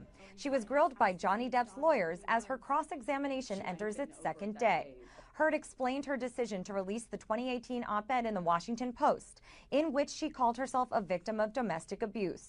I was talking about a bigger issue, actually, than just Johnny. I was talking about what we as a country were talking about at the time of writing this, which is when powerful men in general do something horrible or something they shouldn't. Depp's legal team spent most of the day attempting to poke holes in Heard's allegations of violence during the pair's multi-year marriage. This comes after Heard stated that Depp's abuse started a year earlier than she previously claimed.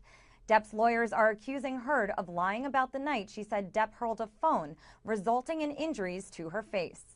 You sat in this courtroom while Officer Sines testified that she saw you the night of May 21, 2016, face to face, and didn't see any injuries on your face.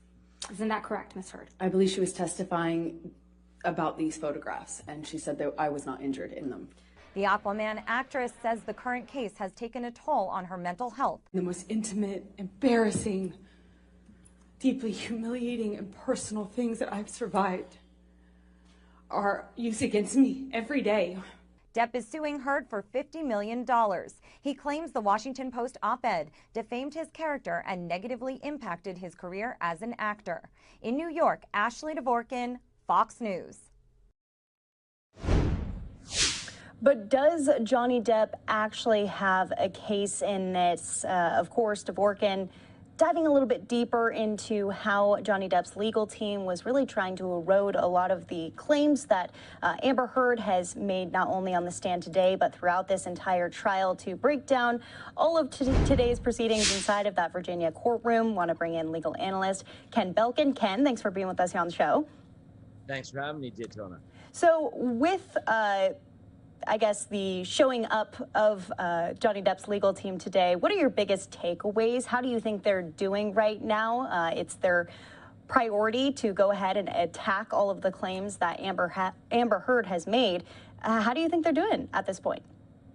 You know, there's an old Latin saying, falsus in uno, falsus in omnibus, meaning if you're lying in one instance, everything you say must be considered false. And they have pointed out so many inconsistencies and poked so many holes in her credibility that it's going to be hard to take anything she has to say at this point at face value.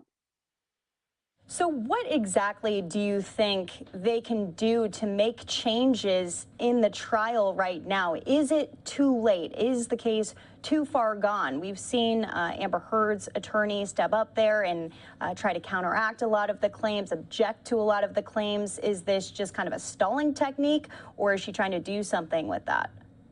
Well, look, I think something's getting lost in the noise here, and that this is not a trial about repairing Amber Heard or Johnny Depp's reputations. I mean, as far as I'm concerned, and most of the American public is concerned, both of their reputations are ruined. He has massive substance abuse issues, and she seems to be, you know, willfully engaging in deceit on a near daily basis. But we can't lose sight of the fact that this is a defamation trial, that Mr. Depp has brought claims against Amber Heard relating to a 2018 Washington Post editorial that she wrote about domestic abuse. Now, you can go read that editorial.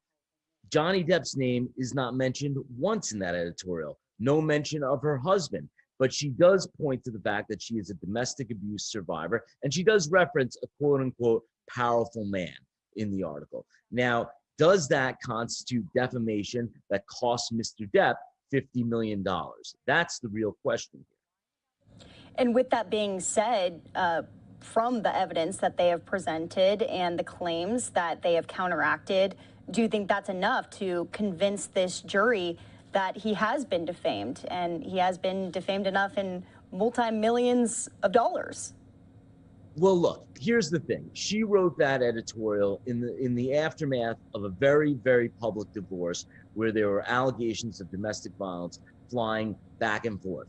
For her to take the stand now and say that that article was not directed at Johnny Depp, it was not about Johnny Depp in any way, it was about the aftermath of her divorce and her history, is ludicrous. You can't read that article and be divorced from the fact that she was married to the man America all knows, Edward Scissorhands, you know, Captain Jack Sparrow, Johnny Depp. We all know who you are married to. We all know who your husband is. We all know who you are referring to when you say you're a survivor of domestic abuse. Now, Mr. Depp's legal team did produce evidence in the form of his agent's testimony that those allegations of hers cost him the role of Captain Jack Sparrow in Pirates of the Caribbean. I don't know, what are we up to, 26 now? You know, and that he was going to be paid $22 million for that role. So there has been evidence introduced that he was damaged.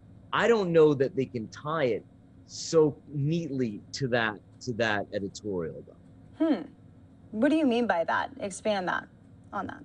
I mean, they've really got to prove that editorial, that article, which was so public and read so widely by the American public, that is what cost him the role of Captain Jack Sparrow. That because it damaged his reputation that much, and that damaging to his reputation was based on falsehoods, that is what cost him the $22 million. And again, he's not mentioned by name in that article at all.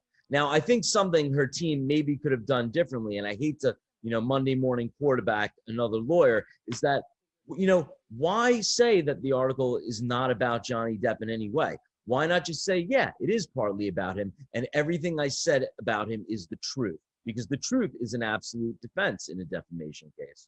Right. She has stood by the fact, though, that she has been the victim of all of this, although I feel like Johnny Depp's legal team trying to paint this picture that he's the victim, going as far as to bring up other situations in the past with Amber Heard and her ex-girlfriend, alleging that there was domestic abuse in that relationship, playing out audio recordings of Amber Heard saying that, oh yeah, I did hit you, but it wasn't that hard, you know? What have you made of this evidence that has been presented, really making her out to be kind of the villain? I mean, recorded admissions are some of the most damning evidence you can produce in a case. If you have your adversary on tape admitting that they did what you're accusing them of doing, I mean, how do you walk that back? How do you say to a jury, well, I didn't really mean it, or I was being hyperbolic? But the fact of the matter is, she does have a history of domestic violence. She was arrested in a Seattle airport for assaulting her ex-girlfriend some years back. And you know, this was something witnessed by the police, even though the charges were inevitably dropped. And believe me, charges get dropped a lot. Guilty people, newsflash, sometimes have their charges dropped. And the reality is, police officers witnessed this assault on her ex-girlfriend, which is how she got arrested in the first place. And if she's assaulting her ex-girlfriend publicly in an airport, it begs the question as to how bad her judgment is.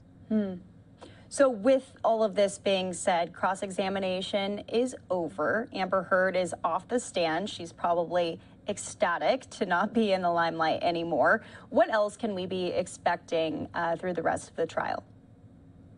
Well, I mean, we're just going to have to see how they tie it back to this article. And that's really going to be the crux of it. I think we have closing statements scheduled on the 27th, and it's going to be really interesting to see how this jury rules. Because it is, again, a defamation trial. It's not about who we like better. Are we team Johnny? Are we team Amber? Whose reputation is being rebuilt? It's not about whether or not we're going to see more of Amber in Aquaman 2 or, the 39th with Johnny Depp. It is about whether a specific article damaged Mr. Depp to the tune of what he says to be $50 million. All right, and we will be watching it through the rest of the week here. Legal analyst Ken Belkin joining us here on Live Now from Fox. We appreciate it, and we'll talk to you soon for sure. Well, Thanks we want to start to play out more of those highlights from throughout the day today. A lot of us probably not able to sit around and watch the entire trial. If you did miss it and you want to go back and see some of these highlights, you can go to our YouTube page. Just type in Live Now from Fox.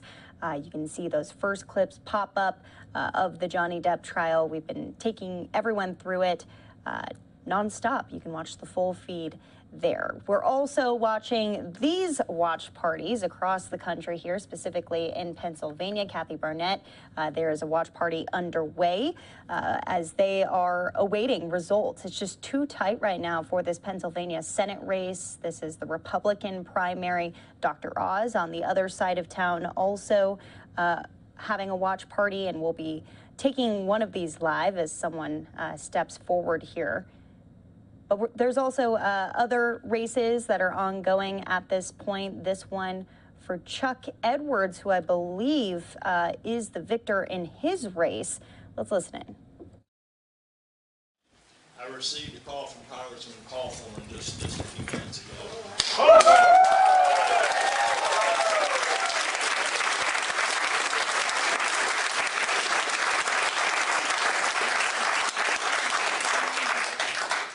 Just as I expected, he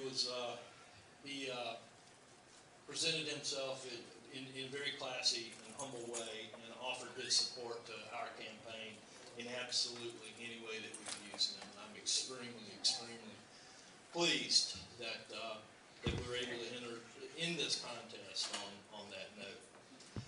I have a few folks that I'd like to thank, but before I do that, I'm going to take just a moment of personal privilege. About you know, this is my fourth contest, my fourth win, and a few years ago, I can't remember exactly the year, but as I stepped in front of a crowd very similar to this to accept a nomination or a position, I was extremely honored that my son was here in this very spot to introduce me. And he's not with us now. In fact, tomorrow is the 4th anniversary of his loss. So I just want to say that, because that's a personal moment for me and my family. That aside, we're gonna celebrate here. I'd like to,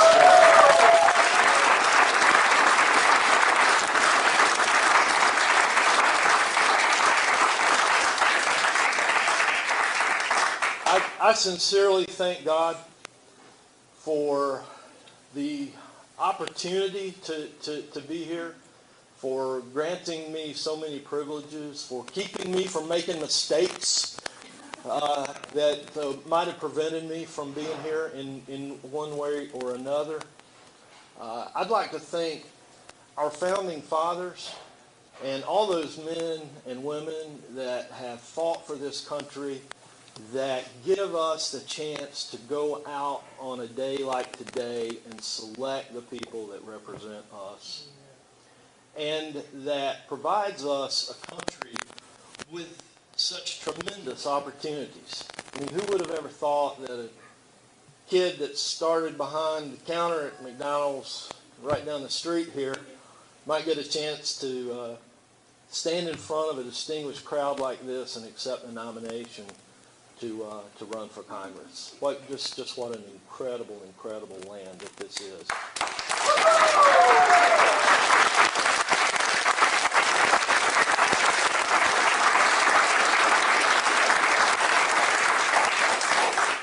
I need to thank my wife, Teresa, back there.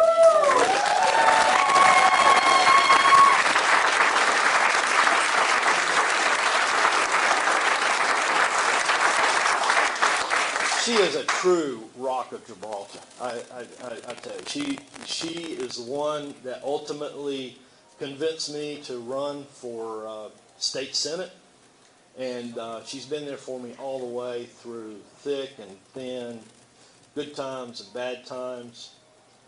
She holds our business together. She holds our family together. She holds our household together, and is incredibly supportive of me in absolutely every conceivable way. And there's no way I could be here in front of you right now without her. So thank you. Thank you.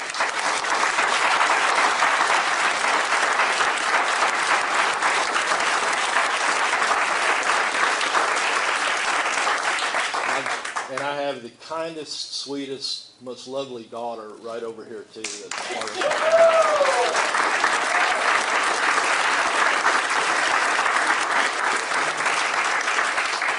And we're very proud of our daughter-in-law standing right in front of her, who was my son's wife.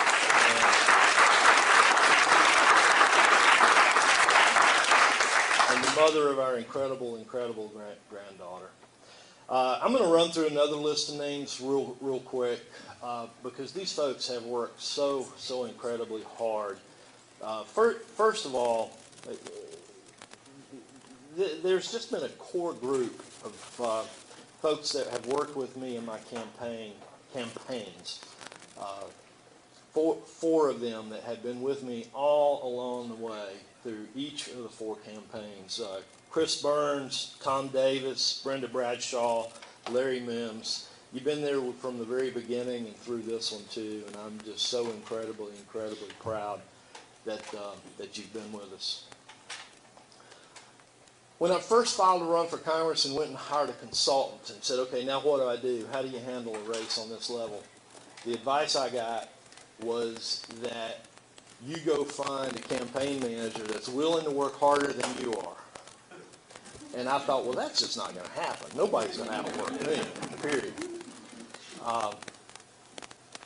I was wrong. Aubrey Woodard, where are you? Yeah.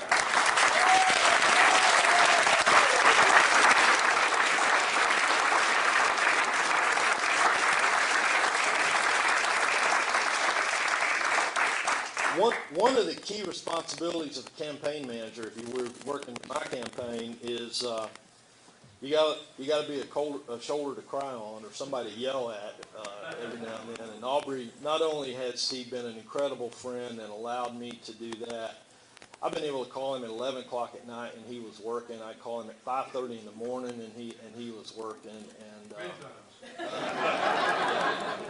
he drugged me in at 1 o'clock in the morning several nights. What a ride it has been, and Aubrey, I appreciate you. There's some other, there's so many folks to thank, but there's some other key names here I'd like to mention that really have helped carry the weight in this contest, and that's Jeannie McDonald, Laura Klein, Jesse Frank, Greg, and Lisa Beam. Holy cow, y'all spent some hours out there at the polls for us. Stan Shelley, Bronwyn Lance, AJ Brazel.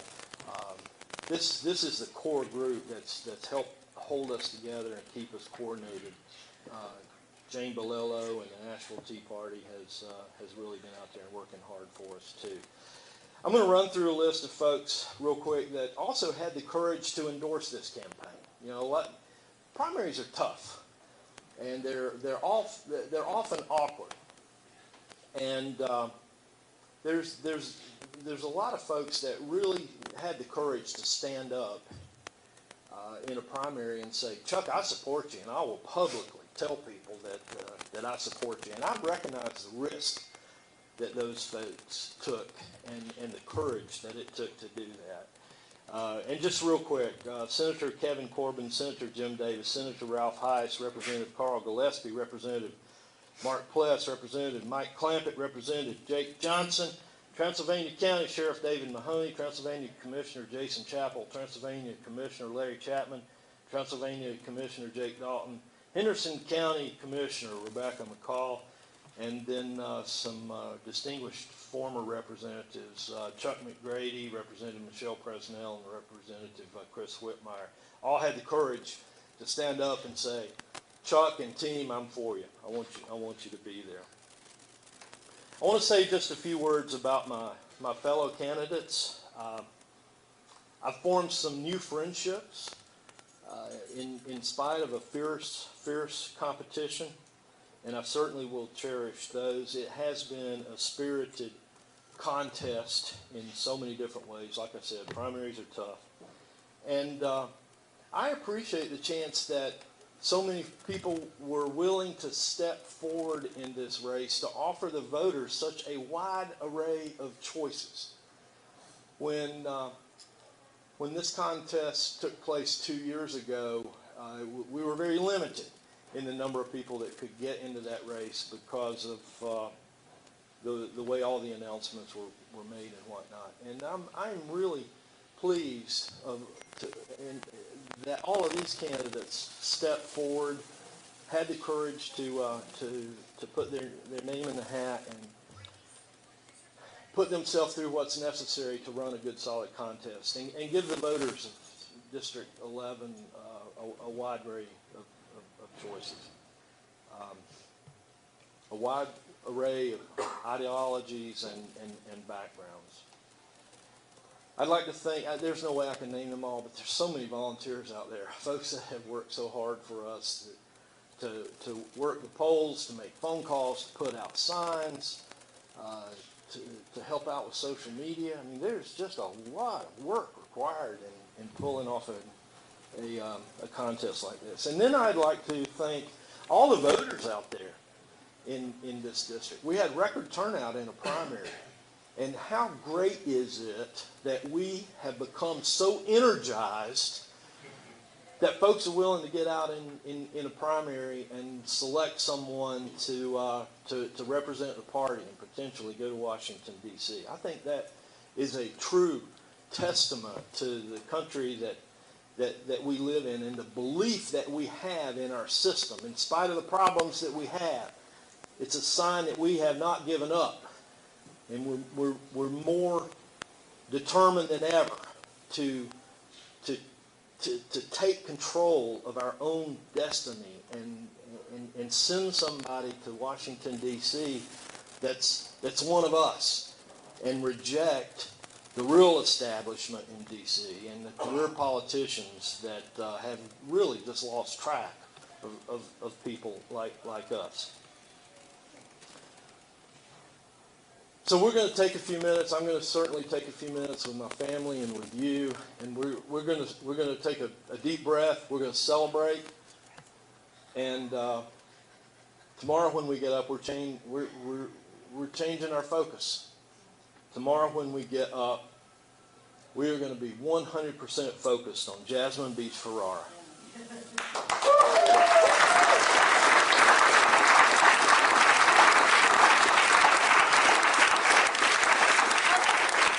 We are going to be focused on taking the gavel away from Nancy Pelosi.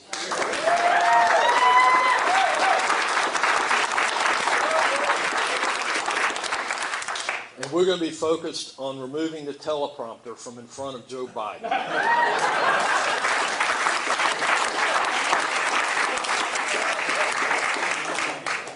And we're going to go back to work re-implementing the policies that made this country great under President Trump.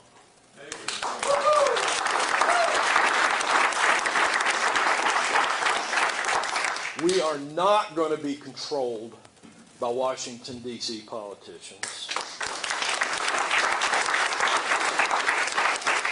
We're going to take back our Constitution, our freedoms, and our independence. We're going to secure this nation, not only with the borders, but in the way that we handle ourselves economically and in terms of our energy independence. And we are going to create the future for our children and our grandchildren that we all enjoyed, that built this great nation.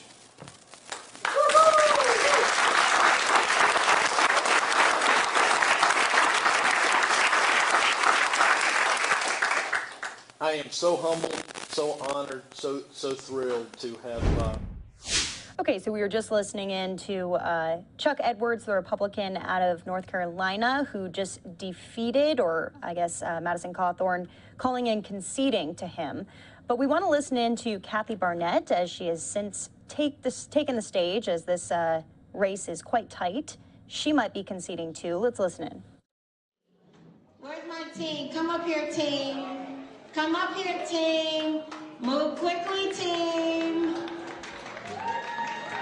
I love it. Come on up here. Come on up here. Where's my team? I love it.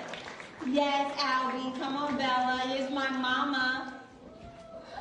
Oh, my goodness. We have had such a long day. In fact, we have had a very long 13 months. 13 months has come down to this day. I mean, I see so many familiar faces. I mean, I say it all the time. There's my brother. Hey, Tyrone. You don't want to come up here? You know, you mentioned a county, I see faces. I'm remembering stories, sitting down, talking to you, where I met you, how I met you, how long I've known you. Guys, we have put up a good fight. I am so grateful to the people that I have met throughout this Commonwealth. The Republican Party, we have some of the best people. We have some of the best people in this party. I have walked into rooms and you have made me feel like family. I have friends that I know I will keep forever. Thank you so much for all of your hard work. I appreciate it so much. They haven't called it. I'm not conceding, so don't report it. I just want to take this time, though, to just say thank you. Thank each and every one of you for all the hours. My team overwhelmingly are volunteers. I mean, how many of you took up petitions for me? a lot of volunteers. The infrastructure has been amazing. People just giving and doing and calling and texting and beating the pavement. My story is as much about you as it is about me. I could not have done what it is that we have done and we will continue to do if it wasn't for you. I'm so grateful. So do not be discouraged because we have a country to save. The left has shown us that they are not playing with us when they say they want to fundamentally change this country. And y'all saw the attacks, the last minute, they put in overtime to lie, to sow disinformation, to suppress my votes in order to steal the election away from me. They lied, and they did a lot of it. We know that. But listen, our country, I love this country. Do y'all know we are standing on the shoulders of giants in this nation? Both black and white. People who were born here, people who have come here and now call this country their home. We are standing on their shoulders. People who have sacrificed so much so that a little black girl who grew up below the bottom rung of the economic ladder could be able to stand here and say this is the greatest country that has ever existed. This is the greatest country. Both black and white. Both black and white. We stand on their shoulders. By the grace of God, such a righteous nation of people who call our God their God have come together to create such an amazing country. But our country is in trouble. Our country is wounded. Our country is divided. And I believe our country is divided intentionally. So we got to do our part. We have the best story to tell. What the left is telling, that's not our story. We gotta be bold. We gotta lean into, y'all saw the long knives coming at me, and you saw me leaning into it. You didn't see me back off. You didn't see me go on my heels, because I know what it is that I'm fighting for. I know who I am. So no one can define me. I know who I am. Learn who you are. This nation is a big part of who we are. Right? I have the blood of slaves coursing through my veins. I know the good, the bad, the downright despicable things that took place in this country, and yet I stand here saying this is the greatest country that has ever existed. And I am so proud to be an American. Thank you all so much for your hard work. Thank you all so much for your long prayers. Thank you so much for all the work, for introducing me. This campaign has been about you. This campaign has always been about you. From day one, I made you the main thing. You didn't see me run an ugly campaign. You didn't see me put out an ugly ad. I made the main thing you. I made the main thing about you, and I used my story to remind the American people why this is the greatest country and why we must fight now.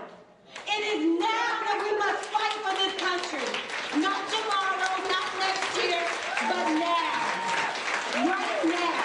So you leave here, you be encouraged, and you go fight for our country.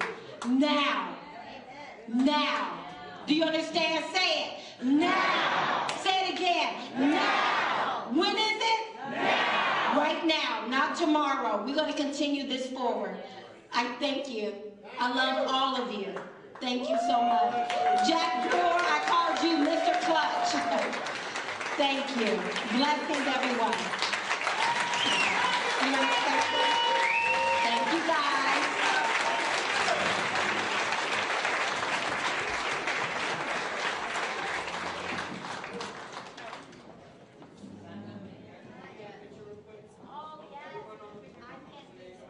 We love you, Kathy!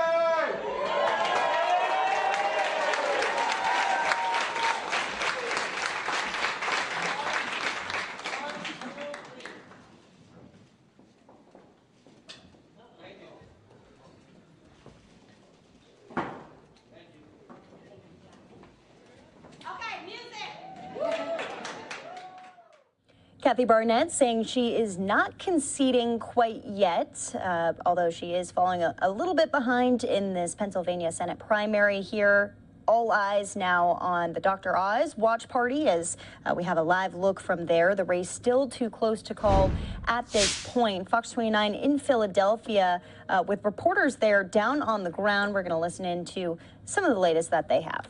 Right now, most of the crowd was listening to Kathy Barnett speak, one of the opponents who has not conceded in the race, but she is far behind at this point. Crowd of supporters here for Dr. Mehmet Oz here at the Newtown Athletic Club. Yeah, take a look around. I don't know, maybe 100, 150 people in here. They didn't have too many. They didn't want to bring too many people in here, but right now, as you said, guys, it is people are on pins and needles, a razor thin margin right now. Let's go back to the numbers right now. As you see, Dr. Oz slowly closing the gap now with more than 80% of the precincts reporting, slowly closing that gap with Dave McCormick. It is really between these two right now with more than 80% now reporting. Now, Dr. Oz, the celebrity doctor, of course, voted this morning along with his wife in Huntington Valley. He's fighting off that major push by McCormick. A ton of ad money was poured into this race in the final days.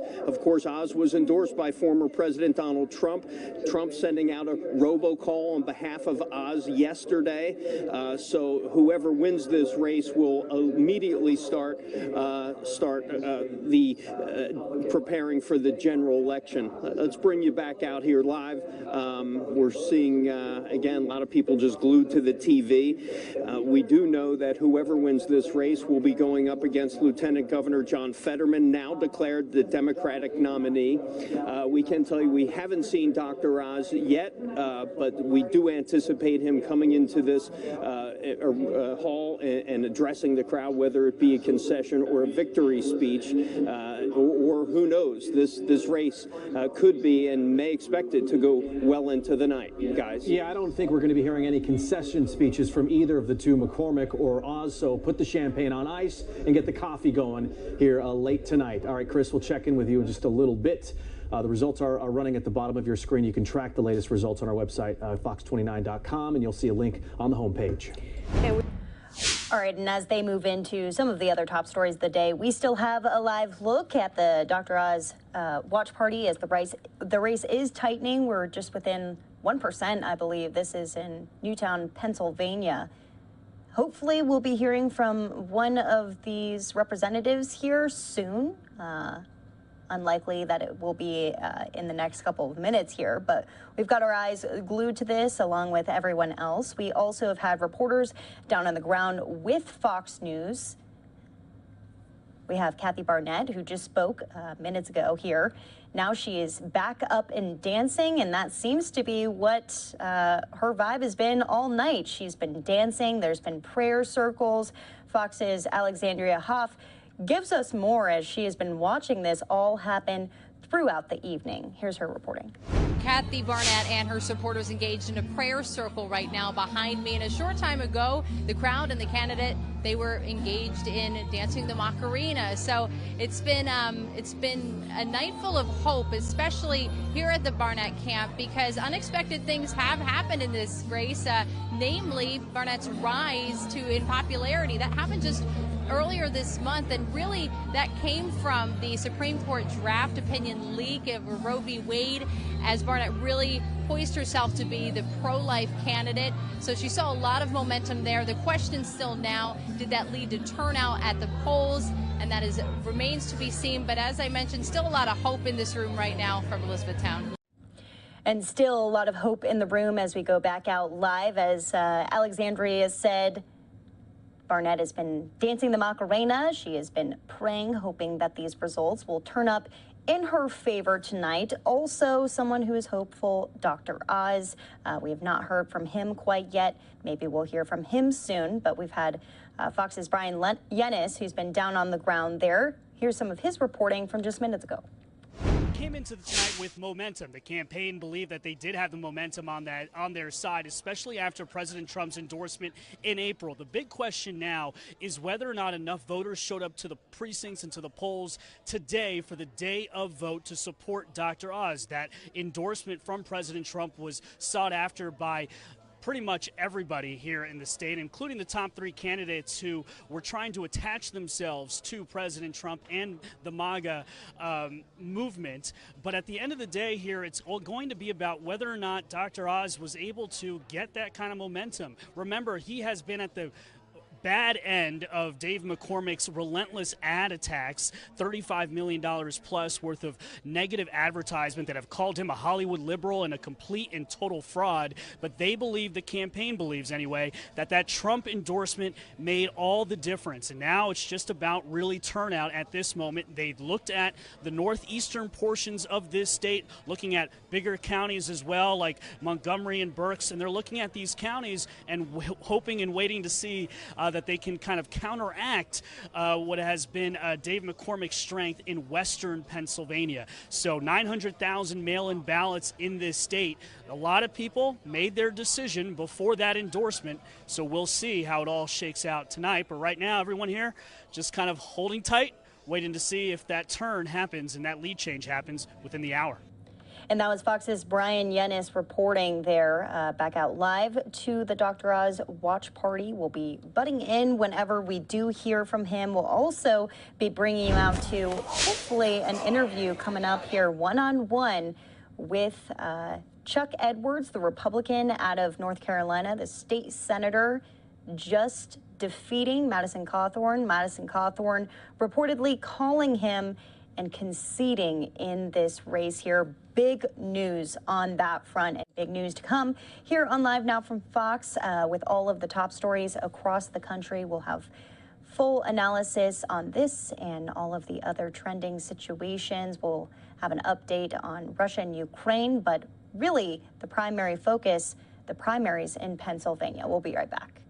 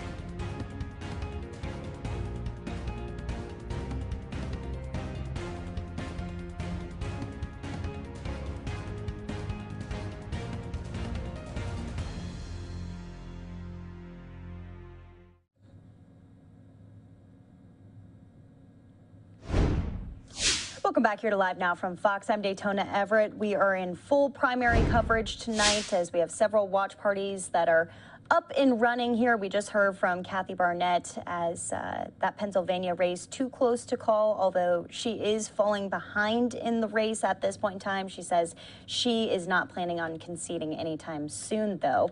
But someone really to be watching is Dr. Oz, a live look from his watch party as everyone is on the edge of their seat. This race continues to narrow. We want to continue our coverage with Fox 29 in Philadelphia.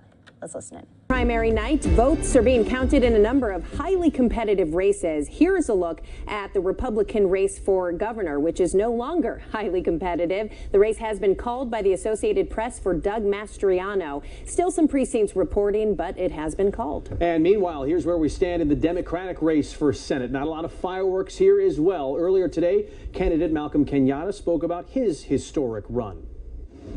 We have a real opportunity to elect a working class senator who's going to fight for working people every single day. And you know what? We'll make some history along the way, electing the first African American to ever represent Pennsylvania in the U.S. Senate, and the first openly gay person of color to ever be on the ballot for U.S. Senate in American history. And here's a look at where the Republican Senate race stands. 95% of the precincts reporting, still 32 to 31. Just a couple hundred votes, it looks like, separating David McCormick and Dr. Oz right now. So razor thin, but, you know, a majority of the votes are in. Yeah, Fox 29 political analyst Bruce Gordon joining us live now to break all this down. We're talking about several thousand votes here, Bruce. How close is this? Do you think we will have a winner anytime soon? Well, I think we're going to know the numbers. We're at 95% right now, and what I've been fascinated by is that the margin for David McCormick over Mehmet Oz has been very consistent as these numbers have come in throughout the later evening. By that I mean it has been plus or minus 8,000 vote margin for David McCormick, the former hedge fund CEO, over Mehmet Oz, who of course had the Donald Trump endorsement. So this thing is right now at a difference. If you'll notice your screen there, we've rounded off the decimal points there, but it's a difference of 0.9 percentage points, McCormick over Oz. My understanding of Pennsylvania election law is that at 0.5%, that is, this thing would need to narrow a little further, that triggers an automatic recount. 0.5 percentage points difference between the candidates triggers an automatic recount. Now, certainly Dr. Oz could ask for a recount, and depending on what information he has or evidence he has that something was amiss, that could be accepted and agreed to, and there could be a recount. But there's an automatically triggered recount if this thing gets much closer. But again, we're at 95% now. David McCormick has been hanging on by roughly the same margin for quite some time now. One of the things we often talk about is, where are the outstanding votes? Are they in one guy's stronghold or another guy's stronghold? Well, this has really not provided much of a benefit for either candidate over the other over the last hour or thereabouts. That margin remains at just under 8,000 votes. And again, we could have an automatically triggered recount if this thing gets even tighter. But the numbers are coming in pretty rapidly. Remember, Republicans generally vote in person. Those numbers are quicker and easier to count, so we get them in faster than had there been, for example, a highly competitive race among Democrats, because of course Democrats are more likely to vote by mail, and those are more of a lengthy process, and they don't start counting those till the polls close. So the bottom line is, we're now at 96% in. Now it's gone up again a little bit. McCormick up by just under 8,000 votes. So that margin has stayed consistent. We'll see. And it'll be tough to weigh what role Kathy Barnett had in, you know, I don't want to say playing spoiler, but, you know, determining the outcome. Right. Who did she take votes away from? Exactly. Now, obviously, she'll say, look, I was a legitimate candidate, a legitimate third-place finisher, but certainly somebody's going to look at this, and really, with this vote this close, you could take a look at almost any other candidate and lament, gee whiz, if that person had dropped out, I might have gotten their supporters, and it might be a different story at the top. All right, Bruce, great to have you here, and weather in 15 seconds. Okay, so we have a live look here of both of those watch parties. That was Fox 29 in Philadelphia with their political analyst weighing in on, like he said, this razor-thin race, 1%. This is just a matter of votes that are keeping McCormick and Oz apart here. Meanwhile, we want to go out to North Carolina, where Chuck Edwards is speaking one-on-one after he defeated Madison Cawthorn in that Senate race. Let's listen in. Probably a lot. Works great, so. That's how we do it. If it's not the sun, it's this. Hold on 1 second, 1 second. I'll hold it for you. All good? All right, we're good. Chuck, tell us how you're feeling. Obviously, a big victory tonight. I feel great, and I'm so happy for the folks here in North Carolina 11th District. the energy that they showed, the enthusiasm to have a greater voice in their government. We've all got a lot to be proud of tonight. Earlier today, you talked about the need for new blood, and you felt like you were the guy to get the job done. Now that you have this nomination, what's your focus? Well, as I mentioned in my comments a while ago, our first focus is Jasmine Beach Ferrara, and then removing the gavel out of Nancy Pelosi's hand, and then taking the teleprompter from Joe Biden and restoring the policies that we enjoyed under the Trump administration that helped get this country back on track. We're enjoying an incredible economy, an incredible tax structure. We were on our way to oil independence, and America was just in a good place. We need to get back there. We need to get back there quickly. Are you able to tell us what you discussed with the incumbent Madison Cawthorn during your call where he conceded? Sure. Congressman Cawthorn was very, very polite, very congenial, offered his support in absolutely any way to help me defeat the Democrat incumbent. I was really honored in how respectable and how honorable he handled himself. Throughout this campaign, you've preached experience will win today. How do you think that experience, number one, made the difference for this primary, and how it will help you move forward in the general election? Well, I think that the voters in the mountains recognized that we needed someone with a proven track record in Washington, D.C. And I'm thrilled that I've had the opportunity to show them that track record. I'm thrilled with the progress that we've made here in North Carolina since the Republicans took over in 2011. We've transformed this state, and I certainly now know what it takes to get things done. I'm eager to take that experience to Washington, D.C. Now, any changes to your campaign plans moving forward? Anything different you're going to try? Any changes in strategy as you're getting ready for November? I mean, the strategy is to for any candidate to introduce themselves to the voters, to talk about what's important, to listen to voters and connect with them, and simply show folks that there is a better America out there than what we are seeing right now.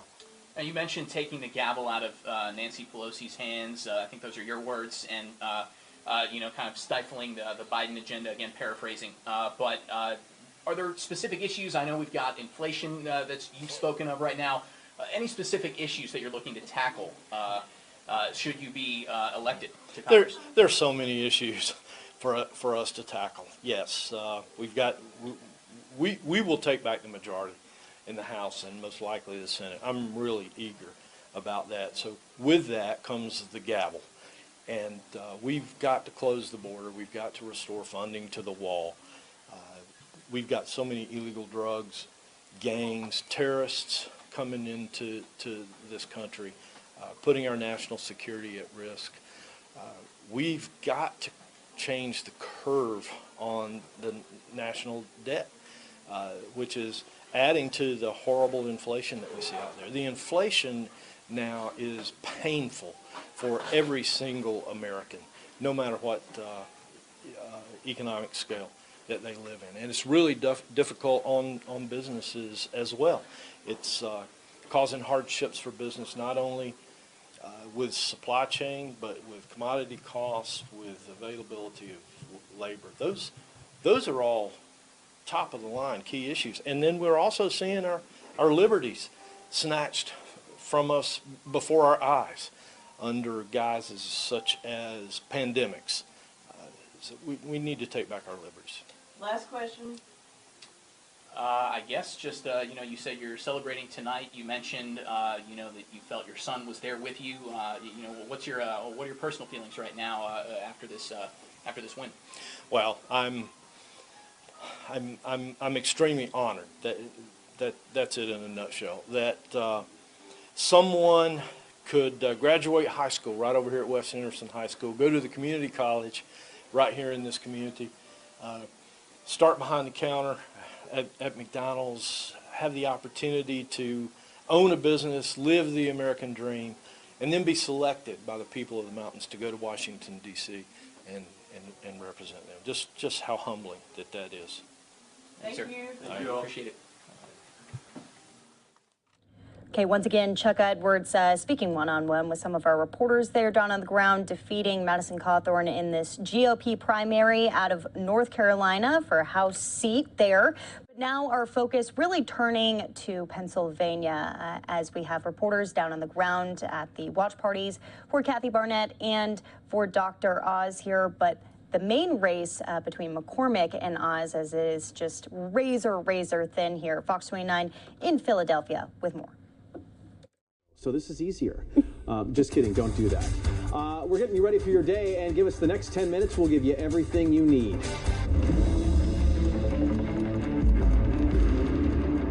This is the 10 at 10, all the news you need every 10 minutes. And first things first, we need to talk about the Pennsylvania primaries. In the Democratic race for governor, no surprise here, Josh Shapiro is the projected nominee. He was running, of course, unopposed in that race. Meanwhile, in the Republican race for governor, it has been called for Doug Mastriano. 45% of the vote, just about all of those votes counted. And this is the one we are really watching. The Republican race for Senate, hotly contested and razor thin. David McCormick with 32% to Dr. Oz with 31%. Now, we have heard from Kathy Barnett. She did not concede, but she did speak. But it appears to be a two-person race at this point. And it does seem like that gap is narrowing. Yeah. We also want to take a look at the Democratic race for U.S. Senate. John Fetterman, the projected winner there with 60%, just 79% of precincts reporting, but it appears the health scare the lieutenant governor had a few days ago did not affect his front-runner status. And one of the major, issues that these candidates have talked about on both sides of the aisle, gas prices, and they continue to break records. Not just a problem for the average commuter either, as our Hank Flynn found out. It's also costing farmers, I should say, 3 times more to fill their tractors.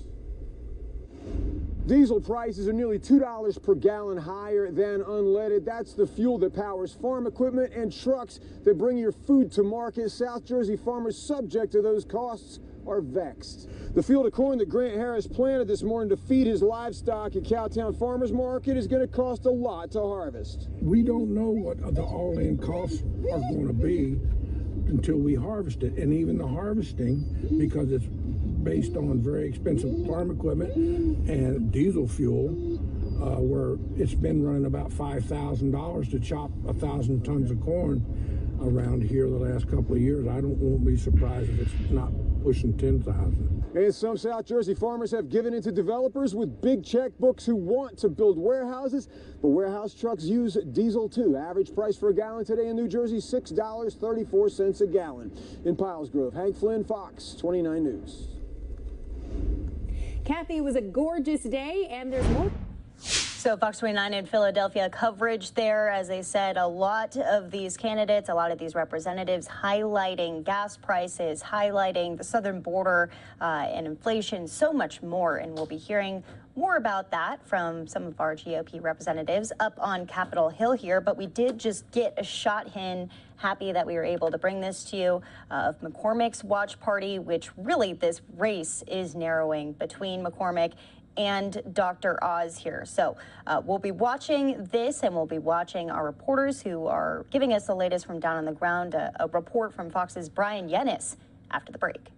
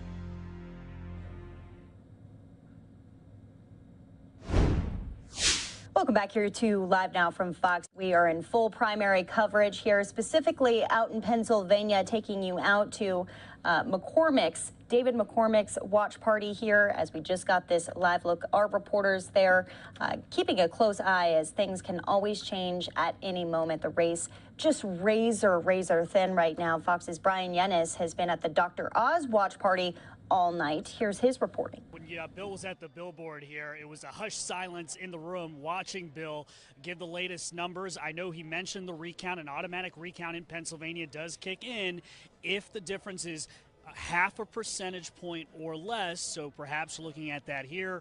But yeah, people are here looking at the situation right now, and there are a couple things that we're just wondering off the top of our heads, I'm sure, with this campaign. Dave McCormick spent a lot of money attacking Dr. Oz. Big question here now is whether or not Trump's endorsement came in maybe a little too late for people who had already mailed in their ballots. We'll see. Did enough people come out?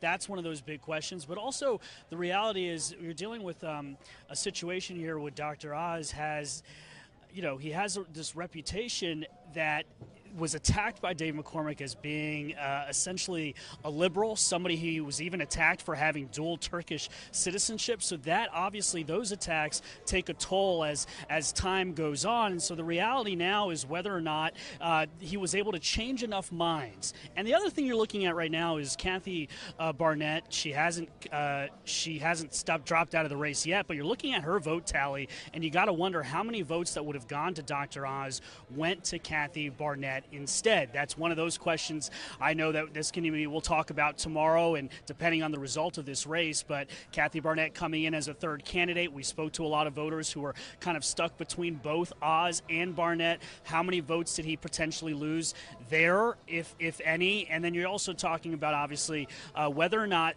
those advertisements, the kind of effect that had day after day, month after month, as we await perhaps Dr. Oz to come out here at any moment at some time. We have no indication that he has, that he will at any moment, but he hasn't come out yet. We haven't seen him here at the watch party, so we'll see. And once again, we have the live look now at Dave McCormick's watch party here. We're not sure when these results are going to start rolling in, but Fox's Brian Yennis reporting a great report, possibility of a recount with such a tight race. So we're going to keep this up for everyone in a box so you can see what's going on. Until then, though, let's go out to some of our current lawmakers on Capitol Hill.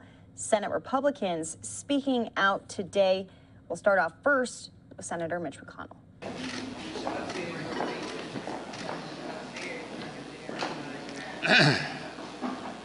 Well, good afternoon.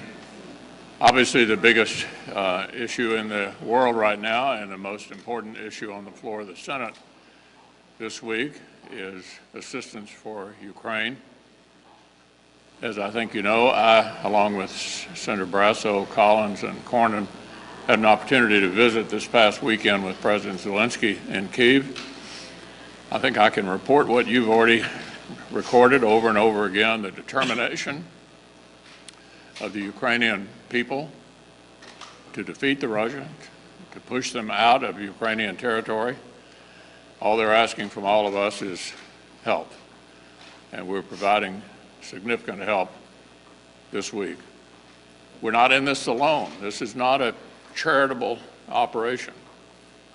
The European countries have contributed mightily, not only in absorbing refugees, but in providing arms and support in every way. This is also important to remind those who think we ought to be focusing on Asia that both the Prime Minister of Japan and the Defense Minister in Japan say the single most important thing we can do to push back against potential Chinese aggression is to help the Ukrainians defeat the Russians in this current conflict. President Xi is watching as this unfolds. What is the message he takes out of this? It needs to be that this kind of aggression is counterproductive and will not produce an outcome that you want. We then went to Stockholm and to Helsinki and had the opportunity to be there just as they were debating their decision to request admission to NATO. Met with the Prime Minister in Sweden, the Prime Minister and the President in Finland.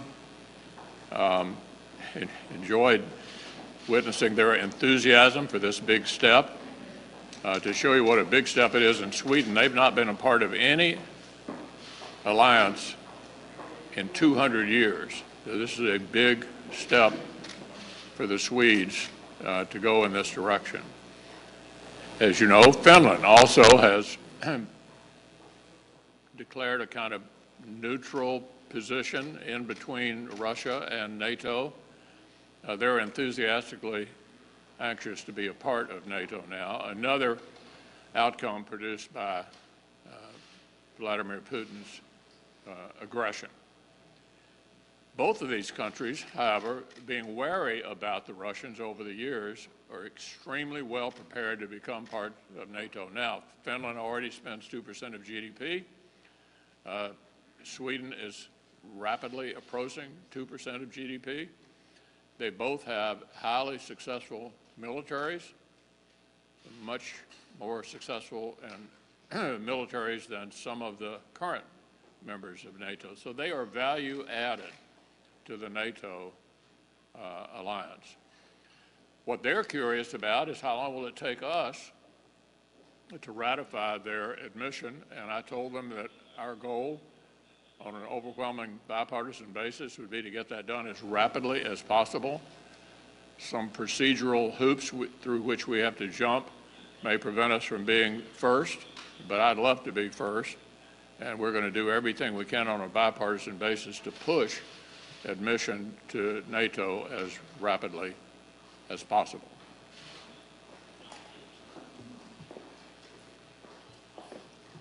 There isn't a day goes by where...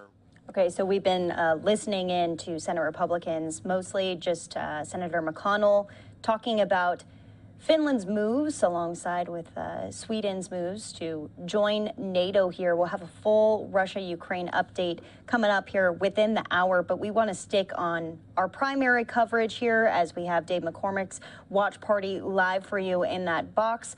We also have Dr. Oz's watch party live as well, and we have full coverage from Fox 29 in Philadelphia with this razor-thin race that keeps on getting closer. Let's listen in.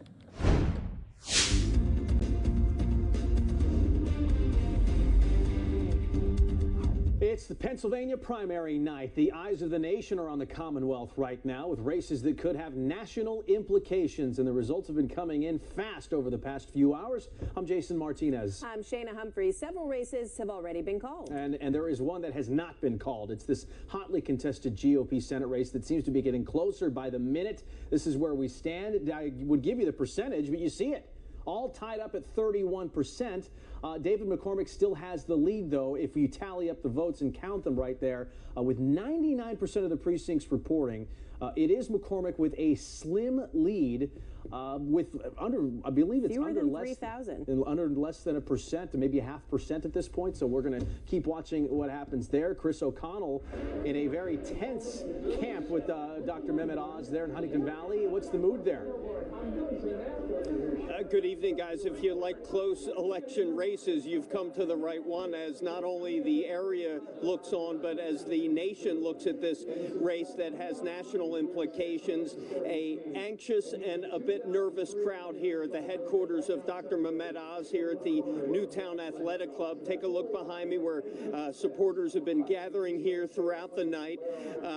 Dr. Oz trailing most of the night, closing the gap now, the margin from the latest we're seeing with 99% in, less than maybe about 3,000 votes, very close to what could be an automatic recount territory in Pennsylvania. A recount is triggered when the winner has less than a 0.5% margin of victory, and you're hearing some of the crowd here at Dr. Oz, some of the few applause we have here. We're getting some better numbers for Dr. Oz as they come in right now. The celebrity doctor, of course, never held public office. He was in a very tight battle with CEO of a hedge fund, Dave McCormick, and it is literally a razor-thin margin right now on this very hotly contested race. Right now, with 99% of the votes coming in, McCormick still holding a very small lead in this race. Once again, we have not heard from Dr. Oz. We will hear from him. When we do, of course, we will bring it to you. And any news coming here from Dr. Oz campaign headquarters, guys. Chris, thank you very much.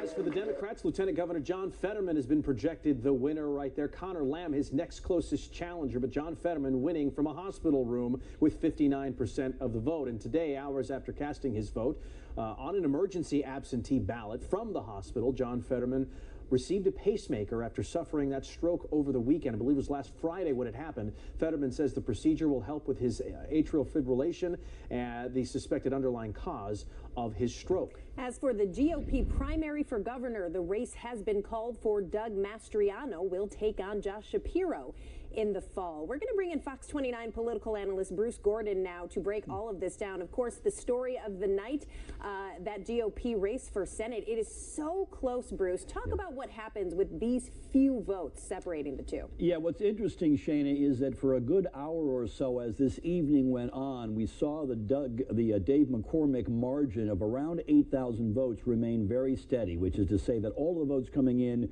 were giving neither candidate a particular benefit. Over the last 20 minutes or thereabouts, as we've gotten some of these late counted votes in, Mehmet Oz has clearly picked up some ground. These were clearly areas where he had done well, and he made some real gains there.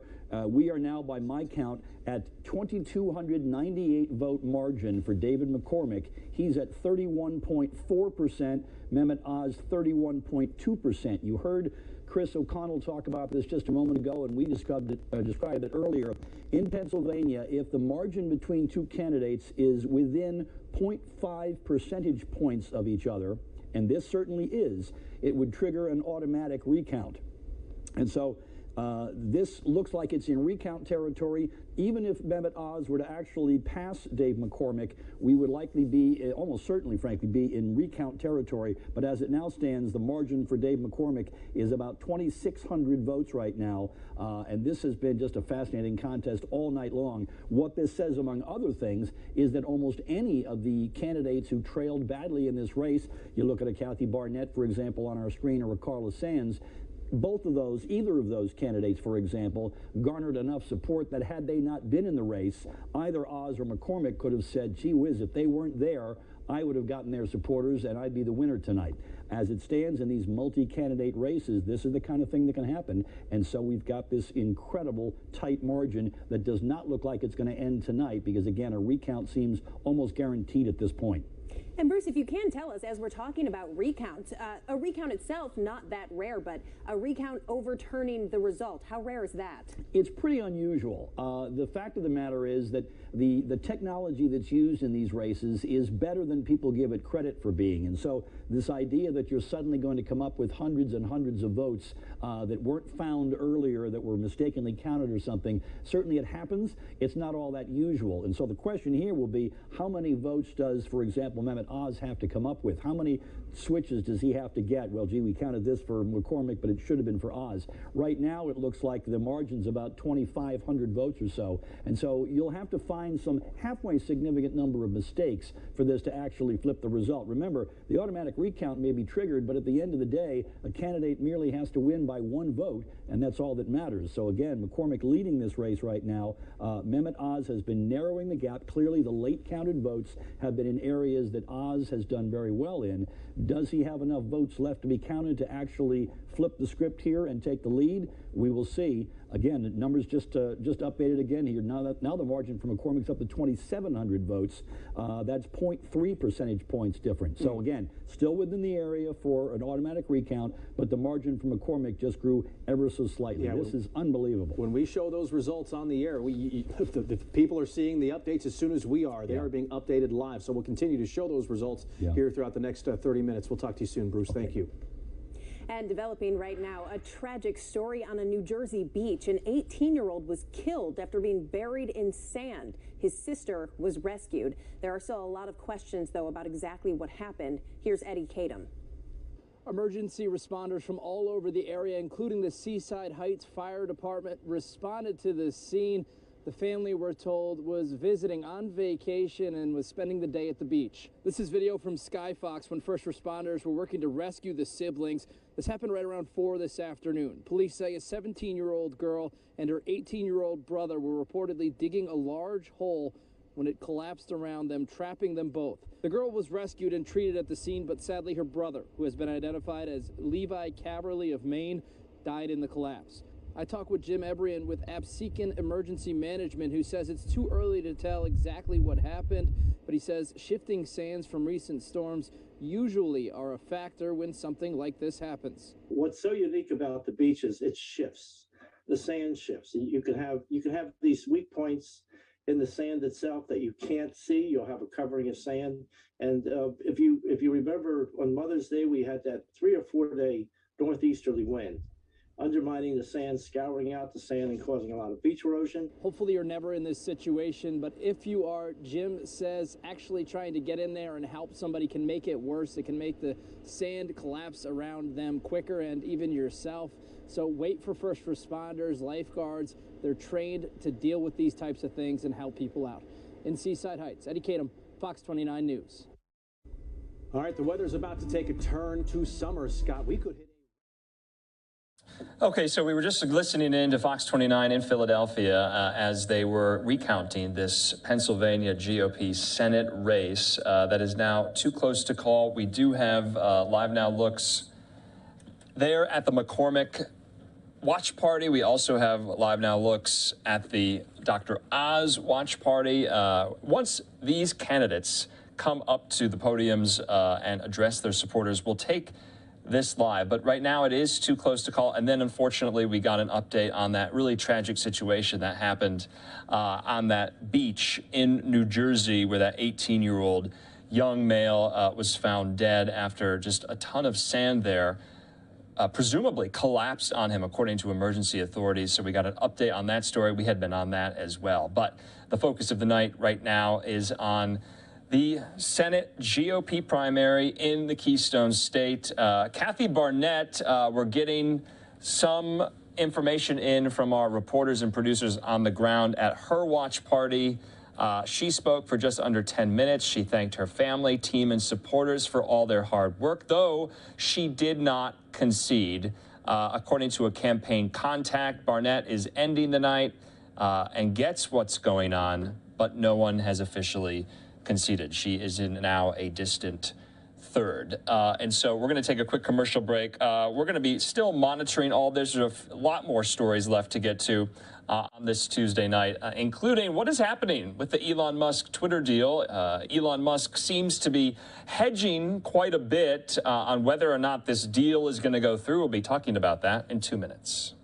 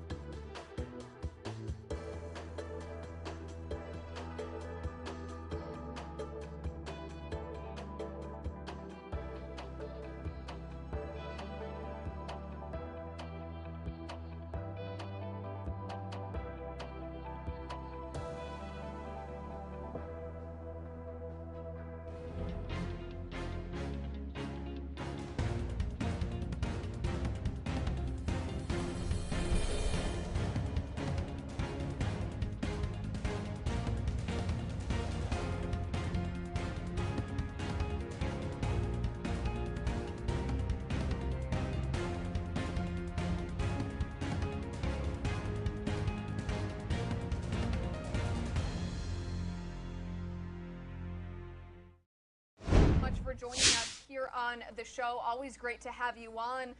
Is he realizing that this $44 billion deal is too high? I know Elon has been keeping me busy. It's the gift that keeps on giving. Yeah, I think he even said that in a podcast he recorded yesterday, that renegotiating this for a lower price isn't off the table. You know, he mentioned that his big concern is the number of fake bots on the platform. Now, Twitter has put out in a filing that it should be less than 5%, but his argument is you go on Twitter, you know, you engage with folks in the comments, you see the engagement on his most liked tweet ever, and he's saying there's no way that there's 95% of users on the platform that are unique. And he actually got into a tweet war, if you will, with the current CEO, Parag Agrawal, yesterday, saying, you know, we need to do an external validation of this. And Parag Agrawal is saying, well, that's not possible. You know, you have to trust our internal data. And basically, Musk is saying this is not going to move forward until they can prove that those public filings are accurate. This might be a theatrical ploy to get it at a lower price, but the deal is currently on hold. And Kelly, I did want to ask, you know, those fake accounts, those bots, as we know, can you kind of explain to our viewers why this is such a big deal, why he wants clarity on exactly how many fake accounts or bots there are on Twitter? Yeah, absolutely. So I think it's for two reasons. So first, it comes down to revenue. Right? I mean, he said that this deal is not about economics, but of course he is raising a bunch of debt that he's going to have to pay back. He's raising a bunch of equity from investors that are putting money into this, and of course he's putting a bunch of his own money into it. So it's not like this is, you know, he's doing this for free. And the number of bots are important because that determines monetizable users. You know, how much advertisers, how many accounts they're able to reach. And so having that data and having it be accurate and having it not be, you know, 90% of accounts on the platform being fake, which he's thrown around that number, that it could be as much as that, is really important because advertisers want to make sure that they're paying money to reach real people that are going to go and buy those products or click through to those sites. The second thing is more about the philosophy behind his reason for taking over Twitter, and that's about ensuring that this is a fair and balanced platform where people on the left, on the right, in the middle can come and have a discussion. And what these bots often do is engage with specific tweets so that the algorithm then promotes one particular, you know, extreme view more than another on either side, right? And so he wants to ensure that this is real people engaging, writing comments, liking tweets, that type of thing, to make sure that it's not an artificially propped up one way of thinking on the platform. So it's kind of both that revenue perspective as well as the philosophy behind free speech. And Kelly, I know we touched base with you last week when Musk initially announced that this entire deal was going to be on hold until he does get some clarity about the number of bots and spam accounts on Twitter. Will the CEO release this information? How long is this going to take? So the CEO is saying, you know, hey, we've already released the information. You know, you can see it's right there in our public filings. It's less than 5%. A number of researchers say that it's more between 9% and 15%. Elon's saying that it's at least 20%. And so it's going to be interesting. There's a lot of back and forth over who's going to break first. Musk clearly has all of the leverage. I mean, the stock is down even to the price before he got involved in this whatsoever. So you can see people are thinking, okay, you know, maybe this deal isn't going to go through. Investors are thinking he's trying to get it at a lower price. So I think we're probably going to see at least some movement in the next couple of days on Twitter side, because it does feel like news is coming out every single day. One thing that I thought was interesting was this morning, Twitter actually put out what's called a preliminary proxy. And so they put out all of this information about the deal to share with their shareholders, because the shareholders do have to vote to approve this. And so they put this out there. Normally when you do that, it's kind of like full steam ahead. The deal is going to happen. And they actually had $54.20, which is Elon's offer price, as the price that the deal is going to go through. So there's kind of two competing narratives. You've got Twitter saying, oh yeah, we're going forward, shareholders, you're going to vote. And then Elon is saying, no, I need to have this information. So given the fact that they put that out this morning, I'm sure we're going to see some movement in the next couple of days from the CEO. And Kelly, I did want to ask, do you think, I mean, how likely is it that Musk could walk away from this deal, and will it hurt his reputation? As you've reported, he's gotten a lot of investors, a lot of big money together to make this even happen. I wish I could get inside the mind of Elon Musk, make my job a lot easier. So I think it's very possible he could walk, but I think he will only walk if he is able to prove that they intentionally misrepresented this number of bots, or perhaps some other piece of information puzzle of the equation that has not come to light yet. I don't think it will hurt his reputation if he's able to prove that, there are more than 5% of bots on the platform, because then he can say, well, Twitter misrepresented this. This is not what I agreed to purchase.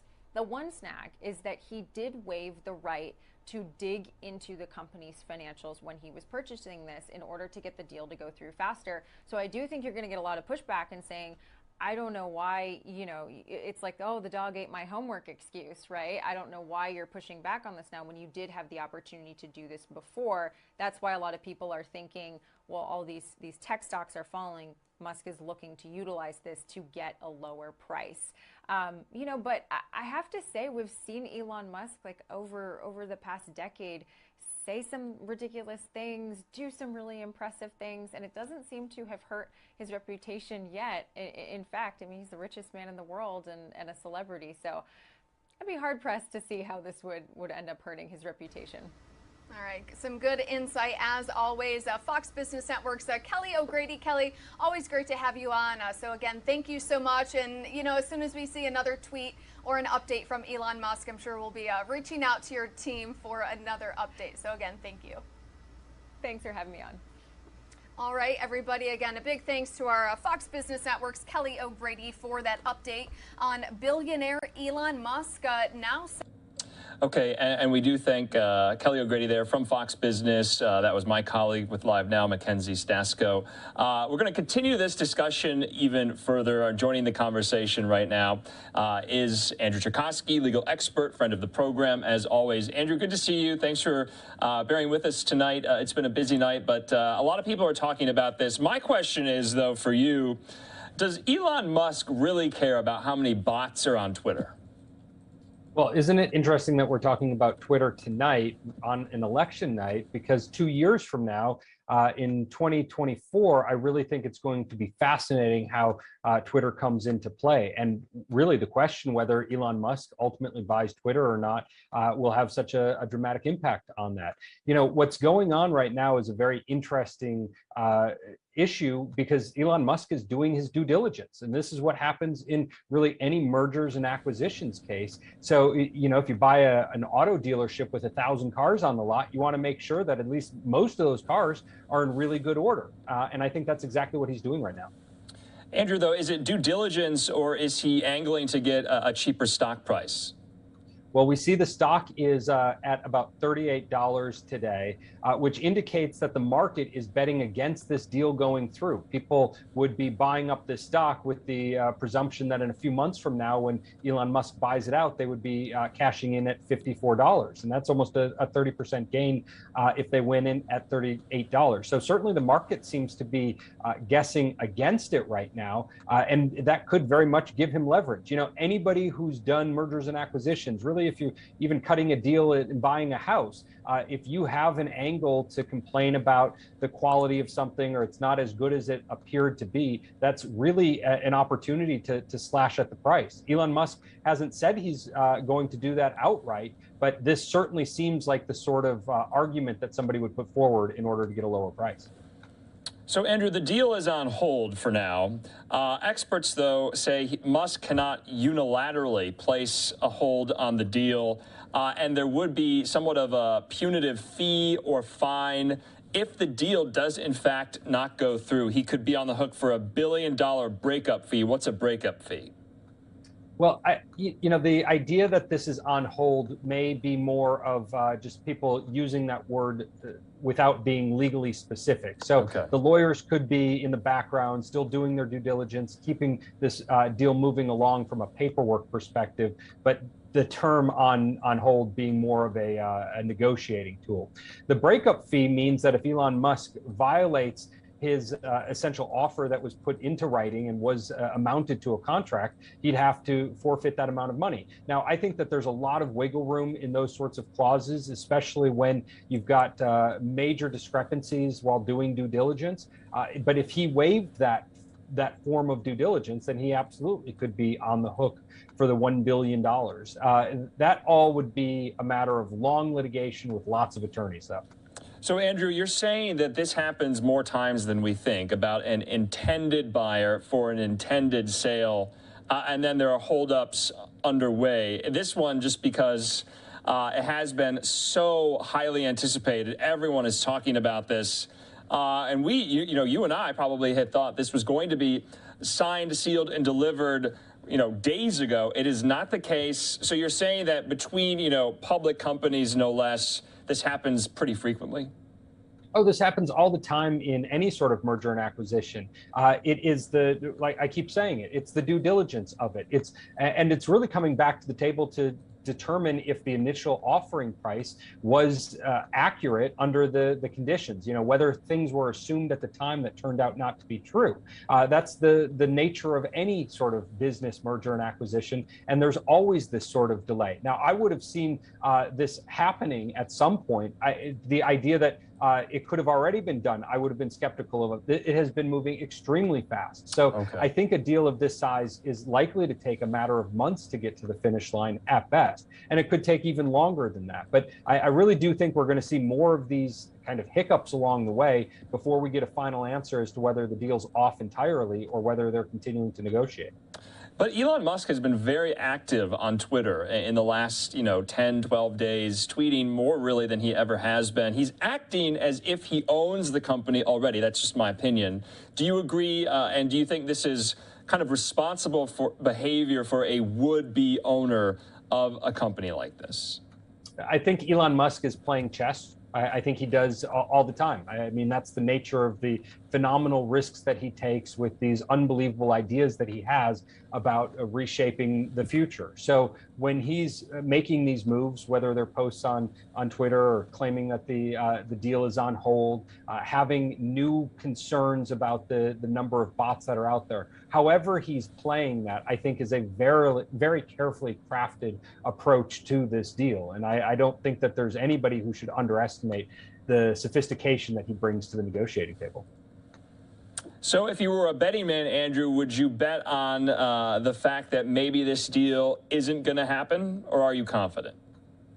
Well, I don't know that I'm really in the business of making bets on companies this big. Okay. I will leave it to the market. And I think that what the market is saying is that at $38, they don't believe that the company is worth the $54 that he's going to pay and the benefit that they would have. So if they thought he was going to be buying it, they would certainly be purchasing. So there is a lot of folks out there that I think are betting a lot of money. I mean, it's approximately a 30% upside to it. So if you put your money down at $38 and he ends up buying it at $54, you made quite a bit of money. And I don't see the market doing that. So they're voting against it. They're betting against it, I would say. I'm hopeful for it. I think it is fascinating from a legal perspective. I really hope that there is more First Amendment type attitude towards social media and the ability to speak freely. All right. Well, we will see in the future. Andrew Tchaikovsky, as always, thank you so much. Have a great night. Talk to you again. You too. Good to see you, Andrew. Okay, really great discussion there, but let's get it back to politics. Of course, the race in Pennsylvania, the Senate GOP primary race, too close to call. We have two live looks, one from David McCormick. Oh, he just stepped into the room. Perfect timing. Let's listen in.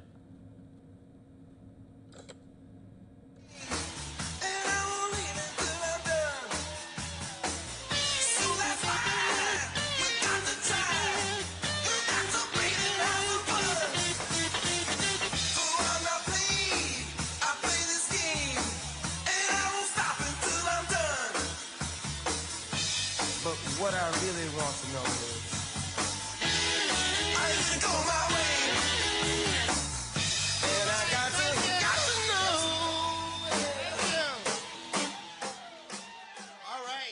All right, Dina, thank you. Well, thank you all so much. I'm not sure if you've been paying attention. We had a pretty good day today. I want to thank you all so much for your support, for what's happened across Pennsylvania today. There's been a huge outpouring of support. We knew it. We felt it on the ground. We knew it was working. We knew our message to take back this country. We knew our message was resonating with the voters of Pennsylvania, and they showed it today, and we're so incredibly grateful. Thank you all so much. And thank you for the supporters in this room. It has been an unbelievable outpouring of support. We feel such friendship. We feel such love for the people in this room. So thank you for everything you've done. We feel incredibly blessed to have you with us. So thank you so much.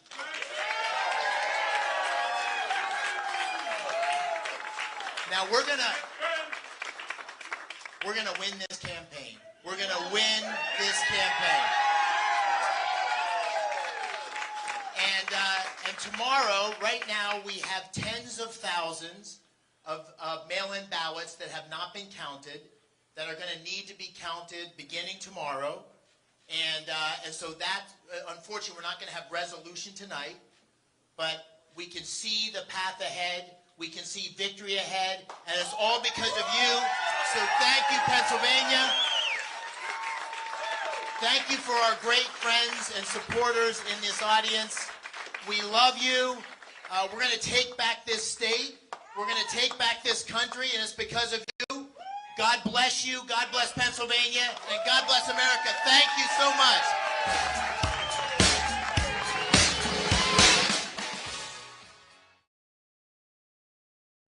All right, we just listened in to David McCormick there with his wife, Dina Powell McCormick, talking and thanking supporters. Though he said, we're not going to have resolution tonight, we're not going to have victory tonight, the race too close to call there in Pennsylvania. He still has a very slim margin of victory, though many now are talking that it could go into automatic recount territory because the race is so close between McCormick and Dr. Oz. So there you can see, let's listen back in to some of the sounds of his watch party tonight as he hopes to be the next candidate to take on John Fetterman, the Democrat, for this Senate race later this fall. Let's listen back in.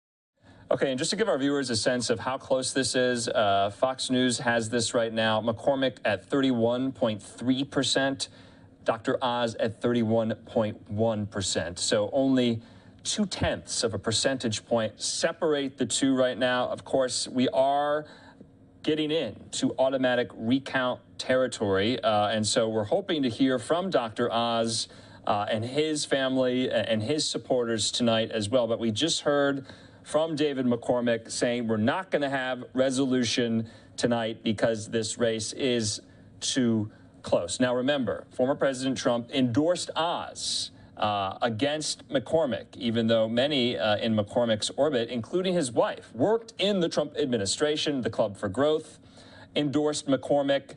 He's been seen as more of the establishment type figure in this race. Oz, more of kind of the celebrity, popular TV entertainment mogul type in this race, and he got Trump's endorsement. McCormick did not. Of course, this is for the seat that Senator Pat Toomey announced earlier this year that he would not be seeking re-election. He's going to get out of the Senate, and so this seat opened up. It is currently held by a Republican, but Republicans want to hold the seat. Democrats want to take it back. So if we do get any more updates from the primary, the GOP Senate primary in Pennsylvania, we will bring that to you. We're going to step away from David McCormick's watch party. Actually, let's go back just to see if maybe he will speak at all. We just saw him out of frame there. Many kind of reveling tonight with his very, very slim margin, 31.3% to Oz's 31.1%. Fox News has about 96% of precincts in throughout the state of Pennsylvania. Okay, we're going to drop this. We're going to head out to Dr. Oz's event right here. There you can see campaign staff, family members. Doesn't look like as many people who are there at this watch party tonight. Let's listen in, and hopefully we'll hear from the celebrity doctor very, very soon. It looks like some people are maybe congregating to the front there in the hopes that some remarks will be given. Let's listen in. It does look like some people are kind of nearing the front and the center of the stage.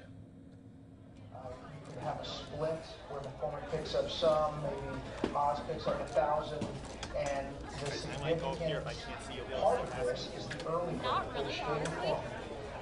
Really did very, very well. We saw early in the night those numbers really high for David.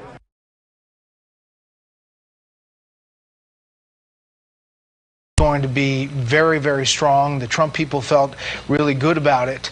But as the night went on, that margin shrunk, and we're looking at probably something in the 0.2% range by the time we get through with this night.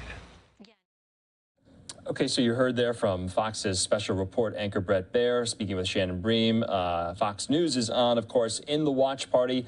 Now, many more people have come into central focus here as we presume that we will be hearing from the candidate very soon, Dr. Oz, who is trailing McCormick by tenths of a percentage point as they battle it out for the primary race to become the Republican candidate for Senate in the Keystone State. We're going to keep on this. We're hoping to hear from Dr. Oz very soon. We know there is a lot of interest generated in a lot of these primary races tonight. That's why we've got you covered here. We've been going out to Fox 29, our sister station in Philadelphia, for their coverage as well.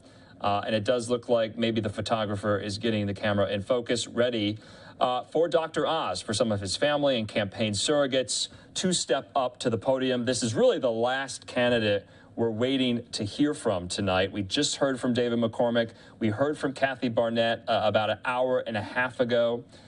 She, we're being told, has left her watch party, and so we're not going to be hearing from her again tonight. She is at about 24.5% of the vote share, as 96% of precincts are in Pennsylvania. McCormick with 31.3%. and Oz with 31.1%. That's according to the Fox News decision desk, but it is still too close to call. Hopefully in the next couple of hours and days, we'll be bringing on Pennsylvania election law experts because we're hearing that this would trigger an automatic recount. So we're going to leave this shot up. We're going to show you some of the footage of Dr. Oz with his wife voting today in Pennsylvania.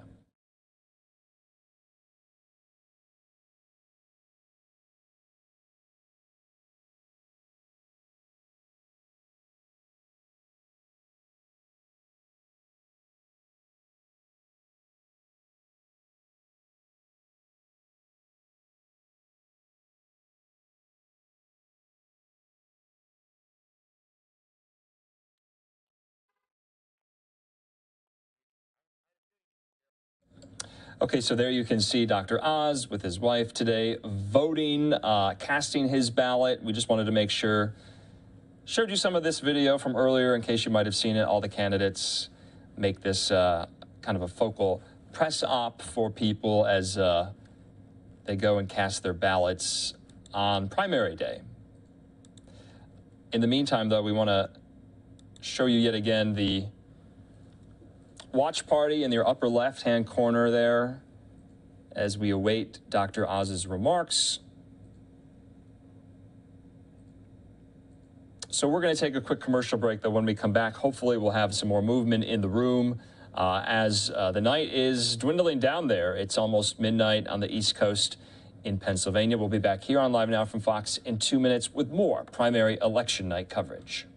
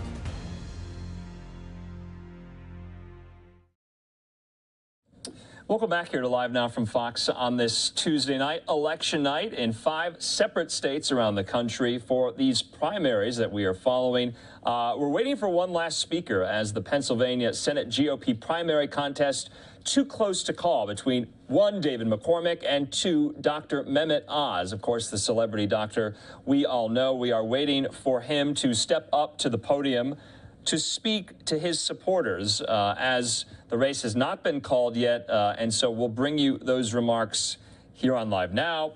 In the meantime, let's even more look ahead to next week's primary contest, including the GOP gubernatorial contest in the state of Georgia. Earlier today, former New Jersey Governor Chris Christie campaigning out in Georgia for incumbent Governor Brian Kemp, who's facing a pretty tough battle with another GOP candidate, former Senator David Perdue. David Perdue, of course, has former President Trump's backing. Trump was not pleased with how Kemp handled the 2020 election, certifying the vote in Biden's favor in Georgia. That was how it all came down. Trump really has never forgiven him for that. And so this is setting up an interesting primary contest happening a week from today in the Peach State. Let's hear from Governor Christie and Governor Kemp from earlier today in Georgia on this campaign stop.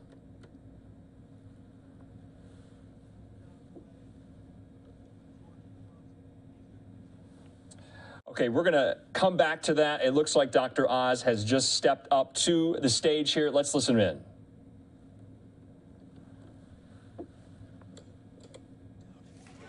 I thought you'd enjoy them.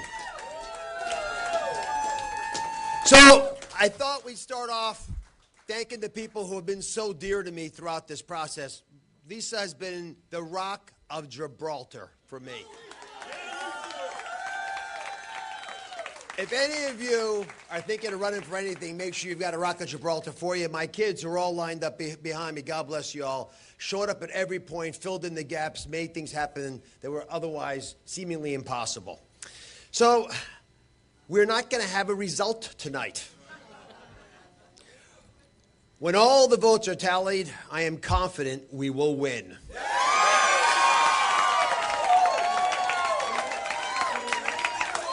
We are making a ferocious charge, but when it's this close, what else would you expect? Everything about this campaign has been tight. I want to thank my campaign team. They're over here scattered about, worked tirelessly to make sure that we put our best foot forward. They taught me this area because I'm a heart surgeon. I did not know politics, but I've learned it under the tutelage of some wonderful people. And I want to thank some other individuals who are actually unbelievably close friends, made a big difference in my life, are always there at every moment. Let's start with 45, President Trump. President Trump, after he endorsed me, continued to lean into this race in Pennsylvania. He knows all the subtleties of it. He was willing to participate with teletown halls, which he advised that I do. It was a brilliant idea. He participated in a massive rally out in Westmoreland County. And God bless you, sir, for putting so much effort into this race. I will make you proud. I want to thank Sean Hannity. Sean's like a brother to me. When Sean punches through something, he really punches through it. He understands exactly how to make a difference, and he's been doing that this entire campaign, much of it behind the scenes, giving me advice on late-night conversations, again, the kinds of things that true friends do for each other. There's so many others I can thank. I'm just going to toss out a couple names. You'll know who you are. Mac, Perry, Carson, Rosenthaler, Ross. I can go on and on. But you all know who you are, and you know how I treasure each and every one of you. My parents were immigrants to this country, recruited to come here because we needed doctors back then. And they saw the shining city on the hill that Ronald Reagan spoke of. They were incredibly patriotic about our nation. I know many think that city's a little dim these days. But that's not what I saw when I was campaigning. I looked in the eyes of Pennsylvanians as I traveled across this beautiful Commonwealth, and I saw that light as bright as ever, raging forth. All it wanted to be was unleashed. And that's why I'm running for the Senate, to do just that. I'm running to allow us all to witness that brilliance. It's out there. We just have to be able to believe in it. We are a land of plenty. Let's remember that and remind ourselves, because we're a land of plenty, nothing can hold us back. Even bonds that you think are unbreakable, they can be torn away. Barriers broken and pushed to the side. We have the ability in Pennsylvania to fight for the soul of this country. We are such a critical part, a bellwether for the country, that when we win the battles here in Pennsylvania, it reflects on the entire country. So if the soul of Pennsylvania is thriving and healthy, so will the soul of the nation. And that's important, because when you go around the world, people ask you, can you save America? Can you make America as strong as ever? And I say, of course, but why do you care? And they say, because when we have issues here, we look to America and we wonder, my goodness, if they figured it out, we can figure it out. My friends, we are a role model to the world. When our city on this hill is shining bright, others see it and they make their cities bright as well. That's why I'm running for the Senate. That's why I'll be the next senator from Pennsylvania. And that's what I promise we will bring to the United States of America. God bless you all. I'll talk to you later.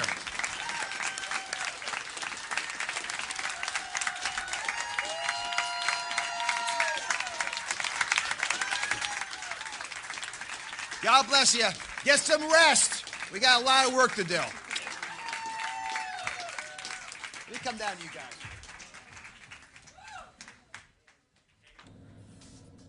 Okay, Dr. Mehmet Oz, the celebrity doctor that everyone knows, now in a heated neck-and-neck battle with David McCormick for the Senate GOP primary in Pennsylvania. He has Donald Trump's endorsement. He gave Donald Trump a shout-out, referring to him as 45. He also gave Fox News' Sean Hannity a shout-out, thanking him, calling him almost like a brother who has guided him in late-night phone calls throughout this. And so he says, we're not going to have a resolution tonight or a result. He says, when all the votes are counted, though, we're going to win. And that is final remarks from one of the other candidates we have been waiting to hear from. Dr. Oz now stepping off the stage with his family behind him. He said he was a heart surgeon who didn't know politics, but he says everything about this campaign has been tight. He told his supporters to get some sleep.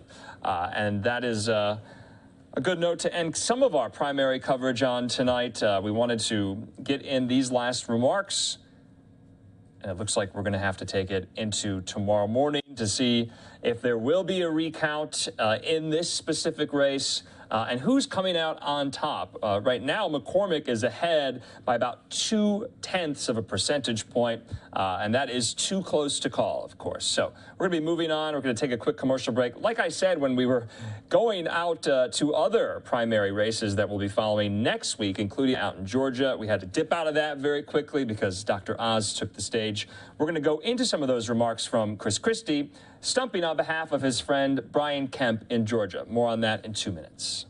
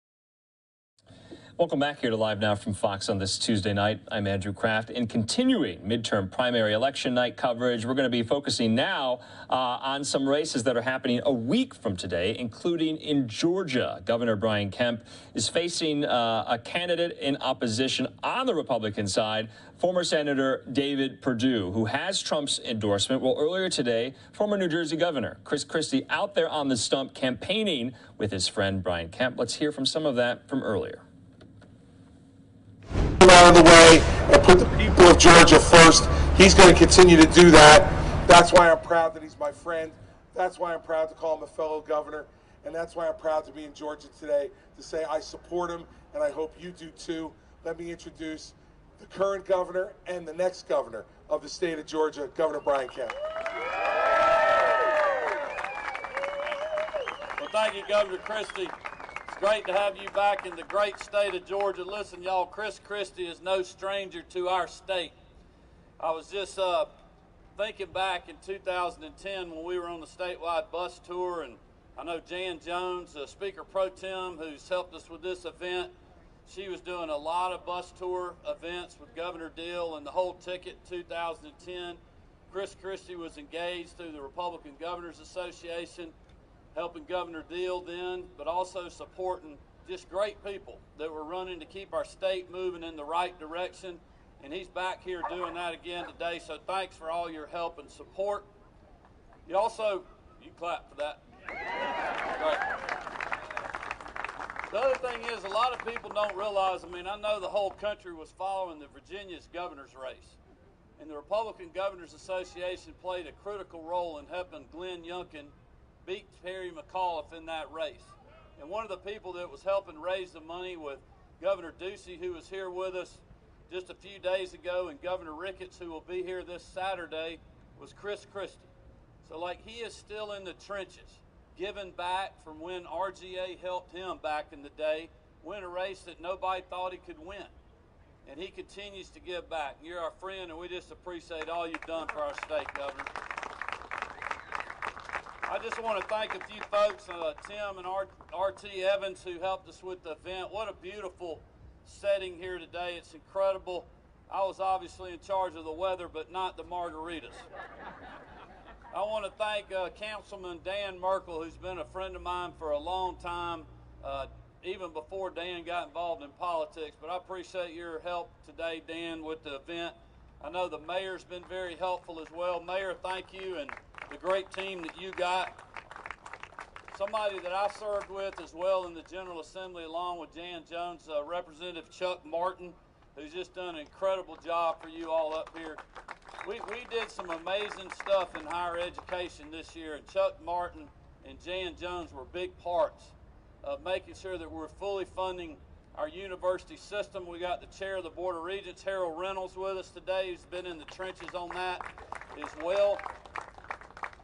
But because of the work we have done, we have gotten rid of the institutional fee that our parents and our kids were having to pay at Georgia colleges and universities to make it more affordable. We're doing gap funding based off of work that's in a bill that Chuck Martin had and conversations that Jan and I and Chuck and our team had early on, trying to figure out how we can get more Hope Scholarship dollars in our parents' pockets and our kids' pockets to make sure that they complete their graduation and don't run out of money, especially for Pell-eligible students and others. So thank y'all for all of your hard work. I know we've got Fulton County Commissioner Bob Ellis is here, Forsyth Commissioner Todd Levette's here, and a bunch of other people that are serving at the local level. Thank y'all for your support, and we appreciate y'all. Also want to thank Lauren Lenore with this great restaurant right here. Thank y'all for taking such good care of us. We love small business people in Georgia.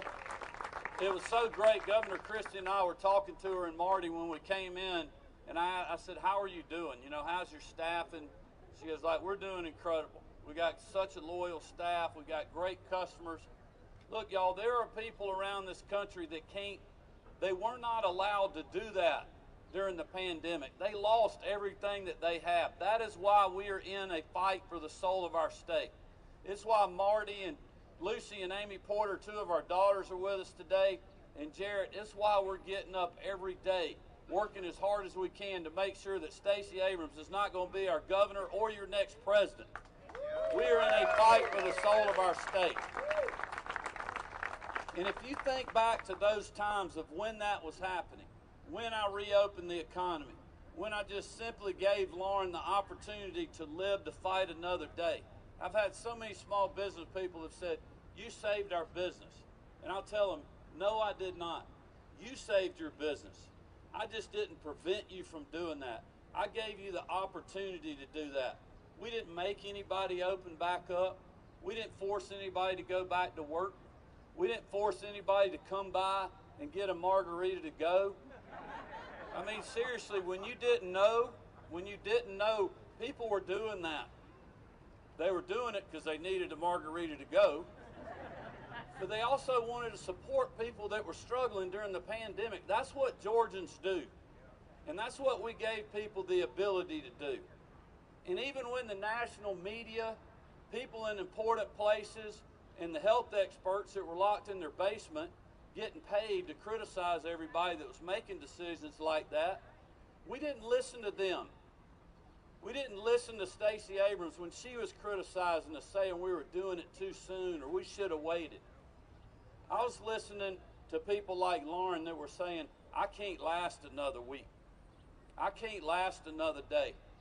The people working for me, they can't make it unless I'm open and I'm paying them.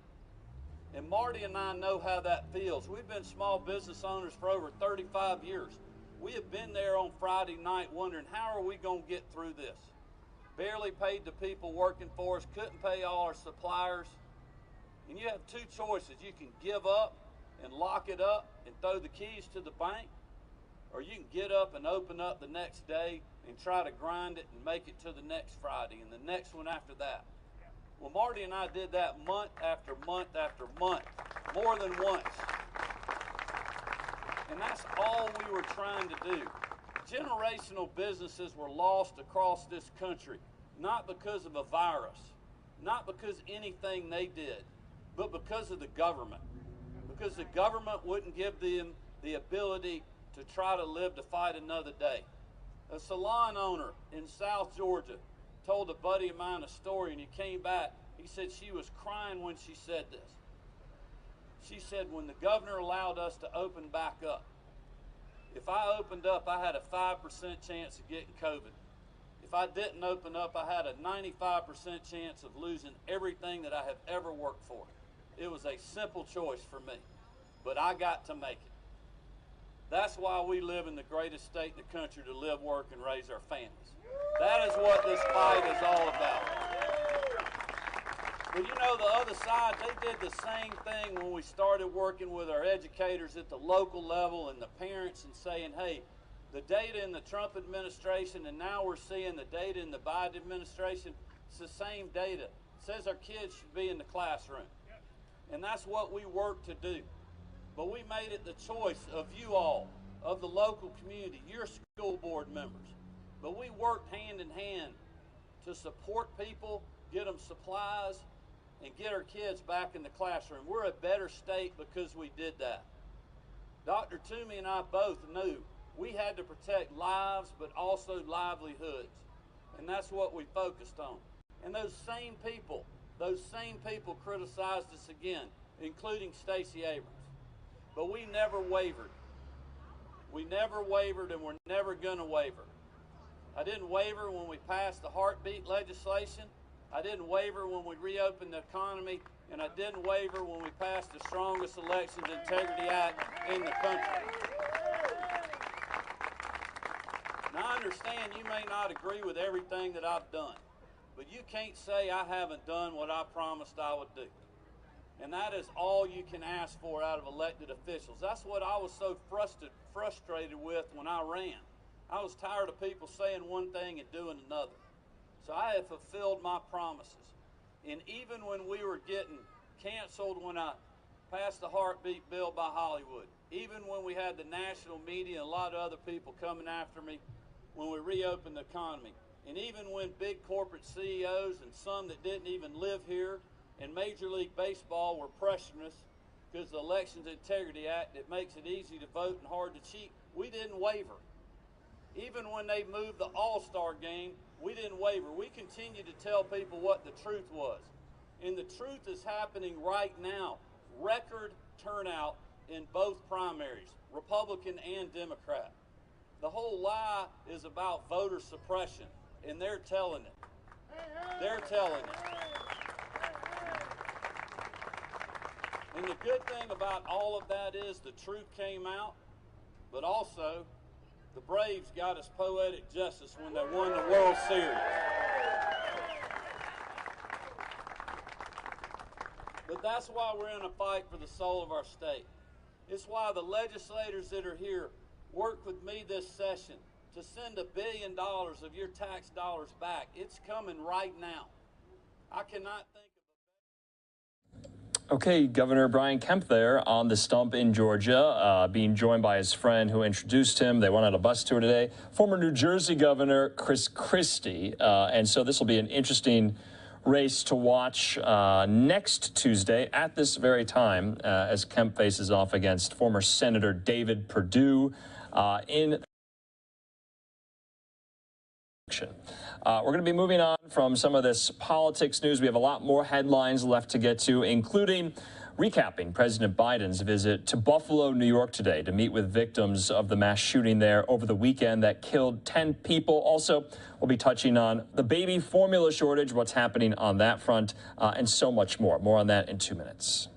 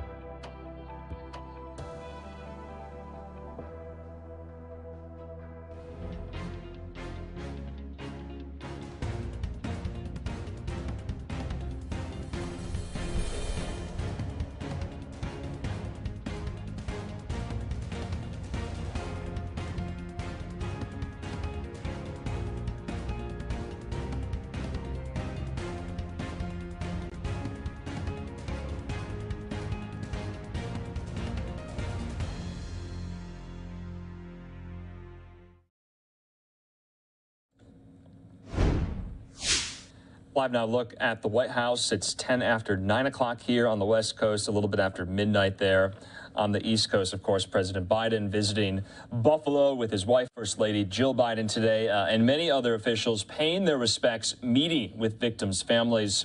As the community in Buffalo still in shock. Fox's Madeline Rivera has been in Buffalo with her reporting, recapping President Biden's visit. The family of Celestine Cheney says she was a survivor, never imagining the scenario that would ultimately take her life. My sister survived breast cancer and 3 aneurysm surgeries to go to the grocery store to get killed. Cheney was one of 10 people killed on Saturday after investigators say 18-year-old Peyton Gendron targeted Tops supermarket in Buffalo and started shooting, intent on killing as many black people as possible. My mom was laying on the ground. He went and reloaded, and he shot my mom again.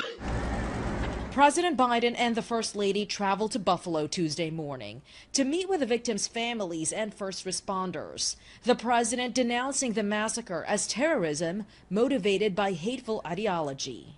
Evil will not win, I promise you. Hate will not prevail, and white supremacy will not have the last word. The violence also triggering yet another debate on gun control. Authorities say Gendron bought his gun in New York legally. The purchase reportedly taking place months after state police say they investigated him in June for making a threat about committing a murder-suicide. He was never on our radar. Cheney's family now grieving and trying to figure out how this tragedy happened. Efforts to pass gun control legislation in Congress have failed in the past. Another issue on which Democrats could likely face criticism this November. In Washington, Malta Rivera, Fox News. Madeline, thanks so much. And of course, we'll have the latest updates, if there are any, in the Buffalo shooting throughout the week here. We're told that Peyton Gendron will be appearing in court on Thursday. We'll have live coverage of that if there are cameras in court. Let's go out now to Fox 11 in Los Angeles for an update on yet another tragic shooting that took place over the weekend in that California church. One person killed, many others injured after 68-year-old David Cho went in to this church, the Geneva Presbyterian Church, largely filled with Taiwanese congregants. He had a bone to pick. This was all stemming from Chinese-Taiwanese relations that he was not a fan of. Well, we heard from him, at least, in court today, his arraignment now being postponed. Fox 11 speaking with the Orange County District Attorney about these charges today that were filed. The charges the suspect will be facing. Here's Orange County District Attorney Todd Spitzer. The suspect is eligible for life without the possibility of parole or death. The reason I was there is because at some point in time down the road, I will have to determine as a district attorney whether or not we will be seeking death. All right, let's now bring in the district attorney himself and, of course, Phil Schuman into this conversation. District Attorney Spitzer, thank you for being with us tonight. What an emotional couple of days it has been. Let's, in fact, start there. The heroism that we saw yesterday unfold. You talked about arriving to the scene yesterday, how gripping, how heart-wrenching that was. What stood out to you the most? There was a cane on the table that was abandoned, and it signified to me that the individuals in that room, the elderly, were doing everything to flee the premises as quickly as possible. Unfortunately, those doors were all chained closed, and so they had nowhere to go. And they were literally locked down in that room. And but for the fact that Dr. Cheng, he was the youngest individual probably in that room, 40 years old, when he went over to subdue the subject, he was shot. That gun malfunctioned, and because of the malfunction, that was the only ability then the others had to grab onto the suspect. But for the fact that that gun jammed, I know that a lot more people would have died. You talk about the charges, you mentioned the death penalty. Is there any reason why you wouldn't pursue the death penalty? The death penalty is the most solemn punishment we have in society. And certainly that's not a judgment I'm going to be rushed into making. This is a very, very serious crime. And I'm looking at both the trauma and the impact to the victims. At the same time, I'm obligated and will consider his age, whether or not he had a criminal background, other mental issues that may have been going on. I mean, that's what you want from your district attorney. I'm responsible for balancing the interests of justice. And then you add on the layer, what do the victims want? What does the widow want? What does the mother, Dr. Cheng's mom, who was there as well, she just lost her son and she's a widow. She just lost her husband. So, you know, she may not want this trauma to go through this kind of proceeding. So I have to take all these factors into consideration. Phil, out to you. Well, we may be getting a little bit ahead of ourselves here because the suspect hasn't yet come to court. But when you talk about the death penalty, and I listened closely to what you were saying today, we don't have a death penalty in California. There's a moratorium We haven't executed anyone in 15 years, so I'm not sure why that was one of the first things you brought up.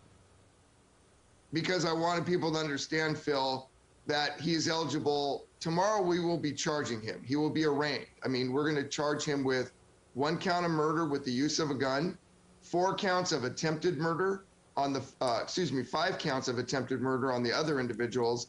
The murder with the gun will be while he's lying in wait and plan the murder. That is a special circumstances case, a special circumstances murder. And so he's eligible for life without the possibility of parole or death. This is a death penalty case, Bill. I understand what the governor has done. He won't be the governor forever, but I also understand that the public has voted for to keep the death penalty. Look, I'm not here to argue the death penalty tonight, but tomorrow he will be charged, and we will go through the process of doing what's in the best interest of justice and the desire, and take into consideration the victims' concerns and what they would like to see as well. Something that struck me watching you live today during the noon hour, we did bring that to our viewers live, and there you were side by side with the sheriff of Orange County. You had other people there representing, of course, from other parties. The point of what I'm trying to make here is there was such a unified front, something that you wouldn't necessarily see in Los Angeles County. So when you're working a case like you are on this one, how important is it to have that unified front? I'm literally doing this interview right now from Christ Our Redeemer Church in Irvine. We just had a prayer vigil, bipartisan, with pastors of all denominations. Mayor Farah Khan, the Democratic mayor of Irvine, is here. The sheriff is here. I mean, look, this is about a community coming together. This isn't about partisanship. At the end of the day, I've been doing this work of being a government leader for 30 years. Our job is to protect the public and to make sure we're safe. Everybody, irrespective of party or ethnicity or race or sexual orientation, everybody deserves to be safe. And we are grieving tonight because of the loss of Dr. Cheng. We're celebrating the heroism, but I offered a prayer tonight to say, listen, we need to pray for those individuals also who are shot. And we have a lot of people who are going to be going through some very, very serious recovery, and we want to make sure that they heal and get better. And lastly, if Dr. Cheng hadn't have been there, if he hadn't have rushed that gunman, how much worse would this situation have been? Oh, I can tell you, there was at least, I think, 15 magazines fully loaded of 9mm. There were 2 9mm weapons recovered. He had explosive devices. He had locked the doors. He was ready to engage in a war. If that gun had not malfunctioned after he shot Dr. Cheng, I do not believe that he would have been subdued. I believe that he would have overcome everybody with force. His goal, in my opinion, and it's still early in our investigation, but it's my opinion tonight that he would have slaughtered everybody in that room, and then he probably would have set the church on fire. Wow. Quite something. Thank you very much for taking a few minutes to join us in the midst of that service, and please pass on our love to everybody in Orange County that is mourning tonight. DA Todd Spitzer, thank you. Thank you so much. Okay, here on Live Now from Fox, we'll give you all the latest updates on that shooting investigation as well. We spoke to Phil Shuman in the 5 o'clock hour about what we know so far and what to look out for in the days ahead. In the meantime, though, let's move on to some of these other top headlines. The baby formula shortage well underway for new parents nationwide. The Biden administration is trying to do everything they can to get baby formula back on the shelves. Remember, we brought you the news that the FDA has entered into that consent decree with Abbott Industries to try to get production going back up again at that Sturgis, Michigan plant. Let's listen into our reporter here about where these negotiations stand and when can parents start seeing more baby formula on the shelves.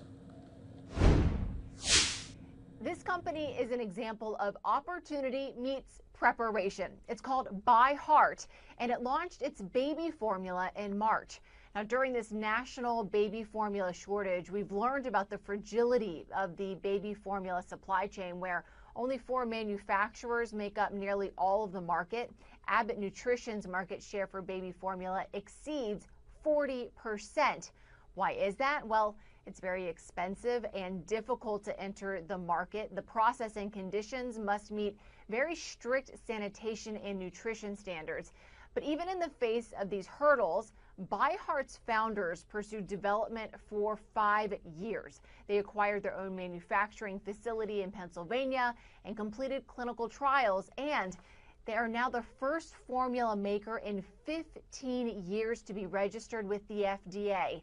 When I got to talk to the CEO, I asked him, what does he think of this baby formula shortage? First of all, that's unfathomable, right? This is sole source nutrition for babies. What we didn't realize is 5 years later, how important that decision to really vertically integrate and own our entire supply chain would be in enabling us to be part of a solution now to this national crisis. Of course, now there is huge demand for ByHeart's products. They sell direct to consumer on their website, and ByHeart says just last week it took on 3 months worth of new customers. Now they have to temporarily pause accepting new customers so they can evaluate pace and scale, but they are ramping up production, aiming to take on new customers soon. Reporting from New York, Lydia Hu, Fox Business. Lydia, thanks so much. We've also reached out to new parents, to mothers here at LiveNOW from Fox to see if they'll come on, speak with us about the experiences they're facing in this baby formula crisis. We'll hope to bring some of those voices in the next couple of days. In the meantime, let's focus on some more of these Russia-Ukraine war updates. We were not able to speak with Hal Kemper tonight, of course. We were following all the latest out of these primary races.